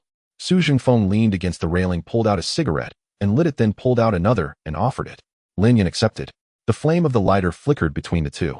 The two men leaned against the railing, maintaining an arm's length apart, silently smoking for several seconds. Outside the window was the night view of Jiangqing with neon lights glowing in varying distances. An ambulance from the emergency department passed below, its taillights trailing a red arc. Su Zhengfeng exhaled a puff of smoke, turned his head, and spoke first. Lin Yan, my daughter hasn't had a moment's peace because of you for 3 years. Now she's lying in the hospital with 11 stitches on her head. He turned his head, his gaze falling on Lin Yan's face. What do you plan to say to me? Lin Yan exhaled a puff of smoke. It is my responsibility that Su Qingqing got hurt. There were no explanations. No mention of the circumstances were special. No saying, I wasn't there. In a single sentence, he bore the weight. Su Zhengfeng finally lit his cigarette. He took a puff, and his gaze shifted slightly. For over 20 years, the young man sitting opposite him had either been weak-kneed or stubborn. He couldn't count on his fingers how many could face things heat-in and take it all in a single line. What do you plan to do next? The topic changed abruptly, the previous question dismissed. Lin Yan fell silent for 3 or 4 seconds. Ash from his cigarette fell onto the ground. The Luo family has someone backing them. Su Zhengfeng's eyebrows twitched slightly. Codename God of Wealth, identity unknown, not a citizen of Huaxia. They operate across 3 continents in Eurasia, managing funds in the hundreds of millions of dollars. The money laundering channel of the Luo family, the remote detonation of the poison in the Xingtong, the leak of the task information from the Canglang, all point to the same person. Su Zhengfeng's cigarette remained at his lips. The vial of blood drawn from Pampan is already on a flight to Frankfurt. The national security people lost track of it. The smoking area fell silent for a few seconds. The sound of a nurse's cart echoed in the hallway. Su Zhengfeng took the cigarette from his mouth, pinching it between his fingers. Are you sure they are not Huaxiao people? Absolutely sure. Su Zhengfeng did not ask for more details. He didn't inquire about the intelligence source, nor the evidence chain, nor the reasoning process. Those who could disclose information of this level were either seeking help or revealing their plans. Lin Yan was not seeking help. Su Zhengfeng smoked until only the butt remained, extinguishing it against the edge of a nearby metal bin. This matter will be investigated by the Su family when we return. Lin Yan raised his eyes to look at him. Su Zhengfeng did not continue. Lin Yan did not press further. Su Zhengfeng lit another cigarette. Lin Yan, I do not underestimate you. He leaned back against the wall, his tone calming. 31 military merit medals, the Canglang squad, I know they're worth well. But you have been expelled from the military without any affiliation, without a family background. My daughter is with you. What can you offer her? I cannot provide what the Su family can give her. He looked up, locking eyes with Su Zhengfeng. But I can ensure that no one can harm her. Su Zhengfeng stared at him. He neither nodded nor shook his head. He turned and walked towards the ward. He paused at the corner, facing away from Lin Yan. I want to take her back to Kyoto. He paused for a moment. This matter is not up for discussion. After saying that, he entered the corridor without looking back. The ward door was pushed open. Su Qingcheng leaned against the head of the bed. Shen Wanrong sat beside her, peeling an apple. Su Mufeng stood by the window, hands in his pockets. Su Zhengfeng walked to the foot of the bed, glancing at Su Qingcheng's injury. Pack your things, we leave for Kyoto tomorrow. Su Qingcheng's smile vanished. I am not going back. The temperature in the ward dropped, as if someone had turned down the thermostat by 10 degrees. Su Mufeng took half a step from the window, opening his mouth, as if to say something. Dad. Su Zhengfeng turned his head. That look Su Mufeng recognized all too well. It was the look of someone about to get hit. Kneel. The whole ward fell silent. Even Shen Wanrong stopped peeling the apple. Su Mufeng's lips moved slightly. He did not speak. Slowly bending his knees, he knelt on the tiled floor. Your sister was beaten into the ICU on your turf. A 5-year-old child taken from her home under the security you arranged. The Su family raised you for 27 years, and this is the answer you give me. Su Mufeng knelt on the ground, his fists clenched, remaining silent. I assigned you a shadow guard, provided you with resources, and ensured your safety. What did you do? Su Zhengfeng took a step forward. You can't even protect your own sister. You as a brother are worse than a dog. Su Qingcheng threw off the blanket, trying to get out of bed. Dad, it's not my brother's fault. It's the Luo family. The Luo family. Su Zhengfeng snorted coldly. It doesn't matter who it is. Whoever provokes the Su family will have to pay the price. They'll settle that account myself. But your brother deserves this beating today. He shot a glance at Su Qingcheng. No amount of pleading will help. Su Zhengfeng walked up to Su Mufeng. He raised his hand. A slap. Not the kind intended for show. The blow made Su Mufeng's entire face turn sideways, a line of blood trickling down his chin. The second slap followed closely. Su Mufeng's head whipped to the other side, blood splattering onto the white tiles of the ward. Then a kick to the chest. Su Mufeng stumbled back 2 steps, his back hitting the wall, letting out a muffled groan as he slid down to the ground. Su Qingcheng's eyes turned red, held back by Shen Wanrong's hand on her shoulder, preventing her from getting down. After returning to Kyoto, you will receive 20 strokes of the family law. Go to the ancestral hall and kneel in waiting. Su Jingfeng withdrew his foot, adjusting his sleeve. No one in the ward dared to speak. Shin Wanrong placed the peeled apple on the bedside table and stood up. She walked next to Su Jingfeng, not blocking him from anyone, just standing there. Jingfeng. Su Jingfeng turned his head to look at her. Your daughter is grown up. You can hold her for a moment, but you can't hold her for a lifetime. If you forcibly bring her back, do you believe she can escape from the Su family? Su Zhengfeng's lips twitched. Shen Wanrong glanced at Su Qingqing, then at the figure standing in the corridor outside. I have met the one she chose. When these words landed, the ward fell silent for a long time. Su Jingfeng remained silent. He was not afraid of Shen Wanrong. But this woman held equal weight in the Su family since the day she married, in a status that had not changed in 30 years. Finally, he grunted and turned to leave. As he passed Su Mufeng, he lifted his foot and kicked him again. Don't bring shame to the Su family. Su Mufeng pushed against the wall to stand up, wiping his mouth with his right hand. His eyes were red, but he didn't say a word. Shen Wanrong ordered everyone out and closed the door. Only the sounds of footsteps and the buzzing of the air conditioning remained in the corridor. Su Mufeng leaned against the wall at the end of the corridor, the marks from the slaps turning from red to purple on his face. The mark on the left was already swollen. He stared motionlessly at the fire hydrant on the opposite wall. Lin Yan walked over. He pulled out a pack of tissues from his pocket, took one out, and handed it over. Su Mufeng glanced down at the tissue and reached out to take it. He wiped his mouth. Thanks, Yango. Lin Yan leaned against the wall beside him, saying nothing more. Half an hour later, the ward door opened. Shin Wanrong came out first, her expression exactly the same as before, showing no signs of anything amiss. As she passed by Lin Yan, her footsteps did not pause, but she glanced at him. The gaze lingered for less than a second before she withdrew it, saying nothing. Su Qingqing followed behind. She kept her head down. Her face was flushed red from her neck to the tips of her ears. Lin Yan glanced at her. Her head immediately turned away, refusing to meet his gaze. The roots of her ears were crimson. Lin Yan withdrew his gaze, not asking anything. In the hospital lobby on the first floor, Su Zhengfeng stood at the entrance, facing away from everyone. The car was already parked at the bottom of the steps, the driver waiting by the rear door. Shen Wanrong walked up beside him. He shifted slightly to let her enter the car first. Just before bending down to get in, Su Zhengfeng paused. The Luo family. The Su family will remember this. He raised his hand to adjust his collar and bent down to sit in the car. The moment the door closed, Lin Yan saw Su Zhengfeng's profile through the car window. It bore no emotion. Not anger, not restraint, and even not indifference. It was the calm of someone who had already made a decision, the last tranquility before taking action. The black sedan drove out of the hospital's main entrance, its taillights disappearing at the intersection. Su Mufeng stood beside him, the marks of the slaps still fresh on his face. He stared in the direction the car had vanished, his voice soft. It's over. Lin Yan tilted his head to look at him. My dad had that expression the last time 12 years ago regarding the Ning family situation. Su Mufeng pursed his split lip. As for the Ning family now, you know what happened? He paused. There is no Ning family in Kyoto anymore. On the third day of Su Zhengfeng's return to the capital, Su Mufeng leaned against the living room doorframe, tablet in hand, reading off the items one by one. 2 political boundaries the Luo family had cultivated for 2 decades have been severed. He swiped to the next page. 2 key figures were summoned for disciplinary talks the day before yesterday. One was taken away directly during a meeting, the other submitted his own materials. Su Qingqing sat on the armrest of the sofa, a segment of tangerine in her hand. A faint smile curved at the corner of her lips upon hearing this. Su Mufeng did not pause. The largest iron ore supply contract of the Far East Mining Group was intercepted by a third party 3 days ago. The signing price was 15% above the market rate. The contracting party. He glanced at Su Qingqing, an affiliated enterprise of the Su family. She popped the tangerine segment into her mouth, chewed twice, and wiped her hands. My father is getting serious. Lin Yan sat across from them, the paper briefings compiled by Su Mufeng spread out beside him. Flipping to the last page revealed a chart of the Luo family's capital fluctuations over the past week. He said nothing, shifting his gaze from the documents to the window. The osmanthus tree in the courtyard swayed in the breeze. The tension in his eyes eased by a degree. Pampan was hunched over her drawing board beside the coffee table, having switched crayons 3 times, making the osmanthus tree grow larger and larger on the paper. She periodically looked up at Lin Yan to confirm he was still there, then lowered her head to continue drawing. Don't celebrate too soon. Lin Yan closed the file. Su Mufeng was taken aback. What's wrong? Lin Yan did not respond. The answer arrived on its own 48 hours later. Luo Jingshan's counterstrike was faster than anyone had anticipated.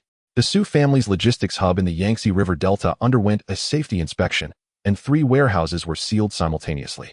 The Customs Fire Department and Environmental Protection Bureau launched a joint operation citing reasons of suspected smuggling, fire hazards, and failure to meet environmental standards. Daily losses were in the tens of millions. A fund managed by the Su family's Direct Line was summoned by the securities regulator on suspicion of insider trading. The whistleblowing materials were 40 pages thick with timelines, transaction records, and linked accounts intricately interwoven.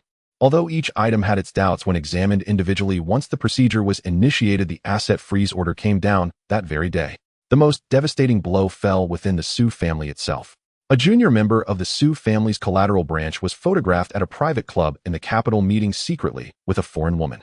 The photos were meticulously cropped, taken from a cunning angle, exuding maximum ambiguity. After examining the 4 photos, Shun Wanrong took a sip of tea. Then she had the butler deliver a message. Tell the Luo family this tactic is far too low. The photo scandal was suppressed, but the discord within the Su family could not be silenced. By the 3rd day, murmurs of discontent arose from the collateral branches. The sealed warehouses and frozen funds did not solely affect the Direct Line's wealth. The collateral branches held a 30% stake in the logistics hub. The Direct Line had taken a stand for Lin Yan, but it was hurting the entire family's interests. Someone remarked at a dinner gathering, "Is it worth it for an outsider?" This comment reached Su Mufeng's ears. He immediately lashed out at that person in the family group chat. Lin Yan sat in the villa's living room. Before him lay 2 situation briefings compiled separately by Su Mufeng and Su Qingqing. Su Mufeng's focused on capital flows and commercial losses. Su Qingqing's emphasized the political-business relationship network and personnel changes. Cross-referencing the 2 documents yielded an extremely high density of information. Pan was drawing beside him on her board. The canopy of the osmanthus tree now occupied most of the paper. Lin Yan finished flipping through the last page and closed the file. The Luo family's counterstrike was too fast. Su Mufeng, who was drinking water, paused mid-motion. Fast. From the Su family's move to the Luo family's retaliation, 48 hours. Lin Yan stacked the 2 files together and pushed them to the center of the table. 3 institutional accounts entered the market simultaneously. The capital deployment must have been prepared at least a week in advance. The whistleblowing materials for the securities regulator's summons were 40 pages long, each piece of evidence precisely timed.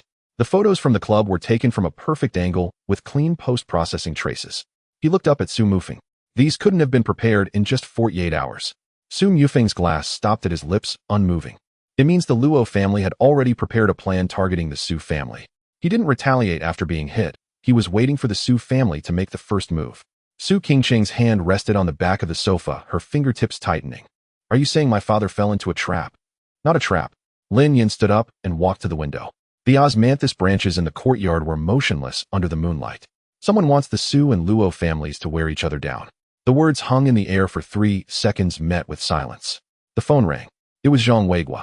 Lin Yan answered, not on speakerphone. Zhang Weiguo's voice was very low. "Lin Yan, Luo Jingshan had another call with Kaishan 3 days ago. This time we intercepted a 4-second segment. A recording played through the earpiece. The static was heavy, as if the signal had traveled halfway across the globe. But one phrase was barely discernible amidst the noise: fight them." Lin Yan's expression did not change. "Did you find out about that blood sample?" The lead in Frankfurt went cold. The blood sample entered a private biolab, and the lab's registration information was all shell companies. The French side refused to cooperate, citing sovereign jurisdiction. He hung up. Pan peeked out from behind her drawing board, holding up her new artwork as she ran over. "Uncle, look." The osmanthus tree in the painting was even bigger than the previous one. The canopy nearly reached the edge of the paper. There were more people under the tree now. The uncle with the scar. The auntie with the ponytail. Herself holding a rabbit. Uncle Cat missing an arm. Uncle Monkey with one eye. Uncle Tieju with a red cross on his leg. Uncle Ague wrapped in bandages. Above the house, she had drawn a sun. On the sun were 3 crooked characters, "Not afraid." Lin Yan crouched down and took the drawing. Su Qingqing walked over and stood beside him, also looking. "She's not afraid anymore." Lin Yan did not reply. He turned the drawing over. Behind the mountain, 2 small figures remained. Daddy and Uncle Delu. He flipped it back to the front and handed it to Pan. "Well done." Pan beamed, hugged the drawing, and ran back to her board, starting to color in the sun. Late at night, Pan was asleep, clutching her pink plush rabbit. Downstairs in the living room, Old Cat and the other 3 finished changing their dressings and found spots to rest. The swelling around Monkey's right eye had mostly subsided, allowing him to open it into a slit. Thais' hand throw wound had formed new scabs, and he could take a couple of steps with a crutch. Aguas' ribs still ached, but his breathing was steady. The wound on Old Cat's arm was beginning to close. He shoved 2 biscuits into his mouth with one hand, chewed 3 times, and fell asleep. Lin Yin stood by the window on the second-floor corridor, watching the osmanthus tree sway in the moonlight. Footsteps approached from behind. Very light. Su Qingsheng came up with a cup of tea and placed it on the windowsill. Drink it or leave it. Lin Yin grunted in acknowledgement. She leaned against the other side of the window frame. The distance between them was the width of the windowsill. The corridor was so quiet that only the hum of the air conditioner could be heard. Su Qingsheng tilted her head, studying the scar on Lin Yan's profile. Moonlight streamed through the window, illuminating the scar's texture clearly. Did it hurt? What? This one on your face. Lin Yan touched his cheekbone. Forgotten? Su Qingsheng asked no further. A moment of silence passed. Brother Lin Yan. Have you ever been afraid? Lin Yan thought for a few seconds. I wasn't afraid before. When I was alone, dying was just dying. Nothing. He did not continue. But Su Qingsheng understood. He wasn't afraid before because he had no one to protect. Now he was afraid. She took a step forward. Lin Yan did not move. She took another step. The distance between them was now half an arm's length. Su Qingsheng reached out and wrapped her arms around his waist. Her forehead rested against his chest. Lin Yan was completely frozen. His hands hung in the air. His left hand didn't know where to go. His right hand clenched and then relaxed. He had lain motionless for 72 hours in the jungle, spent entire nights prone in snow at 30 below zero. But at this moment he had no idea where to put his hands. Su Qingsheng let out a muffled laugh against his chest. Just put your hands down. Lin Yan slowly lowered them, resting them on her back. The fragrance of osmanthus drifted in through the slightly open window. The warm yellow glow of the Peppa Pig nightlight from Pan's room leaked out from under the door, casting a thin strip of light on the corridor floor. Lin Yan lowered his head, resting his chin on top of Su Qingsheng's head. He could smell the shampoo in her hair mingling with the osmanthus scent. His phone vibrated in his pocket. He didn't look at it. Su Qingsheng didn't let go. The phone vibrated again. Lin Yan flipped it over and placed it face down on the windowsill. He looked down at his reflection in the teacup. Su Qingsheng's was beside it. In the distance was the Peppa Pig nightlight from Pan's room. In this house were a child waiting for his protection, 4 brothers who had been through life and death with him, and a woman with her face buried in his chest. They were all here. In some lab in Frankfurt, that blood sample was being analyzed. The Luo family was sharpening their knives in the capital. The Su family was making their moves on the chessboard. He stood at the intersection of them all. Wind poured in through the crack in the window, and the shadow of the osmanthus tree swayed in the moonlight. The first drop of the storm over the capital had already fallen. At 6:10 in the morning, the sound of an old cat echoed in the yard. No, the sides need to be evened out and the corners tucked in. Pan knelt on the living room carpet, spreading out an olive green blanket before her. She clutched the corners of the blanket with her small hands, folding them awkwardly. The resulting shape was crooked and bore no resemblance to a proper fold. The old cat squatted beside her, the sleeve on the side of his missing limb hanging limply, reaching out with his right hand to help her straighten the corners. Folding blankets is the first lesson for soldiers. The blankets your father folded back then were the ugliest in the entire company. Pan looked up. Ugly compared to mine. 10 times uglier. Pan laughed, revealing the crescent-shaped scar on her lip. She lowered her head and continued folding. After 3 attempts, the blanket barely took on a square shape. Uncle Cat, is this okay? The old cat looked for 2 seconds. In his lifetime, he had trained at least 80 soldiers, and he had never seen anyone fold a blanket like this, and still dare to ask if it was acceptable. It's fine. On the other side of the yard, the monkey leaned against the osmanthus tree. After the swelling in his right eye subsided, he could open it a slit, raising his left hand to shake a coin in front of Pan. Watch closely, Uncle Monkey will only demonstrate once. The coin spun twice between his fingers. The monkey brought his right hand to the side of his swollen eye, clenching and relaxing his hand before opening it. Empty. Pan's eyes widened. The monkey grinned. It's gone.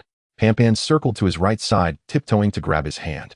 The monkey obligingly raised his hand an inch higher, just out of her reach. Uncle Monkey, you're cheating. Scouts never cheat. This is called tactical deception. Taiju leaned on a stick he had picked up from the yard as a crutch and walked over to the swing. He scooped Pan up and hoisted her onto his neck, she exclaimed as her hands instinctively grabbed his hair. Uncle Taiju, it's too high. Not high. Can you reach the osmanthus? Pan stretched her hand, her fingertips brushing the lowest cluster of osmanthus flowers, gently pinching the branch and slowly breaking off a stem. I got it. Taizu's right calf was not yet healed properly. He bore all his weight on his left leg, his face showing no pain. In the corner of the living room, a Gue sat next to the drawing board, a bandage wrapped around his chest showing above his collar. He was meticulously writing with a crayon on paper, while Pan lay beside him watching. This character is pronounced Song. Pan picked up the crayon and attempted to trace it, creating a lopsided figure. What about this one? Wolf. Pan Pan traced it again, slightly better than the first one, but still lacking. She held up the paper for a look and suddenly asked, "What does Songlong mean?" Ague thought for a moment. "It's the name of your father and your uncles." Pan Pan replied with an O, lowering her head to draw a row of small figures beside the two characters. Counting them, there were 7. Su Qingsheng leaned against the kitchen door frame, holding a cup of freshly brewed tea. For Special Forces soldiers, ruthless and unblinking. One with a missing arm squatted on the ground, teaching how to fold blankets one-eyed, and playing with a coin to entertain the child. One who was still bleeding, but had a child on his neck picking flowers, and one with broken ribs sitting there teaching how to write. She rolled her eyes, but the corners of her mouth were curved. Taiju emerged from the kitchen, holding a bowl, passing by Su Qingsheng, mumbling, "Thank you, sister-in-law." The monkey kicked him on the calf, targeting the good leg. Taiju winced in pain. Su Qingsheng turned and went into the kitchen, her ears reddening to the base of her neck. Lin Yin stood on the second-floor corridor watching all of this unfold. His phone rang. Zhang Weiguo. Return to the unit. Zhang Weiguo's tone left no room for negotiation. Their injuries. The military district general hospital has arranged for it. A special plane will pick them up. They need to be at the airport by 3 in the afternoon. Zhang Weiguo paused. The mole has been identified. Lin Yin leaned against the corridor wall. 3 individuals. One is the deputy director of the Intelligence Analysis Office, who owed 4 million from gambling 6 years ago and was then compromised. The other 2 are staff from the Operational Planning Department, whose families are overseas and have been compromised. Have they been activated? No. 3 dormant pawns buried for a minimum of 3 years, a maximum of 6. This is the first activation. All 3 will be used. Zhang Weiguo's voice turned grave. All just to obtain the blood of a 5-year-old child. Lin Yin did not respond. If all 3 pawns are exposed at the same time, it's equivalent to cutting off 3 lines. Lin Yin, the move god of wealth, was made too hastily. Why is he in such a hurry? Unknown. What about Frankfurt? The blood sample has entered a private lab. Shell company registered. The French side is uncooperative. Zhang Weiguo was silent for a few seconds. Any new findings on Pan Pan? Lin Yin glanced downstairs. Pan Pan was riding on Thais' neck, holding the osmanthus branch. None. She's recovering well, just like a normal child. Zhang Weiguo did not press further. Have them arrive in the afternoon. The call ended. As Lin Yin went downstairs, the yard fell silent. All 4 of them were looking at him. The old cat spoke at 3 in the afternoon. No one spoke a second word. The monkey pocketed the coin he had been holding. Taiju set Pan Pan down from his neck. Ague put down the crayon and stood up. Pan Pan looked at this and that, her smile slowly fading. Are the uncles leaving soon? No one replied. At 2:40 in the afternoon, by the gate, Su Mufeng's car was already running, the engine humming softly. The old cat squatted down to meet Pan Pan's gaze. He pulled something out of his pocket. A brass bullet casing with a red string threaded through the center. He hung the string around Pan Pan's neck. Uncle Cat's life was saved by your Uncle Yin. This life will also bear the weight for you in the future. Pan Pan looked down and touched the bullet casing, raising her head to ask, Uncle Cat, can this be put back? The old cat paused, then smiled. No, once a bullet is fired, it cannot be retrieved. The monkey walked over and opened his hand. Resting in his palm was the magic coin. Here, Uncle Monkey will teach you to make a new one later. Pan Pan took it and clenched it in her palm. Taiju stood at the back, not taking anything out of his pocket. He bent down to lift Pon Pon, raising her to his height. Their foreheads touched. Uncle Tai's leg is better, and I'll be the first to come see you. Pan Pan nodded. Taiju put her down and turned to leave. After 3 steps, his right leg was obviously shaking. Ague remained silent. He knelt on one knee, his right fist pounding against his left chest, giving a standard military salute. Pan Pan watched him and imitated him, placing her small fist on her chest. The posture was incorrect, and her hands were too small. But Agui's eyes were red. Pan Pan took out 4 sheets of drawing paper from behind her. One by one, she handed them out. Each drawing depicted an osmanthus tree with a person standing beneath it. The one for the old cat had a droopy arm. The one for the monkey had an X drawn over the person's right eye. The one for Taiju had a red stripe drawn on his leg. The one for Ague had a circle of lines wrapped around his chest. Beside them, their names were written in a crooked manner. If the uncles miss Pon Pon, they can look at the drawings. Pan Pan did not cry. Biting her crescent-shaped scar on her lip, her eyes sparkled, and not a single tear fell. The old cat took the drawings, folded them, and tucked them into his inner pocket before turning to leave the yard.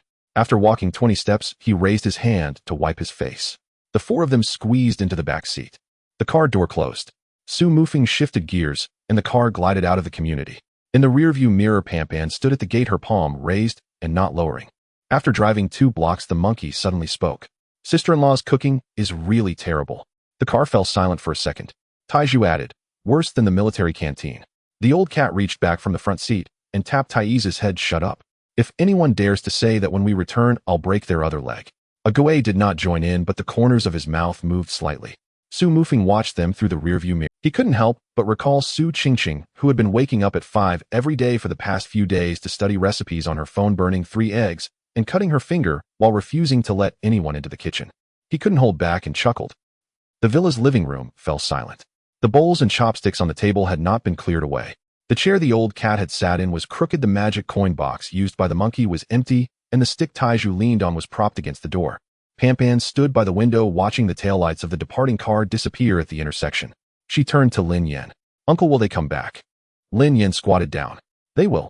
Pan nodded. She took Su Qingqing's phone, snapping photos of the 4 drawings to save. One by one she took the pictures very earnestly. The drawings were for the uncles, and the photos were for herself. Su Qingqing placed a brown paper bag on the coffee table and pushed it toward Lin Yan. "I had someone investigate this week." Lin Yan opened it to find neatly printed pages. A report on global public medical literature retrieval. The key conclusions were marked with red pen. There are no known cases that can match Pan's self-healing speed. Chronic deformity healing fractures, self-correcting, is unprecedented in modern orthopedics.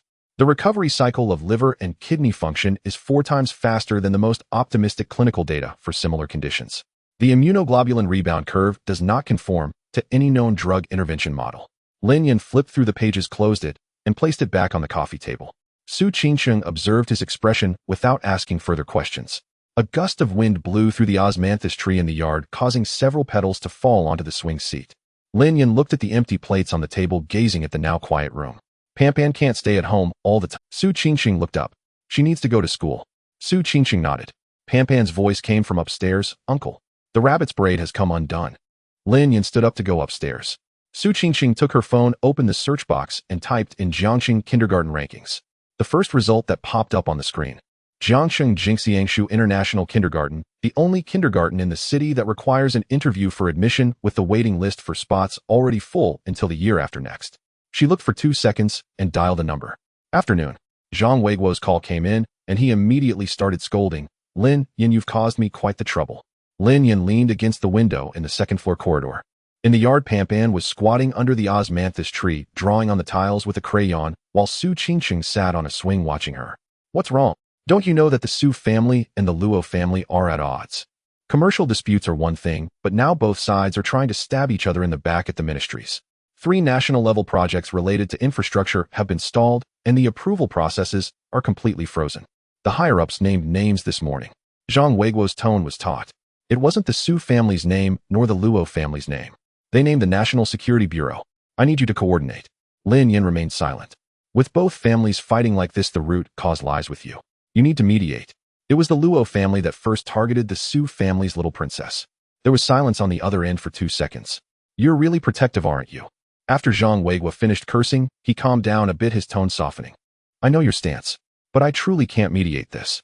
Su Jingfeng has such a temper. When I called, his secretary answered, and he didn't give me any face.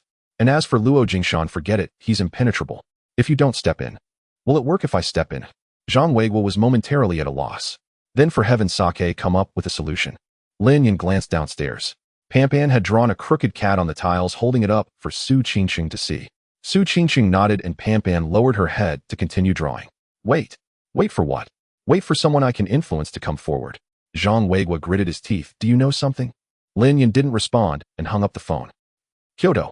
In the backyard of the Luo family. That old rattan chair was still in its place. Luo Wensong slouched in the chair, a pot of cooled Longjing tea beside him. His eyelids drooped, his breathing steady, as if he were asleep. Luo Jingshan stood 3 steps away. He had just come out of the study, his face showing barely concealed excitement. Such expressions were rare on the face of a family head like him, but the achievements of the past week were indeed worthy of excitement. "Dad." Luo Wensong didn't respond.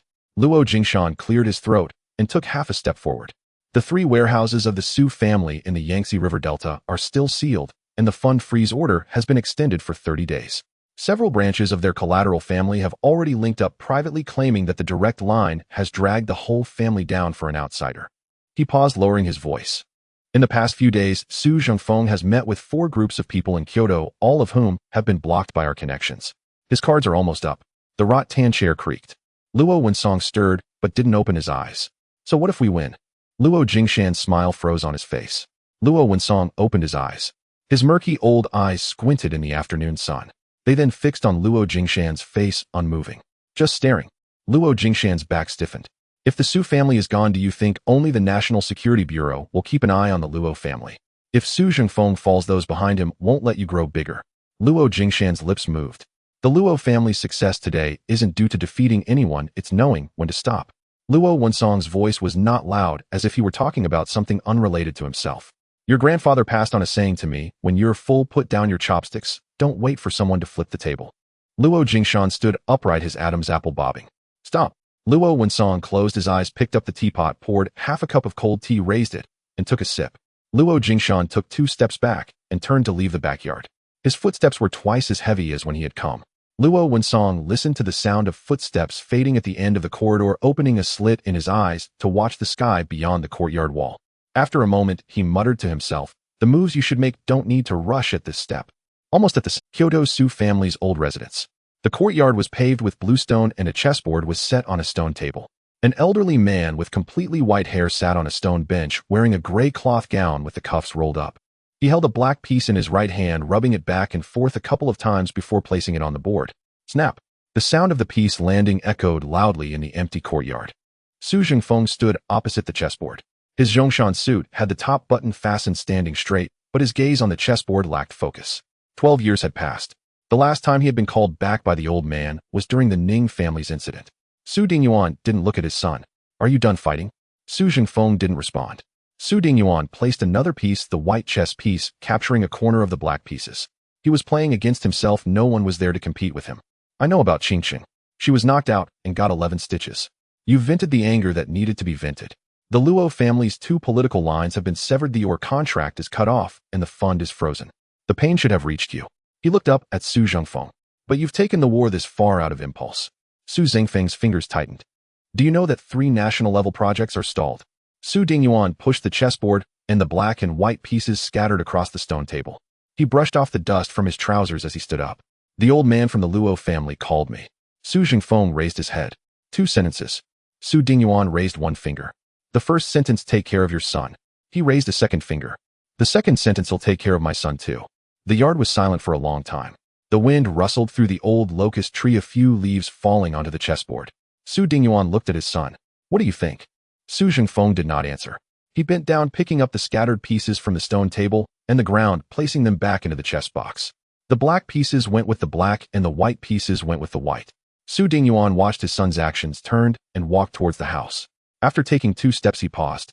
Don't make things too difficult for that kid, Lin Yan. The door curtain fell, and there was no more sound. That Su Yufeng's call came in. Both families have backed off. Lin Yan responded with a sound. The Su family has completely stopped its commercial suppression of the Luo family, and the Luo family has simultaneously withdrawn all administrative complaints and financial attacks. Within a day, everything was cleared away. Su Yufeng's tone was quite subtle. My grandfather stepped in. For the first time in 12 years. Lin Yan leaned back against the chair. How does it feel? Su Mufeng thought for a moment. It's like 2 trains heading towards each other, and both hit the brakes 3 meters apart. The tracks are red hot, but the trains have stopped. Lin Yan didn't respond. Su Mufeng fell silent for 2 seconds before changing the subject. On to serious matters. I've arranged for Panpan's kindergarten. Jin Xiangshu International Kindergarten ranked first in Jiangxing with enrollment slots filled until the year after next. Qingchang has had her eye on it for a while, and I've spoken with the principal. We can take Panpan there tomorrow. Lin Yan turned to look at the living room. Su Qingqing was sitting on the sofa braiding Panpan's hair.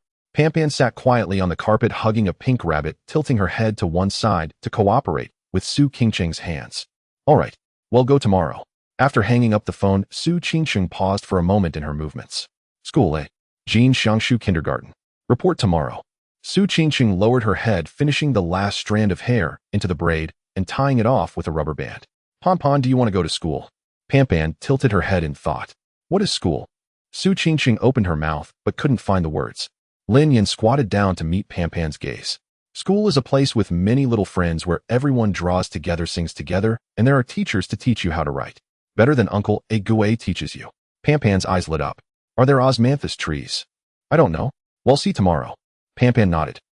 The next morning at 9 o'clock, outside the gate of Jin Xiangshu International Kindergarten, Lin Yan held Panpan's hand as they stood outside the gate.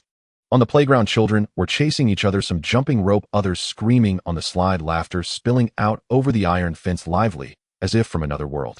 Pampan looked up for a long time. Then she raised her hand and touched the crescent-shaped scar on her lip. She said nothing and slowly hid her face by Lin Yan's leg. Lin Yan looked down. He could feel Pampan's fingertips trembling. Soon the principal of the kindergarten, upon hearing about Pampan's connections to the Su family, immediately agreed to her enrollment. In the villa, Su Qingqing squatted at the entrance, undoing Pampan's left braid to rebraid it. It's crooked. Pampan stood obediently, without moving her new backpack on her back, the shoulder straps adjusted to the shortest length, still sliding down. The side pocket of the backpack was stuffed with a pink plush rabbit, its head poking out, its long ears swaying with Pampan's breathing. Lin Yan leaned against the doorframe watching. Pampan wore a light blue cotton dress, the collar fastened with hidden buttons, the sleeves reaching her wrists, perfectly covering the still visible needle marks on her arms. Su Qingqing took all of this into account while selecting clothes. All done.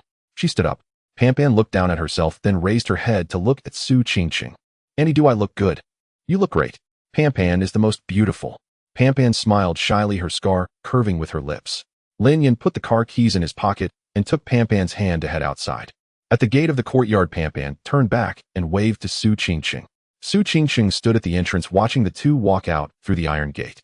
She took out her phone and set the alarm for 3:50 in the afternoon. School ended at 4:10 early to remind Lin Yan to leave. She knew that man well.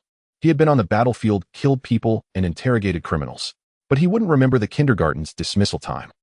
At the entrance of the Golden Oak kindergarten, Lin Yan let go of her hand, but Pampan did not release him. 5 fingers curled around his index finger. On the playground, more than 20 children chased a ball, their screams and laughter mingling, echoing across the iron fence. Pampan looked up for a long time, not speaking. Lin Yan squatted down to meet her gaze. "He'll come to pick you up after school." "What time?" 4 o'clock. "Uncle, you won't forget, right?" "I won't." Pampan released her grip, letting go of each finger one by one, ending with her thumb. She turned around and took 3 steps, then stopped to push the rabbit back into the side pocket of her backpack, leaving just one ear sticking out. Then she tightened her grip on the shoulder strap of her backpack and pushed open the classroom door. The homeroom teacher, Miss Sun, was in her 40s with a round face that turned into crescent shapes when she smiled. Having taught for 10 years, she had received the title of excellent teacher in the city twice. She clapped her hands 3 times. "Children, we have a new classmate today. Let's welcome her." 24 children clapped sporadically. Pampan stood beside the podium, twisting her dress hem with her hands. Ms. Sun bent down to ask her name. "Wang Pampan." Her voice was very soft.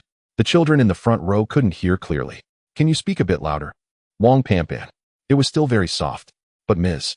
Sun did not insist. She patted Pampan's head and led her to an empty seat in the last row by the window. At the moment the applause fell, a chubby boy in the front row turned around. His gaze swept across Pampan's face, lingering on her lips for 3 seconds before turning back. Pampan took the rabbit out from the side pocket of her backpack and stuffed it into the drawer of her desk, using her backpack to cover it. The bell for recess rang. All the children rushed out to the playground as if propelled. Pampan sat at the corner of the flower bed steps, holding the rabbit in her arms, her chin resting on its head. 3 girls jumped rope in front of her. When the rope swung towards her, Pampan would flinch her feet. But no one invited her to join, and she had no intention of standing up. Lunchtime. In the cafeteria, 24 small chairs surrounded 4 low tables, each child having a stainless steel tray in front of them. Braised pork, broccoli, and seaweed egg soup. Pampan picked up her spoon and took a small bite of rice, closing her lips tightly without making any chewing sound. Her left hand rested on the edge of the tray, her body slightly leaning forward, encircling the tray between her arm and chest. A girl next to her reached for the vinegar jar at her table, her arm brushing over Pampan's tray. Pampan's whole body jolted, her grip on the spoon tightening, her shoulders hunching up. The girl was startled and withdrew her hand. Pampan's shoulders slowly relaxed, her fingers one by one loosening the hold on the spoon, lowering her head to continue eating. She ate very slowly with long pauses between each bite. She picked out the scallions from the braised pork, placing them neatly in a corner of her tray. In the afternoon, a girl with 2 ponytails leaned over to Pampan's table, tilting her head to look at her. "What's that on your mouth?" Pampan's crescent-shaped scar on her lips glowed a pale pink under the fluorescent lights. The needle marks from the steel sutures had faded a lot, but the outline remained. Pampan was silent for 3 seconds. "I fell." The girl blinked, clearly not believing it. She ran back to her seat, pulling another girl beside her, their heads huddling together as they whispered. Pampan did not look at them. The dismissal bell rang. Lin Yan appeared at the gate of the kindergarten on time. Pampan ran over her backpack, bouncing the rabbit's ears wobbling out from the side pocket. Pon, did you have a happy day today? Yes. Pan looked up and smiled. Lin Yin took her hand and walked back. After a few steps, he looked down at the rabbit. The left ear was bent 30 degrees more than in the morning. The fur at the base twisted, the fibers reversed. He did not ask. The next day, scar mouth. Zhou Xiaopeng shouted at Pan with half a biscuit in his mouth. Pan did not move. Zhou Xiaopeng shouted again, this time louder, and the two boys beside him laughed along. Scar mouth, you have a band-aid on your mouth. The third boy made up a rhyme. Pan lowered her head, flipping open the picture book in front of her, pretending the picture book was upside down. The words were reversed, but she didn't notice. Ms. Sun walked over from the front of the classroom and tapped Zhou Xiaopeng's desk. No nicknames for classmates. Zhou Xiaopeng fell silent. As soon as Ms. Sun turned to leave, he turned back to stick his tongue out at Pan. Our class. The teacher said today they would draw my family. Colored crayons scratched across the paper, 24 children, each drawing their own. Some drew their parents holding hands, some drew a family portrait with a dog, and some drew the family at the beach. Pan picked up a green crayon and first drew a big tree. The canopy took up most of the paper with small yellow dots between each leaf. A osmanthus tree. Under the tree, she drew 3 people. The tallest one had a diagonal line across his face. A scar. Next to them was an ant with a ponytail. The shortest one was holding a bundle of pink. She flipped the paper over and drew a mountain in the bottom right corner. Behind the mountain stood a small figure with 3 crooked words beside it, Dad is waiting. Zhou Xiaopeng passed by her desk to sharpen his pencil. His footsteps paused for a moment. He looked down a couple of times. She doesn't even have a dad. His voice was loud enough for the 5 or 6 kids around to hear. A few laughed.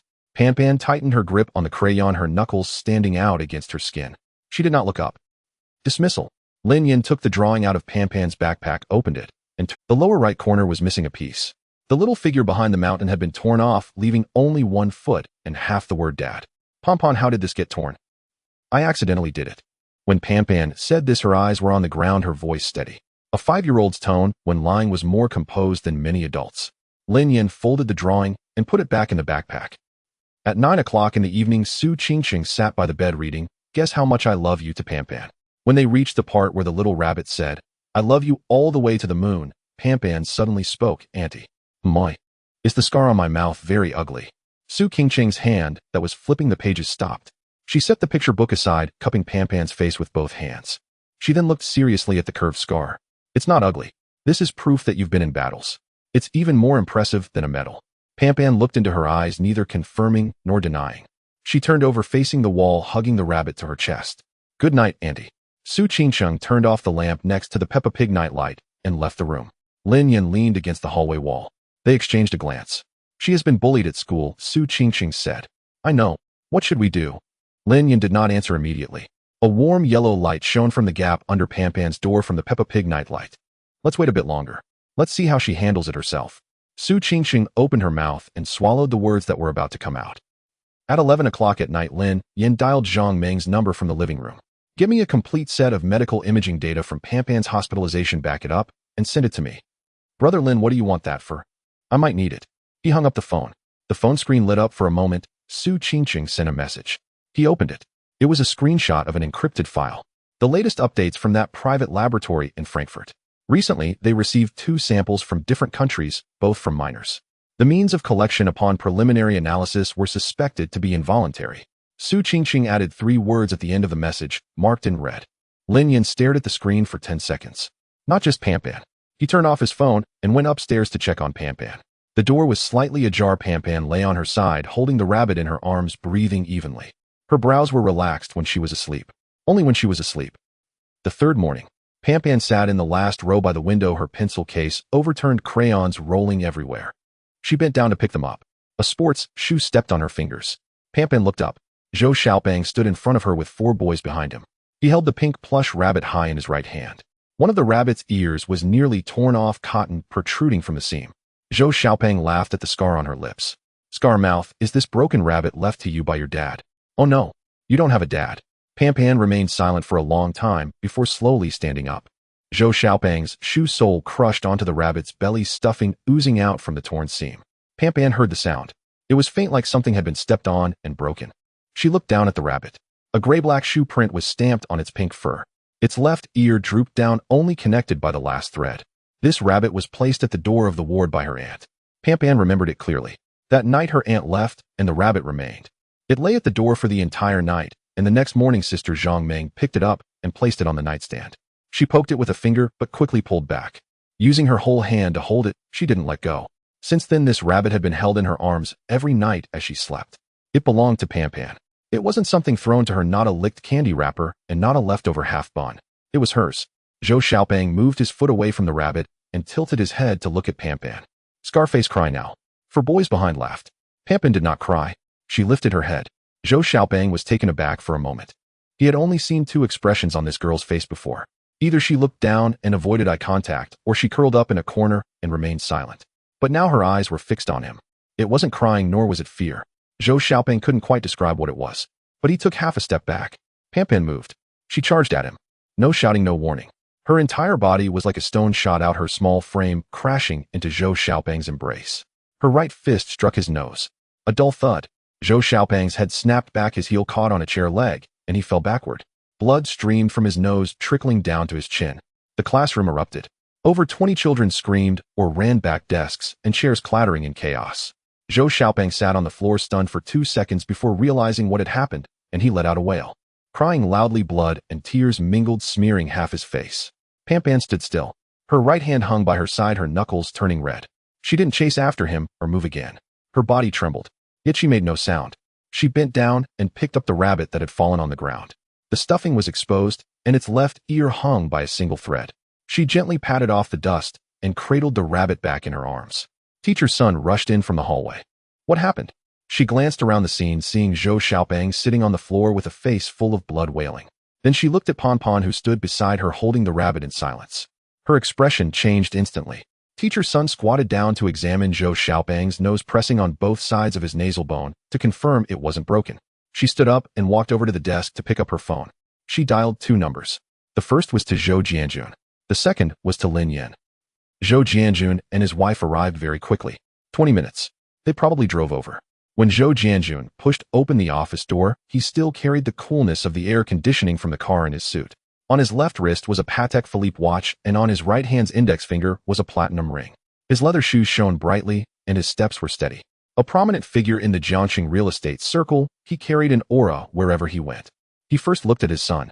Their son was curled up in teacher's son's arms with 2 cotton balls stuffed in his nostrils, his eyes red and swollen from crying. When Zhou Xiaopeng saw his father had arrived, he cried out again. Zhou Jianjun bent down to examine his son's nose, removed the cotton to check further, confirming there was no serious injury, then straightened up and sat in a chair. His wife was not so calm. She exploded as soon as she entered. Who hit him? Huh? Whose wild child is this? Her sharp voice echoed back and forth in the office. She had permed hair and big curls, wearing a mink coat with 3 rings on her fingers pointing towards the corner. Pan sat on a small stool in the corner. All alone. The rabbit cradled in her arms, its left ear drooping. She did not raise her head to look at the woman. Teacher's son, is this how your school handles things? You don't deal with those who hit others. I'm telling you, this child must be expelled. Their parents must pay for the medical expenses. They can't escape the compensation for emotional distress. Teacher's son stood in the middle, her face plastered with a smile, looking back and forth. Mrs. Zhou, please calm down. Children inevitably have conflicts. What conflicts? My son has blood coming from his nose. Yes, hitting is indeed wrong. Teacher's son turned to glance at Pan, her tone softening slightly. Regardless of the reason, hitting others is ultimately unacceptable. Hearing that, the teacher said, your child hit someone. Call her parents. If we don't get an explanation today. The office door was pushed open. Lin Yan walked in, followed by Su Qingqing. Mrs. Zhou's voice faltered. It wasn't because she was scared. It was because 2 more people suddenly appeared in the office and she needed to retarget her focus. Lin Yan did not look at her. His gaze passed over teacher's son, over Zhou Jianjun, over the still sniffling boy, landing on the small stool in the corner. Pan sat there. No tear stains on her face. The rabbit was cradled against her chest. The crescent-shaped scar on her lip was taut and pale. Su Qingqing approached first.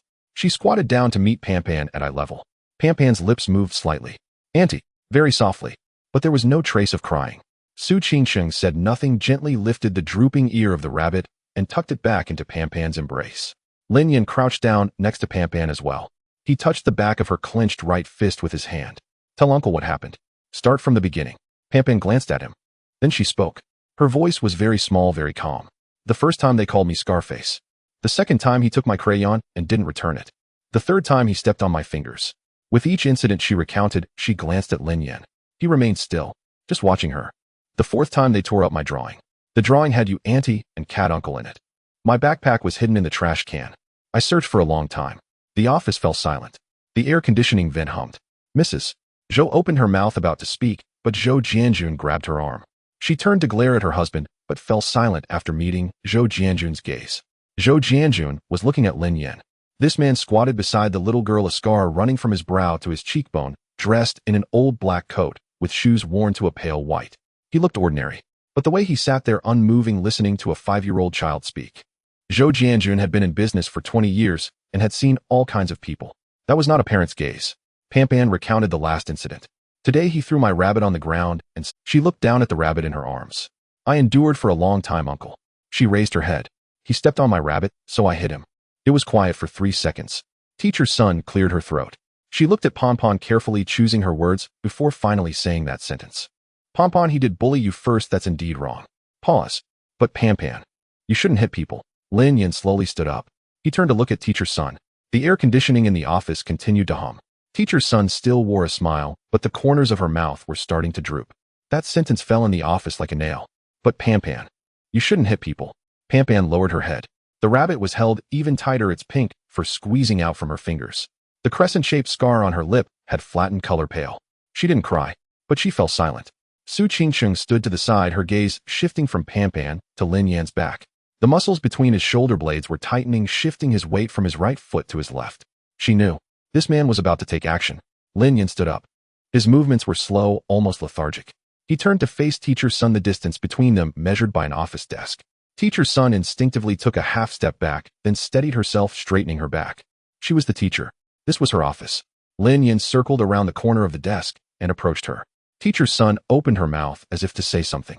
A slap struck her face. The sound was crisp. In this office of less than 20 square meters, it resembled a dry twig being snapped. Everyone froze simultaneously. Teacher's son staggered back 2 steps, her lower back colliding with the corner of the desk. Her glasses flew off, her nose bouncing on the tiled floor, one lens shattered. She covered her left cheek, her eyes wide with shock. 3 seconds of blankness. Then she screamed and lunged towards Lin Yan, her nails aimed at his face. Lin Yan did not dodge. He merely shifted slightly aside, allowing her hand to swipe past his ear, stirring up a gust of wind. Then he spoke.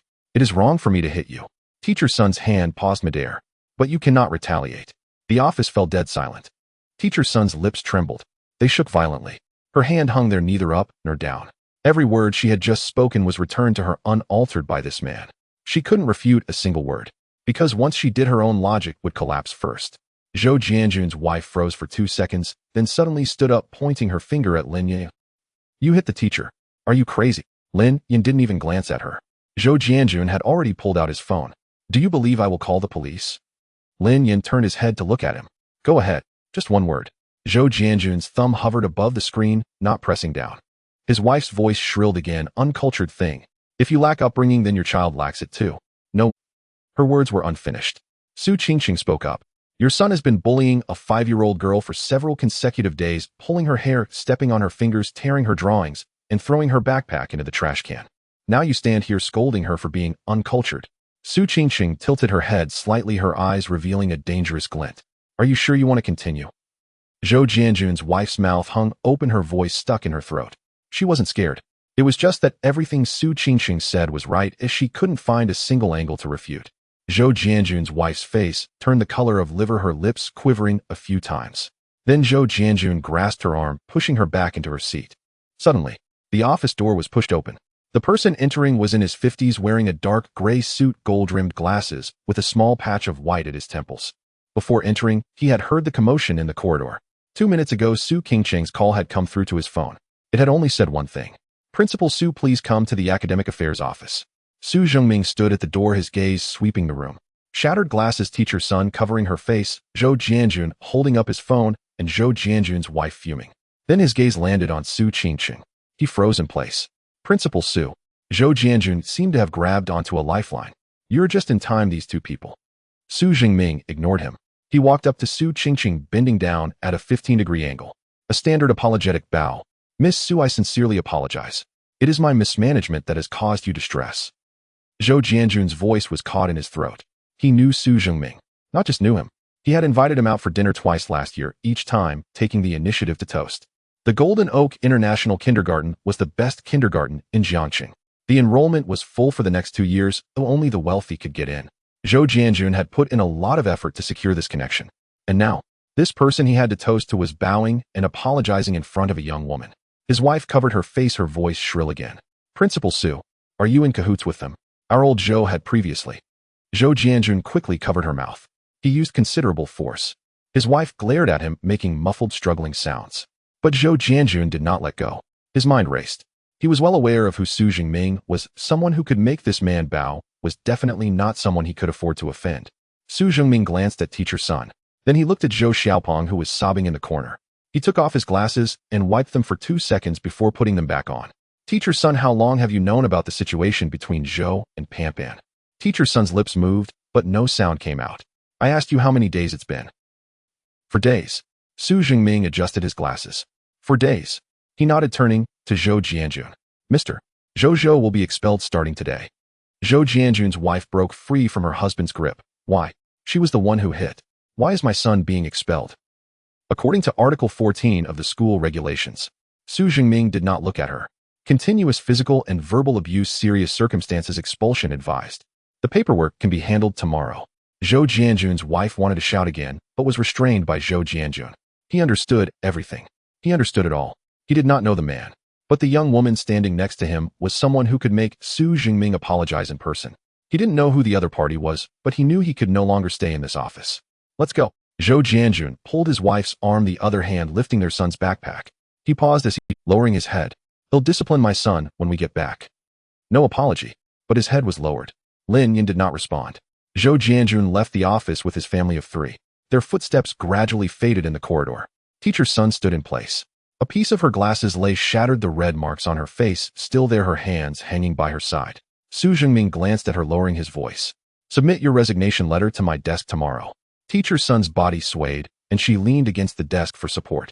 She did not say a word. Lin Yin squatted down to meet Panpan's gaze.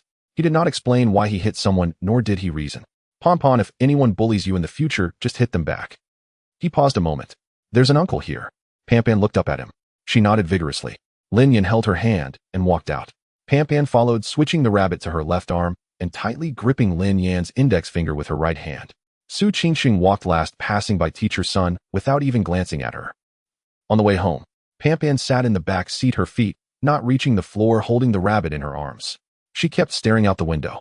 Streetlights lit up one by one, the light brushing past her face. Uncle. Lin Yin glanced at her through the rearview mirror. Will you get arrested for hitting the teacher? No. Panpan thought for a moment. But the teacher said it's wrong to hit people. Lin Yin held the steering wheel with one hand, falling silent for 2 or 3 seconds. What do you think? Panpan looked down at her right hand, which was clenched into a fist. This hand was the one that had hit someone for the first time today. He stepped on my rabbit. Her voice was very soft, but steady. I didn't want to endure it anymore. Lin Yin saw her eyes in the rearview mirror. Those eyes were different from when he first met her in the pigsty. They were different. He only said this one word. The car turned into Guanlan Peninsula, the osmanthus trees swaying in the evening breeze. Su Qingxing sat in the passenger seat, glancing at Panpan in the rearview mirror, her lips curving slightly, but she remained silent. The car stopped at the gate of the courtyard.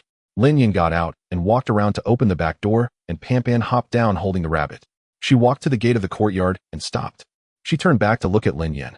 Then she glanced at Su Qingxing. The fragrance of osmanthus rushed over, blowing her loose hair behind her ears. Uncle Andy, we are home now. Lin Yin was taken aback. Su Qingxing's hand rested on his arm. The osmanthus tree in the courtyard rustled loudly. Panpan turned around, pushed open the courtyard gate, and ran inside. She didn't look back, because she knew the people behind her would not leave. In the evening in the bedroom, Panpan placed the rabbit on the right side of the pillow. Its left ear hung askew.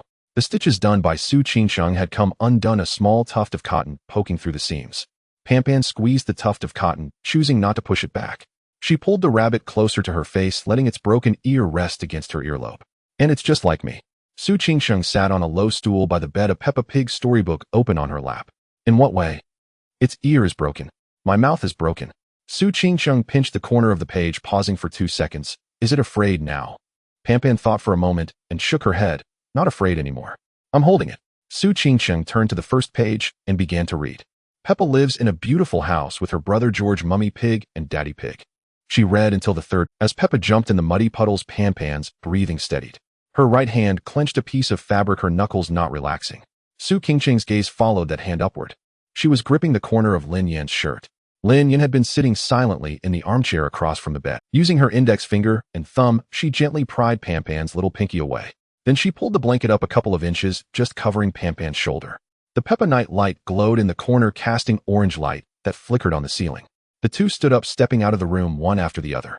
The corridor was dimly lit, the scent of osmanthus wafting up from the open window downstairs. Su Qingqing took a few steps before pausing.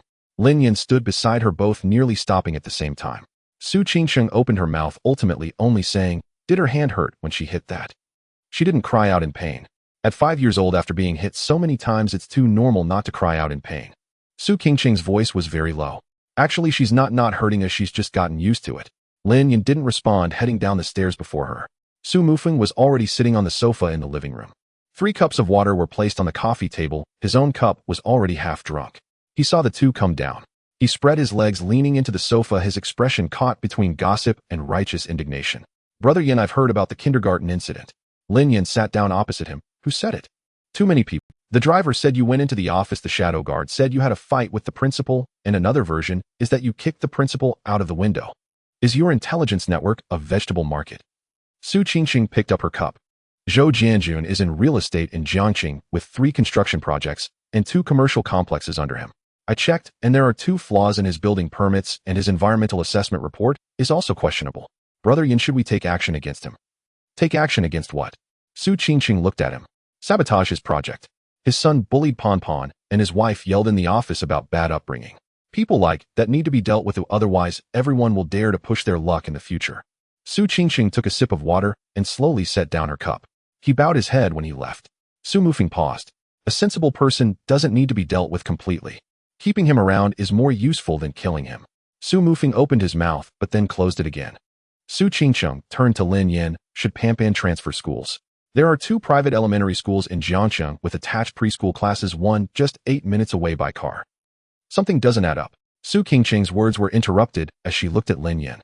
Lin Yan crossed his arms over his knees, his gaze fixed on a point on the coffee table. Pan punched that boy right in the nose. He fell down on the spot, blood pouring from his nose. Su Qingqing didn't see any problem. Kids fight, it's normal for them to have a burst of strength when they're anxious. Lin Yan shook his head. Pan weighs less than 40 pounds. When she was admitted, she weighed less than 20 pounds. This rapid recovery in 2 months is just about that much. Zhou Xiaopeng, I saw him today. He weighs at least 40 pounds. He paused. A 40-pound child punched a 60-pound child from standing to sitting down. The living room fell silent for 2 seconds. Su Mufeng waved his hand dismissively. "What's the big deal? Qingqing was like that when she was little, beating up all the boys in the yard one by one. Those don't count." Lin Yan turned to look at him. In the Su family yard, no one dared to confront her directly. Su Qingqing held her cup at her lips, rolled her eyes, but did not deny it. Su Mufeng did not deny it either. Pan is different." Lin Yan continued. "There are no factors of power outside of what exists between her and Zhou Xiaopeng. That boy is not afraid of her, does not yield to her, and even bullies her. That punch today was a pure physical impact." He gestured with his right hand. To knock a 40-pound child from standing to sitting with their head tilted back requires at least 30 kilograms of instantaneous impact. Su Mufeng's expression changed, turning from dismissive to serious. A 5-year-old girl who is chronically malnourished and underweight has a normal punching force of at most 10 kilograms. Even considering emotional triggers and adrenaline rush, it's impossible for it to triple. The 3 of them on the sofa fell silent. Su Mufeng sat up straight. He remembered the medical report locked in the safe from Zhao Yonggang. 3 healed, old deformed ribs were self-correcting. A case that orthopedics had not seen in 28 years. The recovery speed of liver and kidney function was 4 times the most optimistic clinical estimate. Su Qingqing thought of it as well. In the global literature search report she had compiled, every self-healing data point for Pan was a unique case. 0 matches, 0 precedents. And that vial of blood. The blood drawn from Pan's arm, which boarded the flight from Jiangqing to Frankfurt. The god of wealth did not hesitate to sever 3 internal security lines just to obtain a 5-year-old child's blood sample. The 3 matters pointed in the same direction. Pan possessed something. Something they had yet to comprehend. Lin Yan stood up. "Tomorrow is the weekend, there's no school." He looked at Su Mufeng. "Mufeng, find a set of professional force measurement equipment. Electronic grip strength meters, impact measurement pads, a complete set of child physical fitness assessments. Deliver it to the house tomorrow morning." Su Mufeng took out his phone to start contacting. Su Qingcheng leaned against the sofa armrest, her arms crossed over her chest, staring at Lin Yan's back. What are you suspicious of? Lin Yan did not answer. He walked to the stairway and paused. He glanced back at the drawing on the coffee table. The one Pampin drew during the day. 3 people under the osmanthus tree with 3 words awkwardly written above the sun. Not afraid. He had seen the back of the drawing board.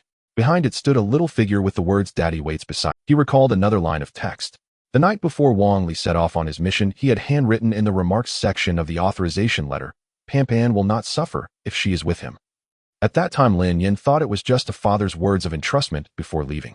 But now he considered another. What did Wang Li know? Or did he know nothing at all? At 10 in the morning, sunlight filled the courtyard. Su Mufeng carried a dark green military box from the trunk of the car, holding it with one hand as he walked towards the wall.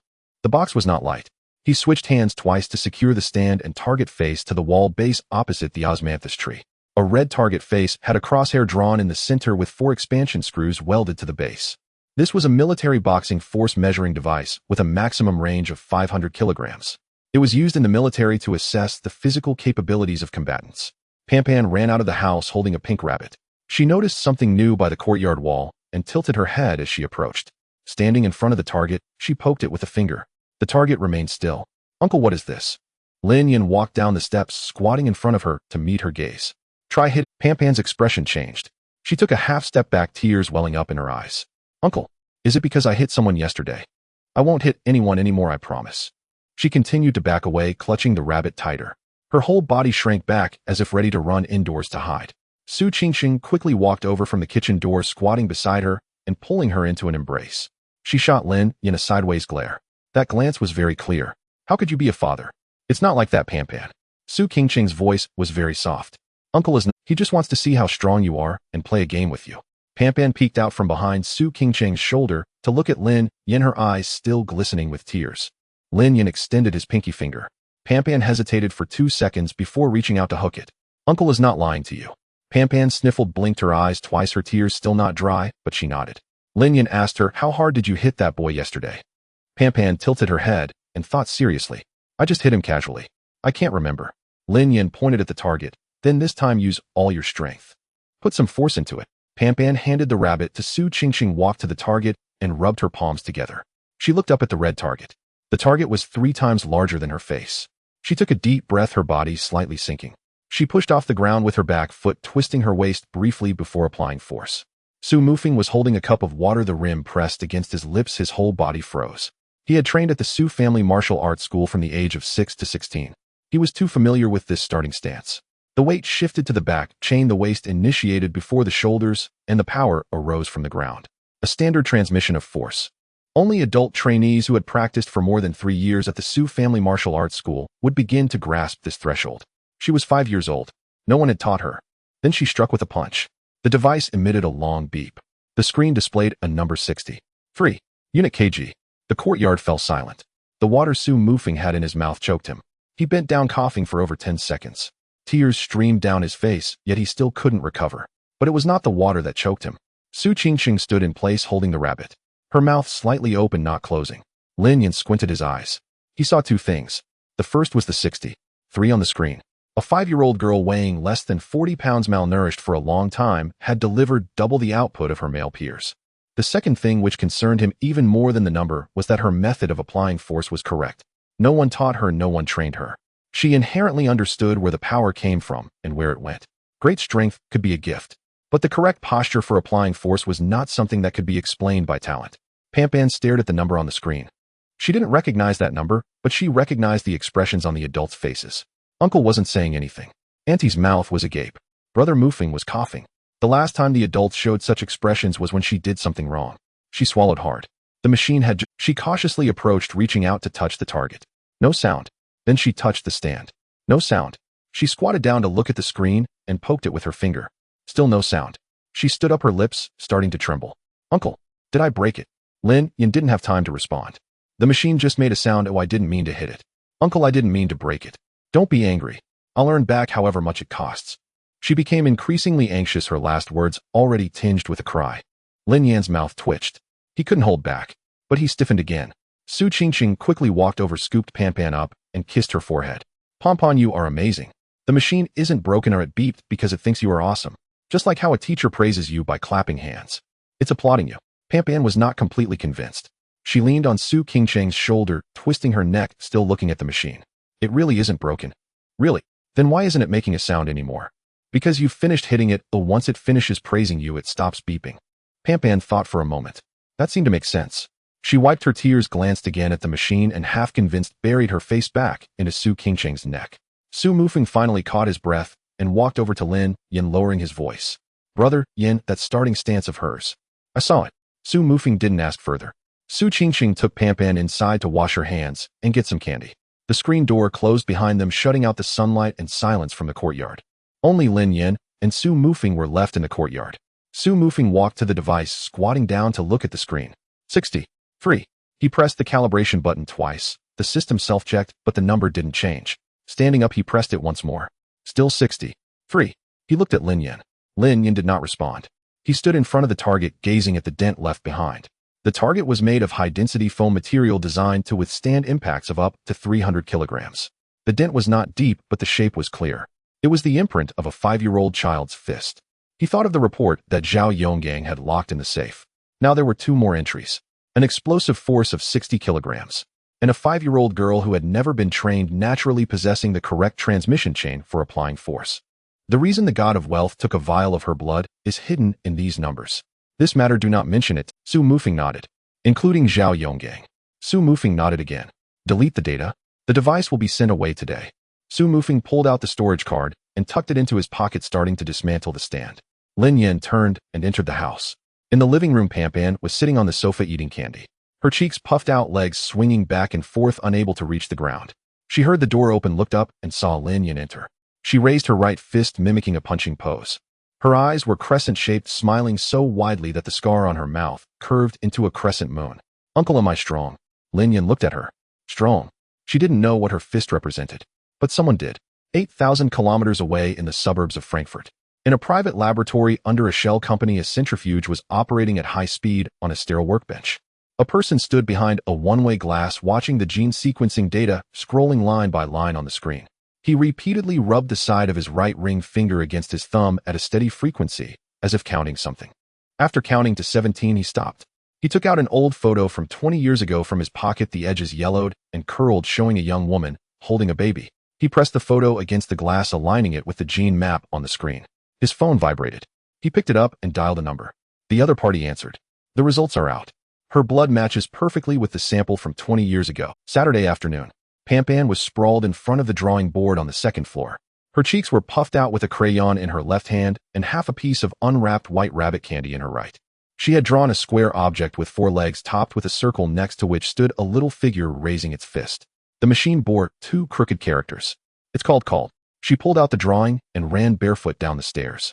Then she found Su Qingcheng, who was scrolling through her phone on the living room sofa, and held the drawing up in front of her. Auntie. Su Qingcheng took a look. Pampan's expression was serious. Can I gently hit it next time? Su Qingcheng couldn't hold back a smile, forcing herself to maintain composure. Why? Because I'm afraid it will hurt. Su Qingcheng struggled to suppress her laughter, her temples throbbing, then picked Pampan up onto her lap and carefully examined the drawing. As usual, there was a little mountain in the lower right corner of the drawing with 2 figures standing behind it. One was big and the other was small. Dad and Uncle Lu. Su Qingcheng placed the drawing on the coffee table and fell silent. Meanwhile, on the other side of the downstairs living room, Lin Yin sat in an armchair with a safety report sent by Su Mufeng half an hour ago spread out before him. It was a paper document with handwritten notes, but no internet. This was the rule of the Su family. He flipped through the pages. From the Luo family's side, there were no unusual personnel entering or exiting the Kyoto headquarters. Luo Jingshan himself had not left his residence in the past 2 weeks. The frequency of external communications had dropped to less than 3 times a day. On the Su family's side, the ceasefire agreement was being implemented and the frozen projects were gradually recovering approval, with the grievances from collateral branches subsiding. In Jiangxing, the Qianguohe case had been handed over to the prosecution and the liquidation of the Qin family group was in its final stages. Each item noted no anomalies. Lin Yin closed the document and leaned back on the sofa. It was too quiet. This was not Luo Jingshan's character. Silence meant someone was preparing for the next round. His phone rang. Zhang Weiguo. He picked it up. The other party opened with "Stop busying yourself with raising kids at home." Lin Yin leaned against the sofa, not responding. Zhang Weiguo didn't waste time diving straight into the topic. 72 hours ago, we intercepted an encrypted communication. Lin Yan listened. We confirmed that a batch of armed elements from the East Ing have entered Huaxiao through a maritime smuggling route. The number of individuals is currently unknown and their equipment is unclear. Zhang Weiguo's voice was lowered. Currently, their landing point is in Binhai City. Binhai City. It's next to Jiangxing, a 40-minute high-speed train ride away. After hearing this, Lin Yan's tone was very calm. Why are you telling me this? I'm not part of national security. There was silence on the other end for 2 seconds. Zhang Weiguo's voice resurfaced a beat slower. They are likely here to connect with the Luo family. Lin Yan's hand holding the phone stopped by his ear, unmoving. Zhang Weiguo continued. The intercepted communication fragments contain a set of code formats that match the encryption protocol used previously by Luo Jingshan when contacting Kaishan. It's not similar, it's the same underlying framework. Lin Yan's eyes narrowed. The timing also aligns. This group entered Huaxiao right when the two families in Kyoto were about to go to war. So they first paused in Binhai City and did not head directly to Kyoto. Waiting for what? Waiting for a signal. But I don't know what kind of signal. Zhang Weiguo's voice lowered another notch. I don't have enough personnel to insert myself. The local forces in Binhai City are complex. I need someone to go over first and figure out their background. What scale, eh? Based on the communication frequency, it's not less than a tactical team. At least 8 to 12 people. Zhang Weiguo paused. They are armed. The living room fell silent for a few seconds. Su Mufeng, sitting across from him, noticed Lin Yan's expression change. He set down his teacup and straightened up. Lin Yan stood up and walked to the window.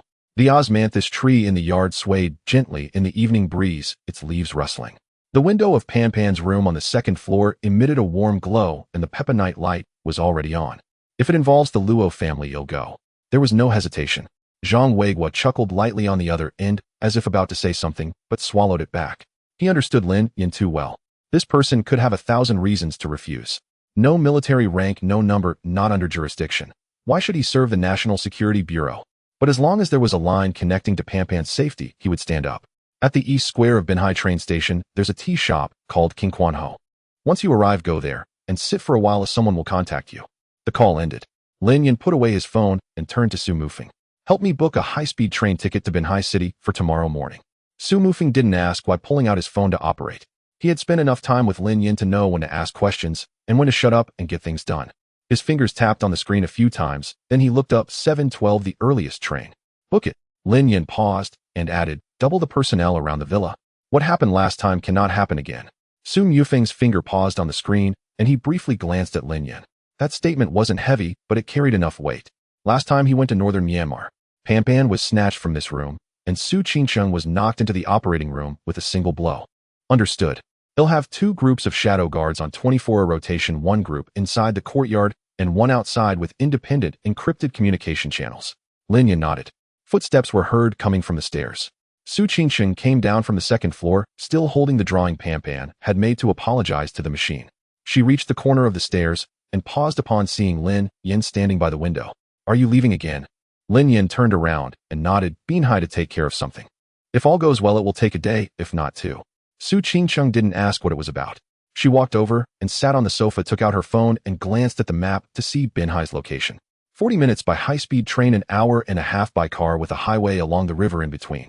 She turned off the screen. I'll keep an eye on Pan Pan. Tomorrow is Monday and she has to go to school. I'll pick her up and drop her off. Lin Yan glanced at her. Su Qingcheng's tone was very calm, but when she put away her phone, her fingertips lingered on the screen for half a second longer. That map page had been screenshot and stored in her encrypted album. Su Mufeng saw it, but said nothing. After dinner, Lin Yan went upstairs. The door to Pan Pan's room was slightly ajar, and the peppernight light cast a soft pink hue across the wall. He pushed the door open quietly. Pan Pan was already asleep. She lay on her side, hugging her rabbit. The blanket was pulled up to her chin, and her breathing was light and steady. The drawing board leaned against the bedside table, and the top sheet was still the machine she had drawn in the afternoon. Lin Yan stood at the door and watched for a while. No more than 2 days. Just going over there to take care of something, and then return. There was no need to tell her. He gently closed the door and turned to go downstairs. In the corridor, the fragrance of osmanthus wafted through the slightly open window, mingling with the warm light of the peppernight light. At this moment, in the eastern district of Binhai Port, in a basement of a warehouse with a cold chain logistics license, 11 men with buzz cuts were gathered around an iron table. The table was covered with blueprints. At 6 in the morning, the sky was not fully bright. Lin Yan changed into a dark gray coat, and went downstairs, slowing his steps as he passed the corridor on the second floor. The door to Pampan's room was slightly ajar. The patchy night light was still on. She never turned it off while sleeping. He stood for 2 seconds, hearing the rhythmic sound of her breathing from within. He did not enter. Downstairs, the car was already parked at the gate. Su Mufeng was resting his eyes with his head on the steering wheel. Su Qingsheng leaned against the door frame, her floral apron still untied. Holding a stainless steel thermos, he twisted off the lid and the steam from the congee rose up. Drink on the road. Lin Yan took it.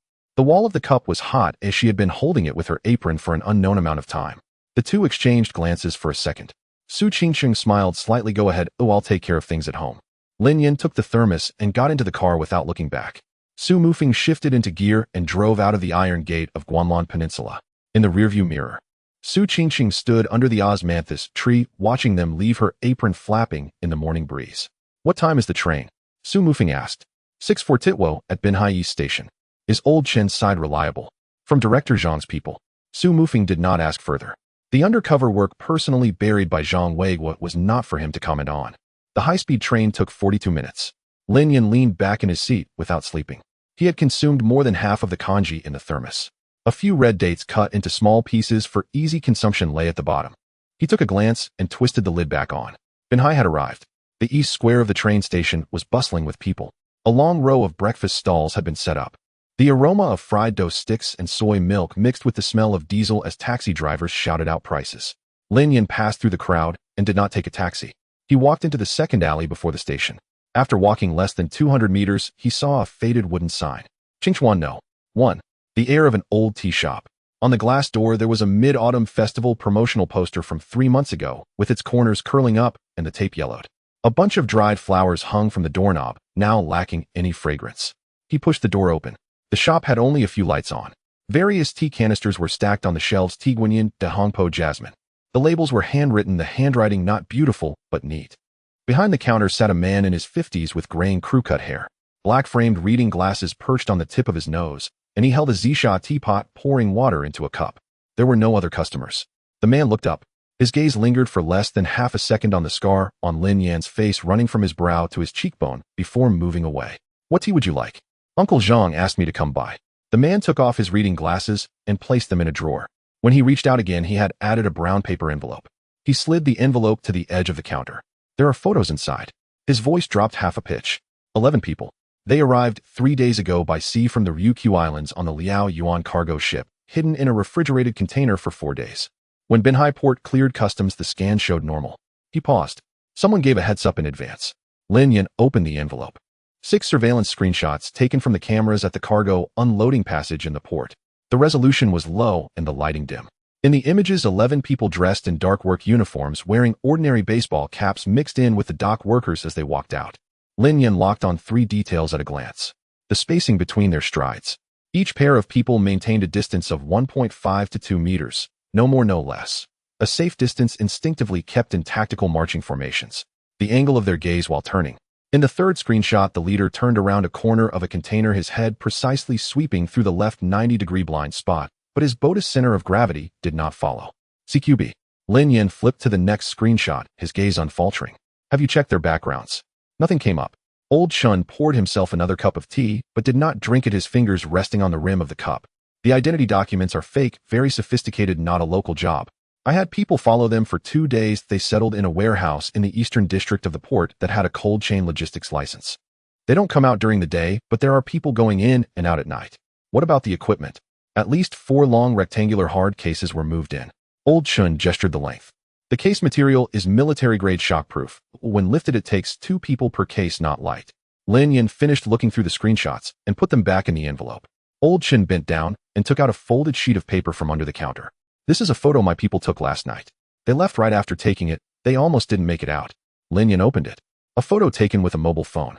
The angle was askew and the lighting was extremely dark, likely shot through some gap.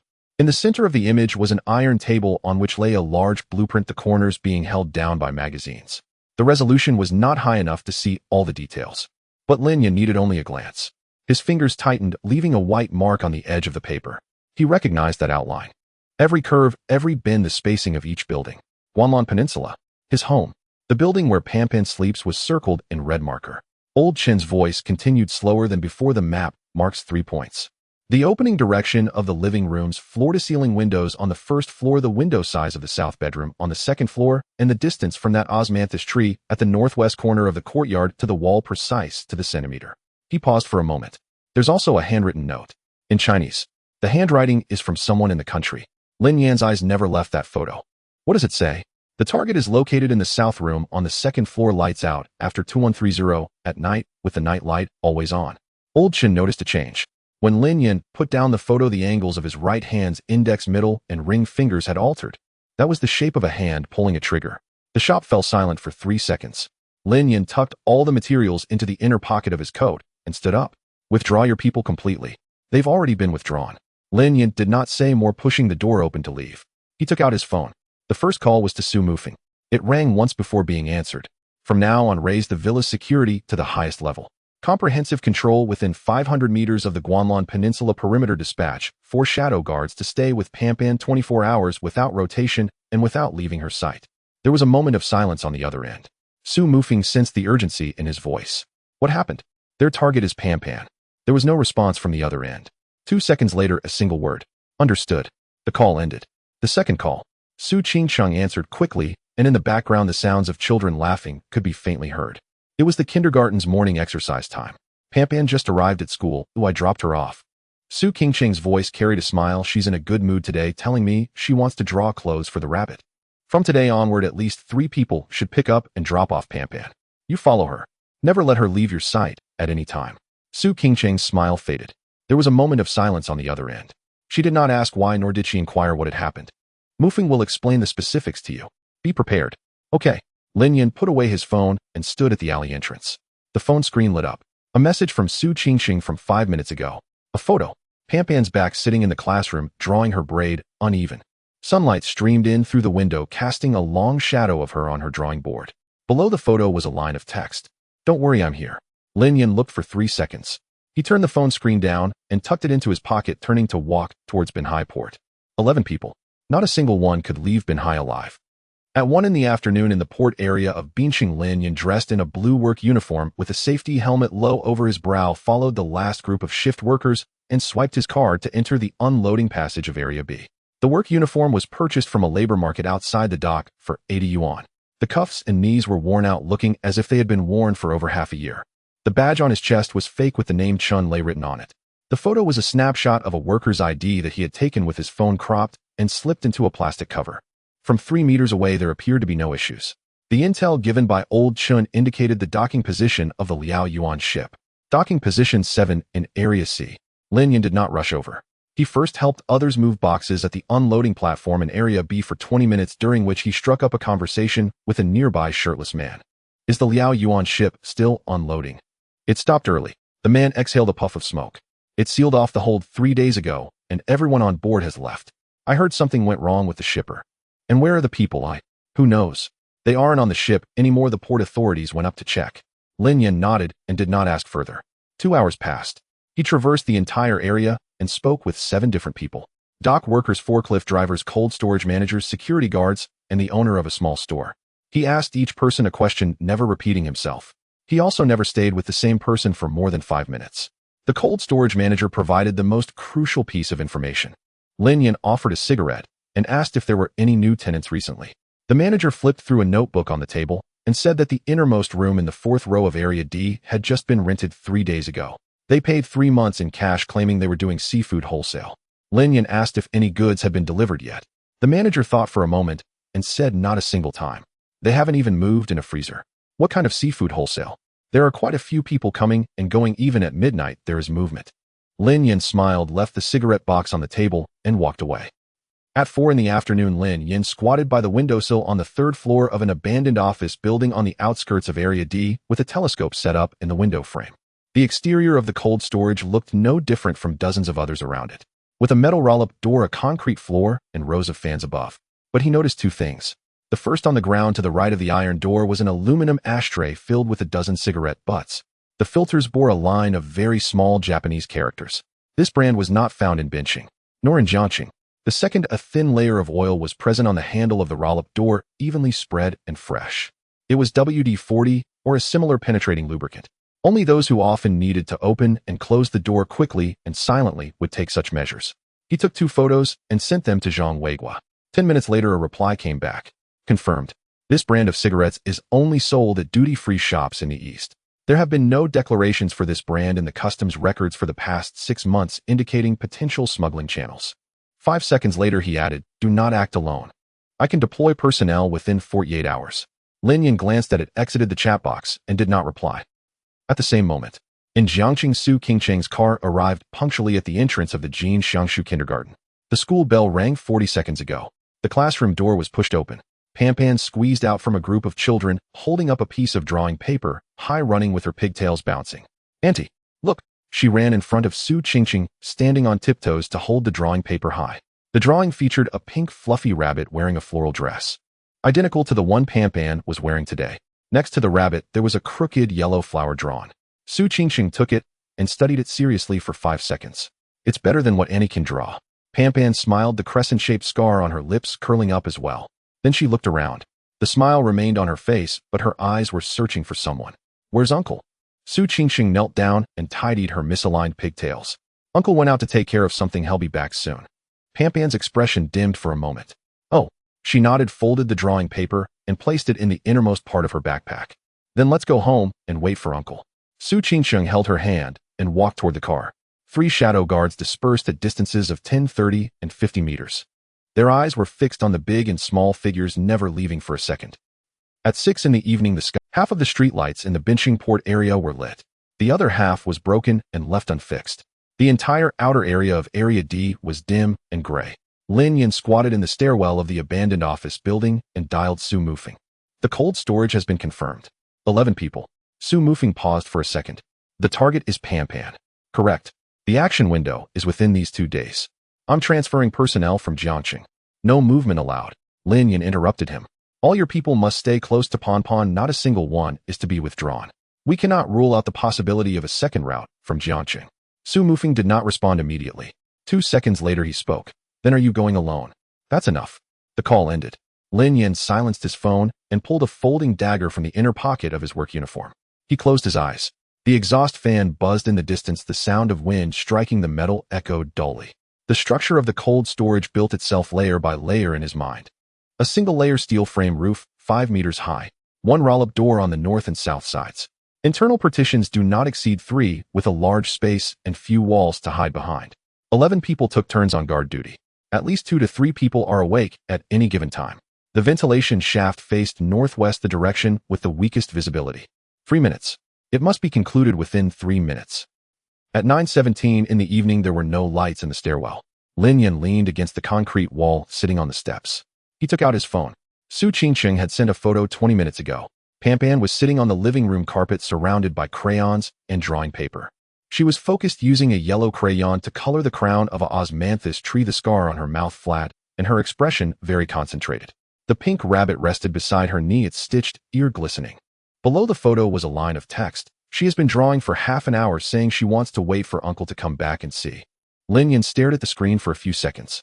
He typed 5 words and sent them. "He'll be back tomorrow." He turned off the screen and slipped the phone back into his inner pocket. The dagger snapped open from its folded state, the blade glinting in the darkness. He stood up and walked out of the stairwell. The night breeze blew in from the direction of the port, carrying a salty and fishy scent mixed with diesel fumes. The cold storage in the innermost room of the 4th row still had its lights on. Lin Yan walked in that direction. There was no sound. In Jiangqing, at the Gailon Peninsula, Pan had already fallen asleep. Su Qingcheng adjusted the brightness of the Peppa Pig night light to the lowest setting, tucked her in, and placed the rabbit back in the crook of her arm. She closed the door. As she reached the end of the corridor, her phone vibrated. It was Su Mufeng. She answered. The voice on the other end was very low, almost unrecognizable from the usual Su Mufeng. "Peripheral report, 300 meters south of the Gailon Peninsula, an unmarked van has appeared." Su Qingcheng remained silent. "It has been parked for 20 minutes. No one has gotten out." The wind slipped through the crack of the window at the end of the corridor. The osmanthus tree in the yard shook, its leaves rustling. Su Qingcheng turned to look at the tightly closed door of Pan's room. Her gaze darkened. At 9:23, Lin Yan felt his way to the northwest corner of the cold storage's outer wall. He crouched down, placing his palm on the iron protective pipe of the external power supply. A cable as thick as 3 fingers extended from the distribution box. A dagger slid out of its sheath. The blade wedged into the seam of the protective pipe, gently prying it open. The iron sheet raised, revealing the insulation layer inside. He did not cut it immediately. Instead, he first circled to the vent's lower side. The ventilation duct had a square cross-section measuring 60 centimeters on each side, too small for a person to crawl through. But it was enough for him to see inside. A 5-meter-high steel frame ceiling. The ground was covered with gray epoxy paint with an iron table in the center and 4 folding chairs. There were roll-up doors to the north and south. 11 people. 3 were awake.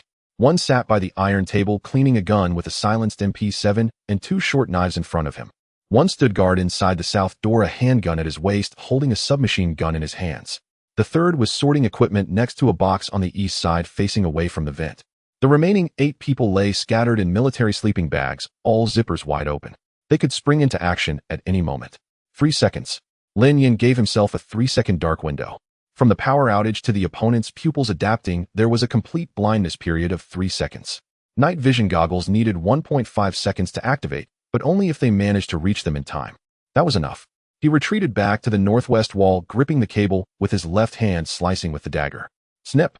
The lights in the cold storage went out. At that very moment, Lin Yin had already slipped in through the small maintenance door directly below the vent. He had picked the lock of this door 15 minutes ago, and it was only ajar. Darkness descended. The first second, the guard reacted the fastest, raising his gun toward the vent. Professional training told him that the threat came from the visual blind spot. But Lin Yin was not at the vent. He was on the ground. Pressing against the eastern wall, he silently slid toward the nearest target. The person organizing equipment had his back turned just 2 meters away. The dagger struck from behind the tip, precisely piercing the carotid artery, while his left hand simultaneously covered the mouth and nose. There was no sound. The body was gently laid down beside the equipment box.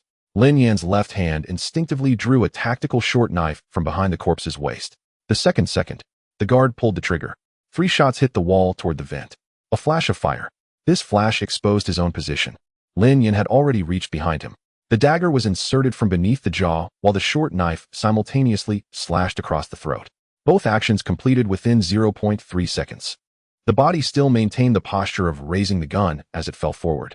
The third second, the one cleaning the gun finally reacted, reaching for the MP7 on the table. Lin Yin threw the short knife. The blade rotated 1.5 times, embedding itself into the back of the man's hand, pinning it to the iron table. The man let out a muffled grunt and reached for the handgun at his waist. Lin Yin stepped forward, the dagger piercing through his throat. The 3 seconds were over. 3 people had fallen. The ones in the sleeping bags woke up completely. 8 people. The first to roll over moved extremely quickly, already clutching a gun in hand. Before he could find his aim, Lin Yan's dagger had already slashed across his carotid artery from the side. The second rolled out from the sleeping bag, executing a standard tactical roll, moving toward cover. There was no cover. He rolled 1.5 meters, his spine snapped by a kick. The remaining 6 completed their emergency response. Someone reached for the night vision goggles. A green halo illuminated. 12 o'clock. In Japanese. 6 gun barrels simultaneously turned toward Lin Yan's position. But Lin Yan was no longer there. He was moving, sliding close to the ground at incredible speed. The epoxy paint on the cold storage floor was as smooth as ice. The soles of military boots made almost no sound on it. The 6 formed a back-to-back circular defense. A textbook-like temporary tactic. It was useless. Lin Yin cut in from the 9 o'clock direction. The first knife severed the Achilles tendon of the outermost person. As that person dropped to one knee, the second knife had already pierced the axillary artery of his teammate next to him. A gap appeared in the formation. Within 2 seconds, the gap was torn open. Lin Yin plunged into the core of the formation like a chisel. The dagger alternated in his hands, each thrust targeting the most vulnerable spots on the human body. Carotid artery, axillary artery, femoral artery. Not seeking a killing blow, only aiming for the fastest blood loss. The 4th person finally fired. The bullet grazed the outer side of Lin Yan's left shoulder, taking away a piece of fabric and a layer of skin. Lin Yan did not stop. His body had already pressed against the shooter at the moment the gun fired, the dagger thrusting upward from below into the jaw. The last 2 stood back to back, their guns sweeping wildly. Bullets hit the ground walls and steel frame of the ceiling, sending sparks flying. Lin Yin leapt up from behind a corpse, throwing the dagger. The blade embedded into one person's eye socket. The last one. That man discarded his gun, drawing the military dagger strapped to his calf, taking a fighting stance. His hands trembled. Lin Yin walked towards him. The military dagger thrust out. Lin Yin sidestepped, gripping the opponent's wrist joint. Crack. The wrist bone shattered. The military dagger fell to the ground. Lin Yin kicked the inside of his knee. That man knelt down. The back of his neck was grasped, his entire face pressed against the cold ground. From the blackout to the last person falling. 2 minutes and 47 seconds. The cold storage was silent. Lin Yan dragged him to the iron table, using zip ties on the table to bind his hands to the table leg. Then he picked up the military dagger from the ground. Do you speak Chinese? The man gritted his teeth and remained silent. Lin Yan gripped his left pinky, the dagger's tip pressing against the first joint gap. I ask you once more. I do. What are you doing in Huaxia? Silence. The dagger pressed down. The phalanx was sliced through at the joint. The man let out a scream, sweat beads on his forehead splattering onto the ground. To get blood. Whose blood? A little girl. Who sent you? I don't know. We only take orders. The dagger moved to the ring finger. I have no patience. The man convulsed all over, his speech speeding up suddenly. Our initial mission was to meet someone. That little girl was sent later. Meet? With whom? A Huaxiao person. Surname Luo. Named Luo Tong. He was responsible for providing target locations and action windows. I really don't know anything else. Luo Tong. Lin Yan remembered this name. Is there anything else? Nothing. Please. Lin Yan stood up. The military dagger rotated half a turn in his hand tip, facing down. One stab. The cold storage was completely silent. Lin Yan approached the iron table, flipping open the satellite overview map of the Guanlan Peninsula. He had already looked at the annotations for Pan's room, but his gaze fell on the bottom right corner of the diagram. A set of red pen marks. The handwriting differed from the other annotations, more hastily written, as if added later. In Japanese. He could not understand Japanese, but recognized it as a coordinate format. Next to it was a line of small text written in Chinese. Coordinated action. Another team is positioned towards Jiangqing. They are in place. Lin Yan's pupils constricted. He took out his phone and dialed a number. It rang once, twice, 3 times. Su Qingqing picked up, her voice low. What's the matter? Where is Pan? She's asleep. I just came out of her room. Go back to her room immediately. Lock the door. Do not leave her side for a moment. There was silence on the other end for a second. Okay. Lin Yan hung up the phone and ran out of the cold storage. It took 42 minutes from Bincheng to Jiangcheng by high-speed train. Too slow. Lin Yan dialed Su Qingqing's number. A busy tone. He dialed again. Unable to connect. He switched to Su Mufeng. The same result. Lin Yan did not stop his pace. He had already run out of the cold storage area, military boots pounding on the gravel road of the port area, pushing his speed to the limit. There are only 2 possibilities for a failed call. Either the signal is suppressed, or they are in a fight. Regardless, it means that action has already been taken in Jiang City. From Bincheng to Jiang City, the high-speed train takes 42 minutes. Driving on the highway, the fastest would be 1 hour and 10 minutes. Too slow. Lin Yan dialed Zhang Weiguo's number. Something might have happened at Guanlan Peninsula. They'll dispatch someone. Lin Yan interrupted him. Help me contact the military airport in Bincheng. I need a helicopter. The other end of the line fell silent for 2 seconds. It will arrive at the helicopter pad on the north side of the port area in 15 minutes. Lin Yan hung up and turned north. He ran very fast. Even if the helicopter took off right now, it would still take 20 minutes to reach Jiang City. In those 20 minutes, only Su Qingqing and the shadow guards would be by Pan's side. Is it enough? He didn't know. 15 minutes ago, Guanlan Peninsula. Su Mufeng stood in front of the window of the study on the 2nd floor of the villa, holding half a cup of cold coffee. The surveillance footage was projected onto the laptop screen. 300 meters to the south, that unlicensed white van had been parked for 47 minutes. No one got out of the car. The engine was still running. White smoke was coming from the exhaust pipe. Su Mufeng set down his coffee cup and pressed the communicator. Team 3, Team 4, the south side van, wait for my signal after encircling. Team 1 and 2 remain still, guard the courtyard walls. 4 received. Replies came almost simultaneously. He did not wait. Waiting for the other side to act would mean relinquishing the initiative. The rules of the Su family. If you want to strike, you must always strike first. Su Mufeng exited through the side door, advancing low along the greenbelt. 30 seconds later, he arrived 20 meters behind the van. Voices from Team 3 came through the communicator. In position. Move. For shadow guards converged from both sides, cutting off all escape routes. Su Mufeng dashed to the driver's seat in 3 steps and yanked open the car door. The man in the driver's seat reacted extremely quickly, his hand already reaching for his waist. Too slow. Su Mufeng's left hand locked onto his wrist, twisting it outward, while his right elbow struck down on his temple. The man went limp. The other passenger in the front seat had just turned around. The rear door had already been torn open by the shadow guards with 2 guns pointed at his forehead. It took less than 8 seconds. Su Mufeng glanced inside the car. In the back seat, there was a portable signal jammer, the indicator light glowing green. He reached out and turned it off. This device had a coverage radius of 500 meters, military grade. This is a front. Su Mufeng looked at the 2 unconscious individuals and spoke into the communicator. The main attack is not here. Everyone raise your alert. He hadn't finished speaking. From the direction of the villa, the infrared alarm sounded. Su Qingsheng was sitting beside Pampan's bed when she heard the alarm. Her reaction was faster than the alarm. With her left hand, she scooped Pampan up. The child was sleeping soundly, only giving a slight murmur. With her right hand, she pulled open the hidden door behind the wardrobe, placing Pampan on the folding bed in the safe room and locking it with a mechanical lock. This safe room was personally overseen by her during the renovation. It was lined with bulletproof steel plates, had independent ventilation, and would require great effort to blow up from the outside. Pampan turned over, clutching her rabbit still asleep. Su Qingsheng pulled out a stun baton from the hidden compartment in the shoe cabinet and stood at the top of the stairs. The sound of shattering glass came from the first floor. A shadow leaped over the window frame and landed, moving swiftly, showing signs of training. Then came the second and third. Su Qingsheng did not go downstairs. The staircase was funnel-shaped, allowing only one person to come up at a time. The terrain worked in her favor. Footsteps ascended. At the moment the first person rushed up the last 3 steps, Su Qingsheng sidestepped to evade his forward momentum, and the stun baton struck precisely at the back of his neck. 50,000 volts.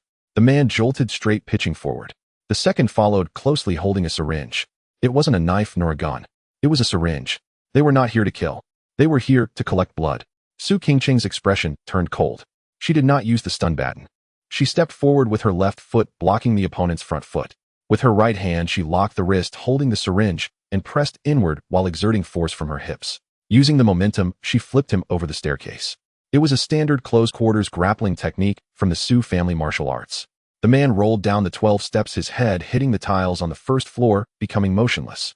The third person had just stepped onto the first step when he heard a series of muffled sounds and screams from outside the courtyard.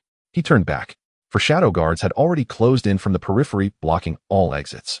3 minutes later, Su Mufeng rushed back to the villa. 7 people lay in the courtyard. 5 had climbed over the wall, plus 2 from the van, making a total of 7. All subdued, not a single one escaped.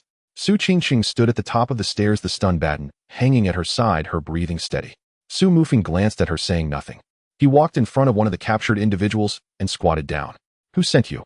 The man closed his eyes and did not answer. Su Mufeng picked up the broken syringe from the ground, waving it in front of him. "For blood sampling.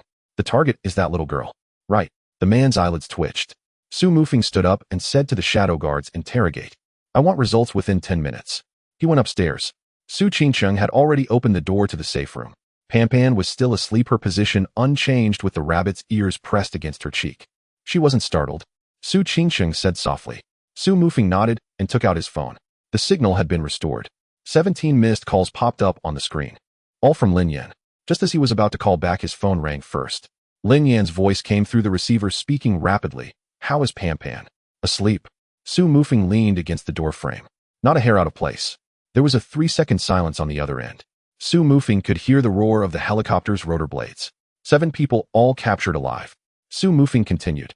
"The signal jammer is military grade, which is why you couldn't get through. My sister took down 2, and the remaining shadow guards handled the rest." Another silence followed. Then Lin Yan said, "Understood." Su Mufeng raised an eyebrow, not pursuing the topic. "He'll inform you once the interrogation yields results." After hanging up, the shadow guards reported back. All 7 had spoken. The intel was highly consistent. The contact's code name was Luo Tong, a Huaxia national, providing the target's location and action window. Task content: obtain blood samples from the girl. Luo Tong. The name matched exactly with what Lin Yan had uncovered in Binching. Su Mufeng accessed the Luo family's public database and found this name after 3 minutes. Luo Tong, the 3rd-generation steward of the Luo family. He had been with Luo Wensong for 41 years. He had disappeared from the Luo family 3 days ago, whereabouts unknown. Su Mufeng sent the information to Lin Yan, adding, "The Luo family is cutting ties." Lin Yan replied with 3 words, "I know." At 1:19 a.m. Pampan turned over, mumbling something in her. "Uncle." Su Qingsheng sat on the floor at the door of the safe room, leaning against the wall, the stun baton resting across her knees. She did not return to her room. The phone screen lit up. Lin Yan sent a message, 20 minutes away. Su Qingsheng replied with 3 words, "The door is unlocked." Then she placed the phone down on the ground, closed her eyes against the wall, and smiled slightly at the corner of her mouth. Outside the courtyard, the shadow guards were clearing the scene. The leaves of the osmanthus tree rustled in the night wind. At 3:47 in the morning, the helicopter landed at the military helipad in Jiangqing, and Su Mufeng's car was already waiting by the runway. Lin Yan jumped out of the cabin. "Get in the car." Su Mufeng didn't turn off the engine. Lin Yan opened the back door and got in without saying a word. The car drove out of the helipad, merging onto the empty city expressway. Su Mufeng glanced at him through the rearview mirror. Lin Yan's shirt had a tear on the left shoulder, revealing a scabbed-over abrasion underneath. Other than that, he was clean. 11 lives taken and not a drop of blood on him. All 7 have been interrogated, Su Mufeng spoke up. The intelligence aligns with what you have. The contact's code name is Luo Tong, providing the target location and action window. The mission is to obtain blood. Lin Yan responded with a hum. The bodies have been dealt with, the van has been towed away, and the traces in the yard will be cleared before dawn. Su Mufeng paused. My sister took down too. Understood. Su Mufeng glanced at him again through the rearview mirror and fell silent. The car turned into Guanlan Peninsula. The streetlights outside the courtyard cast light on the empty road. The shadow of the osmanthus tree was cast on the ground, swaying with the breeze. Lin Yan got out of the car. A floor lamp was lit in the living room of the villa. He pushed the door open. Su Qingsheng was sitting on the sofa, a stack of photographs spread across her lap. On the coffee table lay 2 interrogation records next to a cup of cold tea. She looked up at him. She didn't ask about the injury or the process. She only said one thing: Pampan hasn't woken up. Lin Yan nodded. He changed his shoes in the hallway and paused as he passed the sofa. There were bloodshot veins in Su Qingsheng's eyes, and her hair was casually tied up. She had been sitting here waiting since the battle ended. Go to sleep, Lin Yan said. Su Qingsheng put the photographs into a file bag and stood up. Then she suddenly hugged his waist, burying her head in his chest. Lin Yan froze for a moment, then relaxed. Aren't you going to hurry? Su Qingsheng huffed, turning to leave. Lin Yan listened as her footsteps faded at the end of the second-floor corridor. Then he went upstairs as well. Pampan's bedroom door was ajar. He pushed it open a crack. The warm light of the Peppa Pig nightlight spilled across the ceiling. Pampan lay on her side. The pink rabbit was held tightly by her with only one mended ear showing. Her breathing was steady. Her brows were relaxed. Lin Yan walked in and sat down on the chair by the bed. He didn't turn on the light or make a sound. He just sat there. The scent of osmanthus from outside wafted through the slightly open window, mingling with the light from the Peppa Pig nightlight. For hours ago, he had killed 11 people in the cold storage of Binhai City. At this moment, he sat by the bed of a 5-year-old girl, listening to her breathe. Lin Yan leaned back against the chair, the back of his head resting against the edge of the nightstand. Exhaustion seeped from his bones, and his eyelids grew heavy. He fell asleep. At 6:28 in the morning, Pampan was awakened by a beam of light. The curtains were not fully drawn, and a thin ray of sunlight fell just beside her pillow. She squinted and turned over, hugging the rabbit tightly, preparing to continue sleeping. Then she saw the person on the chair. Lin Yan was leaning against the nightstand, his shirt torn at the left shoulder, revealing a section of bandaging. He was still wearing his military boots, the shoelaces half undone. Pampan didn't move. She lay on her pillow, staring at him without blinking. She watched for a long time. Then she carefully sat up. She pulled down the small pink floral blanket from herself and tiptoed to the edge of the bed.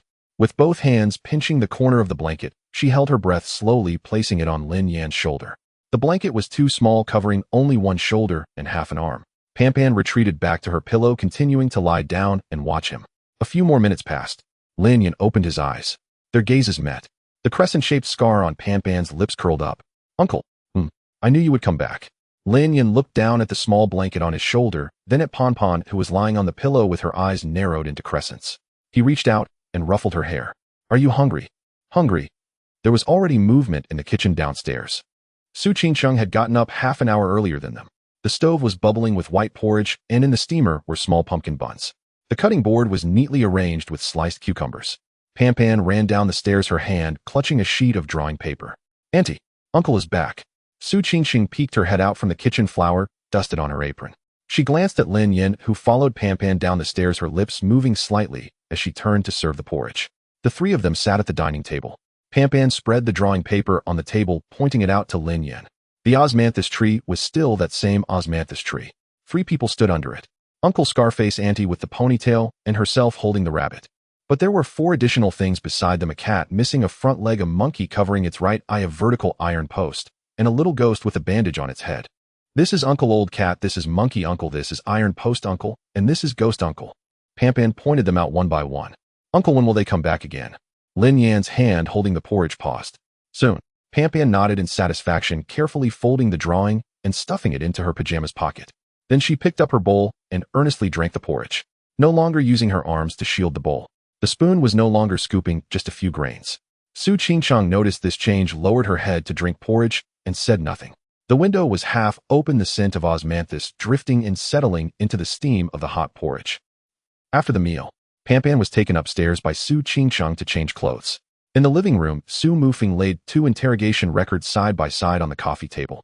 On the left was Binhai City's cold storage, the results Lin Yin had extracted. On the right was Guanlon Peninsula, the results from the Shadow Guards. The key information from both records completely overlapped. Contact code named Luo Tong. Task content: obtain blood samples from the target. Target: 5-year-old girl Wang Panpan. Luo Tong, the old housekeeper of the Luo family for 3 generations, has been with Luo Wansong for 41 years. Su Mufeng pulled out a photograph. He disappeared from the Luo family 3 days ago, whereabouts unknown. The Luo family is in a tailspin. Lin Yin looked at the elderly man with graying hair in the photo and said nothing. Su Qingsheng came down from upstairs while Panpan was playing by herself in the room. She walked to the coffee table, glancing at the 2 records. 2 groups of people, the same commander, the same target. The group in Binhai is the main attack, while the group in Jiangsheng is the backup. Regardless of which side succeeds, the blood sample can be obtained. Lin Yan nodded. As for the Luo family's matter, we'll hold off for now. Su Mufeng looked up at him. Lin Yan's tone was very flat. Wherever Panpan is, that's where I am. Su Mufeng frowned. What about the Luo family? Lin Yan looked out the window. The osmanthus tree in the yard was illuminated by the morning light, dew still clinging to its leaves. With Zhang Weiguo keeping watch, they won't be able to make any moves. He withdrew his gaze and looked at Su Qingsheng. But regarding Panpan, we need to figure out what exactly is going on with her. Otherwise, the next wave will never end. Su Qingsheng and Su Mufeng both fell silent. Panpan's voice came from upstairs. She was talking to the rabbit. You wait patiently, Uncle said. It will be soon, Uncle Cat, and the others will be here soon. Lin Yin stood up and put the interrogation records into a file bag. 60 kilograms of muscle, 3 bones regrowing on their own blood data with 0 matches in global laboratories. It was as if he was talking to himself. Wang Li, how much do you actually know? No one could answer that question. On the coffee table, the photo of comrades was taped in a frame by Panpan with transparent tape, with Wang Li standing farthest to the left, smiling carefree. The words on the back of the photo had been worn to the point of being nearly unreadable. Pompon Daddy will be home. Su Mufeng paced back and forth in the living room 3 times. There are 11 in Bincheng, 7 in Jiangsheng. Both sides act simultaneously, and the contact person is Luo Tong. He stacked the 2 interrogation records together and slammed them on the coffee table.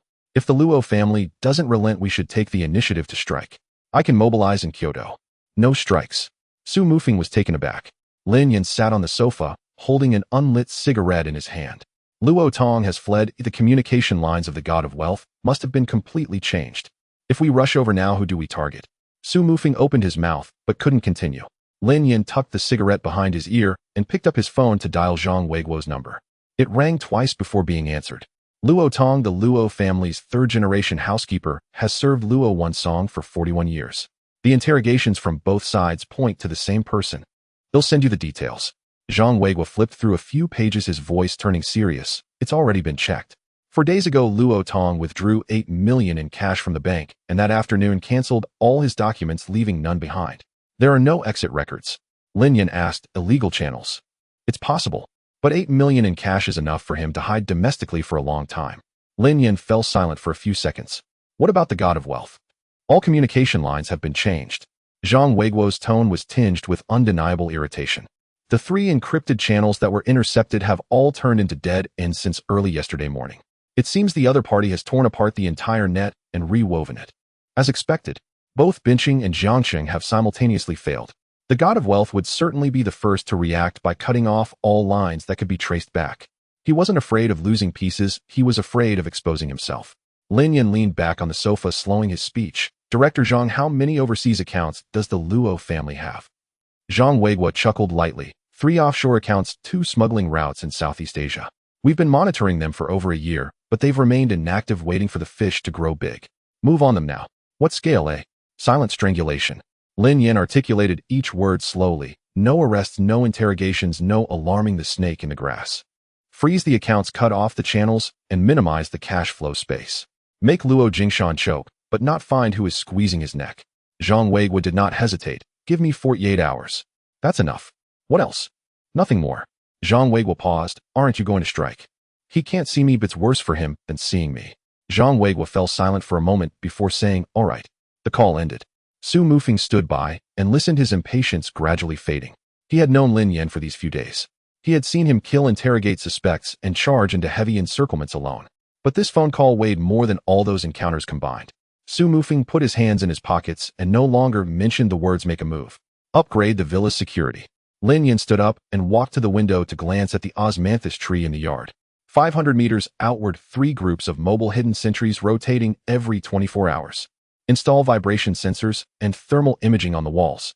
The routes for Pampan to and from school will be randomly chosen each day, 3 routes that don't repeat. The vehicles will be changed every 2 days. Start taking notes. Su Mufeng took out his phone. The access control system will be independently encrypted. It will have 1 key card, and Xiangxing will have 1. The rest will be fingerprint registered. Understood. Su Qiangqing emerged from the kitchen at some point holding a cup of freshly brewed tea and placing it on the coffee table. I'll add one more thing. Both men looked at her.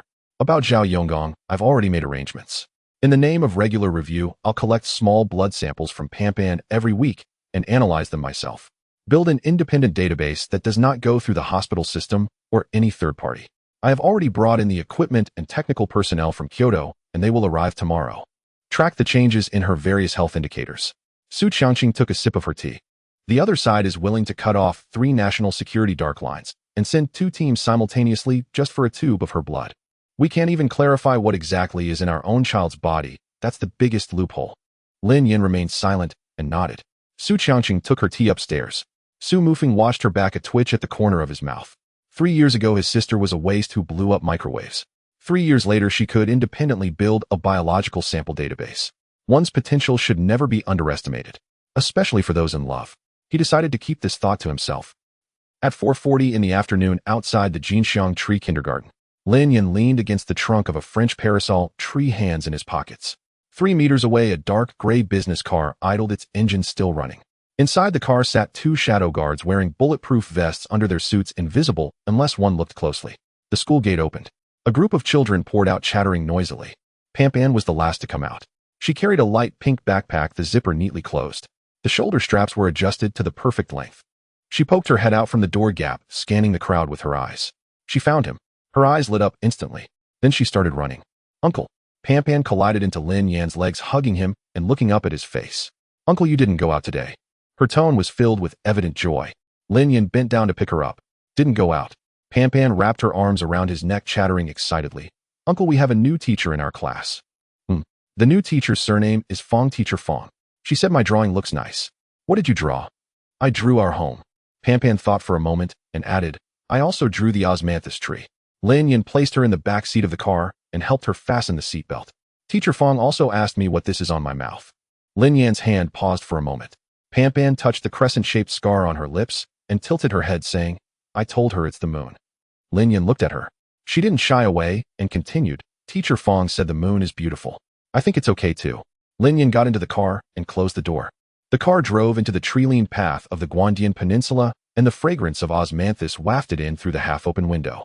Pampan sat quietly in the back seat, staring out the window, counting the trees by the roadside with her finger pressed against the glass.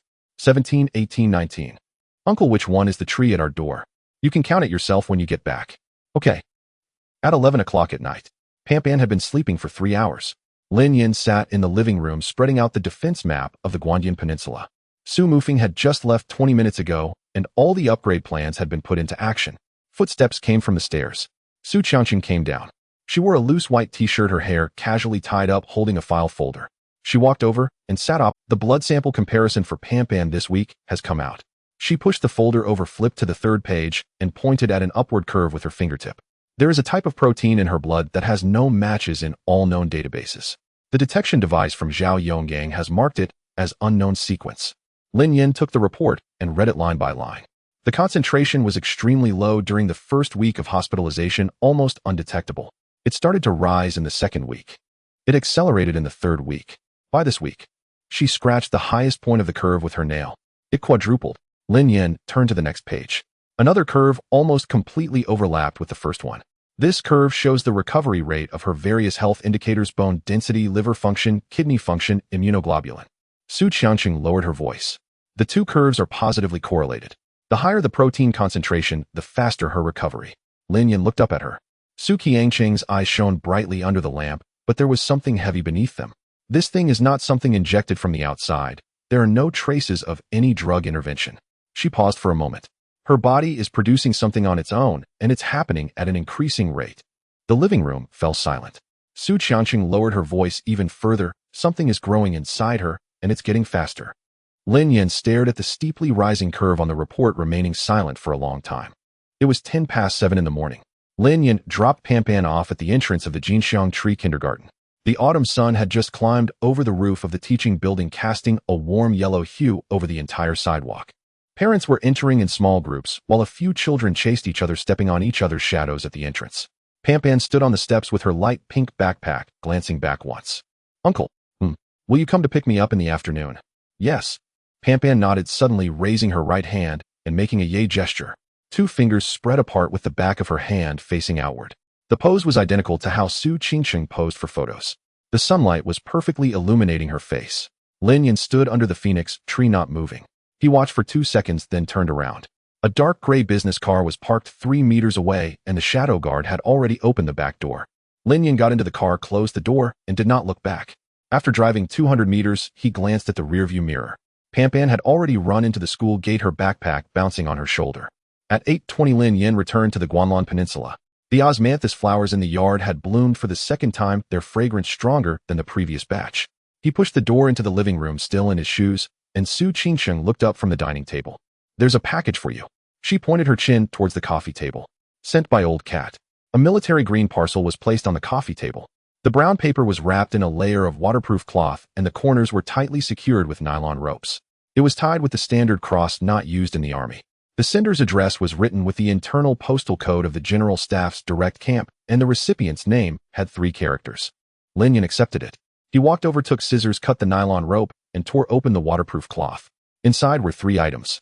A letter folded in half and stuffed on top. The letter was torn from a horizontal notebook sold by a small shop next to the Army's canteen. A USB drive, thumb-sized, wrapped in 3 layers of black electrical tape. A cloth tiger toy about the length of a palm with one eye larger than the other, the tail crooked to the left. The tiger stripes on its belly were sewn like an electrocardiogram.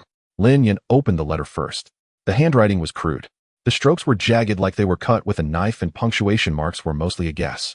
"The brothers have mostly recovered. We will return to the team next week for a new mission." Monkey's eye is swollen down. He can open it now, though he's still ugly.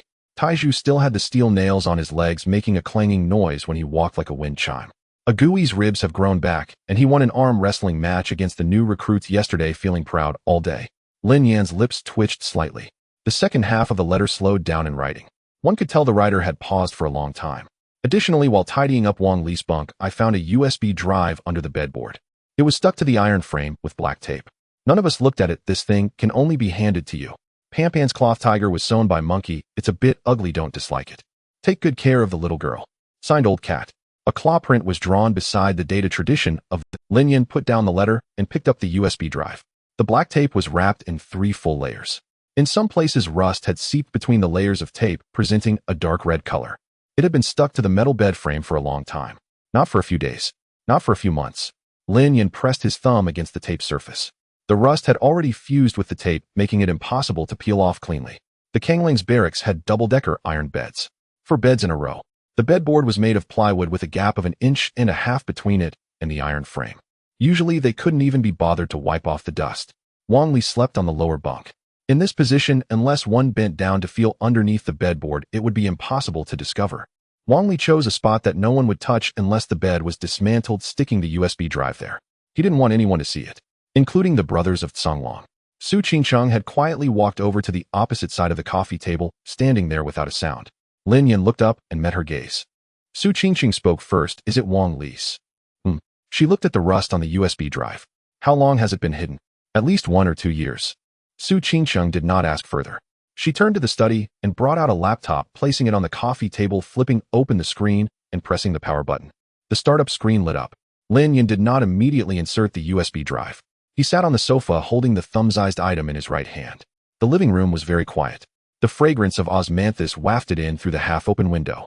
In the corner of the coffee table, Pan was using transparent tape to stick a photo of her comrades into a frame. Wang Li stood on the far left, laughing heartily, showing a row of white teeth. Lin Yan looked at that face. Wang Li was average at shooting, had moderate physical abilities, and wasn't particularly clever. He always lagged behind during marches and combat. But he possessed something that made him the strongest among the 7 of Songlong. He could take on challenges. All the pressure, fear, and anxiety were stuffed into his stomach, while he always wore that silly smile on his face. He wrote on the assignment letter, "Pan will not suffer under Brother Yan's care." If he knew what Pampan had on her, then this sentence would not just be a father's last wish. It was something he had borne for an unknown duration, something he could no longer carry, passing the heaviest burden to the person he trusted most. Su Qingcheng sat opposite him, her hands resting on her knees, not rushing him. Su Mufeng peeked from the kitchen door, saw their state, and retreated. Lin Yan lowered his head, starting to tear the tape. 1 layer, 2 layers, 3 layers.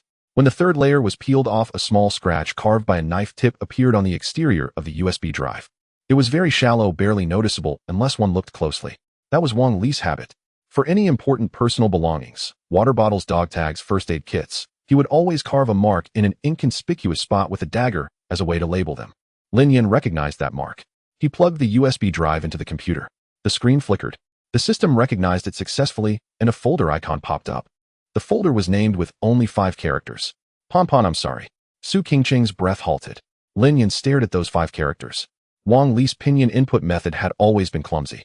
He typed slower than others by half a beat. He even found it troublesome to write leave requests to the army. If he could call, he would never send a text. Yet he typed these 5 characters, set a password, wrapped it in 3 layers of tape, and stuck it under the bedboard where no one would look. It had been hidden for at least a year. A person who smiled every day, appearing carefree, secretly guarded this thing without telling anyone. Not even before he died. He only said, Pampan is entrusted to you. And then he died with a smile. Lin Yan's hand hovered over the touchpad. He did not press down. From outside came the faint sound of a school bell from the direction of the kindergarten. Pampan should be sitting in the classroom now.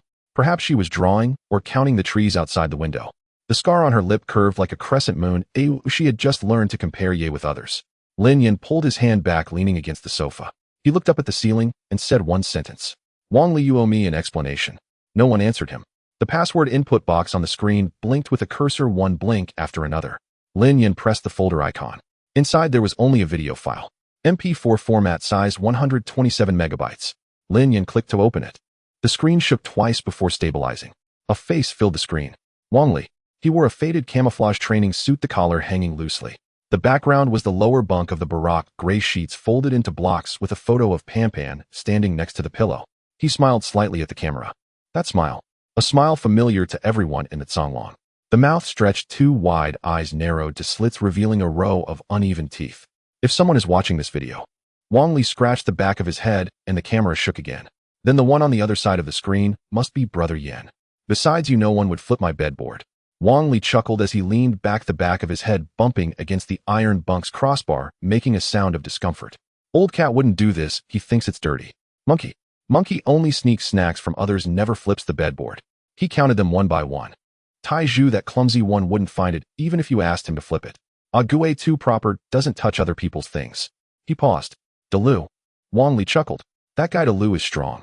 If he really flipped my bedboard, he'd probably flip both me and the bed over, and my USB would shatter. Lin Yan's throat moved slightly. Delu was already dead. He had his hand on a grenade blown to pieces in the ravine. The military tag was broken in 2 with a piece missing in the middle, forever incomplete. Yet the Wang Li in the video was still smiling and saying his name. Su Qingcheng sat opposite, hands clasped on her knees, motionless. The video continued. Wang Li's expression slowly sobered. Brother Yan, what I'm about to say next I've never mentioned to anyone. He rubbed his palms together, his knuckles cracking. Pampan isn't my biological child. The scent of osmanthus still lingered in the living room, and the curtains billowed gently in the wind. Lin Yan showed no reaction. Or rather, his reaction was. He froze completely. In the video, Wang Li shifted the camera back, revealing half of his body. He propped his hands on his knees as if to encourage himself. 5 years ago, the army approved my family visit leave. You remember, right, Brother Yan? You helped me argue with the higher-ups for that leave. Lin Yan remembered. Wang Li's application for leave had been rejected 3 times, the reason being that the training cycle was not complete. Lin Yan had stormed into the staff office, slamming the desk. His exact words were, "Who here hasn't been home for 3 years?" In the end, the leave was approved. For 2 years. The day I returned to the village was the 7th day of the 11th lunar month. Wang Li's voice lowered. It was after 11 at night, and it was snowing heavily. I was smoking in the yard when I heard movement under the old locust tree at the gate. He paused for 2 seconds. When I went over to take a look, there was a swaddled infant in the tree hollow. A child just born not long ago. Wrapped in an old gray cotton quilt with a note tucked in the corner that just had one word written on it, Pan. Wang Li gestured with his hands to indicate the size of the swaddle, the distance between his palms, less than 40 centimeters. It was over 10 degrees below zero, and the snow was still falling. The child's face was frozen purple, her cries sounding like a cat's meow, so faint it was almost inaudible. I brought her inside heated water and warmed her up little by little with a towel. By the early hours of the morning, she finally recovered. Wang Li smiled again. At that moment, the child's cries suddenly grew louder, full of energy. I thought to myself, this girl has a strong will to live. Lin Yan closed his eyes for a moment. Strong will to live. Zhao Yong had just said the same thing. 3 deformed ribs had healed themselves. The recovery rate of her liver and kidneys was 4 times higher than clinical estimates. Her blood contained unknown proteins unmatched in the global database. It wasn't a strong will to live. She simply was not an ordinary person. The next day I asked around in the village and no one reported a missing child. Wang Li continued. I waited 3 more days and no one came looking for her. So I kept her. I reported to the army that she was born to my girlfriend. Brother Yin, you asked me who my girlfriend was back then, and I said don't worry about it. Lin Yan had indeed asked. At that time Wang Li refused to say, so he stopped probing. I took care of her at home for 2 years. Wang Li's gaze fell on the photo of Pan Pan beside the pillow. From such a small size, to learning to walk to calling me daddy. He reached out to pick up the photo, shaking it in front of the camera. In the photo, Pan Pan was about 2 years old with 2 little braids sticking up. Sitting on the doorstep, nibbling on a corn cob, her mouth covered in corn kernels, smiling with her eyes crescent-shaped. When I returned to the unit, I handed her over to Wang Hao for care. He lowered his head silent for a few seconds. When he looked up again, his eyes were a little red, but he was still smiling. This video, I'll show it to Pan Pan when she grows up. Tell her that her daddy isn't her biological father. But from the day I found her, I treated her like my own daughter. Not a single day has changed. The image froze. Wang Li's face remained on the screen, smiling. Eyes narrowed to slits revealing a row of teeth. Exactly the same as the person standing on the far left in the Tsonglong group photo. The video ended. The living room was quiet for a long time. The scent of osmanthus wafted in through the window, and the warm light from the peppernight light filtered down from the staircase. In the group photo on the coffee table, Wang Li was still smiling. Lin Yan reached out to close the laptop screen. He leaned back on the sofa, his gaze falling on the corner of the coffee table. A cloth tiger lay there, sewn by monkey. 2 years. A grown man. On a snow night with over 10 degrees below, he picked up a nearly frozen infant and became a full-time dad for 2 years. Changing diapers, mixing formula, getting up in the middle of the night to soothe her cries, teaching her to walk, teaching her to speak. Then back to the army, hiding the secret under the bedboard, cheerfully telling everyone my daughter is adorable. Until his death. Lin Yan clenched the USB tightly, his fingertip pressing against the scar left by the knife. Su Qingqing spoke first. Pan Pan is not Wang Li's biological daughter. Lin Yan said nothing. Abnormal self-healing, explosive power of 60 kilograms, blood proteins unmatched in the global database. God of Wealth went so far as to burn 3 national security undercover lines just to get her a vial of blood. Su Qingqing looked up at Lin Yan. All the questions point in one direction: who are her biological parents? Lin Yan's gaze remained on the cloth tiger. No matter whose blood she has, she is still a child of Tsonglong. That won't change. Su Qingqing nodded. But her origins must be clarified. Otherwise, God of Wealth won't stop. Today 11 people were sent, tomorrow they could send 110. We don't know what they want and we'll always be passive. Lin Yan stood up. Geographical coordinates of Wangjia village, altitude, average winter temperature. Meteorological record for the 23rd day of the 12th lunar month, heavy snow minimum. Geographical coordinates of Wangjia village, altitude, average winter temperature. Meteorological record for the 23rd day of the 12th lunar month, heavy snow minimum temperature -18 degrees, snow depth 32 centimeters. She looked up, her gaze meeting Lin Yan's. On that night 5 years ago at -18 degrees with heavy snow blocking the road, who placed a newborn baby in the hollow of the old locust tree at the village entrance? Lin Yan glanced towards the stairs. On the second floor, Pan Pan's even breathing could be heard. He turned and picked up the car keys. I need to go to Wangjia village. Lin Yan walked to the entrance with the car keys in hand, pausing for a moment. Something fell off. He stood by the shoe cabinet, hand resting on the doorknob without moving. A scene flashed through his mind. At the entrance of Wangjia village, dozens of people blocked the gate. A man wielded a hoe while women formed a human wall. Everyone shouted at him, calling him a trafficker. That day he had Su Mufeng do something: thoroughly investigate the sources of those people's livelihoods and cut them off one by one. At that moment he did not hesitate. The ones blocking his way, shouting that he was a trafficker, almost prevented him from taking Pan Pan away. He would not show any mercy. But now a problem arose. If he had destroyed the entire village, what could he ask when he got there? A group of people who hated him to the core, their lips tighter than clamshells. You couldn't pry them open even with a knife. Lin Yan released the doorknob and took out his phone to dial Su Mufeng's number. After 2 rings it was answered. What's the situation in Wangjia village now? There was a moment of silence on the other end. Su Mufeng hadn't expected him to ask this suddenly, but he reacted quickly. Are you talking about that batch of people? Yes. Su Mufing's voice carried a hint of nostalgia. All those who were working in the factory have been let. 3 were at the county's electronics factory, 1 at the brick kiln, and 2 were in transportation. The convoy was notified and their contracts were not renewed. The small business owners fared even worse. The tofu seller was found to be operating without a license, the grocery store failed fire safety checks, and the street vendors were constantly monitored by city management. Those women who led the chant of trafficker, their husbands, basically all worked at construction sites far away. The site received a notice stating that their labor checks were not qualified, and they were all dismissed. The entire family was cut off from income, and they had no land to cultivate. In that broken place of Wangjia village, one could not survive just by farming.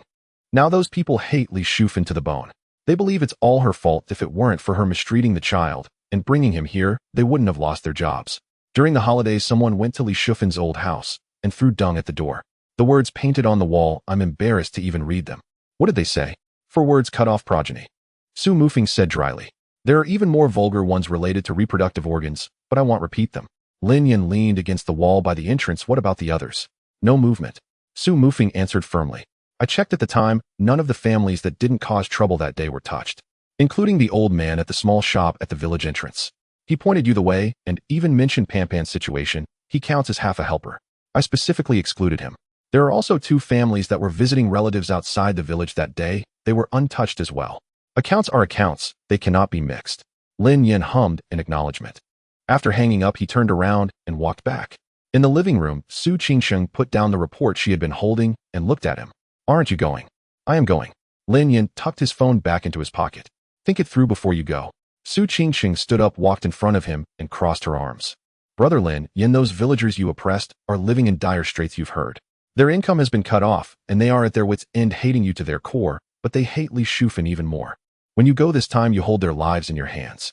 Su Qingsheng spoke deliberately, each word carefully checked. Whoever can provide clues from 5 years ago has a reason to have their livelihood restored.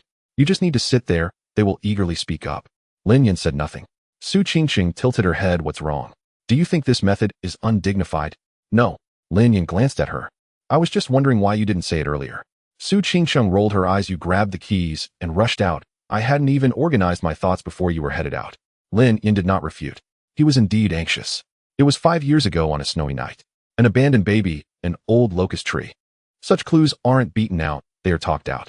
Someone needs to be willing to speak with him. And Su Qingsheng had given him a key. Interests. Hatred aside, a person with an empty stomach has no right to hold grudges. He turned and opened the door, stepping outside. The osmanthus in the yard was still blooming. Upstairs, the curtains in Pampan's room were still drawn, and the outline of a Peppa Pig night light was faintly visible. Lin Yan got into the car and started the engine.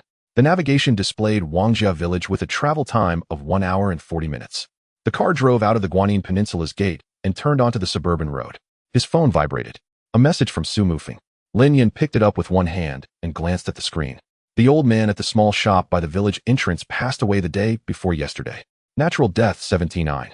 Lin Yan's thumb paused on the screen. He recalled that afternoon. The dirt road was bumpy and the paint was peeling off the walls. He walked into the dimly lit small shop and handed over a pack of specially supplied cigarettes.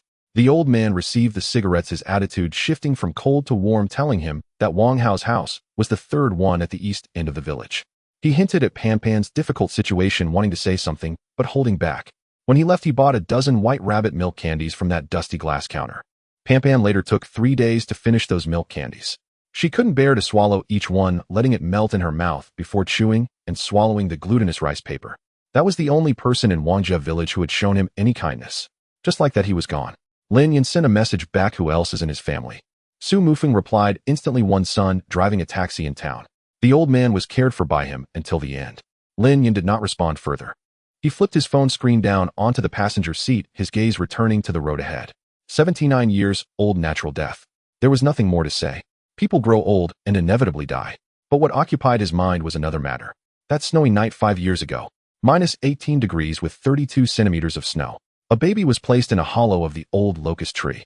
So much snow on such a cold day. The old man's shop was less than 200 meters from that old locust tree. On winter nights, the village was quiet enough to hear the sound of snow falling to the ground. A person carrying a child walked past the village entrance, stepping through more than 30 centimeters of snow. It was impossible to make no noise. Did he hear anything? See anything? Questions that would never be answered. Lin Yan pressed down on the accelerator, the car speeding up. The speedometer jumped from 80 to 120. The living witnesses were dwindling. The car stopped by the dirt road at the village entrance. Lin Yin removed the key, but did not hurry to get out of the car. Outside the windshield, Wangjia village looked much the same as before. The mud brick houses, the bumpy roads, and the peeling walls remained unchanged. He pushed the door open and stepped out of the car. The moment his foot touched the dirt road, a middle-aged woman squatting by the roadside in the sun looked up at him. 1 second. 2 seconds. The woman suddenly jumped up from her stool, losing one of her slippers. Barefoot on one foot, she dashed into the village, shouting a phrase that carried far, "He's back. That scar-faced man is back." Lin Yin ignored her. He followed the same path he had taken last time, heading toward the third household at the east end of the village, Wang Li's old home. The courtyard wall was still the same. The weeds on top had grown longer than before. The wooden door was ajar, the lock long since rusted away. Lin Yin pushed the door open and stepped inside. The yard was overgrown with weeds. The iron chain by the pigpen was still nailed to the wall, rusted black. He had broken the lock here back then to carry away Pan. The broken end of the iron chain remained untouched. He leaned against the door frame of the main room and lit a cigarette. Less than 5 minutes later, people began to gather outside the courtyard door. First 3 or 5, then a dozen. Finally, a large crowd stood at the courtyard entrance. Men and women, old and young, their expressions varied. Some stared wide-eyed, some lowered their heads, while others peeked from behind the crowd. Yet not a single person dared to enter the yard. Lin Yin smoked, not looking at them. Someone in the crowd recognized him. To be precise, everyone recognized him. His scar running from the brow bone to the cheekbone. No one in Wangjia village would forget. It was this man who, with one hand holding a child, knocked down all those men armed with hoes and sickles. It was also after he left that the entire village's sky seemed to collapse. Workers were laid off, businesses were shut down, and transporters were cleared out. In just 6 months, the village seemed to be choked at the neck, gradually running out of breath. At the front of the crowd, a thin, malnourished, middle-aged man suddenly bent his knee and knelt down. "Big brother, please spare my life." The voice was laced with sobs. Lin Yin recognized this man. He was the first to swing a hoe at him 6 months ago. Back then he had kicked him off, sending him crashing into a wall. Now he had lost more than 20 pounds, his cheekbones protruding and his eyes sunk deep. With the first one down, the second followed suit. "We know we were wrong, we truly know. Big brother, please take it easy on us." It was all because of that heartless Li Shufan. A wave of kneeling ensued. Lin Yin extinguished his cigarette, but on the door frame, and raised his eyes to scan the crowd. Instantly, the area outside the courtyard fell silent. 5 years ago, on the 7th of November in the lunar calendar, did any strangers come to the village? Silence. Especially at night. Still silence. Those kneeling exchanged glances while the standing people looked at each other. 5 years ago, on the 7th of November. Who remembers? A plump woman gathered her courage to speak. Big brother, we really can't recall what happened 5 years ago." Lin Yin did not respond. He simply leaned against the door frame, his gaze sweeping from left to right, then from right to left, one by one. He did not rush, nor did he move. Time passed second by second. The people at the entrance grew increasingly uncomfortable. Those kneeling shifted positions to relieve their legs, while those standing shifted their weight from side to side, beads of sweat forming on their foreheads. Someone tried to leave, but as they turned, a nearby person grabbed their sleeve. "Are you crazy? He hasn't spoken yet, and you dare to leave." No one dared to make a sound. Only the sound of the wind rustling the grass remained in the yard. Lin Yin waited. He knew these people could not answer. Their lives only revolved around their small plots of land. 5 years ago, on a snowy winter night, did any strangers walk past the village? Normal people indeed would not remember such things. But he had to ask, what if someone remembered? 2 more minutes passed. No one spoke. Lin Yin prepared to change tactics. Just then someone shouted, "I know. I know." The voice came from the outermost part of the crowd. Everyone turned to look. A man squeezed through the crowd toward the inside, wearing a patched-up cotton coat. His pant legs rolled up, caked with hard, dry mud. His hair stood up like a bird's nest, and his fingernails were filled with black dirt. The villagers' expressions changed immediately upon seeing him. "Silly Jen, what's he doing here? Get out of the way." A woman pushed him away. "Who believes what a lunatic says? Don't embarrass our village here." Silly Jen stumbled from the shove, nearly falling over. He tucked his neck and his eyes timidly peering over the villagers at Lin Yin, who leaned against the door frame. His lips moved, but he did not dare to speak. Lin Yin raised his hand. The woman who pushed him froze. Everyone at the courtyard entrance stood still. Lin Yan's gaze fell on Silly Jen. "You speak." Silly Jen swallowed hard. He took 2 steps forward, then hesitated, and took another 2 steps. He stopped 3 meters away from Lin Yin. The people around him automatically made way. Silly Jen tilted his head in thought, suddenly leaning closer to Lin Yin, lowering his voice to a volume only the two of them could hear, and said a sentence. "That woman smelled so good." He sniffed, his expression serious, yet innocent. "I've never smelled that scent in my life." The wind in the yard stilled for a moment. Lin Yan looked at him. Silly Jin stood before him, head tilted. His eyes were murky, but at this moment they shone with earnestness. When did this happen? Lin Yan asked. Silly Jin counted on his fingers, taking a long time to understand, growing anxious as he scratched his head. Suddenly his eyes brightened. It was snowing. It snowed heavily. I was hiding in a doghouse at the village entrance, freezing. Lin Yan stepped away from the door frame. And then, oi. Then I saw her. Silly Jin's voice dropped even lower, as if sharing a monument. A woman, dressed in white. He gestured, waving his hands in the air. The snow was so heavy she walked without making a sound. I thought she was a ghost, too scared to move. The villagers at the courtyard entrance strained to listen, but Lin Yan's back blocked Silly Jin's face.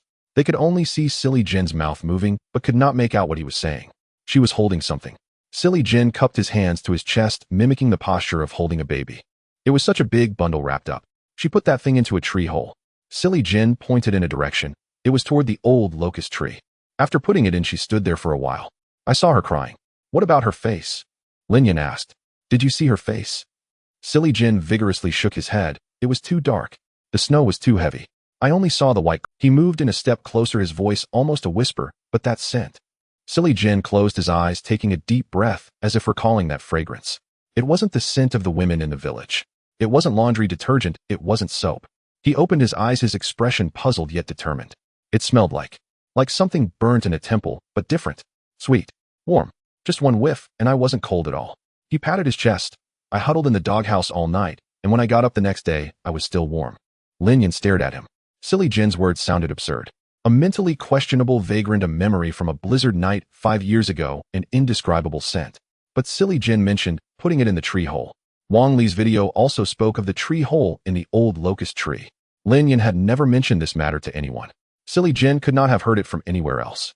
Sha Jin stood 3 meters away, tilting his head to look at Lin Yan. The villagers around him knelt in silence. Sha Jin's expression suddenly turned blank.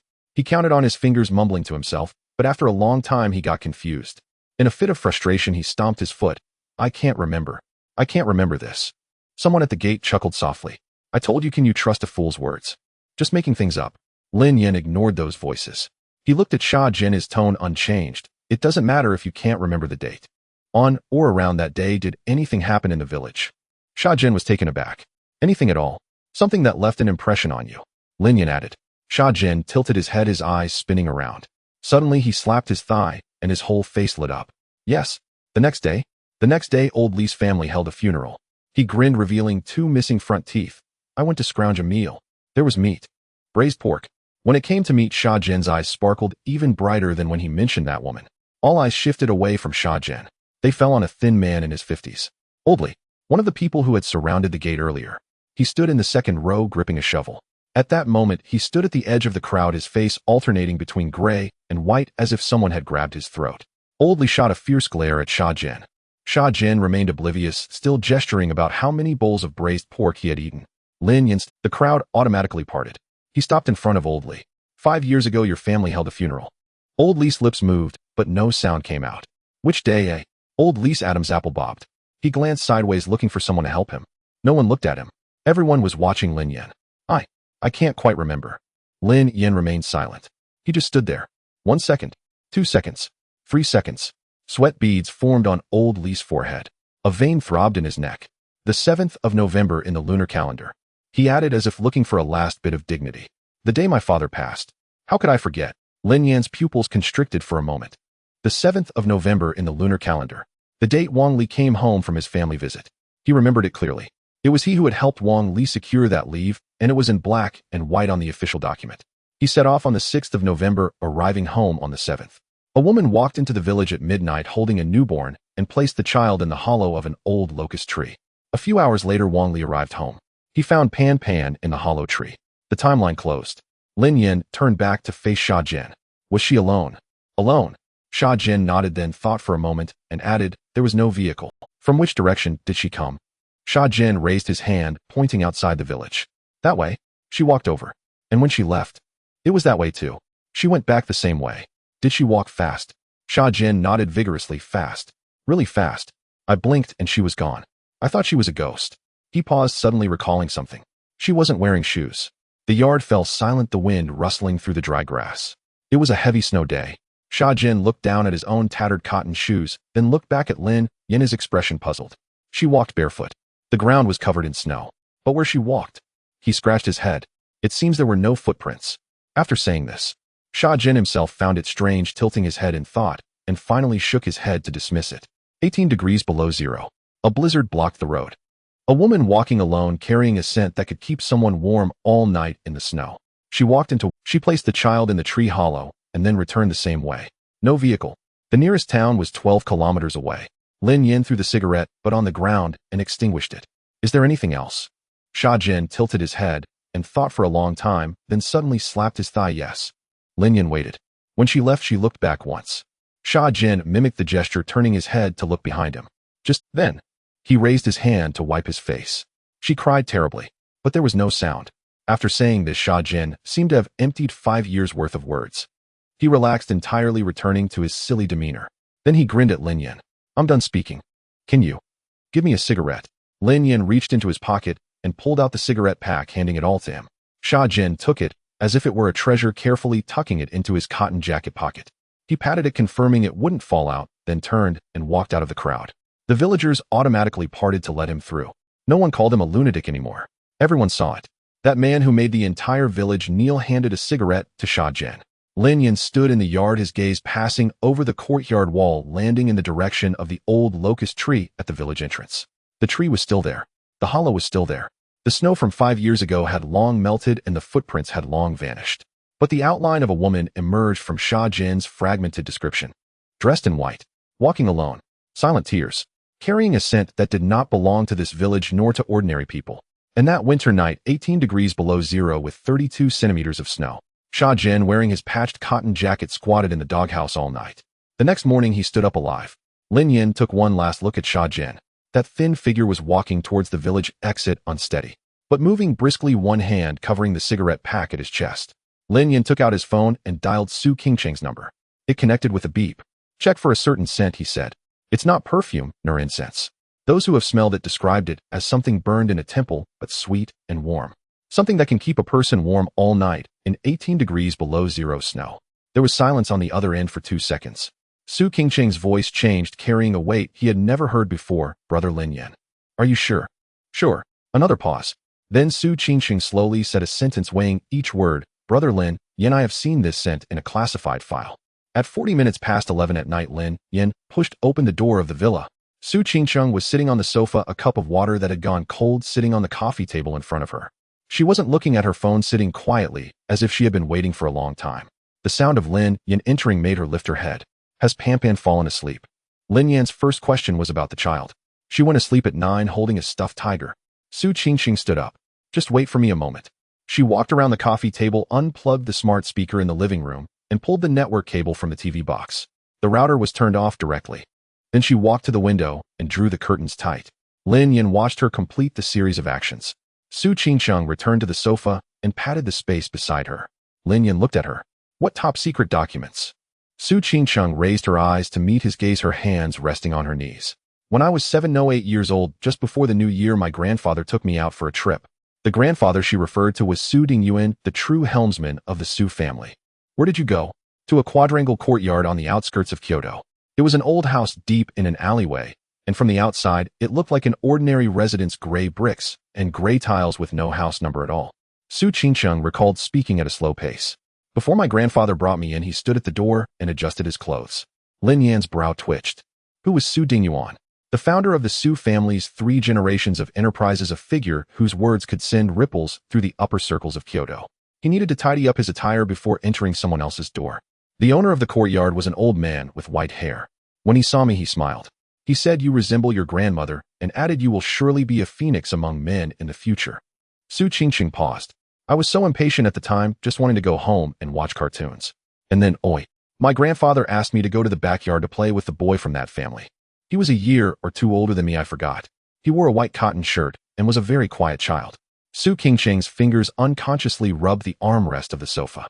We sat on a stone bench in the backyard, ignoring each other. After a while, he suddenly leaned over and said, I'll take you to a fun place. Lin Yin did not interrupt. He led me around to the back of a side room where there was a door leading underground. It was a thick iron door like those in bank vaults. He entered a long password. For such a small child, he actually remembered it. I still remember his hand shaking a bit as he typed it in. The door opened. The steps led down. The light was dim and yellow. Her speaking speed slowed. 3 walls, all lined with iron racks from the floor to the ceiling. The racks were filled with documents covered in craft paper stacked tightly, at least hundreds of them. Lin Yan squinted his eyes. That boy said this was his father's secret room, and it was his first time coming in here. Su Qingqing smiled, though there was no joy in her smile. Being a child of 7 or 8, I found it exciting. I randomly pulled out a document to flip through. What was written? Su Qingqing looked up and stared directly at Lin Yan. In Huaxiao there is a group of ancient clans. In the literature they are referred to as ancient martial families. The living room fell silent for 3 seconds. Xian Yuan, Bailey, Xiaohou, Dantai. Su Qingqing read them out one by one. That document listed at least 7 or 8 surnames, each with detailed records, bloodline characteristics, clan distribution, historical inheritance, and known active members. I only managed to flip through 1 page. Her voice dropped even lower. Dantai. Lin Yan's body leaning against the armrest tensed up. The core description of the Dantai clan on the document has 16 characters. Su Qingqing articulated each word clearly, possessing an extraordinary fragrance. Those who smell it feel warmth all over and are not invaded by coldness or evil. Silence. Outside, the night wind rustled the osmanthus tree and faint sounds drifted in. Lin Yan remained motionless, staring into Su Qingqing's eyes, as if confirming she had not misstated a single word. And then, oi. Then there was a roar from outside the door. Su Qingqing's expression changed. Years had passed, yet recalling that moment still sent shivers down her spine. That old man with white hair stood at the iron door, his face. I have never seen a face like that in my life. It wasn't anger. It was a mix of fear and fury. The boy cried on the spot. The document in my hand was snatched away. My grandfather ran down from upstairs, bowing and apologizing the whole way. That old man said nothing and escorted my grandfather and me out. On the way back, my grandfather only said, "Everything is fate." Su Qingqing stood up and walked to the window, turning her back to Lin Yan. Later, when I grew up, I asked my grandfather several times. He only said one thing: the things in that basement, not to mention me, even he himself was not qualified to take a look. Lin Yan absorbed this information. Who was that old man? I don't know. Su Qingqing turned around. My grandfather never mentioned it. I have searched for 10 years, but found nothing. That alley was later demolished, the quadrangle flattened, leaving no traces at all. What about that boy? I couldn't find him either. A dead end. Lin Yan remained silent for at least 2 minutes. Su Qingqing did not urge him, returning to the sofa to wait for him. Dantai. Lin Yan finally spoke. Possessing an extraordinary fragrance capable of keeping one warm throughout the night in the snow. He looked up. It completely aligns with what the simpleton said. Su Qingqing nodded. The woman on that snowstorm night at 18 degrees below zero, barefoot, without a sound or a vehicle, left the child and returned the same way. She is a member of the Dantai clan. Another silence. Then Lin Yan furrowed his brow. But Pampan doesn't have that fragrance. This statement reopened a reasoning chain that had just closed. Su Qingqing also thought of this contradiction. She straightened her body and locked eyes with Lin Yan. If Pampan is of the Dantai bloodline, why do the physical traits not match after 5 years? If she is not, then why did that woman cry as she abandoned her own flesh and blood in a tree hole in a strange village? 2 possibilities, 2 dead ends. Lin Yan reviewed the information on Wang Li's USB drive and the blood report in Su Qingqing's hands. Exceptional self-healing ability. Explosive power far exceeding that of peers. Unknown proteins with 0 matches in the global database. Concentration continues to rise, highly correlated with the bonus recovery speed. Suddenly, Su Qingqing's expression changed. She sat up straight. Brother Lin Yan. Her voice trembled. What if the unknown protein in Pampan's body is the precursor to that extraordinary fragrance? Lin Yan stared at her. Su Qingqing stood up, pressing her hands on the edge of the coffee table, leaning forward. Her bloodline has yet to awaken. The protein concentration is rising. It is accumulating, waiting for a critical point. Once it breaks through that point. She did not finish her sentence. But Lin Yan had already connected the dots. If this hypothesis holds, the god of wealth does not want Pampan's current blood. He is waiting for her blood after she awakens. The night wind ceased. A leaf from the osmanthus tree stuck to the window glass, motionless. A faint light from Pampan's night lamp in the room above spilled onto the hallway floor. Lin Yan took out his phone and scrolled to the message sent 3 hours ago by Zhang Weiguo. The Frankfurt laboratory had recently received 2 blood samples from miners from different countries. 2 samples. Different countries. Miners. He turned off the screen. The god of wealth is not just looking for Pampan. Lin Yan's voice was very soft. He is searching for the same type of blood all over the world. Su Qingqing did not respond. The 2 of them sat across from each other at the coffee table, neither speaking further. A faint sound of Pampan turning over came from upstairs. Lin Yan stood up and walked toward the stairs. He stopped at the 3rd step. You said that old man's quadrangle was later demolished. Yes. The demolition files should be recorded at the Planning Bureau. What was that land used for afterward?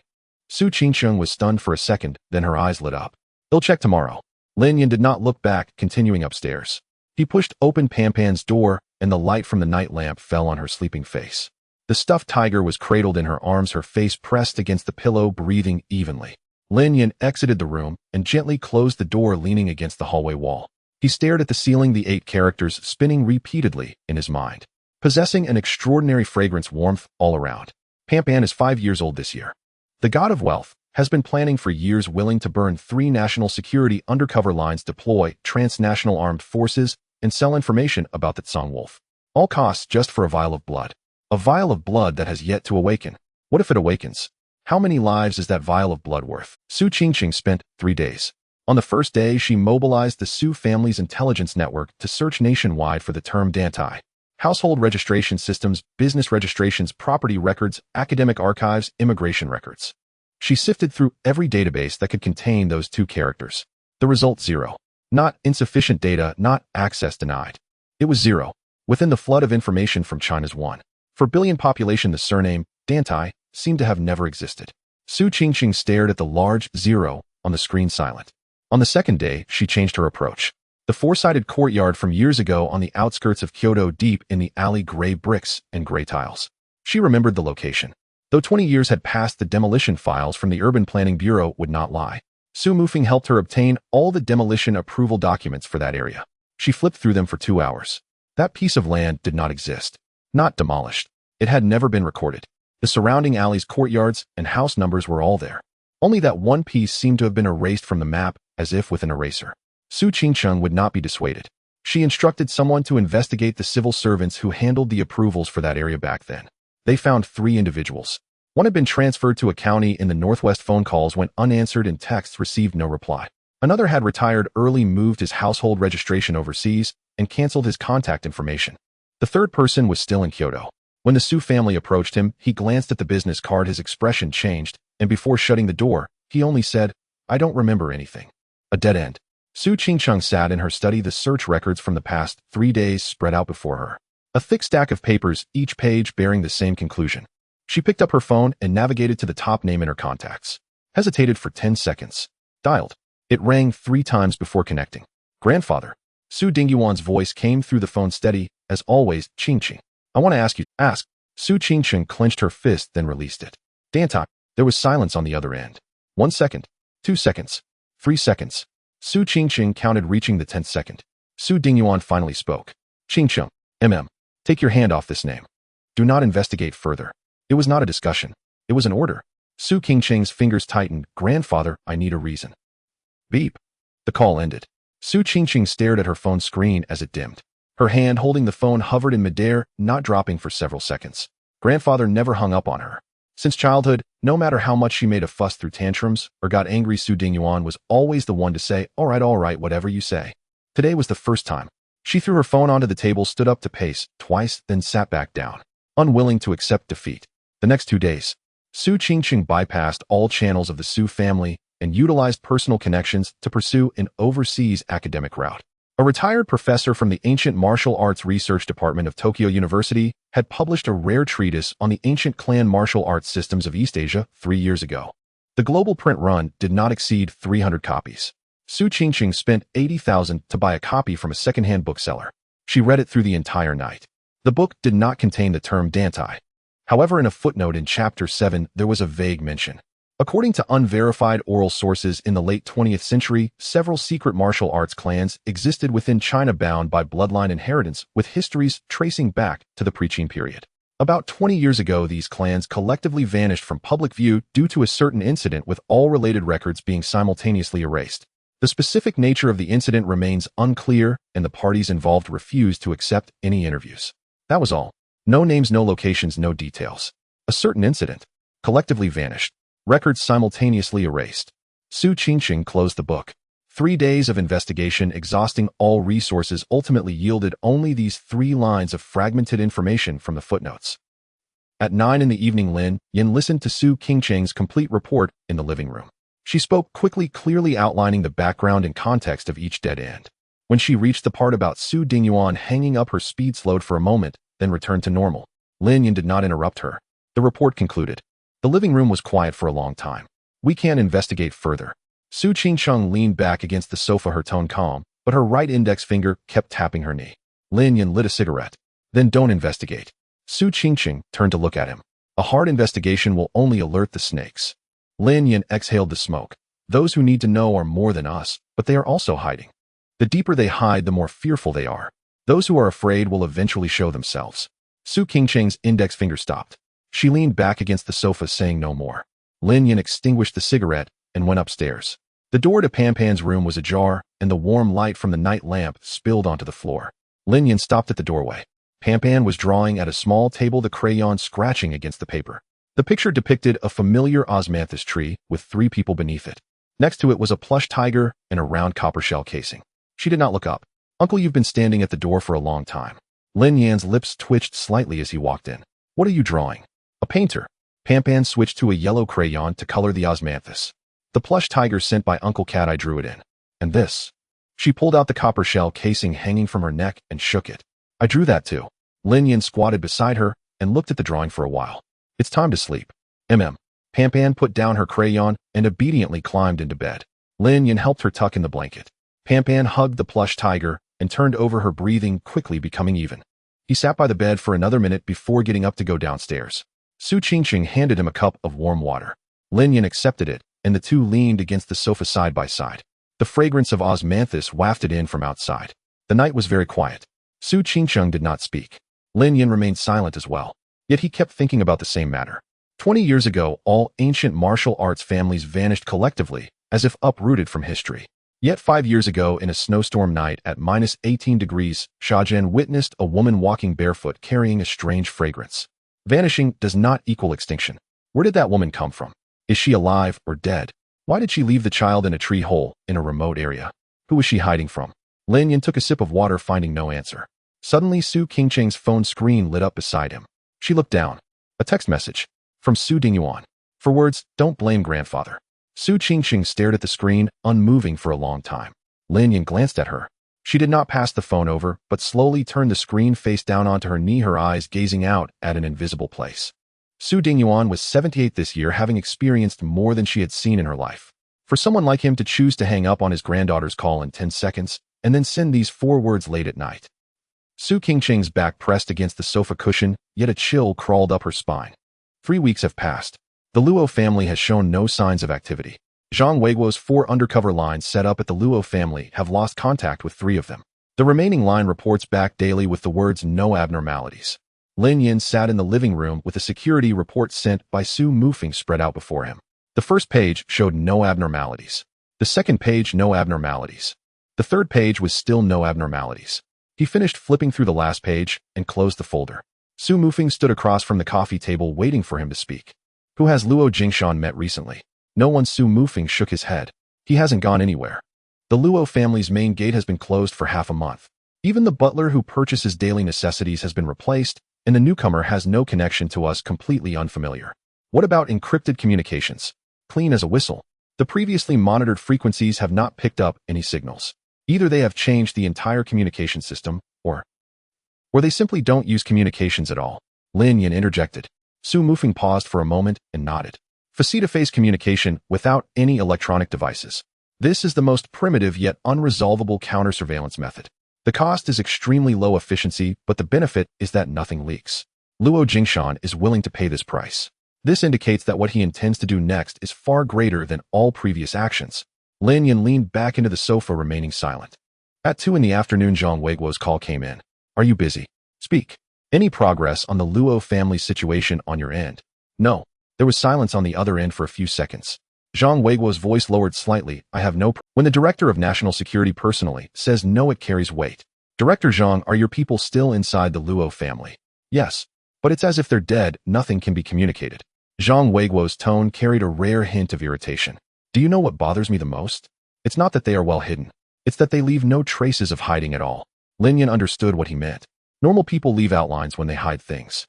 When a door is closed, it indicates there is something behind it. When a path is blocked, it indicates the path leads somewhere. But the state presented by the Luo family now is the door is not closed, the path is not blocked, the yard is open, the dog is still walked, and accounts are still being managed. But how could a family that has lost 100 elite members and been confronted by the Director of National Security leave no traces at all? I have no evidence, I can't act openly against him. Zhang Weiguo made it clear. Lin Yan, this matter still requires you. You are now a free agent unbound by the system, able to do what I cannot. I know. So what do you plan to do? Lin Yan glanced toward the staircase. The door to Panpan's room on the second floor was half open with the faint light of a night lamp leaking out. Let's wait a bit longer. Zhang Weiguo did not press further and hung up. Lin Yan placed his phone on the coffee table, staring at the ceiling. He had considered going to Kyoto. In the past 3 weeks, he had thought about it at least 4 times. Under the cover of night, he could sneak into Kyoto, peeling layers from the Luo family's outer ring. He had the capability and the experience. Born at Songlong, infiltration and reconnaissance were basic skills. But he could not go. Panpan was here. Su Qingsheng was here. He was no longer that solitary person ready to throw his life away at any moment. The next evening, Lin Yan was in the kitchen slicing cucumbers. Su Qingsheng came downstairs. She paused briefly as she passed through the living room. A map of Kyoto was spread out on the coffee table. Lin Yan had drawn several lines in pencil on the area where the Luo family was located. Su Qingsheng glanced at it for 2 seconds, said nothing, and turned to enter the kitchen. Panpan has a parent-child sports meet next week. She opened the refrigerator and took out some milk. Also, there's the parents' open day on Wednesday, and on Friday for the craft class we need to bring used cartons. The teacher emphasized that a guardian's signature is required. She took out the event notification and stuck it on the refrigerator door with a magnet. The A4 paper was filled with rows of text with a signature line left after each line. Lin Yan stood at the cutting board with a knife, seeing that paper through the cooking counter. He remained silent for a few seconds. He put down the fruit knife and walked to the living room to put away the map. Su Qingsheng, with her back to him pouring milk, curved her lips slightly. Days passed by just like that, one after another. Every morning at 7, Su Qingsheng left on time to take Panpan to school and picked her up at 4:30. The shadow guards rotated in shifts and communications were encrypted. The pickup and drop-off routes changed every 3 days. Su Mufeng's security report still showed no abnormalities. After Panpan switched to her new class, she adapted faster than everyone expected. In the first week, she only spoke to her deskmate, her voice as soft as a mosquito's buzz. By the second week, she began to raise her hand actively to answer questions. In the third week, the teacher sent a photo in the parents' group. During outdoor activity class, Panpan squatted by the sandbox, handing her little shovel to a girl beside her. Su Qingsheng forwarded the photo to Lin Yan. Lin Yan opened it and looked for a long time without replying. Panpan had developed a new habit. Every day, when she came home, she would pull out 2 large white rabbit milk candies from her school uniform pocket. One for Lin Yan and one for Su Qingsheng. One for uncle, one for aunt. Lin Yan took it, unwrapped it, and tossed it into his mouth. It was sweet to the point of being cloying. He didn't like sweets, but he ate them every time nonetheless. Su Qingsheng folded the candy wrappers into little stars and saved them in a glass jar on the nightstand. She had collected 19 of them already. On Thursday evening after dinner, Panpan pulled out a drawing from her backpack and held it up in front of Su Qingsheng. The drawing used a full 12 crayons. A woman in an apron stood in front of the stove with a pot and a blob of orange, unidentified material drawn on the stove. It was probably scrambled eggs. A circle of yellow lines was drawn above the woman's head, resembling a halo. Next to it, some crooked words read, "Auntie's cooking is the best." Is this me? Su Qingsheng pointed at the person in the drawing. Yes. Look, this is the pot, this is the egg. What is this circle of yellow above my head? It's light. Because Auntie is the prettiest. Su Qingsheng laughed, pressing her face against Panpan's head. Lin Yan leaned against the door frame of the living room, watching the two on the sofa. The fragrance of osmanthus wafted in through the half-open window, and Panpan's laughter filled the entire room. He thought about having a cigarette, but his hand brushed against his pocket, and he put it down. Panpan was here. On Friday at 4 in the afternoon, Su Qingsheng grabbed the car keys and went out. I'm going to pick up Panpan at school, ends at 4:30. Lin Yan was flipping through the security report on the sofa, not looking up. Which route are we taking? Today we go South Ring. MHM. The door closed. The sound of the engine could be heard in the yard, gradually fading away until it became inaudible. The house fell silent. Lin Yan continued to flip through the documents. At 4:20 nothing happened. At 4:30 it was school dismissal time. At 4:45, under normal circumstances, she should have picked up Panpan and be on her way back. Lin Yan didn't look at the clock, but he was counting. At 4:52 his phone vibrated in his pocket. Lin Yan took it out and looked down at the screen. It was the leader of the shadow guard. A line of text read, "Miss Su was attacked at the school gate. 2 shadow guards are down." Lin Yan's hand froze. 40 minutes rewind in time. The school bell at the Jinxiang preschool rang. Su Qingqing stood under the sycamore tree on the left side of the school gate, carrying Panpan's water bottle and a bag of sliced apples. 2 shadow guards stood on either side, while a third waited by the car. Panpan, with her pink backpack, ran out of the school gate and waved at Su Qingqing from a distance. The strap of her backpack bounced on her shoulder. "Auntie, today the teacher praised my drawing." Su Qingqing squatted down to help her adjust the backpack strap, a smile playing on her lips. "Is it prettier than the washing machine you drew last time?" "100 times prettier." Panpan reached out and took Su Qingqing's hand as they walked toward the parking lot. Parents waiting at the school gate scattered in small groups. Some were on the phone urging their husbands to come pick them up, while others squatted down to feed their children yogurt. It was the most relaxed few minutes of the day. Su Qingqing took a few steps forward. 3 meters ahead, a person blocked the path. Dressed in a moon-white long robe with a high collar and round buttons and white-soled cloth shoes, a young man in his mid-20s stood tall, his features striking and well-defined. His hair was tied back with a wooden hairpin. He stood amidst the flow of people at the school gate like a painting that had been forcibly shoved into a bustling market. 2 tall men stood 2 steps behind him. Dressed in dark-fitted clothing with narrow cuffs, their hands hung naturally at their sides. They remained silent, avoiding eye contact, and did not move. Su Qingqing's footsteps halted. The young man slightly bowed his head toward her. "Miss, there's no need to be nervous. I just wish to make a friend." Su Qingqing did not smile. She stepped back half a step while holding Panpan, silently signaling with her left hand. The 2 shadow guards immediately stepped forward, blocking the young man's path. Panpan clung to Su Qingqing's leg, her head peeking out from her waist. She stared at the young man, murmuring. The young man glanced down at Panpan without any visible expression. His gaze quickly returned to Su Qingqing's face. "Miss, I have something to say." He took a step forward. The left shadow guard blocked him with an outstretched arm. "Please step back." The young man did not stop or look at him, continuing to advance. The 2 men in dark clothing beside him moved. The left shadow guard's arm was caught by the first man, twisting it in the opposite direction. With a crack, his wrist was dislocated, and the guard's body lost its support. Immediately after, a side kick struck his knee. He fell to one knee on the ground, biting down hard to suppress any sound. The right shadow guard reacted quickly, throwing a punch straight at the second man's face. The punch was thrown but missed its mark. The second man leaned slightly to the right, evading the punch by less than 10 centimeters. He sent a palm strike towards the shadow guard's forearm. The palm strike. The shadow guard flew backward over 2 meters, crashing against the stone edge of a flower bed. He grunted, making 2 attempts to rise, but failed. 3 moves back and forth. The air at the school gate fell silent for a moment, and then it erupted. "Oh my God!" A mother bent down, wiping her child's mouth, stood up abruptly, dropping the yogurt box on the ground. 2 fathers nearby pushed each other slightly. Some pulled their children back towards the street. Someone raised their phone high, the camera shaking as it pointed this way. The remaining shadow guards quickly gathered around Su Qingqing and Panpan. With their backs turned inward and facing outward, they formed a standard diamond-shaped defense. Su Qingqing's expression turned grave. The Su family shadow guards were not mere ornaments. Their selection standards were based on provincial SWAT criteria, with over 200 hours of combat training each year. 3 moves were insufficient. The opponent struck without gathering strength, without lethal intent. He even restrained his power. If that palm had landed solidly on the chest, it would not have been a matter of merely flying 2 meters. This was not something that could be trained in a normal system.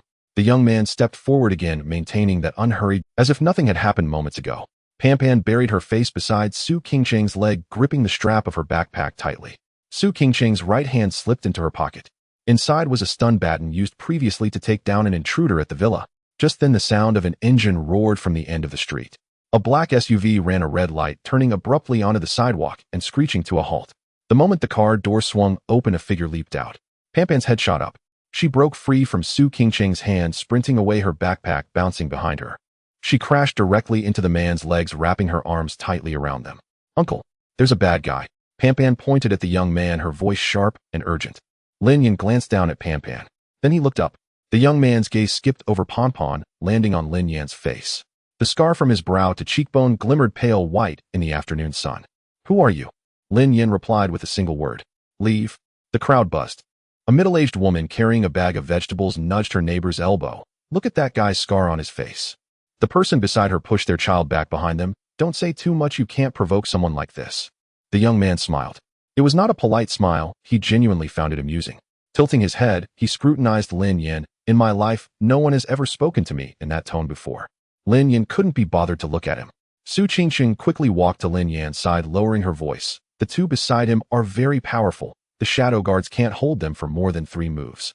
Lin Yan did not respond. He bent down to pick up Pampan and handed her to Su Qingqing. Su Qingqing caught Pampan and retreated into the protective circle of shadow guards. Pampan lay on her shoulder peering at Lin Yin, her lips pressed tightly around the crescent-shaped scar.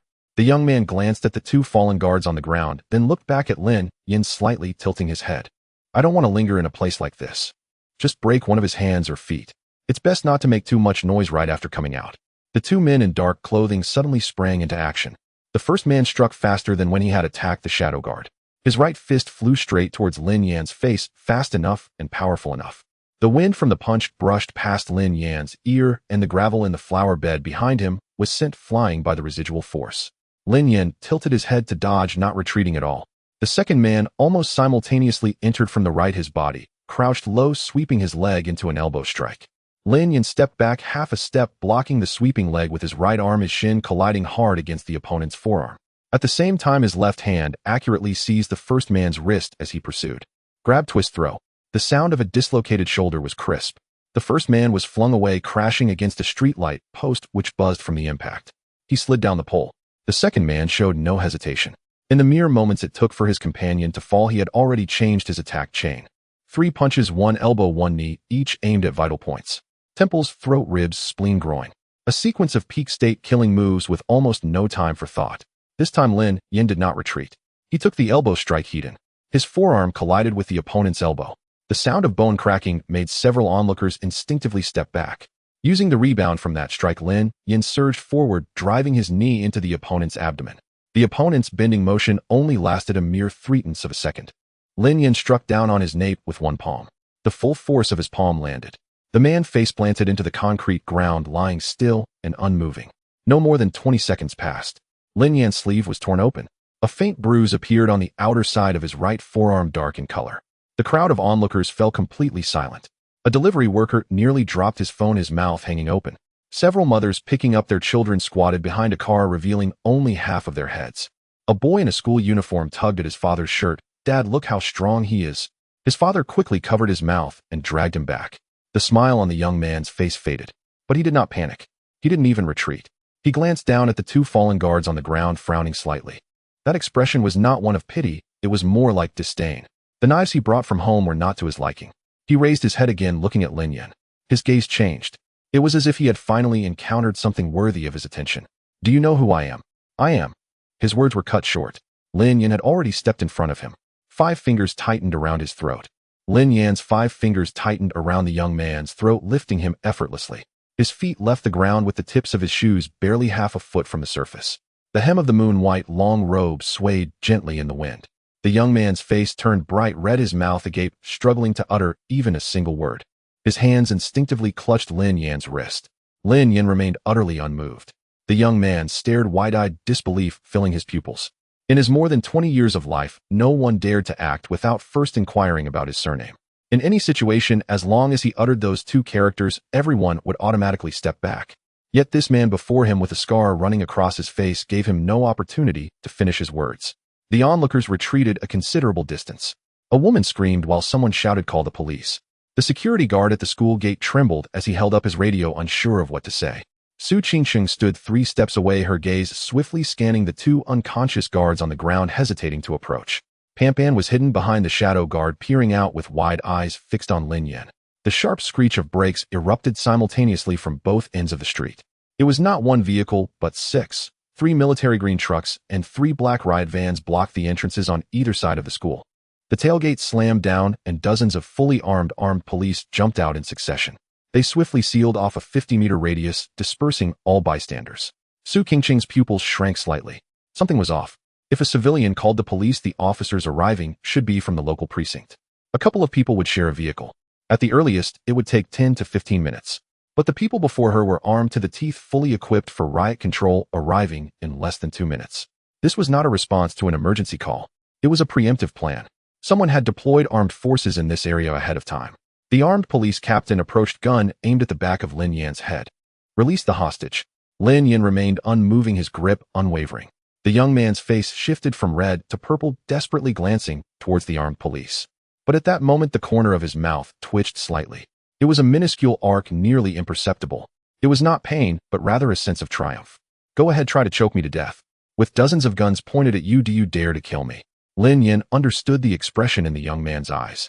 He lowered his gaze to the young man. Then he let out a scoff. He began to apply more pressure, his fingers inching closer together. The pulse in the young man's carotid artery weakened under his grip. The glimmer of pride on the young man's face shattered in an instant, completely obliterated. His legs began to kick, his heels flailing in the air, the hem of his robe flipping up as his knees struck it. His hands shifted from clinging to his wrist to slapping and pounding it. 2 fingernails broke, blood trickling down Lin Yan's forearm. It was futile. That hand felt like it was made of cast iron, not loosening a single finger. The young man's eyes began to glaze over. He finally felt fear. It was impossible. With dozens of guns nearby, could he still dare? The armed police captain shouted sternly, "This is your final warning. Release the hostage, or we will open fire." The sound of gun bolts being pulled back echoed repeatedly.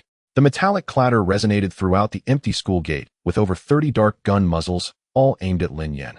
Lin Yan held onto the young man's neck, seemingly deaf to it all.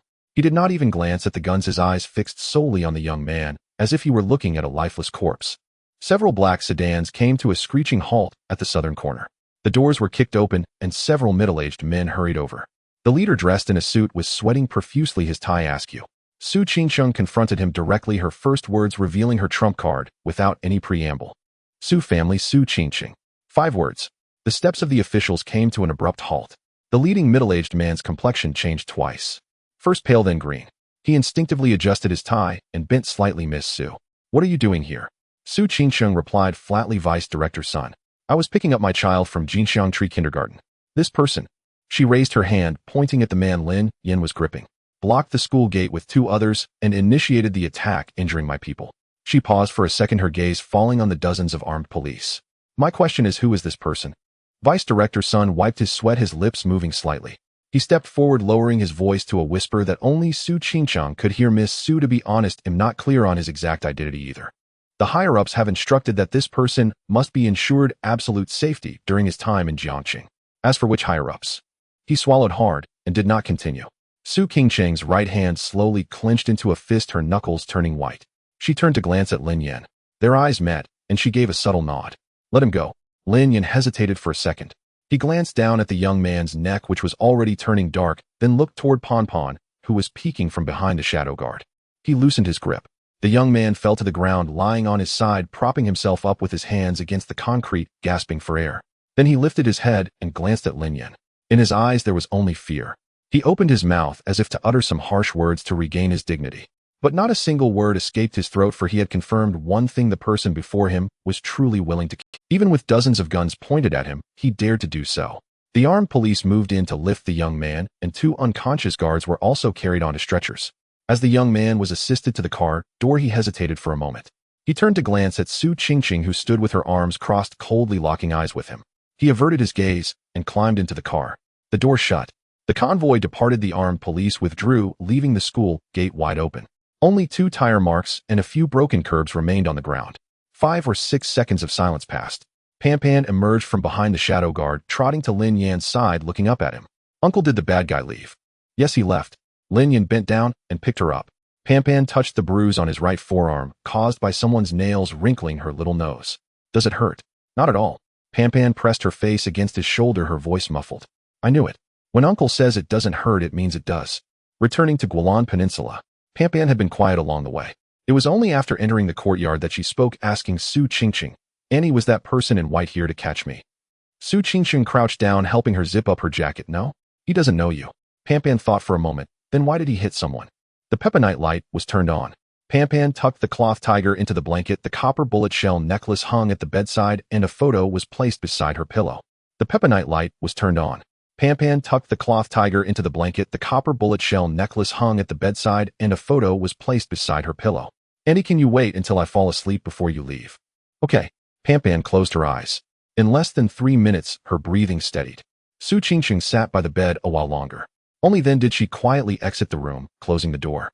In the living room downstairs, Lin Yin was sitting on the sofa, his elbow resting on his knee, staring at the untouched glass of water on the coffee table. He was contemplating those 2 guards. From start to finish, there were a total of 4 moves. The first person used a joint lock, but the point of force was not in the fingers, but in the waist. The force traveled from the soles of the feet through the waist, back, and shoulders, finally converging at the base of the palm. It was a seamless execution with no excess muscle involved. The second person was even faster. His elbow strike was not a horizontal sweep, but a spiraling thrust from below. The elbow tip rotated to generate force, driving the impact deep into the bones. The National Security Bureau's database recorded over 160 types of military and police combat systems. The techniques of these two individuals were not included. Su Qingsheng came downstairs and sat opposite him. She didn't rush to speak, first pouring herself a glass of water and taking a sip. I saw the way those two people exerted force. Lin Yan looked up. Su Qingsheng rubbed her fingers together. The top instructor at the Su Family Martial Arts School can execute the same joint lock in about 0.3 seconds from judgment to action. Those two took less than 0.1 seconds. She paused. It's not about speed in terms of strength. It's about the level of command transmission being different. Our people receive information through their eyes, transmit it to the cerebral cortex for judgment, and then issue commands to the muscle groups. They skipped that intermediate step. They saw it, and their hands moved. Their bodies acted on their own, with their minds only responsible for selecting the target. Lin Yan leaned back on the sofa, spinal reflex. Yes, you noticed it too. Su Qingsheng looked at him. This kind of thing cannot be trained, Lin Yan said, unless it starts from when the nervous system is still forming. At the age of 3 or at the latest 5. Growing up immersed in a certain system, instilling conditioned reflexes into the spine. By the time the body is fully developed, this set of techniques becomes solidified. He extended his right hand, opening and closing his fingers. I have fought for 15 years, and I have seen the most formidable fighters in the world. SEL Signal Corps SES, I have encountered them all. None of them followed this approach. Su Qingsheng did not immediately respond. She stood up and walked to the window, drawing the curtains tightly. Then she checked all the electronic devices in the living room. The phone was placed in the coffee table drawer, and the tablet was turned off and tucked under the sofa cushion. After finishing these tasks, she sat back down. A moon-white long robe. A wooden hairpin. A cupped hand salute. The way he spoke was slightly archaic. She listed them one by one. 2 personal guards with combat abilities far surpassing the elite within the system.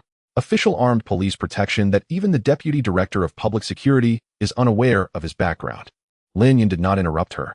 Each item alone does not seem significant. But when put together, Su Qingsheng looked into Lin Yan's eyes, her voice lowered significantly. Ancient martial arts family. The 4 words fell, and the living room fell silent for a few seconds. Lin Yan did not deny it. Su Qingsheng continued, 20 years ago they collectively disappeared, and all records were simultaneously erased. But this person today. She pointed towards the door. He doesn't look like someone who has been hiding for 20 years. His demeanor, there is no wariness, no deliberate concealment. He never felt he needed to hide. Because he doesn't need to, Lin Yan said. Su Qingsheng nodded. Someone is hiding him. The armed police escort was not arranged by him, it was sent by above. 20 years ago it was above that made them disappear, and 20 years later it is also above that is letting them out. The two fell silent for a while. Lin Yan picked up the phone from the coffee table drawer and dialed a number. It rang 3 times before connecting. Director Zhang. Yes. Lin Yan did not beat around the bush. Ancient martial arts family, does the National Security Bureau have any relevant files? There was silence on the other end of the line. After a few seconds, when Zhang Weiguo's voice came through again, his tone had completely changed. Lin Yan. Do not use any electronic device to say these 4 words in the future. Lin Yan did not respond. Zhang Weiguo knew he would not let go and added, some doors even I cannot push open from where I stand. Don't touch them. If you do, no one can protect you. The call ended. Lin Yan placed the phone back on the coffee table. He exchanged glances with Su Qingsheng. Su Qingsheng's back was against the sofa cushion, her eyes fixed on the ceiling. I have been unable to understand that text message from Grandpa. What is he afraid of? The Su family has stood in Kyoto for 3 generations. What kind of scenes has he not witnessed? How can a surname instill such fear in him? Lin Yan squinted.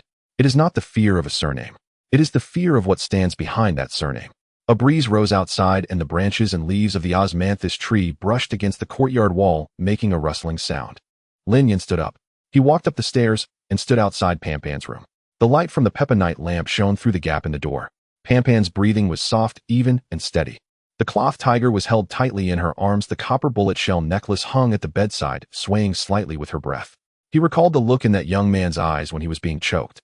With dozens of guns aimed at him, his life hung by a thread. There was no fear within him. It was confusion. A confusion of how do you not know who I am? That expression was not feigned, it was ingrained in his bones. From childhood to adulthood, no one had ever not recognized him, and no one had ever dared to act without clarifying his surname. Footsteps approached from behind. Su Qingsheng came up with 2 cups of hot water, handing one to him. The two leaned against the wall of the corridor. Su Qingsheng spoke first. That person today, he was targeting me. Seeing my face, he took an interest and wanted to strike up a conversation. He didn't even glance at Pan. Lin Yin responded with a sound. But that is not important. Su Qingqing turned to look at him. What matters is, they have come out. She paused. It has been 20 years. They are starting to come out. In the corridor, only the breaths of the two and the sounds of Pan's breathing from the doorframe could be heard. 3 breaths, 3 rhythms. Pan's blood. The thing that Kaishin would burn 3 hidden lines to obtain. The laboratory in Frankfurt. The woman who carried her through the blizzard. Su Qingqing finished in 1 breath and did not continue. Lin Yin finished the water in 1 gulp, placing the cup on the floor beside his feet. He then walked to the door of Pan's room, pulled over a chair, and sat down. Su Qingqing stood at the end of the corridor for a while. Before turning to go downstairs, she glanced back at him. His silhouette leaned against the door frame, motionless. The light from Peppa fell on his shoulder, orange and warm. It was 2:41 a.m. The phone screen lit up. Su Mufeng sent an encrypted message. Lin Yin opened it. There were only 3 lines of text. The armed police escort team for that person at the school gate today. The deployment record has been intercepted. The issuing unit is not the provincial military district nor the armed police headquarters. It is an organization with a number starting with the letter A. I checked the entire military structure system. I could not find this number. Lin Yin stared at the A character on the screen for a long time. At the end of the corridor, there was the sound of Pan turning over the cloth tiger falling beside her and being fumbled to retrieve. Then her breathing became even again. He turned off the screen, flipped the phone over, and rested it on his knee. In the darkness, the fragrance of osmanthus wafted in waves. It was more intense than usual. East Lake of Jiang City. On the island at the center of the lake stands a 4-courtyard mansion requisitioned by the military 3 days ago. The original owner received a phone call and moved out overnight, not daring to even take down the paintings from the walls. The main hall was lit. Bai Li Chengfeng sat in a grandmaster chair, his right hand resting on the armrest. The collar of his moon-white robe was pulled askew, revealing a purplish bruise on his neck and collarbone. He hadn't changed his clothes. An old copper mirror hung on the wall opposite him, reflecting half of his face and that bruise. Bai Li Chengfeng stared at the mirror for a long time.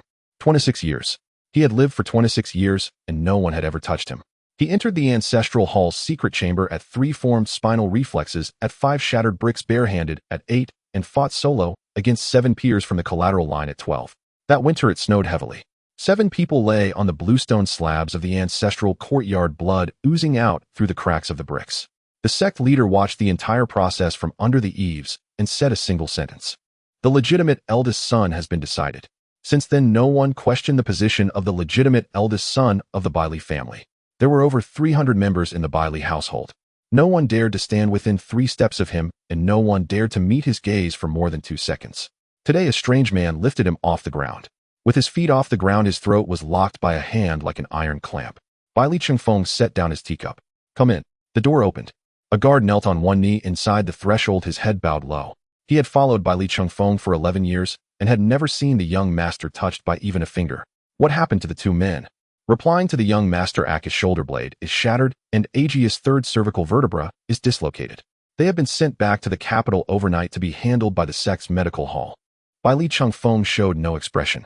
Aki and a Jew were close attendants from the inner courtyard of the Bai Li family. They began training at 3, their foundation built over 20 years. Out there, one could easily take down 10.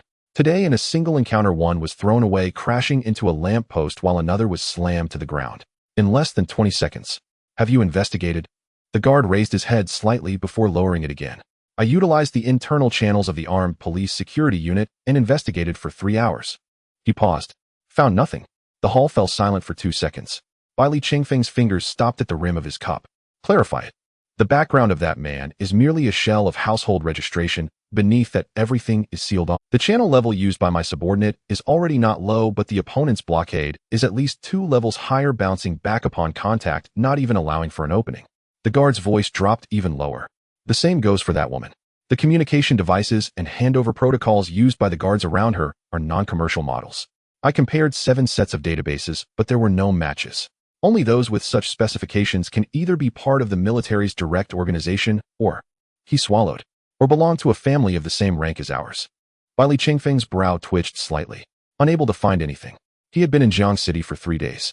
The armed police unit was fully cooperating, borrowing the military's internal channels. It should not take 3 minutes to investigate an ordinary person. Not finding anything in itself was an answer. But the term, not ordinary, was not something to be overly alarmed about in his world. No matter how significant they were in the mundane world, they ultimately remained mundane. Bai Li Chungfeng stood up and walked to the copper mirror. He raised a hand, pressing his fingertip against the bruised area on his neck. The muscles beneath the skin still throbbed faintly. With each swallow, the swelling tissue pressed against his Adam's apple. He was sensing it. For the first time in 26 years, a person's hand had landed in that position. It was constricting. It could tighten another half-inch at any moment. Bai Li Chungfeng lowered his hand. When he strangled my neck, dozens of guns were aimed at him from the side. The guard lowered his head in silence. He actually didn't let go. The hall was quiet for a few seconds. Bai Li Chungfeng turned around to look at guard kneeling on the ground. I've grown up without experiencing such humiliation. When he said this, a subtle curve appeared at the corner of his mouth.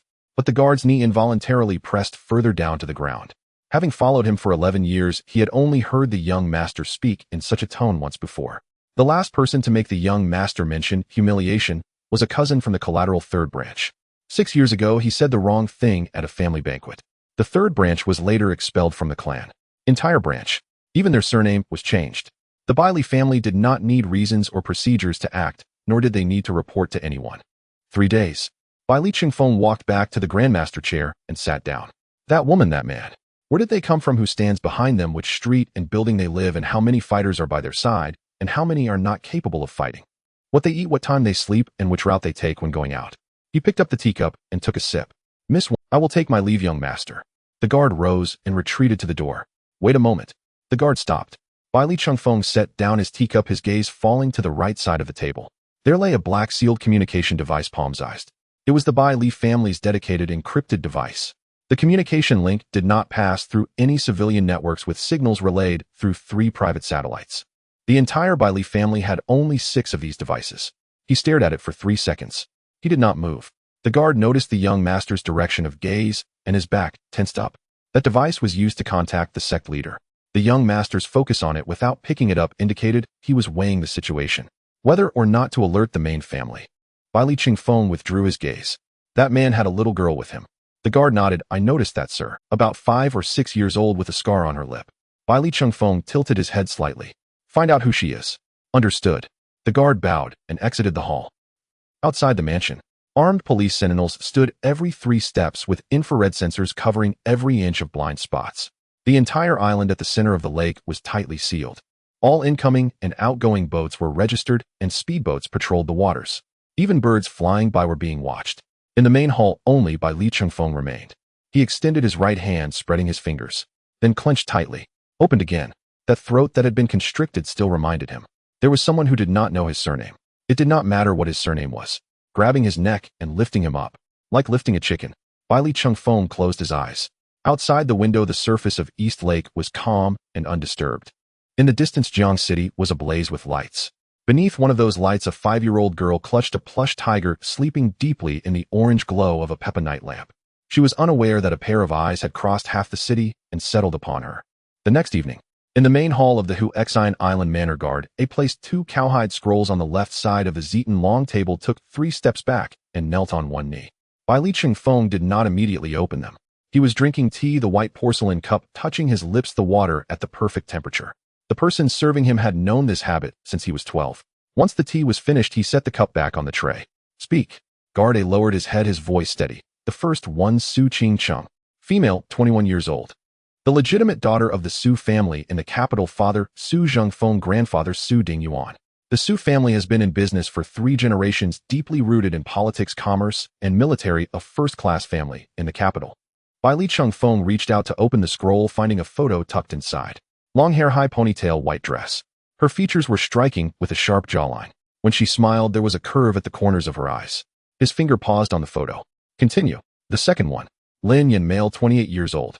Former head of the Special Operations Unit of the General Staff Department, Songlang Special Task Force, with 31 military service medals. He was expelled from the military 2 months ago for illegally killing a comrade. Currently residing in Jiangcheng on Guanlan Peninsula, caring for the orphan child of a comrade, a girl 5 years old named Wang Pan Pan. Guard A paused for a moment. There is an additional note. This person is closely related to Su Qing-chung, suspected of being a couple. Bai Li Chungfeng's hand, which was turning the photo, froze. The hall was quiet for 3 seconds. A thin layer of sweat appeared on Guard A's forehead. A couple. Bai Li Chungfeng bit the words, slowly curling his lips. He pulled out Su Qing-cheng's photo, holding it upright in front of him, examining it for a few seconds. Not bad looking. He placed the photo back on the table, his fingers tapping absent-mindedly on the edge. The Su family. 3 generations of business, a first-class family. He repeated Guard's words. In the outside world, that's quite respectable. Guard A did not respond. Bai Li Chengfeng leaned back in the armchair, tilting his head to look at the beams of the ceiling. Give her the position of a concubine. This was said casually, as if he was merely suggesting putting away an extra teacup. Bai Li Chengfeng picked up the photo again, taking another look. Su Qingcheng's eyes were very bright, and even in the photo one could see her unyielding spirit. Interesting, but that is all there is to it. The position of the main wife is not reserved for someone like her. Bai Li Chengfeng thought of another person. The woman from the Xianyuan family. The foremost of the 4 ancient martial arts families. The legitimate daughter of the Xianyuan clan. He had seen her from a distance during the spring festival, no half a face. That woman never looked anyone directly in the eye. Even he, Bai Li Chengfeng, was only worthy of being glanced at from the corner of her eye.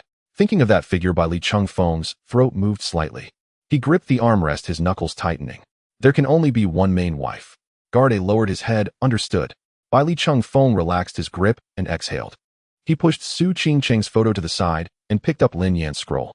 The man in the photo looked quite ordinary. Short hair, hard features with a scar from his brow to his cheekbone. Except for his eyes. The photo was a surveillance screenshot with low resolution. But those eyes couldn't hide anything even in the blurred image. Bai Li Chengfeng stared at those eyes, unconsciously touching the bruise on his neck that had yet to fade. He set down the photo. This person must die. Guard A nodded. Bai Li Chengfeng suddenly chuckled. That little girl. His comrade's daughter. Yes.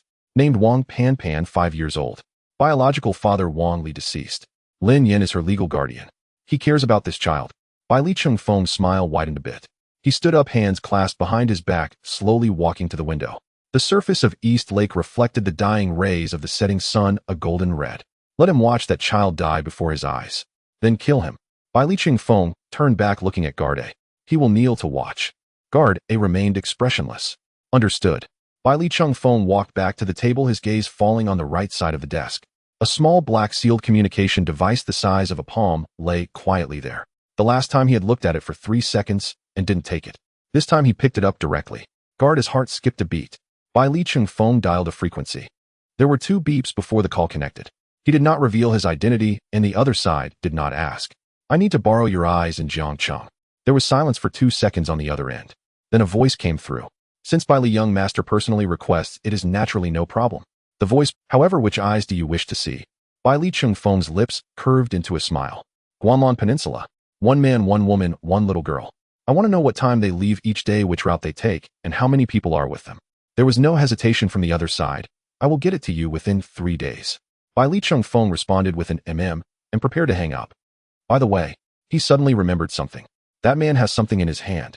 A red document issued by the military called a kill certificate. Check what the boundaries of this thing are. Can it protect him? There was a brief silence on the other end of the communicator. This will take a little more time. Is 3 days enough? Yes. Bai Li Chengfeng hung up the communication and placed the device back in its original position. The setting sun shone in from behind, stretching his shadow long, covering half the hall. Within 3 days, give me a clean plan. First kill the child, then kill the man. The door closed. Footsteps faded away. The hall returned to silence. Only the black communication device remained on the table. Guard A did not stand up until the footsteps were no longer audible. He looked down at the 2 photos side by side on the table. One was of a woman with a crescent smile at the corners of her eyes. The other was of a man with a scar on his brow, his eyes devoid of retreat. Guard A gathered the 2 scrolls. As he left the hall, he said to the 2 guards stationed at the corridor, the young master will not meet any outsiders within 3 days. Food will be served according to Class A standards, and the tea will be replaced with Longjing. The guards nodded in response. Guard A turned and walked out. As he passed through the courtyard, he looked up at the sky. In the direction of Jiangcheng, the last bit of evening glow was swallowed by the clouds. At this time, 53 kilometers away, Guanlan Peninsula, Pan was lying on the living room floor drawing, having changed 3 crayon colors. Next to the osmanthus tree was a newly added swing where a little person with braided hair sat. Su Qingcheng came out of the kitchen with cut apples, squatting down to take a look. Who is this? Pan did not lift her head. It's me. And who is this tall one next to you? Uncle is pushing the swing. Su Qingcheng smiled. From upstairs, Lin Yan's voice came, Pan, wash your hands for dinner. Pan put down her crayons, stood up, ran 2 steps, then turned back to flip the drawing paper over. Next to the little person behind the mountain was scribbled, Daddy, wait for me to grow up. She pressed the drawing under the tea table and ran upstairs. Su Ching-chung did not follow her up, crouching in place to take another look at the drawing. The front depicted the osmanthus tree, the swing, and 3 people. The back depicted a mountain with 2 little people standing behind, one labeled Daddy and the other Uncle Lou. She placed the apple plate on the tea table, and as she got up, her knee hit the corner of the table, causing her to hiss in pain as she rubbed it and walked to the kitchen door. The pork rib soup on the stove still needed 10 more minutes. She lifted the lid and stirred it a couple of times, adding half a spoon of salt. Last time she had added too much. Pan finished that bowl of soup without daring to pour out any water, handed her empty bowl over, saying it was delicious. Lin Yin, standing nearby, twitched his lips, but said nothing. The fragrance of osmanthus wafted in from the courtyard. Upstairs, Pan was shouting, "Annie, come quickly. Uncle said we're having ribs today." Su Ching-chung responded and turned off the fire. The fragrance of osmanthus wafted in from the courtyard. No one knew that the countdown had already begun. Su Mufeng had not returned to Guanlan Peninsula for 3 days. Lin Yin did not ask, nor did Su Ching-chung. There was one less person at the dinner table. However, Pan did inquire once. "Where did Brother Mufeng go?" Lin Yin said he was on a business trip. Pan responded with an "oh," and did not press further. She placed Su Mufeng's portion of pumpkin bun at the side of the plate, saying she would save it for him to eat when he returned. At 11 o'clock on the 3rd night, Lin Yin received a phone call in the living room. "Found him." Su Mufeng's voice was very low. "Donghu Lake, Hard Island. 3 days ago, the military requisitioned the island, which is currently garrisoned by an enhanced platoon of armed police with 3 shifts on duty and infrared thermal imaging covering the entire area. There are 2 speedboats patrolling with intervals fluctuating between 7 minutes and 40 seconds to 8 minutes and 10 seconds. How many people are on the island?" Lin Yin leaned back on the sofa without turning on the lights. "Not counting the armed police. He brought at least 2 personal guards with him whose combat abilities you have witnessed before. Additionally, there are 4 to 6 service personnel in the manner, uncertain if they are armed. I had someone take a thermal imaging distribution map. There is a separate building to the east of the backyard where heat sources are concentrated, indicating it is where he resides. Where's the map? It will arrive in 20 minutes. The call ended. Lin Yin sat in the darkness for a while, then got up to pour himself a glass of cold water, drinking it all in one gulp. 20 minutes later, Su Mufeng's people promptly delivered a brown paper bag to the Guanlan Peninsula gatehouse. Lin Yin personally went downstairs to retrieve it, returned to the living room, drew the curtains, and turned on the desk lamp. Inside the paper bag was a thick stack of materials. The first page was a satellite overview of Donghu Lake, Hard Island, with an extremely high resolution clearly showing the stone path on the lawn. The second page contained the speedboat patrol route map. The shortest patrol interval is 7 minutes and 38 seconds, while the longest is 8 minutes and 12 seconds. The third page is the armed police shift schedule. The handover window is from 2 o'clock to 2:20 in the morning, lasting about 20 minutes. The fourth page shows the thermal imaging distribution of the buildings. There are 2 constant heat sources in the main hall and a continuous heat source in the east side of the backyard, identified as the target himself. There is a mobile heat source in the northwest corner of the courtyard following a fixed route, which belongs to the patrolling personal guards. Lin Yin closed his eyes and mentally reviewed the entire process.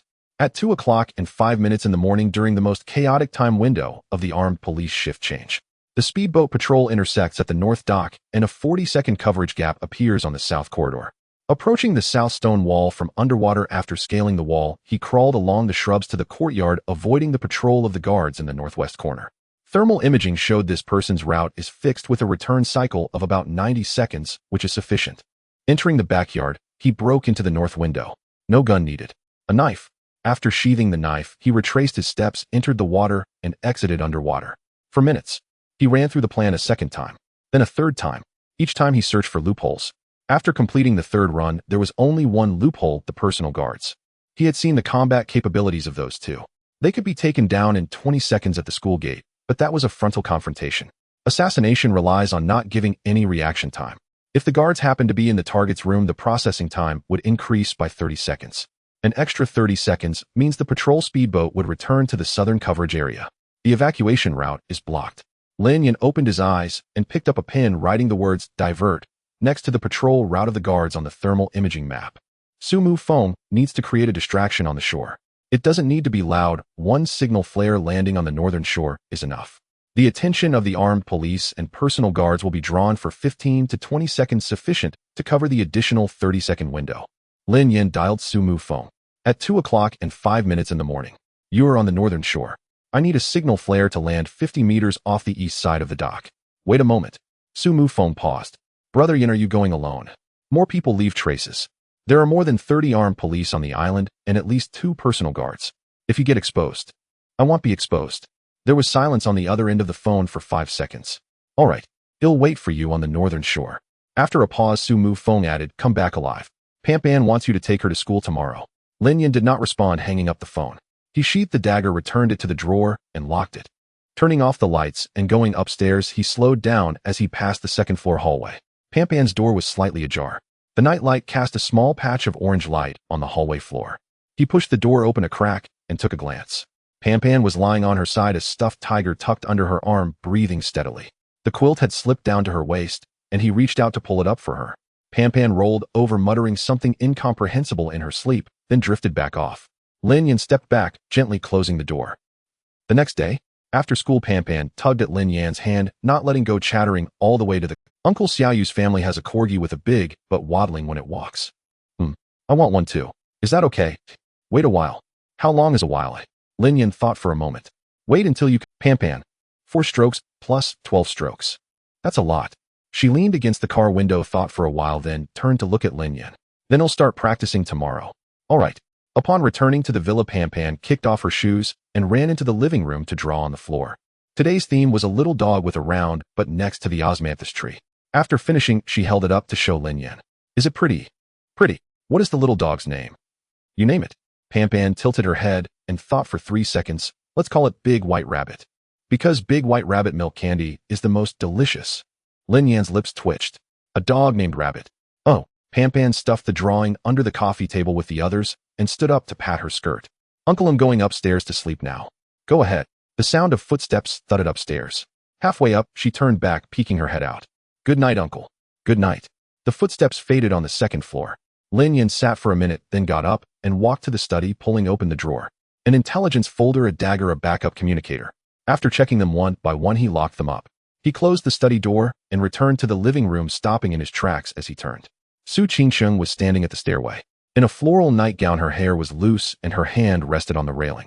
It was unclear how long she had been standing there. The living room was unlit, and so was the hallway. The warm light leaking from Pampan's room just illuminated half of her face. The two stood 3 steps apart, and neither spoke. Su Qingsheng looked at him. She stared for a long time. Then she spoke. Where did Su Mu Feng go? Su Qingsheng did not ask further. She walked over and sat down on the opposite sofa, picked up the cold cup on the coffee table, took a sip, frowned, and put it down. Pampan drew a corgi today. Lin Yan leaned against the sofa, resting his elbow on the armrest. The round bottom kind, it looked quite similar. The teacher said her sense of color is very good and suggested she enroll in an interest class. Okay. I didn't put much salt in the rib soup today. I could tell. The osmanthus flowers in the yard are almost done blooming. I had someone check, and there will be another bloom in March next year. Su Qingsheng said one sentence, and Lin Yan replied one. Back and forth, steady and calm. The leaves of the osmanthus tree in the yard rustled as the wind blew. Su Qingsheng paused. She looked at Lin Yan. Between them was a coffee table and a drawer that Lin Yan thought he had locked. Are you hiding something from me? Lin Yan's eyelids did not move. No. Su Qingsheng did not respond. She sat there, her hands folded on her knees, looking at him. The leaves of the osmanthus tree rustled again. This kind of silence was harder to bear than in an interrogation room. In an interrogation room, there are enemies, opponents, and things to fight against. Now sitting opposite her was Su Qingsheng. She did nothing, just looked at him. A minute passed. Su Qingsheng lowered her head, pressing her thumb on her wrist, pressing twice. What do I mean to you? Lin Yan's right hand rested on the armrest of the sofa, his fingers slowly curling in. He did not make a sound. Su Qingsheng waited for him for about 10 seconds. 3 years ago, you carried me out from that basement. I stayed in there for 4 days. You took off your coat to wrap around me and carried me for 3 kilometers without saying a word. Lin Yan remembered. When we reached the helicopter, you handed me over to the medic and turned to leave. I called you and you glanced back. He remembered that glance back. A 17 or 18-year-old girl covered in dust with cracked lips, wearing his camouflage jacket, the sleeves hanging long down her sides. Her first sentence was, I want to marry you. He thought it was a reaction to stress. From that day on, I was certain. Then I chased you to Jiangqing, bought a house, and learned to cook. Lin Yan's lips moved slightly. You know all this. Su Qingsheng looked up at him. You see everything. You know what time I get up to make breakfast. You know that my recipe book is so worn that the corners are curled, and you know that I burned the eggs 3 times and cut my finger twice, but still wouldn't let anyone into the kitchen.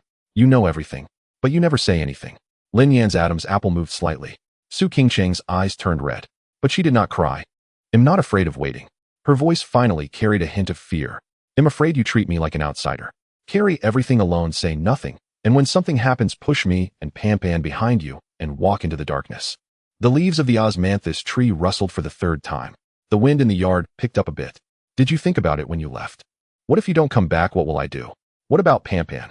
Lin Yan's fingers sank into the leather of the sofa, creating a dent. Silence. Su Qingqing bit her lower lip, suppressing the tremor. She stood up, walked to the stairs, and stepped on the first step. If you don't tell the truth tonight, I will take Pampan back to Kyoto tomorrow. You will stay here alone. The light at the stairs was off. She stood with her back to him, her shoulders very stiff. I'm going to kill someone. Lin Yan's voice came from behind. Su Qingqing's foot paused on the step. She slowly turned around. Lin Yan was still sitting on the sofa, his posture unchanged. In the darkness, only half of his face was illuminated by the night light. The exposed half of his face was calm.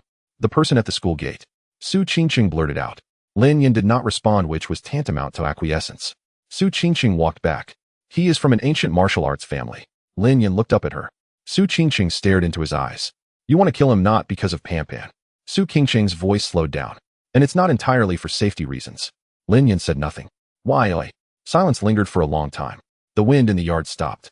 The whole house was quiet enough to hear the subtle sound of Pampan turning over on the second floor. The way he looked at you that day. I was very unhappy. Su Qingqing was stunned. She stood there, her lips parted slightly, but no sound came out. Then she smiled. As the tears fell, she was laughing. Tears slid down her cheeks, dripping onto the collar of her pajamas. She smiled and her eyes curved deeply. Then she bent down and cupped Lin Yan's face with both hands. Her palms pressed against his cheekbone. Her left thumb rested right on that scar. She tiptoed. When her lips met his, Lin Yan sat frozen on the sofa. In that moment his hands trembled. His mind was blank. Empty. But his lips were soft, carrying the lingering fragrance of osmanthus tea that had cooled. Lin Yan's hand finally left the armrest of the sofa. His fingers spread out and rested on her waist, through the cotton fabric of her pajamas. The waist beneath his palm was soft, so slim that his fingers almost touched. He dared not use force. After a long time, finally the two separated. Both were breathing unevenly. Su Qingqing exhaled, her breath landing on his lips warm. The hairs on Lin Yan's nape stood on end. She pressed her forehead against his, their noses almost touching. Then she took a breath, her breath brushing past his face. Besides me, have you kissed any other woman? No. The answer came without hesitation. Su Qingqing was satisfied. She straightened up, wiped away the moisture from the corner of her mouth with her thumb, walked around the coffee table back to the sofa, and reached for the drawer underneath the coffee table. It was the drawer Lin Yan had locked himself in the afternoon. A spare key was inserted into the keyhole. Lin Yan looked at the key and suddenly remembered that he had never given the spare key to anyone. Su Qingqing pulled out the stack of information about Hushin Island and opened the first page. Satellite overhead view, speedboat patrol routes, armed police shift schedules, building thermal imaging distribution. She flipped through the pages one by one. The speed was not fast as she read each page thoroughly before turning to the next. Finally, she closed the folder, her index finger resting on the cover. Leave the matter of investigating this person to me. Lin Yan looked at her. The girl covered in dust whom he had carried out from the basement 3 years ago was now sitting across from him. Her lips still carried a hint of the reddening from their earlier kiss. In her hand was a piece of highly confidential information that could lead to annihilation. All right. Su Qingqing placed the folder on her lap, took out her phone, and began typing. Lin Yan leaned back on the sofa, tilting his head to look at her profile. The leaves of the osmanthus tree outside grew quiet. The wind had stopped at some point. From the second floor, the sound of Pampan turning over and kicking off the blanket could be heard. Su Qingqing typed halfway and suddenly glanced at him. No peeking. He did not look away. Su Qingqing's ears turned a little red as she lowered her head to continue typing. After a few seconds, she looked up again. Really no peeking. This time Lin Yan obediently turned back, staring at the ceiling. It was quiet for about 10 seconds. Su Qingqing's foot stretched out, her toes brushing against his calf. After the touch, she retracted. Lin Yan glanced down at her foot. It was extraordinarily white. A faint blue vein was visible on the top of her foot. Are you going to let me see or not? Su Qingqing did not answer. The light from the phone screen illuminated her face. The corners of her mouth curled up, and she did not let it down. In the main hall of Hushin Island, Bai Li Chengfeng sat in a Wangwali armchair, his right hand resting on the armrest. A guard stood 3 steps away, presenting a leather document bag with both hands. Have you found out? All included. Bai Li Chengfeng pulled out the document, the first page displaying Lin Yan's daily activity trajectory. The time of departure was precise to the minute. At 7:12, he sent the child to school. At 7:40, he returned home, rarely lingering outside. 3 routes were marked, changing every 3 days. The second page contained the configuration of shadow guards.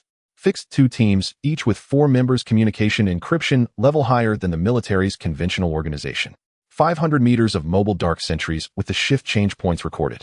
The third page was about Su Qingqing. She picked up and dropped off Pampan from school, bought groceries, and occasionally went out alone to handle affairs, always accompanied by at least 2 shadow guards. The fourth page was about the little girl.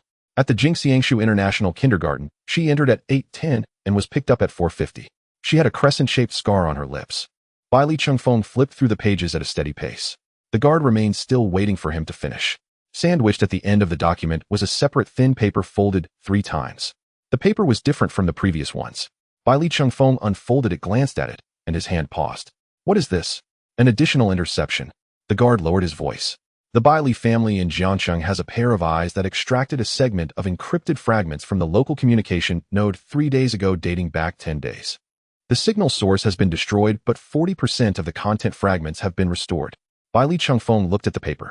The fragments recorded were very short, just a few lines. Yet each line replayed twice in his mind. Qian's manor. A 5-year-old girl was restrained on the table. 3 doctors in white coats carried cold chain equipment and portable testing devices. Repeated blood draws. The first 6 tubes did not meet the standards. The 7th tube passed the test and was sealed in a silver cold storage box. Bai Li Chengfeng set down the activity trajectory report. He did not flip through the entire document a second time. Has the related party investigated Qian's manor? The guard quickly replied, investigated. The people present that day were divided into 2 batches. The first batch consisted of the execution layer 12 tactical personnel in black with skills not lower than frontline special forces, yet not listed in any known military or police roster. 3 doctors, their identities concealed by multiple shell companies yet to be penetrated. The second batch. Local forces. Qian Guohe deceased. Qin family, mother and son deceased. And. The guard paused. Luo Jingshan. Bai Li Chengfeng's thumb stopped tapping. The Luo family. Luo Jingshan was present at the scene that day, did not participate in the action, but stayed from beginning to end. Bai Li Chengfeng leaned back in his chair. Cold chain medical equipment. Portable testing devices. Repeated blood draws until qualified. This was not a kidnapping. A kidnapping seeks a person, not blood. This was also not a standard medical sampling. A normal sample would suffice with 1 tube. No one uses portable testing devices on-site for repeated analysis, changing to the next tube until the 7th tube passes. This was searching for something specific with concentration threshold requirements. Targeted biological sampling. A 5-year-old child. Bai Li Chengfeng closed his eyes briefly. 3 thoughts revolved in his mind. The first, the man with a scarred face at the school gate could choke Bai Li Chengfeng's neck under dozens of gun barrels for this child. The second, Su family's legitimate daughter, a young lady from the top family in the capital, personally living in Jiangcheng to cook and pick up this child from school. The third, Luo Jingshan, the current head of the Luo family, one of the 3 major families in the capital, personally present for this child's blood. 3 factions, 1 5-year-old girl. Moreover, the guard said again. Bai Li Chengfeng opened his eyes. A term was repeatedly mentioned in the communication fragment, qualified. Combined with the communication protocol, tracing the underlying structure of this encrypted segment showed traces of intersection with the internal system of the National Security Bureau. In the briefing issued by the head of the family 3 days ago, it was mentioned that 3 deep-level pawns within the National Security Bureau had been uprooted within the past year, with the timing of the removal highly coinciding with the Qian's manor incident. 3 national security dark lines. For the blood of 1 child. Bai Li Chengfeng stood up. He walked to the floor-to-ceiling window at the side of the hall, where the surface of East Lake was dark and heavy. The spotlight of the armed police speedboat swept across every 40 seconds. What is her name? Wang Pampan. Registered her father as Wang Li, a former member of the Songlong Special Operations Group directly under the General Staff of Huaxiao, now deceased. Birth mother. No records. The birth column is blank. Bai Li Chengfeng turned around. The absence of a birth mother record implies 2 possibilities. Either she is an abandoned child or someone has deliberately erased her origins. He walked back to the table and reached for the black-sealed communicator. This device is the lifeline of the Bai Li family. The entire clan has 6 devices relayed through private satellites. Communication records are burned after reading. No intelligence agency in the world can intercept a single byte. He did not use this device last time because it was not yet time to alarm the family. Now it has come. Yet he did not dial the family frequency. He switched to a reserved frequency. The old rule for emergency communication among the 4 major families: each family keeps 1 line usually silent, but once it rings the receiver knows the matter is significant. The guard slightly tilted his head. The communicator rang 3 times, and the other side picked up. Luo Jingshan. Bai Li Qingfeng spoke without introducing himself. The person who calls on this frequency has an identity that is a business card in itself. The other side was silent for 2 seconds. Someone from the Bai Li family. Luo Jingshan's voice was steady, but his speaking speed was slightly faster than normal. What is it? 10 days ago. Qian's manner. You drew blood from a 5-year-old girl. The other end of the phone fell silent. 5 seconds. Luo Jingshan did not ask, how do you know? The young master of the Bai Li family is interested in a 5-year-old girl. Luo Jingshan retorted. It's not her that I'm interested in. Bai Li Qingfeng's fingers lightly scraped across the table, pushing the communication fragment into the light. I'm interested in her blood. 3 national security dark lines cross-border armed infiltration a pawn worth billions burned at will all gambled on a tube of blood. He paused for a moment. Something that can make so many people so desperate the Bai Li family also wants to see. The silence on the other end of the phone stretched longer. Bai Li Qingfeng did not urge. I can help you make a connection. Luo Jingshan finally spoke. Condition. In future clan affairs the Bai Li family will remember a favor from the Luo family. Bai Li Qingfeng did not hesitate at all, agreed. Luo Jingshan seemed to chuckle on the other end very softly and briefly. Then he said 3 words. Find Kaishan. The line was cut. The call lasted 1 minute and 47 seconds. Bai Li Qingfeng set down the communicator. Kaishan. He returned to the armchair, his fingers resting on the armrest, his thumb resuming its rhythmic tapping. This name was not the first time he had heard it. 3 years ago, when he officially took over the direct affairs of the Bai Li family, he followed protocol to read all the highest classified documents within the clan. One of the memos had 4 vermilion seals on its cover. The Bai Li family has only used this specification for 7 documents in 600 years. The content recorded in the memo concerned only one matter. 20 years ago, the 4 ancient martial arts families collectively retreated from public view with all household registrations files and image data cleared simultaneously. That was an order from above as well as a consensus among the families. However, halfway through the retreat, an external force attempted to intervene. Their goal was clear: to collect blood samples from various clans. The executor of the operation was named Kaishan. Bai Li Qingfeng's eyes narrowed. 20 years ago, they wanted the blood of the ancient martial families. Now they want the blood of a 5-year-old girl. He lowered his head to glance at the fragment on the table, his gaze landing on the last line. The 7th tube passed the test, sealed and taken away. Retrieve the memo numbered A003 from the clan's confidential files for me. The guard accepted the order and turned to leave. Bai Li Qingfeng sat alone in the empty main hall. The bruise on his neck at this moment did not look like an injury. He raised his hand to touch that bruise, pressing on it still felt dull pain. The man had gripped very tightly. No more than 3 people could choke his neck, none of whom were surnamed Lin. But what that man was protecting was likely worth more than his life. Bai Li Qingfeng withdrew his hand, his thumb back on the armrest. The tapping sound resumed its rhythm, a beat slower than before. Outside the window, the lake water was silent. On the other side of the shore, the lights of Guanlan Peninsula were warm. A 5-year-old girl hugged a broken-eared cloth rabbit, falling into a deep sleep unaware of the approaching storm. Luo Jingshan was efficient in his tasks. At 11 o'clock and 4 minutes that night, a shortwave pulse signal was received by the black-sealed communicator of Bai Li Qingfeng. It was neither text nor voice, but an encrypted frequency access code, a 16-digit mixed code. Guard A entered the access code into the communicator, completing the frequency connection.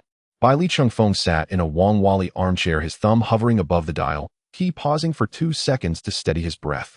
Stabilizing himself before speaking to anyone was a rule ingrained in him since he was 3. Dialing out.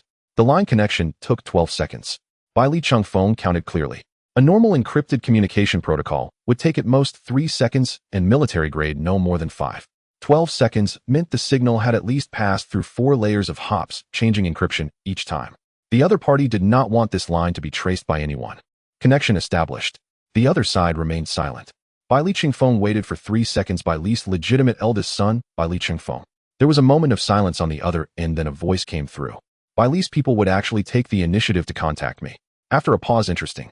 Bai Li Qingfeng did not respond to this polite remark. I want beat around the bush. Please go on. 10 days ago at the Qian family manor in Jiangxing, a 5-year-old girl had 7 vials of blood drawn. The 7th vial passed the testing standards and was sealed for transport. The other side remained quiet. That vial of blood boarded a flight to Frankfurt that night and arrived at your laboratory. You activated 3 national security dark lines, sent people across borders to infiltrate using a piece worth tens of billions as fuel, betting everything on a child. I want to know what is in her blood. The silence on the other end lasted 6 seconds. On the 7th second, the voice returned. The favor from the Bai Li family to Luo Jingshan is not enough to buy this answer. Bai Li Qingfeng did not move, waiting for the other party to name a price. If you want the answer, you first need to answer me a question. Speak. What are your intentions regarding that child?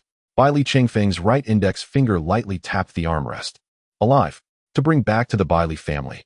To bring back to the Bai Li family. The other party chuckled a sound of satisfaction, like that of a buyer after inspecting goods. In your clan's confidential documents, there should be a memorandum numbered A003. Bai Li Chengfeng's pupils constricted. A003. For vermilion seals. The highest level of confidentiality that the Bai Li family had only used 7 times in 600 years. He had seen that memorandum, which recorded an incident from 20 years ago when an external force attempted to collect blood samples from various clans during a collective retreat of ancient martial families. You have seen that memorandum. The tone of the other party was not a question, but a confirmation. I have seen it. Then you should remember the family name mentioned on the last page of the memorandum. The last page of the memorandum. Bai Li Chengfeng's hand stopped. He had read that page 3 times because that name only appeared twice in all the records of the 4 major families. Once in the founding notes from 600 years ago, and once in this memorandum. The wording in both instances was the same: do not touch. Are you saying? That child has a bloodline purity of 100%. Bai Li Chengfeng stood up from him. He could not contain himself. That family name exploded in his mind, colliding with all the information he had gathered over the past 3 days. Everything clicked. Bai Li Chengfeng clenched the communicator, his fingers tensing and relaxing, joints cracking. Outside, the door guard, knelt on one knee, hearing the master's breathing suddenly grow coarse and heavy. For 11 years he had followed Bai Li Chengfeng and had never heard such a sound. Bai Li Chengfeng walked to the copper mirror on the side of the hall and stopped. The moonlight from the lake illuminated the mirror through the floor-to-ceiling window, reflecting his own face. 26 years old, with well-defined features, a bruise on his neck that had not faded.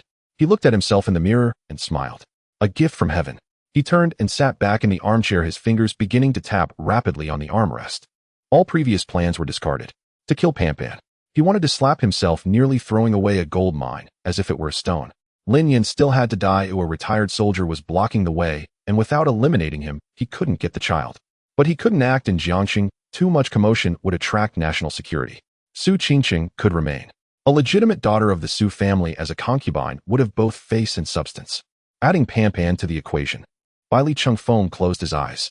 He envisioned a scene: the main hall of the Bai Li ancestral hall. He stood in the position of the clan leader.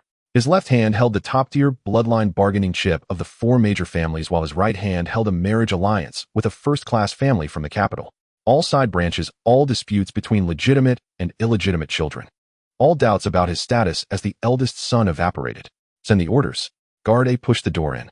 All previous operational plans stop. All doubts about his status as the eldest son evaporated. Send the orders. Guard A pushed the door in. All previous operational plans, but not now. I want a clean plan. I will decide the time and place. Understood. Su Qingqing will remain untouched. Guard A accepted the order and exited the hall. The door closed. Bai Li Chengfeng sat alone in front of the copper mirror, thumb resting back on the armrest, his tapping rhythm steadying. But his eyes were brighter than ever. 53 kilometers away. Guolan Peninsula.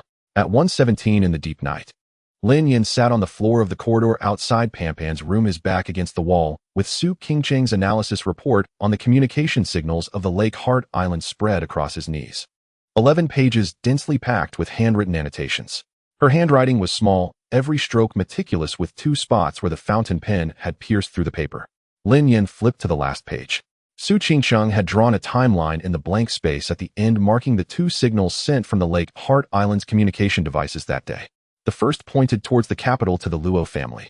The second pointed overseas, with the transit path passing through 3 nodes, with the second node heavily overlapping the transport line for the blood samples to Frankfurt. Lin Yan closed the report. He stood up and pushed open Pan's door, taking a glance inside.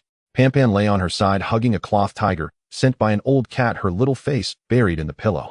Moonlight filtered through the curtain gaps, illuminating her exposed little arm. Lin Yan's gaze froze. On Pan's little arm were the pinprick bruises left from the blood draws. Still dark purple 2 days ago, now only a faint yellow remained. He crouched down for a closer look. It wasn't an illusion. Zhao Yonggang had said that with Pan's coagulation function and the degree of subcutaneous bruising, these pinprick marks should take at least 3 to 4 weeks to fully dissipate. Yet only 6 days had passed. Lin Yan gently rolled up Pan's sleeve, revealing 3 more pinprick marks on the inner side of her forearm, which also bore only faint yellow marks. In 2 days, even the traces might disappear. His fingers hovered above Pan's arm, not touching. Pan rolled over, mumbling uncle, as she squeezed the cloth tiger between her legs and continued to sleep. Lin Yan exited the room, gently closing the door. He took out his phone and sent a message to Zhang Weiguo. The person on Lake Heart Island is in contact with the god of wealth. 3 seconds later, a reply lit up with 2 words confirmed. Lin Yan typed 1 word confirmed. Zhang Weiguo's third message arrived exactly a minute later. Things are much bigger than we imagined. Let's talk face to face tomorrow. Lin Yan put his phone away, not leaning back against the wall. He pushed open Pan's door again and sat down on the chair by the bed. Moonlight fell on Pan's little arm, the pinpricks that were healing rapidly, faintly discernible. The unknown protein within her was still on the rise. The rate of ascent was accelerating. Her body was changing. Lin Yan stared at those nearly disappearing pinpricks, his mind, recalling Su Qingcheng's words. Pan is currently growing something within her, and the speed is increasing. The window at the end of the corridor was not drawn with curtains, allowing moonlight to pour in and cast a white line. At 9 o'clock in the morning, Lin Yan locked the study door, pulled down the blackout curtains, and activated the encrypted communication terminal. The screen lit up. Zhang Weiguo sat in his office. The desk was so clean that only a cup of tea and a pen remained. The two did not exchange pleasantries. The person on Huxin Island is from the Bailey family, Lin Yan began. Zhang Weiguo paused for a moment while pouring tea. How did you confirm it? His bodyguards use a combat system not found in any military or police training outlines. Their force structure bypasses the cerebral cortex and relies on the spinal cord. Lin Yan paused. He started training at the age of 3 to 5. Ordinary people cannot achieve that. Zhang Weiguo set down the teacup, his hands crossing on the table. There's one more thing, Lin Yan said. Su Qingcheng discovered that their communication devices use private satellite relays, and the underlying encryption protocol shares a common origin with the god of wealth line. The screen remained silent for 5 seconds. When Zhang Weiguo spoke, his pace was noticeably slower. There is a memorandum within the national security that is classified at a level 2 grades higher than my clearance.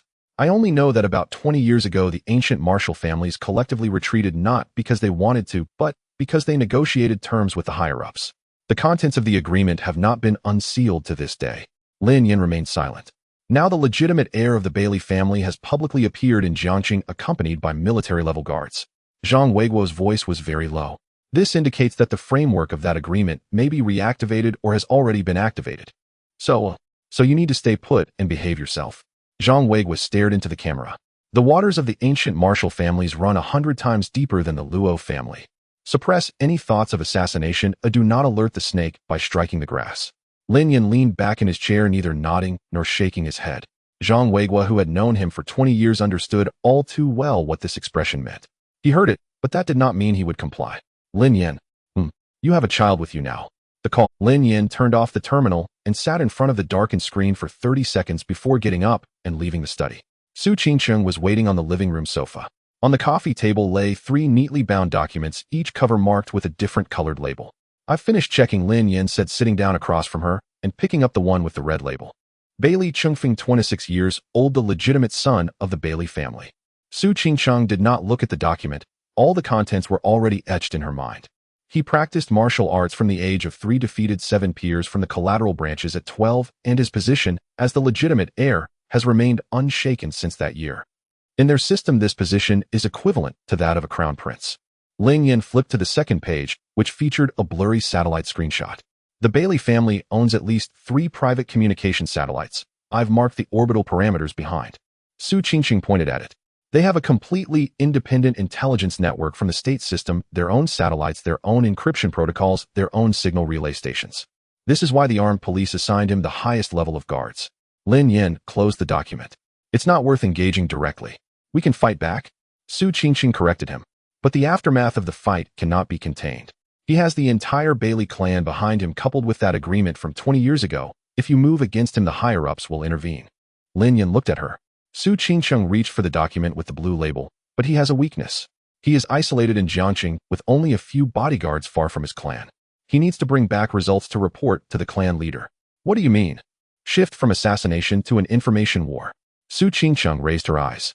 Make sure he cannot obtain what he wants and dare not return empty-handed. Lin Yan did not respond immediately.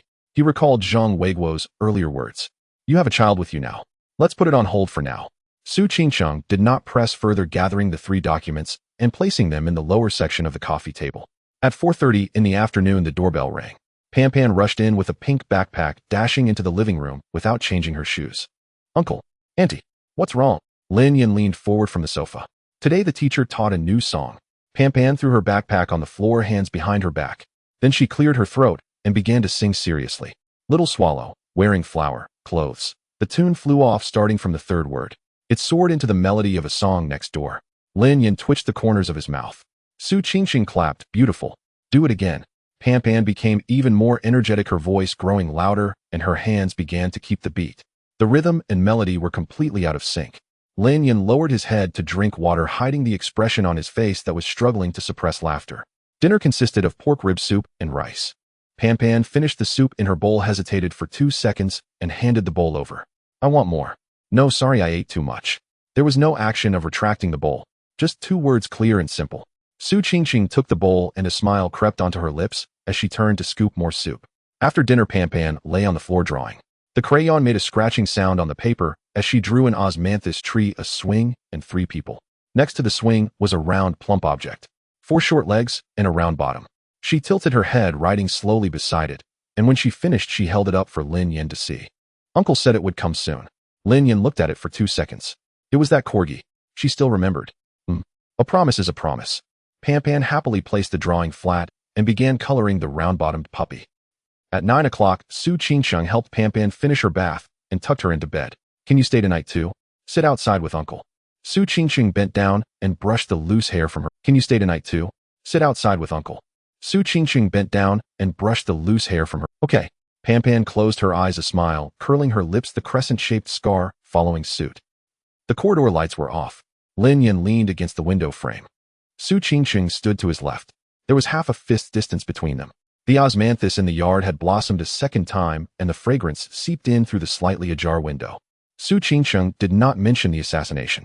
Lin Yin did not bring up Zhang Weiguo's warning. After a long time, she reached out her fingertip, hooking his pinky. Lin Yin did not pull away. After a while he spoke first. Let's put the assassination matter on hold for now. Su Qingqing tilted her head to look at him. Zhang Weiguo told me to wait. She did not ask why, nor did she inquire how long the wait would be. No matter, when you decide to act, I will be with you. Lin Yin turned his face. He did not speak, but the hand that was holding her pinky tightened a little. On Donghu Huxin Island, the main hall was brightly lit. Bailey Chungfeng stood at the end of the long table and guard a spread out a modified action blueprint in front of him. In the upper left corner of the blueprint, the character for kill was crossed out in red pen. Beside it, a new character was rewritten. Control. The core target column was also revised. First, capture the girl alive, subdue the man, and control the woman, was completely crossed out. It was replaced with 3 new lines: capture the girl alive, subdue the man, control the woman.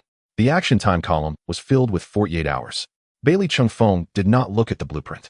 He stood by the window, the surface of Donghu calm, the moonlight shattered into fragments. His right hand held a copper button between his index and middle fingers, turning it over and over. 48 hours. That should be enough. On Guanjing Peninsula, Lin Yan's phone vibrated. The screen lit up and an urgent message from Su Mufeng popped up. 3 new faces appeared within 500 meters of the outer perimeter of Guanjing Peninsula, their gate characteristics consistent with those of the 2 guards at the school gate. They are not people from the secular system. Lin Yan stared at the screen for 3 seconds. The hand that was holding Su Qingqing's pinky slowly tightened. The countdown was no longer on his side. When the message came in, Pan Pan had just fallen asleep. Lin Yan finished reading Su Mufeng's urgent message and paused for 3 seconds, his thumb resting on the screen. He stood up and walked to the window, pulling the slightly ajar window shut. The fragrance of osmanthus outside was blocked on the other side of the glass. Su Qingqing was still sitting on the sofa, but just by looking at his back, she knew something was wrong. How many? 3. Lin Yan turned around. Su Qingqing closed the notebook resting on her knees. How long? At most 20 minutes. She stood up. Lin Yan had already reached the staircase. He went up to the 2nd floor and pushed open Pan Pan's bedroom door. The night light cast a warm orange hue across the entire room. Pan Pan was lying on her side, a stuffed tiger wedged between her chin and collarbone, breathing steadily. Lin Yan crouched down, placing his hand gently on her shoulder, and shook it lightly twice. Pan Pan squinted her eyes and rolled over, mumbling incoherently, Uncle. What time is it? Pan Pan. Uncle wants to play a game of hide and seek with you. Pan Pan opened one eye, looking a bit confused. You hide first in a place where no one can find you. Wait for Uncle. Right now? Right now? Pan Pan sat up, hugging the stuffed tiger tightly, neither crying nor causing a fuss. She glanced down at her slippers and then at Lin Yan. Uncle will come find me, right? I promise. Pan Pan extended her pinky finger. Lin Yan hooked his pinky with hers and gave it a shake. Su Qingqing was already waiting at the stairway. She took Pan into her arms, one hand holding the child, while the other supported the wall, quickly heading downstairs. They passed through the living room and turned into the iron door at the end of the storage room, which looked like an electrical box. Lin Yan followed behind, inputting a 6-digit password. The iron door opened, revealing a set of concrete steps leading down. The underground safe house. With 12-centimeter steel walls and an independent ventilation system, it could support 3 people for 48 hours. Even Su Mufeng only knew the general location of this room. Su Qingcheng carried Pan down. Lin Yan did not follow inside. She stopped at the last step and turned to look at him. Lin Yan, what do you plan to do? Kill. Su Qingcheng was silent for a second. Come back alive. The iron door closed the mechanical lock, clicking shut. Lin Yan entered the deadbolt password again. Opening it from outside requires both the password and a fingerprint. A one without the other is insufficient. He straightened up and dialed Su Mufeng's number. Don't move. Stay in the car. A sound of keyboard typing came from Su Mufeng's, and I've accessed the villa's internal surveillance. All 6 cameras are active. Listen to me. Lin Yan interrupted him. There's something in the floorboards from the 3rd to the 7th step of the 2nd floor staircase. Su Mufeng's keyboard noise stopped. What is it? C4. I buried it myself during the 1st week after moving in. The remote control is in the 2nd shelf of the shoe cabinet in the hallway under a red safety cover. Just peel it back to press the button.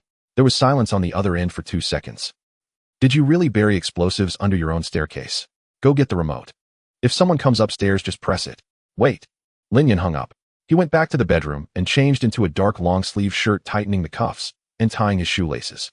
He exited through the side door. The scent of osmanthus in the yard was strong, and the moonlight cast a silvery texture on the ground. Lin Yan did not walk in the shadows, but instead directly crossed the courtyard lawn through the side door, standing still in the open space on the east side of the villa. An open area. To the left was a wall, to the right was the pool fence, and 20 meters behind him was the villa's outer wall. He stood under the moonlight, completely exposed. 3 seconds later, a shadow silently dropped from the top of the southeastern wall. 5 seconds later, a second shadow flashed out from the northern shrubbery. The third one vaulted over the wall from the east, landing with slightly bent knees, the outer edge of the foot touching the ground first. A standard ancient martial arts landing posture, absorbing shock to the limit without making a sound. The 3 of them spread out in a triangular formation surrounding Lin Yan. Wearing narrow-sleeved short shirts in moonlight, their wrists and legs bound, each carrying a short knife at their waist. All 3 faces were very young, in their early 20s, with steady gazes devoid of unnecessary emotion. Similar to the 2 at the school gate, but their aura was colder. Lin Yan remained still. The 3 exchanged glances. The one in the middle drew his knife. No probing, no transition. The first strike was aimed directly at the throat. The speed was nearly twice as fast as the 2 at the school gate. Lin Yan leaned back to evade the blade, feeling the wind brush past his chin. Before he could regain his footing, a knee strike from the left had already reached his ribs. He turned sideways to take it directly. A dull thud echoed. A wave of blunt pain radiated from his ribs. Lin Yan stepped back half a step before he could disperse the force. The third person's knife hand was already slashing toward his neck. He lowered his body and rolled forward, escaping the encirclement of the 3, creating a 2-meter distance. In less than 3 seconds, the 3 closed in again. Their footwork maintained a precise distance of 1.2 meters apart. Not too far, not too close, just enough to create intersecting attack angles.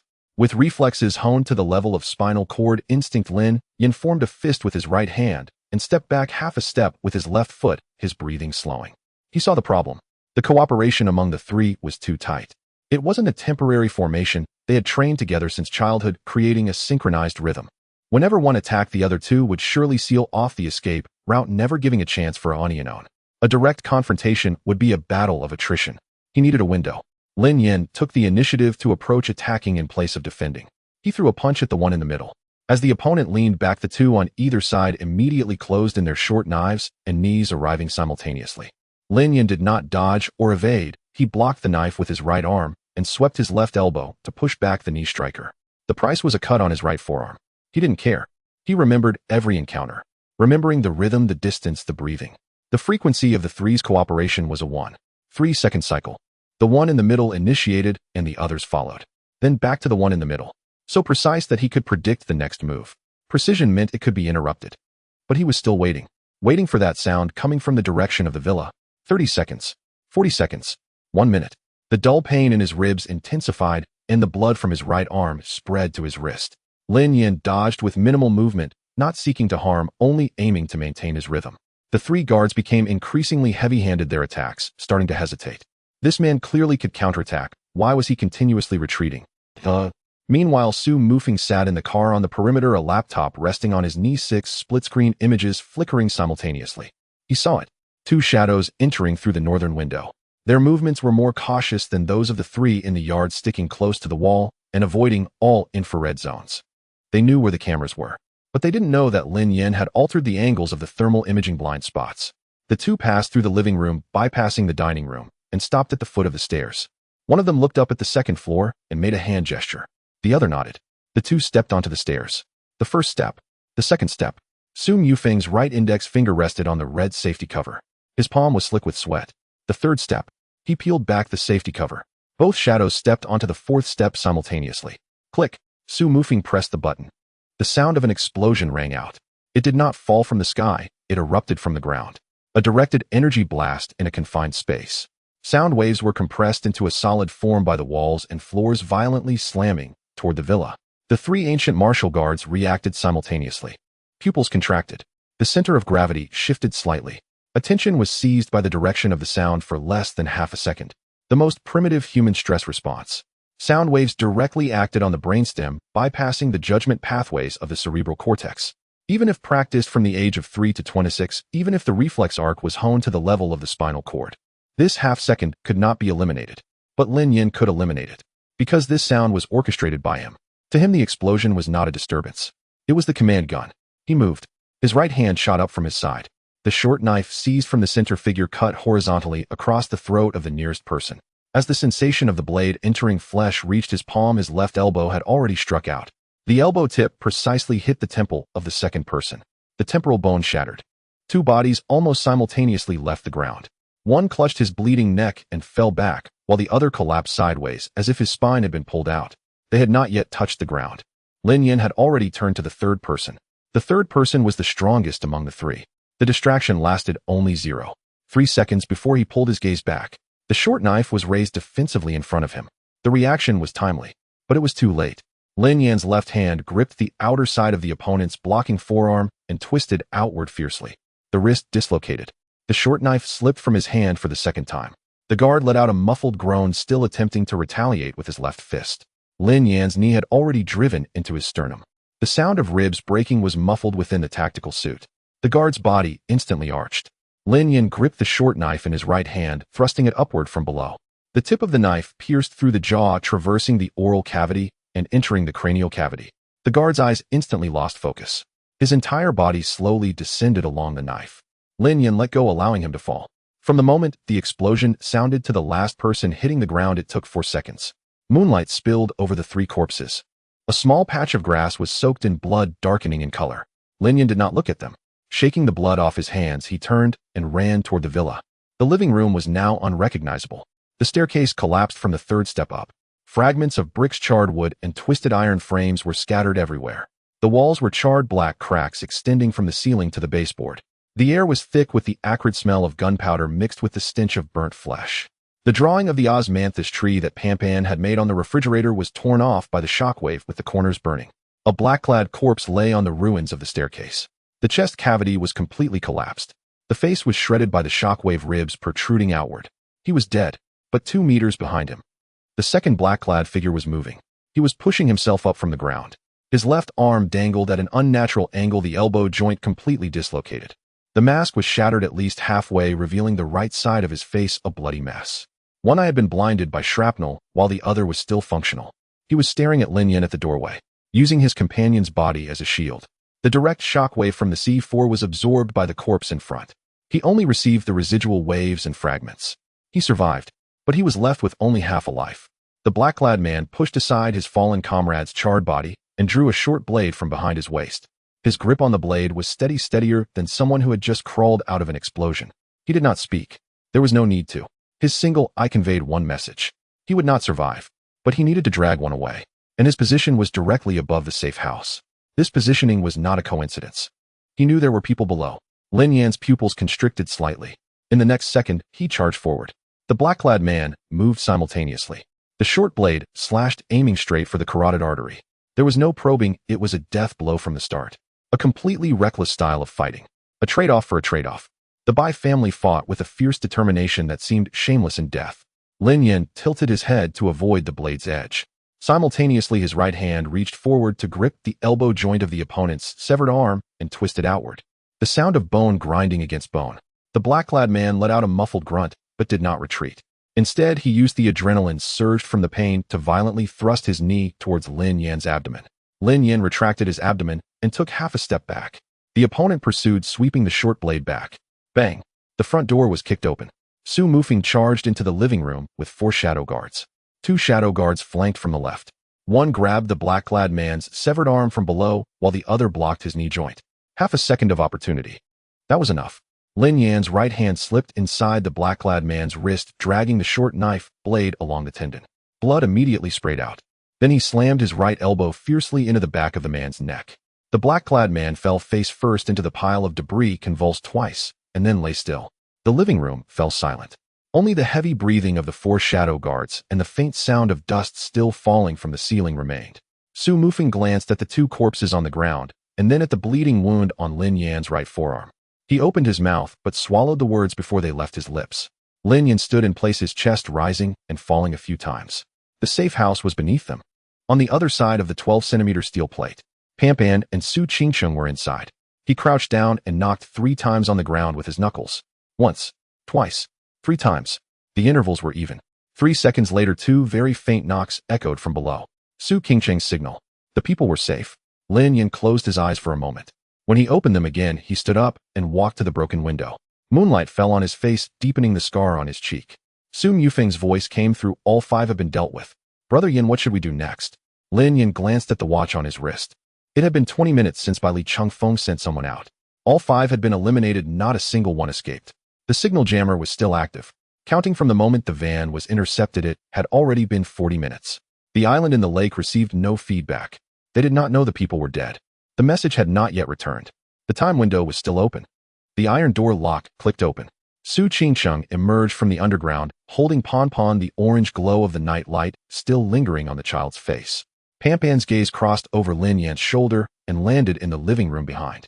The staircase had collapsed halfway. The ceiling was charred. Fragments of bricks lay scattered on the ground. The corner of the drawing of the osmanthus tree on the refrigerator had been burned. Her lips trembled slightly. Lin Yan turned sideways to block her view and crouched down. Some bad people came. Uncle chased them away. Pampan was stunned for 2 seconds. Then she ran over, using both hands to pull at Lin Yan's sleeve, then reached to lift the hem of his clothes. She searched everywhere. Uncle, are you hurt? Lin Yan patted her head. When Uncle was fighting the bad guys, they couldn't even touch Uncle's clothes. Pampan looked up at him. Her eyes were filled with, I don't believe it, but I hope it's true. In the end, she did not ask again, just hugged Lin Yan's leg tightly.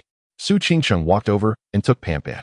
The staircase to the 2nd floor was destroyed, so she led Pampan towards the guest room on the 1st floor. Just before entering the door, Pampan looked back at the living room. No words were spoken. The door closed. Lin Yan stood up, turned, and walked to the porch. Su Mufeng leaned against the doorframe outside, a cigarette dangling from his mouth, watching as 2 shadow guards carried out the bodies. His gaze swept back. Yan Go, what's next? Root out the problem. Su Mufeng took the cigarette from his mouth. 1 person. Too many people will expose us. 1 reinforced squad of armed police, infrared thermal imaging, covers the area. 2 speedboats patrolling. I know. Su Mufeng closed his mouth. This tone was not a discussion, but a notification. They fell into silence for a few seconds. They'll meet you at the north bank. Lin Yan did not respond, turning to enter the bathroom. Cool water washed away the bloodstains on his right forearm. The wound was not deep, covered with a layer of gauze. He changed into a dark gray long sleeve, tightened the cuffs, and tucked his mask into his pocket. As he left, he passed the guest room, and light seeped through the door crack. Su Qingcheng's voice was low, explaining something to Pampan. He did not stop. The taxi stopped 3 kilometers away on the north bank.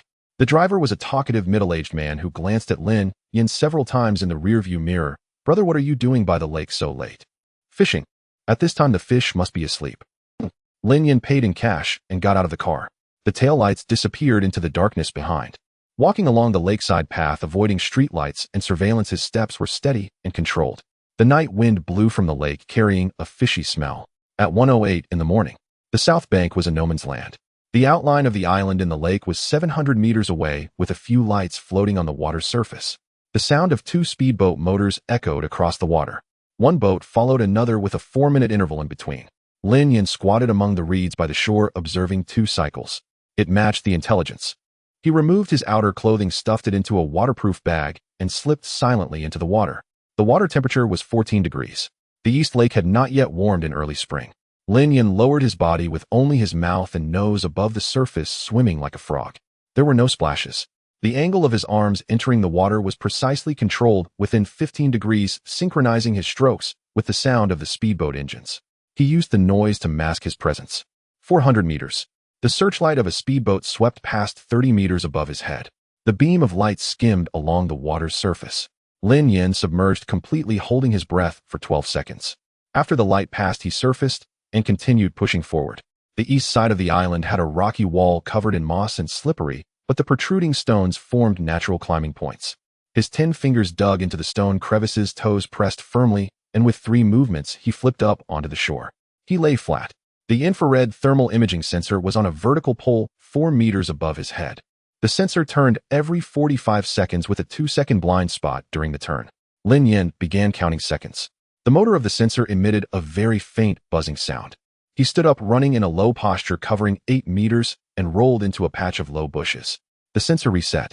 The infrared beam swept over the spot he had just passed. It was empty. He had passed the first line of defense.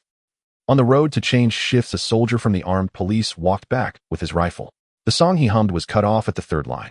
Lin Yan locked his forearm around the soldier's carotid artery from behind, while his other hand covered the mouth and nose. The soldier struggled for 4 seconds and then went limp. Lin Yan dragged him into the bushes by the roadside, removed the walkie-talkie, and tucked it into his waist. There was no noise. No trace. The second one. A soldier smoking by the side door of the barracks. Before the cigarette but hit the ground, the man had already been pressed against the wall and lost consciousness. The third one. By the restroom door. The fourth one. At the dock duty booth. The fifth one. At the corner of the patrol route. The sixth one.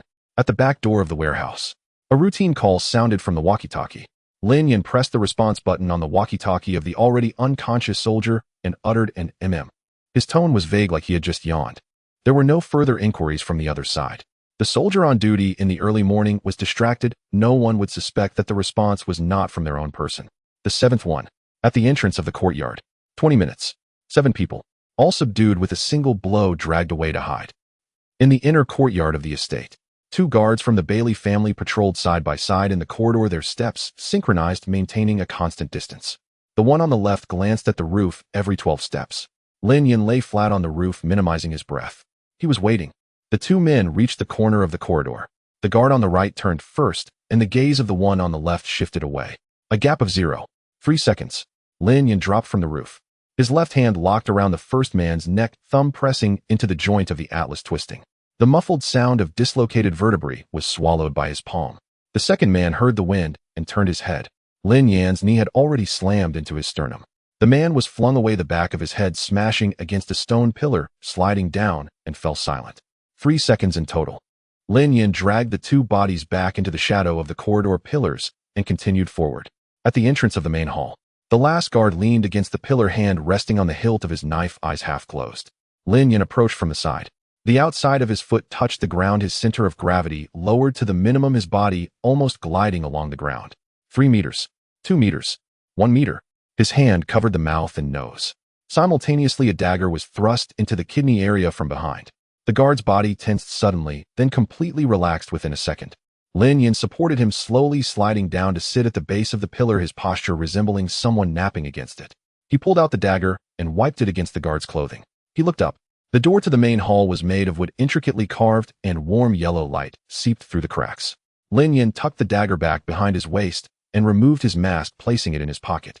His right hand brushed against the side of his pants with dark color still not fully wiped off between his fingers. He reached out to push the door. The main hall was brightly lit. 20 copper wall lamps illuminated the entire space without any dead corners. At the end of the long table, Bailey Chungfeng stood by the window, spinning a copper button in his hand. Guard A stood 3 steps to his right, the knife resting against the edge of the table.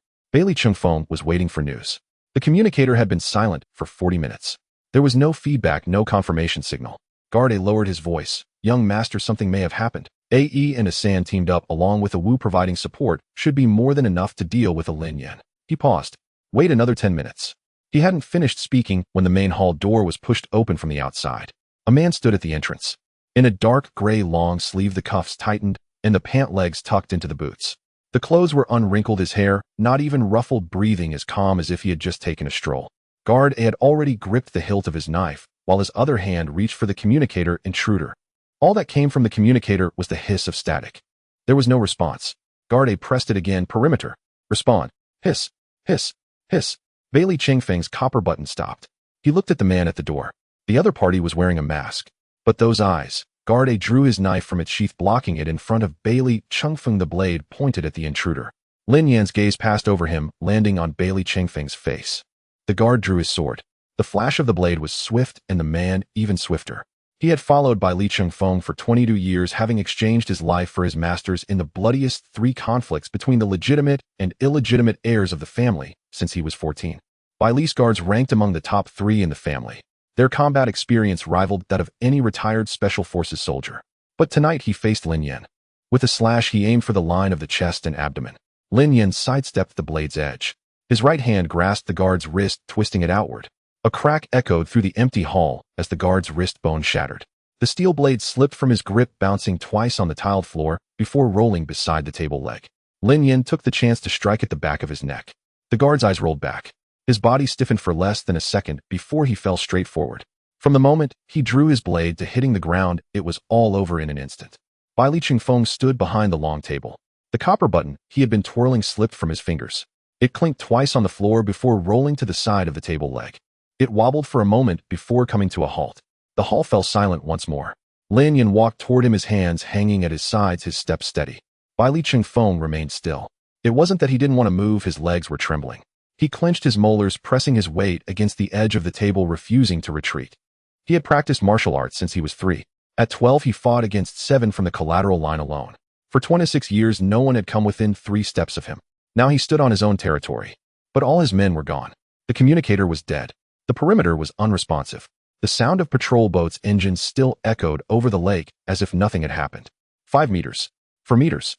3 meters. Bai Li Chingfeng's right hand stealthily moved toward the bottom of the table. There lay a concealed button, thumb-sized and pitch black. It was hidden in the groove beneath the tabletop. Without touching it, one could hardly see it. It was used to connect to military lines. All he had to do was press it. Within 3 minutes, a rapid response team would burst in. Lin Yan noticed his subtle movement, his gaze following Bai Li Chingfeng's right hand the moment it shifted. He remained silent and took another step closer. Suddenly, his right hand shot forward, grabbing Bai Li Chingfeng's right wrist. Bai Li Chingfeng's pupils dilated sharply. His fingertips were less than 2 centimeters away from the button. Just 2 centimeters. But it was too late. Lin Yan's fingers closed in. The sound of bones breaking was louder than the guard's earlier snap. Bai Li Chingfeng's body bent forward, veins bulging on his forehead, his face turning a deep shade of purple. A scream forced its way from the depths of his throat. He tried to hold it back, but couldn't. The sound changed pitch, echoing in the empty hall. Lin Yan released his grip. He stepped back half a pace. Bai Li Chingfeng's right hand hung at an unnatural angle, fingers twitching. The pain reddened his eyes, and his nostrils flared. Yet he did not kneel. His left hand pressed against the edge of the table, his knee bending and straightening, forcing himself to remain upright. He looked up at Lin Yan. The fear in his eyes was genuine. Yet beneath that fear lay something else, like the clarity of a gambler before placing his last bet. I can exchange a secret for my life. Oh. Lin Yan drew a dagger from behind his waist, the tip pointing downward, held in his right hand, not rushing to act. Bai Li Chingfeng's Adam's apple bobbed. How can you guarantee? Sorry, Lin Yan interrupted him. I don't want to know right now. The dagger turned halfway in his hand, the blade edge pressing against the side of Bai Li Chingfeng's neck. Bai Li Chingfeng's last words got caught in his throat, and he froze. Sweat seeped from his hair roots, trickling down his temples. He closed his eyes briefly, then opened them again. The clarity overcame the fear. What could stop this blade? His family. He hadn't brought enough people. The military. He couldn't press the button. Threats. What could threaten a man who feared nothing? There was only one thing left, something he did not know. Bai Li Chingfeng opened his eyes wide and shouted, "Don't you want to know the true identity of that child?" Lin Yan's hand halted. Bai Li Chingfeng sensed the shift. Like a drowning man reaching the shore, his eyes lit up as he eagerly opened his mouth to continue. Do you think I wouldn't know? Lin Yan's voice held no inflection. Bai Li Chingfeng's mouth halted in a He had imagined many reactions from Lin Yan. Anger, for which he had prepared his arguments. Curiosity, for which he had prepared conditions. Threats, for which he had prepared his escape routes. But he had never anticipated this one. If Lin Yan already knew the child's background, then this last card he held was nothing but waste. Bai Li Chingfeng's expression darkened layer by layer. His shoulders slumped and his back bent. His broken right hand dangled at his side, swaying slightly. He closed his eyes, quietly waiting for the blade to plunge in. 5 seconds. 10 seconds. The wick crackled softly. At that moment, Lin Yin retracted the dagger. Bai Li Qingfeng's eyes snapped open. For the sake of the Bai Li family, I will give you a chance. Lin Yin slid the dagger back to his waist and stepped back. Speak. But if a single word is false, you know the consequences. Bai Li Chengfeng gripped the edge of the table tightly with his left hand. He took a deep breath and another. He struggled to steady his voice. Now he realized Lin Yan's earlier words. Do you think I wouldn't know? Did he truly know? Or was he bluffing? But it no longer mattered. What mattered was that this person gave him a chance, not a chance to bargain. To speak meant he could only deliver information without receiving any promises in return. To bargain meant an equal exchange. Bai Li Chengfeng swallowed a mouthful of blood. He had no right to bargain. The only thing he could do now was to ensure what he said was heavy enough. Heavy enough that Lin Yan would feel it was a loss to kill him. Bai Li Chengfeng stared into Lin Yan's eyes for 3 seconds. Then he turned his head slightly and uttered 2 words softly, Dan Tai. The flames of the copper lamp in the hall flickered in unison. Lin Yan remained silent. He had already heard this name from Su Qingqing. Bai Li Chengfeng assumed he would be surprised, but after 2 seconds of waiting he received no reaction. A flash of astonishment crossed his eyes, quickly replaced by a bitter smile. It seems you do know after all. He took another breath, organizing his thoughts. With the cards played this way, he was almost stripped bare. There was no point in hiding. In the bloodline of the women of the Dan Tai clan, an anomaly is born every few hundred years. They are not called successors, leaders, or saintesses. Bai Li Chengfeng raised his head. In the confidential files of the 4 great families, they are referred to by another name. His voice dropped to a whisper, as if uttering these 2 words required tremendous courage. Which? The main hall fell silent, the sound of the wick burning echoing in the quiet. After the words sorceress landed, Bai Li Chengfeng waited for 5 seconds. No further questions were asked. Lin Yan stood in place, a dagger hanging at his side, a droplet of blood condensing on the blade's tip before falling. The flame of the copper lamp flickered in his pupils. That was all. Cold sweat broke out on Bai Li Chengfeng's back. He had seen many terrifying individuals. Furious, sinister, bloodthirsty. But he had never encountered this kind. You lay the highest secret on the table and the opponent didn't even raise an eyelid. This implies 2 possibilities. Either he truly knows, or he simply does not care about what you say, only whether you have finished speaking. Regardless of which it is, procrastination leads to only one outcome. Bai Li Chengfeng supported himself on the edge of the table with his left hand. His severed right wrist hung at his side, each heartbeat accompanied by a bone-piercing pain. He shifted his weight onto his left leg, preventing his knee from bending. The ancient martial arts family's confidential documents contained detailed records about such individuals. His voice was strained due to the pain, but his logic remained intact. Within the bloodline of the Dan Tai clan's women, there exists an extremely rare phenomenon of atavism. Not every generation has it, nor does it occur every few generations. In the records, there were only 2 in 600 years. Lin Yan remained silent. Bai Li Chengfeng took this as a prompting. The last one appeared during the Ming dynasty. I am not qualified to view the original records, though I have only heard a few snippets from clan oral history. It is said that the woman lived over 120 years, and until her death her hair remained black. He paused, catching his breath. The pain in his right wrist surged in waves. Every 10 seconds a sharp pain would cause his thoughts to falter. The second one was 5 years ago. Bai Li Chengfeng's expression changed. Dan Tai Yaguang. When he spoke this name, his voice instinctively lowered by half an octave. At the age of 3, the Dan Tai family conducted a physical examination for their direct descendants. A 3-year-old girl deformed the spring of the dynamometer during the grip test. The clan elders present thought the instrument was broken, so they replaced it, but she broke that one too. Bai Li Chengfeng smiled wryly. At 7, during a family martial arts competition among 9 direct male descendants of the same age, she defeated all in a single day, winning all 9 battles, the longest lasting less than 20 breaths. At 12, he paused.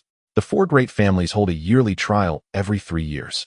There are competitions for those under 12, under 18, and under 25. That year, when the Dan Tai family registered for the under 18 group, the other 3 families did not take it seriously. After all, what could a 12-year-old girl stir up?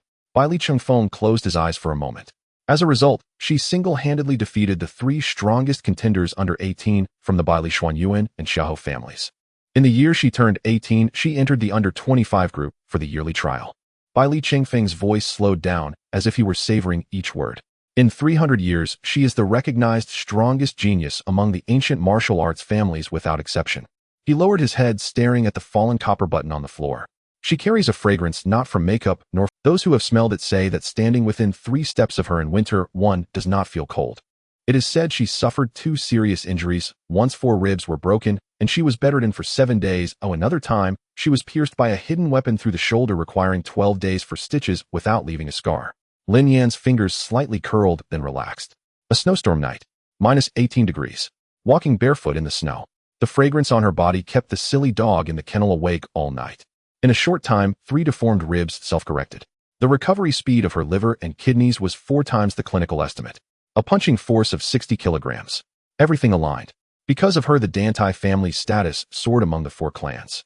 In fact, the Dantai family was not weak to begin with. But after her birth, everyone understood that given several decades, the balance of the 4 clans would be shattered. The hundreds of years of balance were destroyed by one person. He swallowed hard, his Adam's apple bobbing.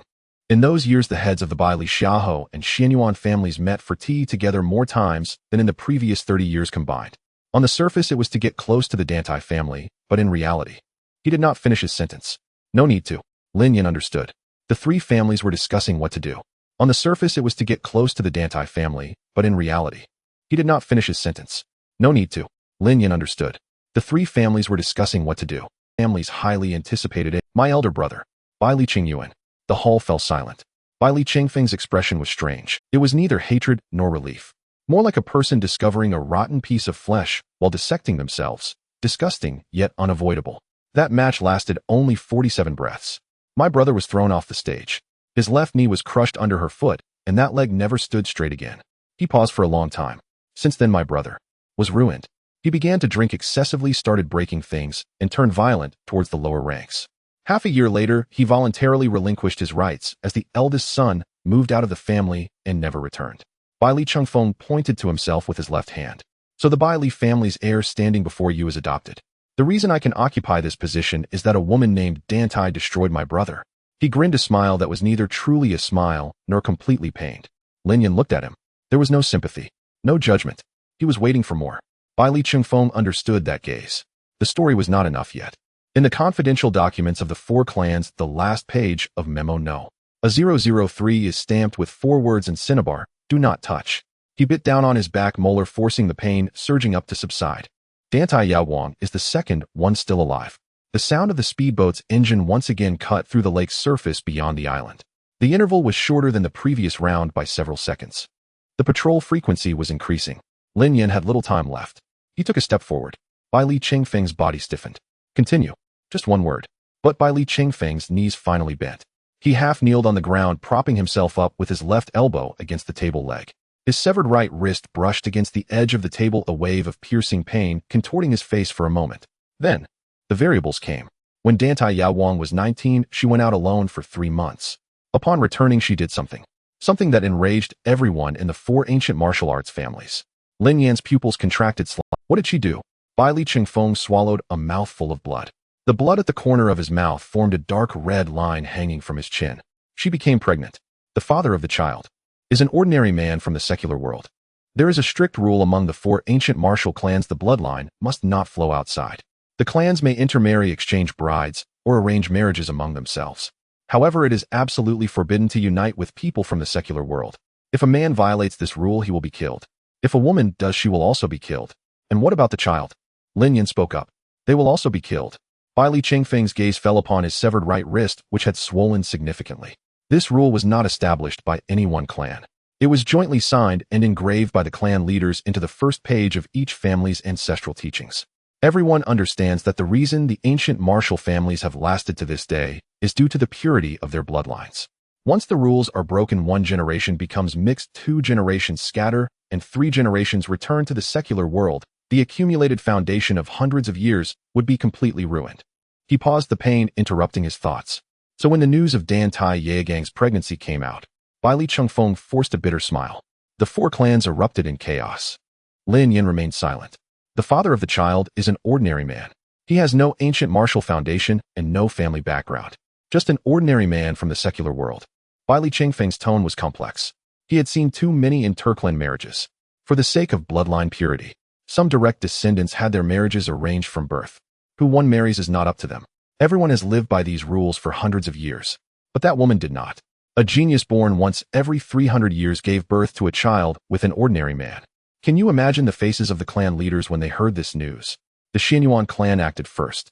They sent a messenger to the Dantai family the same day, their words polite, but their meaning clear, hand over the child. The Xiaohou clan followed up the next day. Bai Li's clan. He pointed to himself. My father flew to the Dantai family overnight for a face-to-face discussion. What was discussed? How to kill. These 3 words came from Bai Li Qingfeng's mouth, without any emotion. The stance of the 3 clans was unified: Dantai Yaoguang must die, and the unborn child must also die. This is not hatred, but a rule. Whoever breaks the rule becomes the enemy of all. Lin Yan's expression remained unchanged. What did the Dantai family say? Bai Li Qingfeng's lips twitched slightly. They were divided. One faction of the elders advocated handing over the child. A rule is a rule. Whoever breaks it must die, even if it's a biological daughter. The other faction. He fell silent for 2 seconds. The other faction refused.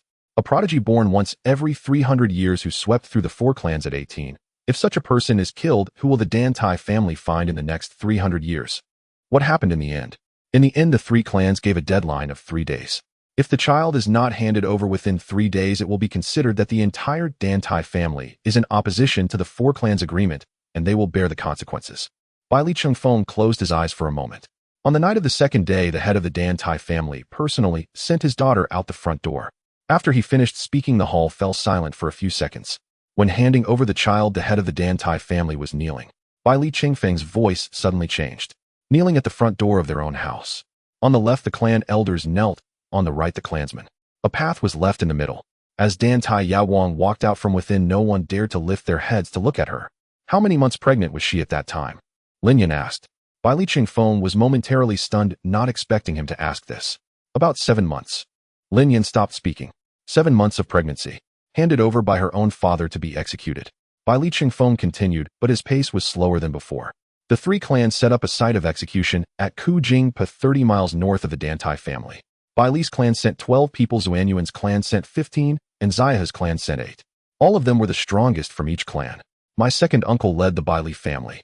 He lifted his head to look at Lin Yan. The specific process is not detailed in the confidential documents. It only left behind 2 sentences. The first sentence, the heavenly beauty entered evil, ultimately becoming a demoness. The second sentence, the clans were defeated, casualties filled the fields. Bai Li Qingfeng took a breath. 35 people went to Kujingpa. Less than half returned alive. After my second uncle came back, he didn't say a word for 3 whole months. His left hand was completely severed below the elbow, and he lost his right eye. Later, when someone asked him what happened that day, he only said 1 sentence. They were not human. Lin Yan's right hand gripped the hilt of his dagger, his knuckles turning white. After that, Dantai Yaoguang went missing. Her life and death are unknown.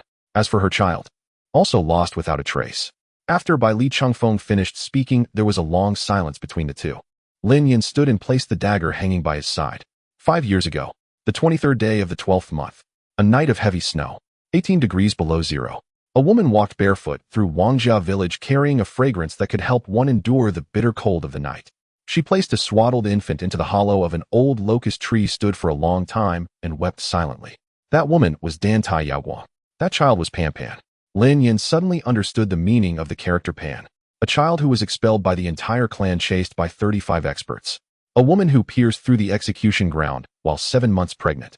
Left her child in the hollow of a tree in a poor village on a night of heavy snow. What did she hope for? She hoped for her child's survival. Nothing more. He only asked one question. How can you be sure that Pan Pan is that child? Bai Li Qingfeng looked at him and replied with 2 words, wealth god. Lin Yan did not ask further. This person knew better than anyone else who Pan Pan was. He knew earlier than Lin Yan, earlier than the Bai Li family, earlier than Luo Jingshan. There was another question. 20 years ago, all ancient martial families collectively vanished from the secular world. Household registrations were cleared, land plots erased, records destroyed, and the involved parties remained silent for life. What was the reason behind this? What caused the entire ancient martial world to withdraw completely from the secular realm? Did they uproot all traces, pretending they had never existed? He opened his mouth to ask the last question. His phone in his pocket vibrated. It was a timed reminder set by Su Mufeng. The 30-minute patrol window was about to close. Lin Yan shut his mouth. Bai Li Chengfeng keenly captured the change in his actions. The person half kneeling on the ground rolled his eyes. It wasn't for survival, it was a calculation. To drag it out. The longer it was delayed, the greater the chance of survival. Bai Li Chengfeng supported himself on the table with his left hand and slowly stood up, deliberately slowing down every action. Actually, regarding Dantai Yaoguang, there are still some things to discuss. The wind pressure stretched into a horizontal line. Bai Li Qingfeng's words remained unfinished. He lowered his head. The dagger was inserted between the 4th rib of his left chest. The angle was 30 degrees upwards, with the tip pressing against the outer wall of the pericardium. It went straight into the handle. Bai Li Chengfeng's pupils dilated. He wanted to raise his hand, but his left hand had already slipped down from the table leg. He tried to open his mouth, but the pressure surging in his chest blocked all words in his trachea. He saw Lin Yan's back. He was towards the door. The steps were neither fast nor slow, the same as when he entered. Bai Li Chengfeng knelt down. It was not a voluntary act. His knees bent of their own accord. His two knees hit the blue brick floor one after the other with two dull thuds. His left hand was still moving. Fingers spread searching for something. He touched the copper button that had rolled off earlier beside the table leg. His fingertips brushed the edge of the button, then stopped. The last focus of his pupils was the beam on the ceiling.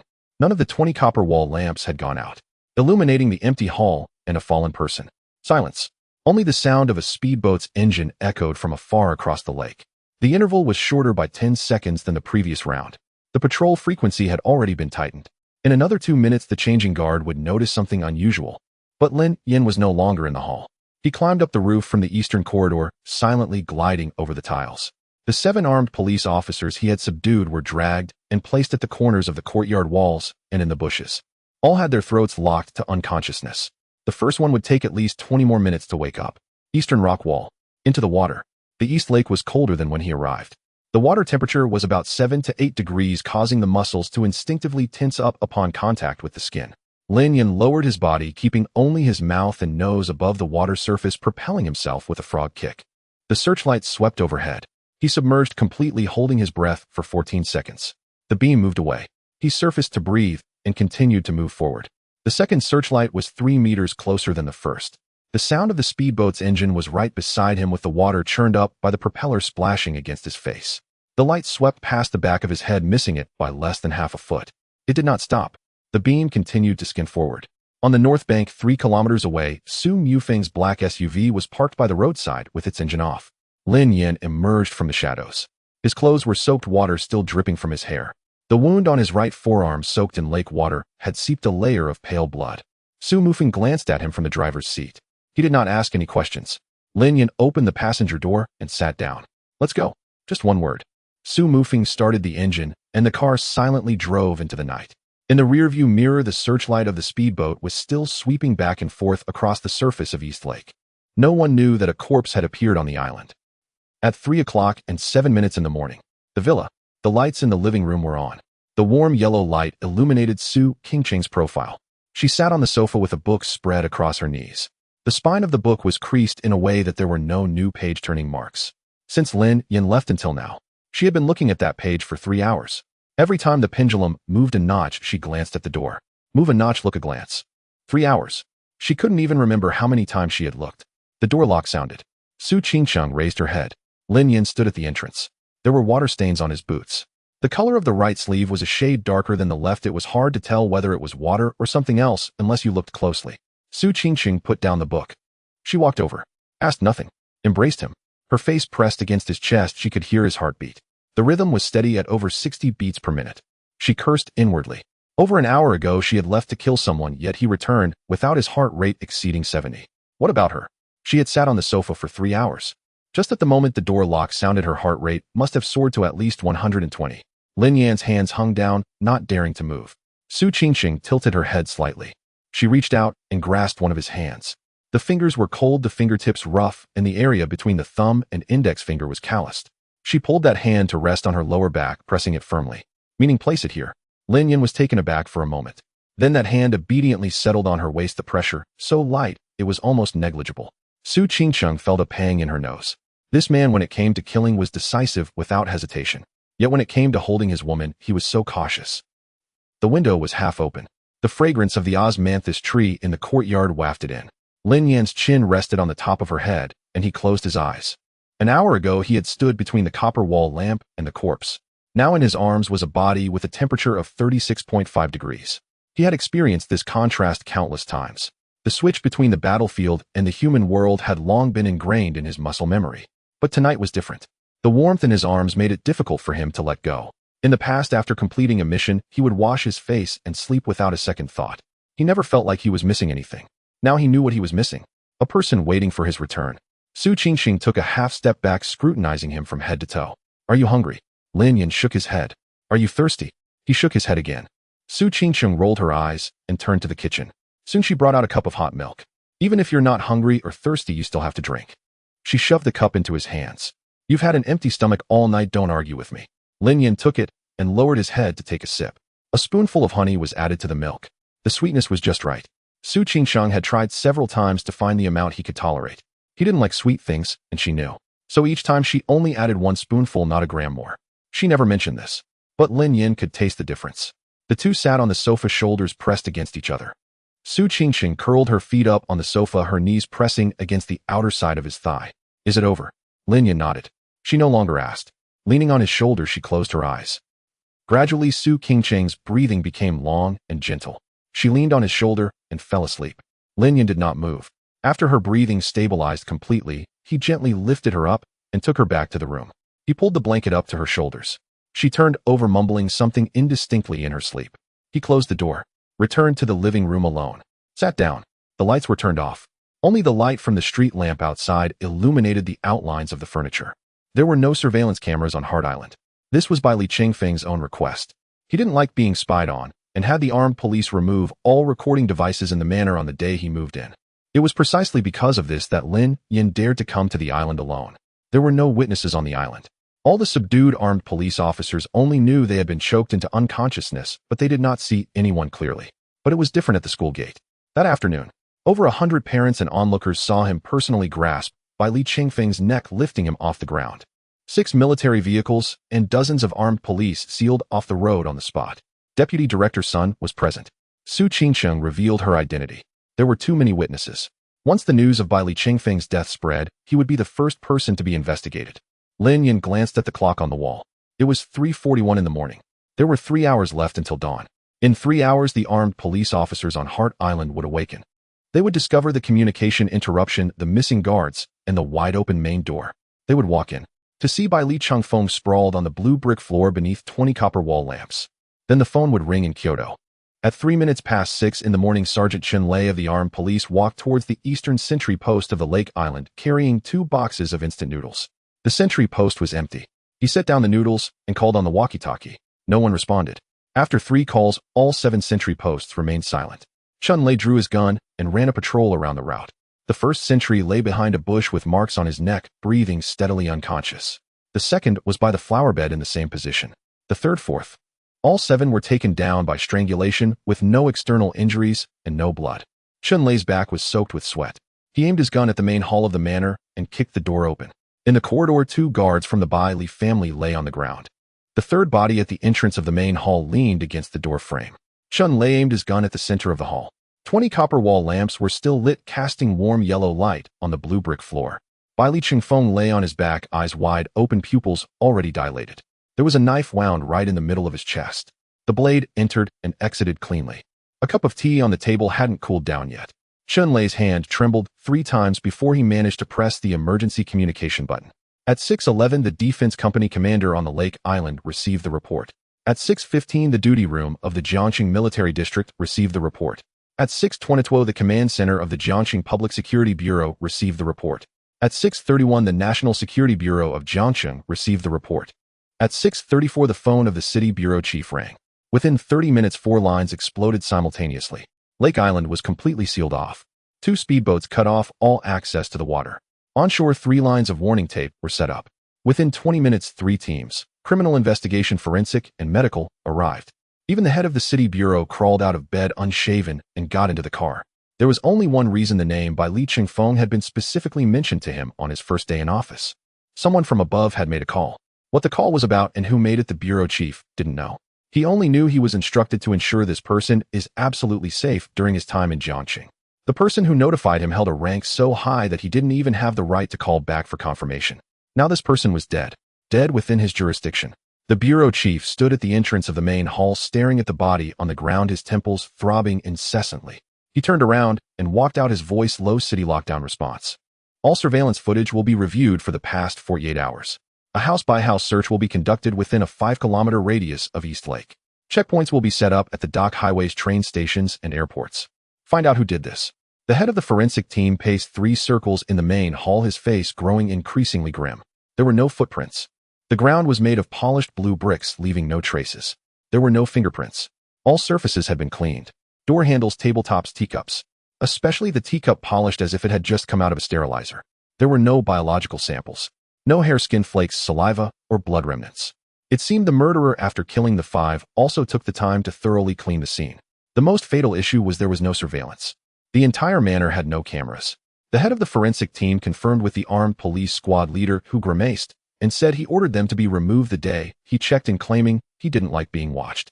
All of them were completely removed, even the wiring. This he referred to the deceased by Li Qingfeng himself. In other words, the murderer was able to traverse the entire island's defenses without any visual record. In the process, he subdued 7 armed police officers and killed 5 well-trained personal guards. In the end, he struck by Li Qingfeng down in the main hall. Not a single person was disturbed throughout. The head of the forensic team squatted beside the body, staring at the knife wound on the chest for a long time. The cut was smooth, the angle precise. The depth of the blade was just enough to penetrate the heart, not a bit more or less. He straightened up and said to his deputy, "Investigate anyone who has had conflicts with the deceased recently." The answer came quickly: the incident at the school gate. 3 days ago, at the entrance of Jin Xiangshu Kindergarten, a man in front of hundreds of parents and onlookers single-handedly grabbed by Li Qingfeng by the neck, lifting him off the ground. 6 military vehicles and riot control vehicles arrived at the scene to seal it off, and Deputy Director Sun coordinated on site. The man was not arrested. Records retrieved later showed the man was named Lin Yin, residing at Guanlan Peninsula. The woman beside him immediately revealed her identity. Su family, Su Qingqing. She had a motive. The person who was publicly choked to death was now the prime suspect. The head of the criminal investigation team finished writing on the whiteboard and turned to look at the bureau chief. The bureau chief remained silent for 5 seconds. Sign the summons. At the same time, at the Guanlan Peninsula villa, Lin Yin got out of bed at 6. When he went downstairs, Su Qingqiang was already in the kitchen. On the stove, a pot of white porridge simmered gently with 3 plates of pickles set beside the chopping board, and a bowl of steamed egg custard just began to bubble. She wore a floral apron and had rolled up her sleeves to her forearms, carefully dripping a few drops of sesame oil into the egg custard. Lin Yin stood at the kitchen door for 2 seconds before walking over to sit at the dining table. At 7, noise came from upstairs. Pon, holding a pink bunny with a broken ear, came running down in slippers. Seeing Lin Yin, her eyes curved like crescent moons. "Uncle." She ran over and Lin Yin scooped her up onto the chair. The 3 of them sat down to eat. Su Qingqiang served the porridge, and Pan first scooped a spoonful of steamed egg custard into Su Qingqiang's bowl. "Annie should eat too." Then she took out the slightly curled war buddy photo from her pocket and carefully stood it beside. "Daddy should eat too." Lin Yin picked up an egg and tapped it twice on the edge of the table, peeling the shell in circles. His phone lit up. A message from Su Mufeng. Lin Yin glanced at it. The Lake Island murder case has been classified as a major criminal case. The head of the city bureau is in charge. The summons has been issued, and the target is you. A large number of police forces are being mobilized towards Guanlan Peninsula. Lin Yin flipped his phone over screen down on the table. After peeling the egg, he placed it in Pan's bowl. "First eat the yolk, then the white." "Why?" "The yolk is nutritious." "Isn't the white nutritious?" "It is, but the yolk has more." Pan thought for a moment, accepted this logic, and took a bite out of half the yolk, her cheeks puffing out. Su Qingqiang noticed the message on her phone. Her chopsticks paused briefly, but did not stop. She picked up a strand of cucumber and slowly chewed it, her expression unfaltering. After dinner, Pan said she wanted to go upstairs to draw. Lin Yin said to go ahead. Pan ran upstairs with her bunny, and after the door closed, the sound of a drawing board being flipped was heard. Su Qingqiang collected the dishes and returned to the kitchen, closing the door and turning around. Her voice was very low. "What should we do?" Lin Yin leaned back in his chair. "There are no surveillance cameras on the island." "I know, but there are no physical traces left at all. No fingerprints, hair, or shoe prints. The sentries were only subdued, not killed. None of them saw my face." Su Qingqiang stared at him. "The only thing that can point to me is one thing: motive.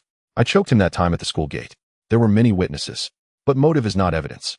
As long as there is no direct evidence, they can't do anything to me." Su Qingqiang was silent for a few seconds. Lin Yin glanced at her. The corner of his mouth twitched slightly, an almost imperceptible motion. "Sure." Su Qingqiang did not ask again. After a few seconds, she walked to the window and took a look outside. There was still no movement on the road. She checked the time. 7:42. The phone lit up again. The second message from Su Mufeng. "The summons has been issued and Deputy Director Sun is leading the team. The cars are already on the road." Su Qingqiang forwarded the message to Lin Yin and then deleted the chat history. After reading it, Lin Yin placed his phone back on the table. Pan's voice came from upstairs. "Uncle, I've drawn a new one. Come see." "Wait a moment." Lin Yin responded. He finished the remaining half cup of warm water on the table, stood up, and pushed his chair back under the table. Then he walked to the window. In the distance at the end of the road, the first white vehicle appeared in view. Then a second. A third. The police lights on top of the cars were not on, but the spacing and speed of their formation made it clear even without the lights what it was. The last message from Su Mufeng popped up. 12 police cars. 2 riot control vehicles. They have arrived at the entrance of Guanlan Peninsula. Lin Yan tucked his phone into his pocket. Upstairs, Pan Pan's head peeked out from between the railings looking down. The sound of engines outside indicated there was more than one vehicle, heavy and continuous, one after another. Uncle. She tilted her head. There are so many cars outside. Who is coming? After Pan Pan finished asking that question, no one answered her. Su Qingxing put down her chopsticks, stood up, and walked to the window to take a glance. 12 police cars and 2 riot vehicles filled the entire road in front of the villa. Lin Yan finished the last spoonful of porridge in his bowl and wiped his mouth with a tissue. Qingxing. Take Pan Pan upstairs. Su Qingxing turned around and glanced at him. Lin Yan's expression was unchanged from when he was peeling the egg earlier. The doorbell rang. Su Mufeng quickly walked over from the side corridor and stood in front of the entrance. Lin Yan waved his hand. He walked over and opened the door. Standing outside was Deputy Director Sun. Behind him were 2 rows of police officers, their uniforms crisp and firearms holstered at their waists. Further back were special police officers jumping down from the riot vehicles. They formed a shielded line completely blocking the entrance to the villa. Deputy Director Sun held a blue-covered document in his hand. Mr. Lin. He opened his mouth, his tone polite and his phrasing formal. The Criminal Investigation Division of Jiangxing Public Security Bureau is formally summoning you for questioning. This is the summons. Please cooperate. He extended the document. Lin Yan did not take it. It wasn't a refusal, he simply did not look at the paper at all. His gaze passed over Deputy Director Sun and swept across the scene in the courtyard. There were dozens of people armed and ready as if facing a great enemy. Just questioning. Just questioning. Lin Yan withdrew his gaze. All right. Su Qingxing had already reached his side. She did not speak, but her body instinctively moved forward a step, her back straightened. Su Mufeng leaned in from the side, his voice very low. I will go with you. No need. Lin Yan patted. Stay here. Sounds of running came from upstairs. Thud, thud, thud. Pan Pan dashed out from the corner of the staircase, clutching a pink rabbit with one ear missing. Her hair was still unkempt, and the collar of her pajamas was askew. Halfway down, she saw a room full of uniformed people in the living room, and her steps abruptly halted. Her eyes scanned from the police at the door to the blue document in Deputy Director Sun's hand, then to Lin Yan. Pan Pan let go of the rabbit. It fell to the ground, and she did not pick it up. She ran down the last few steps past Su Qingxing and Su Mufeng and dove into Lin Yan's legs. Then she wrapped her arms tightly around his thigh, looking up at him. Tears had already started to fall. Uncle. Lin Yan looked down. Pan Pan turned around, facing the group of police officers at the door. Her lips trembled. I beg you, please don't take Uncle away. Uncle is not a bad person. Uncle, save me. I beg you. She let go of Lin Yan's leg and took a step forward. She took a step toward the group of police officers. The young officer standing at the front lowered his head, staring at the tips of his shoes. The officer next to him hesitated for a moment, raised his hand, as if to adjust his cap, shielding his eyes. Deputy Director Sun's Adam's apple moved up and down. He did not speak. The entire living room was silent for 4 or 5 seconds, only the sound of Pan Pan's sobs echoed softly. Lin Yan crouched down. He wiped away the tears on Pan Pan's right cheek with his thumb. After wiping, her tears flowed down again. Uncle will go talk to the police, Uncle, for a bit. He will be back soon. Pan Pan tightly grasped his fingers, gripping them until the knuckles turned red. You said you would be back soon last time too. She sniffed, her eyes reddening. But you were gone for several days. Lin Yan paused for a moment, remembering the trip to northern Myanmar. He had said he would find her father and be back soon. But he was gone for 4 days. He extended his pinky finger. Pinky, swear. Pan Pan looked at his pinky, pursing her lips. This time will really be quick. You always say that it will be quick. Lin Yan did not argue. He was waiting. Pan Pan extended her pinky and hooked it with his. 100 years without change. 100 years without change. Their thumbs locked together. Pan Pan hooked him, but her hand did not loosen. All 5 fingers tightened around Lin Yan's index finger, gripping it tighter. Su Qingxing walked over. She crouched down, wrapping her arms around Pan Pan from behind, gently prying her fingers apart.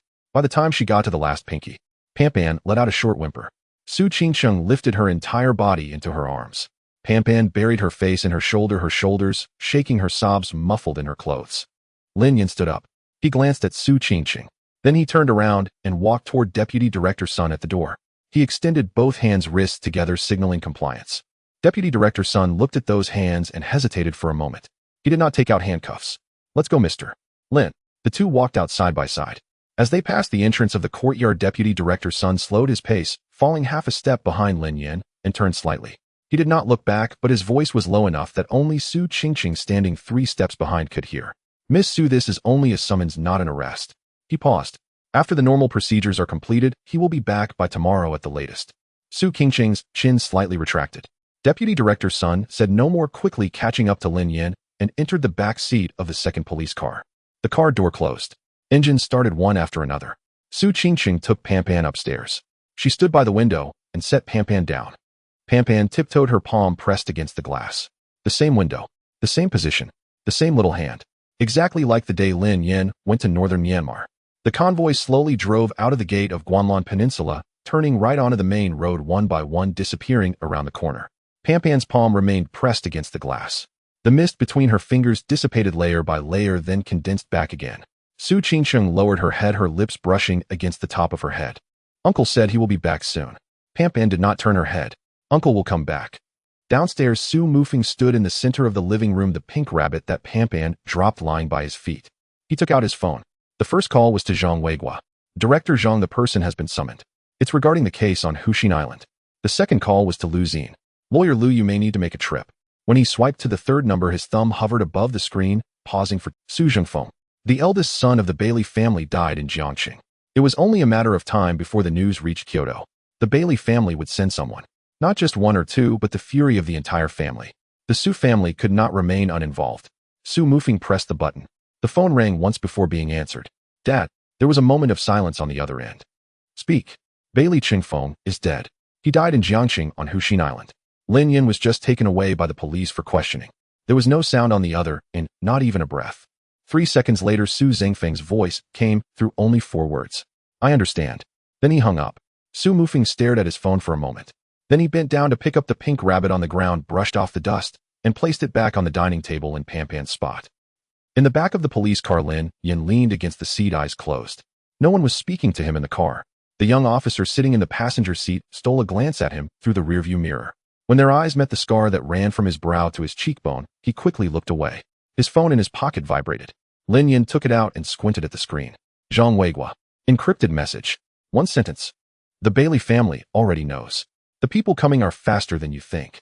After reading it, Lin Yan deleted the message and put the phone back in his pocket. He closed his eyes again. Outside the car window, Jiangsheng was waking up to the morning rush hour. The sunlight hit the street, trees casting dappled shadows across his face. Suddenly, he remembered something. Before leaving, he had not had the chance to go upstairs to see Pan's new drawing. At the Jiangxing Public Security Bureau in Interrogation Room No. 1, Lin Yan sat behind an iron table, unshackled and free of restraints. Leaning back in his chair, his eyes were slightly closed. Outside the door, behind the one-way glass, Deputy Director Sun was wiping the sweat from his forehead with a towel. Director Sun, are we just leaving him out to dry like this? The head of the criminal investigation team leaned in closer, lowering his voice. The higher-ups are pressing hard. Should we go in and follow the procedure? To hell with your procedures? Deputy Director Sun kicked the team leader in the calf. How many heads do you have? You want to interrogate him? The team leader grimaced in pain, but did not dare to dodge. But what if the higher-ups blame us? If they blame us, I'll take the heat. Deputy Director Sun glared, pointing at Lin Yan behind the glass. Do you think the person inside is just some street thug? 3 days ago, at the entrance of the Jinxiang Tree Kindergarten, 6 military vehicles and dozens of armed police pointed their guns at the back of his head, and he didn't even blink an eye. Deputy Director Sun gasped, continuing, what do you dare to interrogate him about? Are you going to ask if he did it? If he says yes, do you dare to record it? Do you dare to arrest him? The team leader fell silent. Deputy Director Sun looked at Lin Yan, who was like a monk in meditation behind the glass, feeling bitter inside. This deity is easy to summon but hard to send away. At the same time, in Kyoto, in a top-secret conference room, without any electronic devices, smoke swirled. On either side of the long table sat 6 individuals. Just one stomp of a foot from any of them would shake the very foundation of Huaxia. However, the atmosphere in the conference room was tense and fraught. We must hand him over. A gray-haired man in a suit sitting at the leftmost position slammed his hand down on the table. He was Zhao Hongshan, the Deputy Prime Minister. Bailey Qingfeng is dead. Dead in Jiangxing. The old monster from the Bailey family has already spoken. If Jiangxing does not hand over the person before sunset today, the Bailey family will come to take him themselves. Do you know what that means, Oi? Zhao Hongshan surveyed the room, his voice rising an octave. 20 years ago, the 4 ancient martial clans retreated. In these 20 years, everyone has kept to their own affairs. Now the balance has been disrupted. Are we really going to let the entire underground order of Huaxia be reshuffled for a Lin Yan? Shut your mouth. From the rightmost position, a general in an old faded military uniform with 3 gold stars on his shoulder abruptly stood up. He was Lei Jinting, the minister of the general staff. He grabbed a thick manila envelope from in front of him and slammed it down on the center of the long table. Bang! The envelope burst open, spilling out dozens of pages marked with a red top secret stamp. Hand him over. What do you have to hand him over with? Lei Jinting pointed at the documents, spitting as he spoke. Lin Yin enlisted at 17, serving 10 years in the military. He quelled uprisings on the southwestern border, evacuated citizens from the Middle East, conducted drug raids in northern Myanmar, and executed targets in Eastern Europe. He has 7 penetrating wounds on his body, and 3 shrapnel pieces are still lodged in his bones. His voice echoed in the hall, deafening. 31 medals for military merit. Among them 2 first-class honors and 5 second-class honors. These were achieved at the cost of his life. And now you tell me that to appease some ancient martial family's anger we have to sacrifice a hero of Huaxia. You Zhao Hongshan may agree, but what about the millions of soldiers under my command? Zhao Hongshan's face turned ashen. General Lei, don't misinterpret the concept. He has already been expelled from the military. Moreover, he is the prime suspect. Suspect? Lei Jinting scoffed. Where's the evidence? Has the Jiangxing police obtained irrefutable evidence? If they have, then according to the law, I, Lei Jinting, will not say a single word. If they haven't obtained irrefutable evidence, who dares to touch a single hair on him? I will personally lead troops to quell him. You're being political. Zhao Hongshan shot back angrily. I only speak for the backbone of a soldier. The two stood their ground, unwilling to back down. Enough. An elder sitting at the head of the table finally spoke. His hair was gray, dressed in a simple Zhongshan suit, holding a thermos in his hand. As soon as he spoke, the conference room fell silent. The elder unscrewed the thermos, took a sip of water, and sighed. This boy is truly a chaotic force in the world. He just crippled the young master of the Luo family in Jiangxing, causing the Luo family to act out. Now it turns out he's also involved in the murder of the Baili family's eldest son. Is he trying to poke a hole in the sky? Lei Jinting snorted coldly. I think this matter is not so simple. The Luo Bin incident was the Luo family's own downfall, shoving a waste into the Canglong and getting Wang Li killed. But what about Baili Chengfeng? How could the Baili family suddenly appear in Jiangxing? And they just happened to run into Lin Yan. At this moment, the elder stood up, making a decisive statement. Notify Jiangxing. The case will be handled according to the law. Only evidence matters. If there's no irrefutable evidence, once the 24 hours of summons expire, release him immediately. He cast a glance at Zhao Hongshan, his tone calm, but filled with undeniable authority. Tell the Baili family we will not hand over the person. If they want to take him themselves, let them first ask if Huaxia's laws will permit it. Zhao Hongshan opened his mouth, but ultimately closed it. Lei Jinting grinned and sat back down. At the Jiangxing Public Security Bureau, Deputy Director Sun's secure phone vibrated. He answered the call, and after listening for only 10 seconds, his face changed 3 times in succession. From shock to bewilderment, it finally turned into a long sigh. After hanging up, he leaned against the wall, appearing drained. Director Sun, what did the higher-ups say? The head of the criminal investigation team asked cautiously. Deputy Director Sun wiped his face, straightened his posture, and adjusted his uniform. Go make a cup of hot water. The best tea leaves. Off. Deputy Director Sun ignored him, pushed open the door to the interrogation room, and walked in. Lin Yan opened his eyes. Deputy Director Sun pulled out a chair and sat across from Lin Yan, his tone unusually polite. Mr. Lin, thank you for your patience. Lin Yan looked at him without speaking. The higher-ups have made their decision. Deputy Director Sun forced a smile, not hiding anything. Only evidence matters.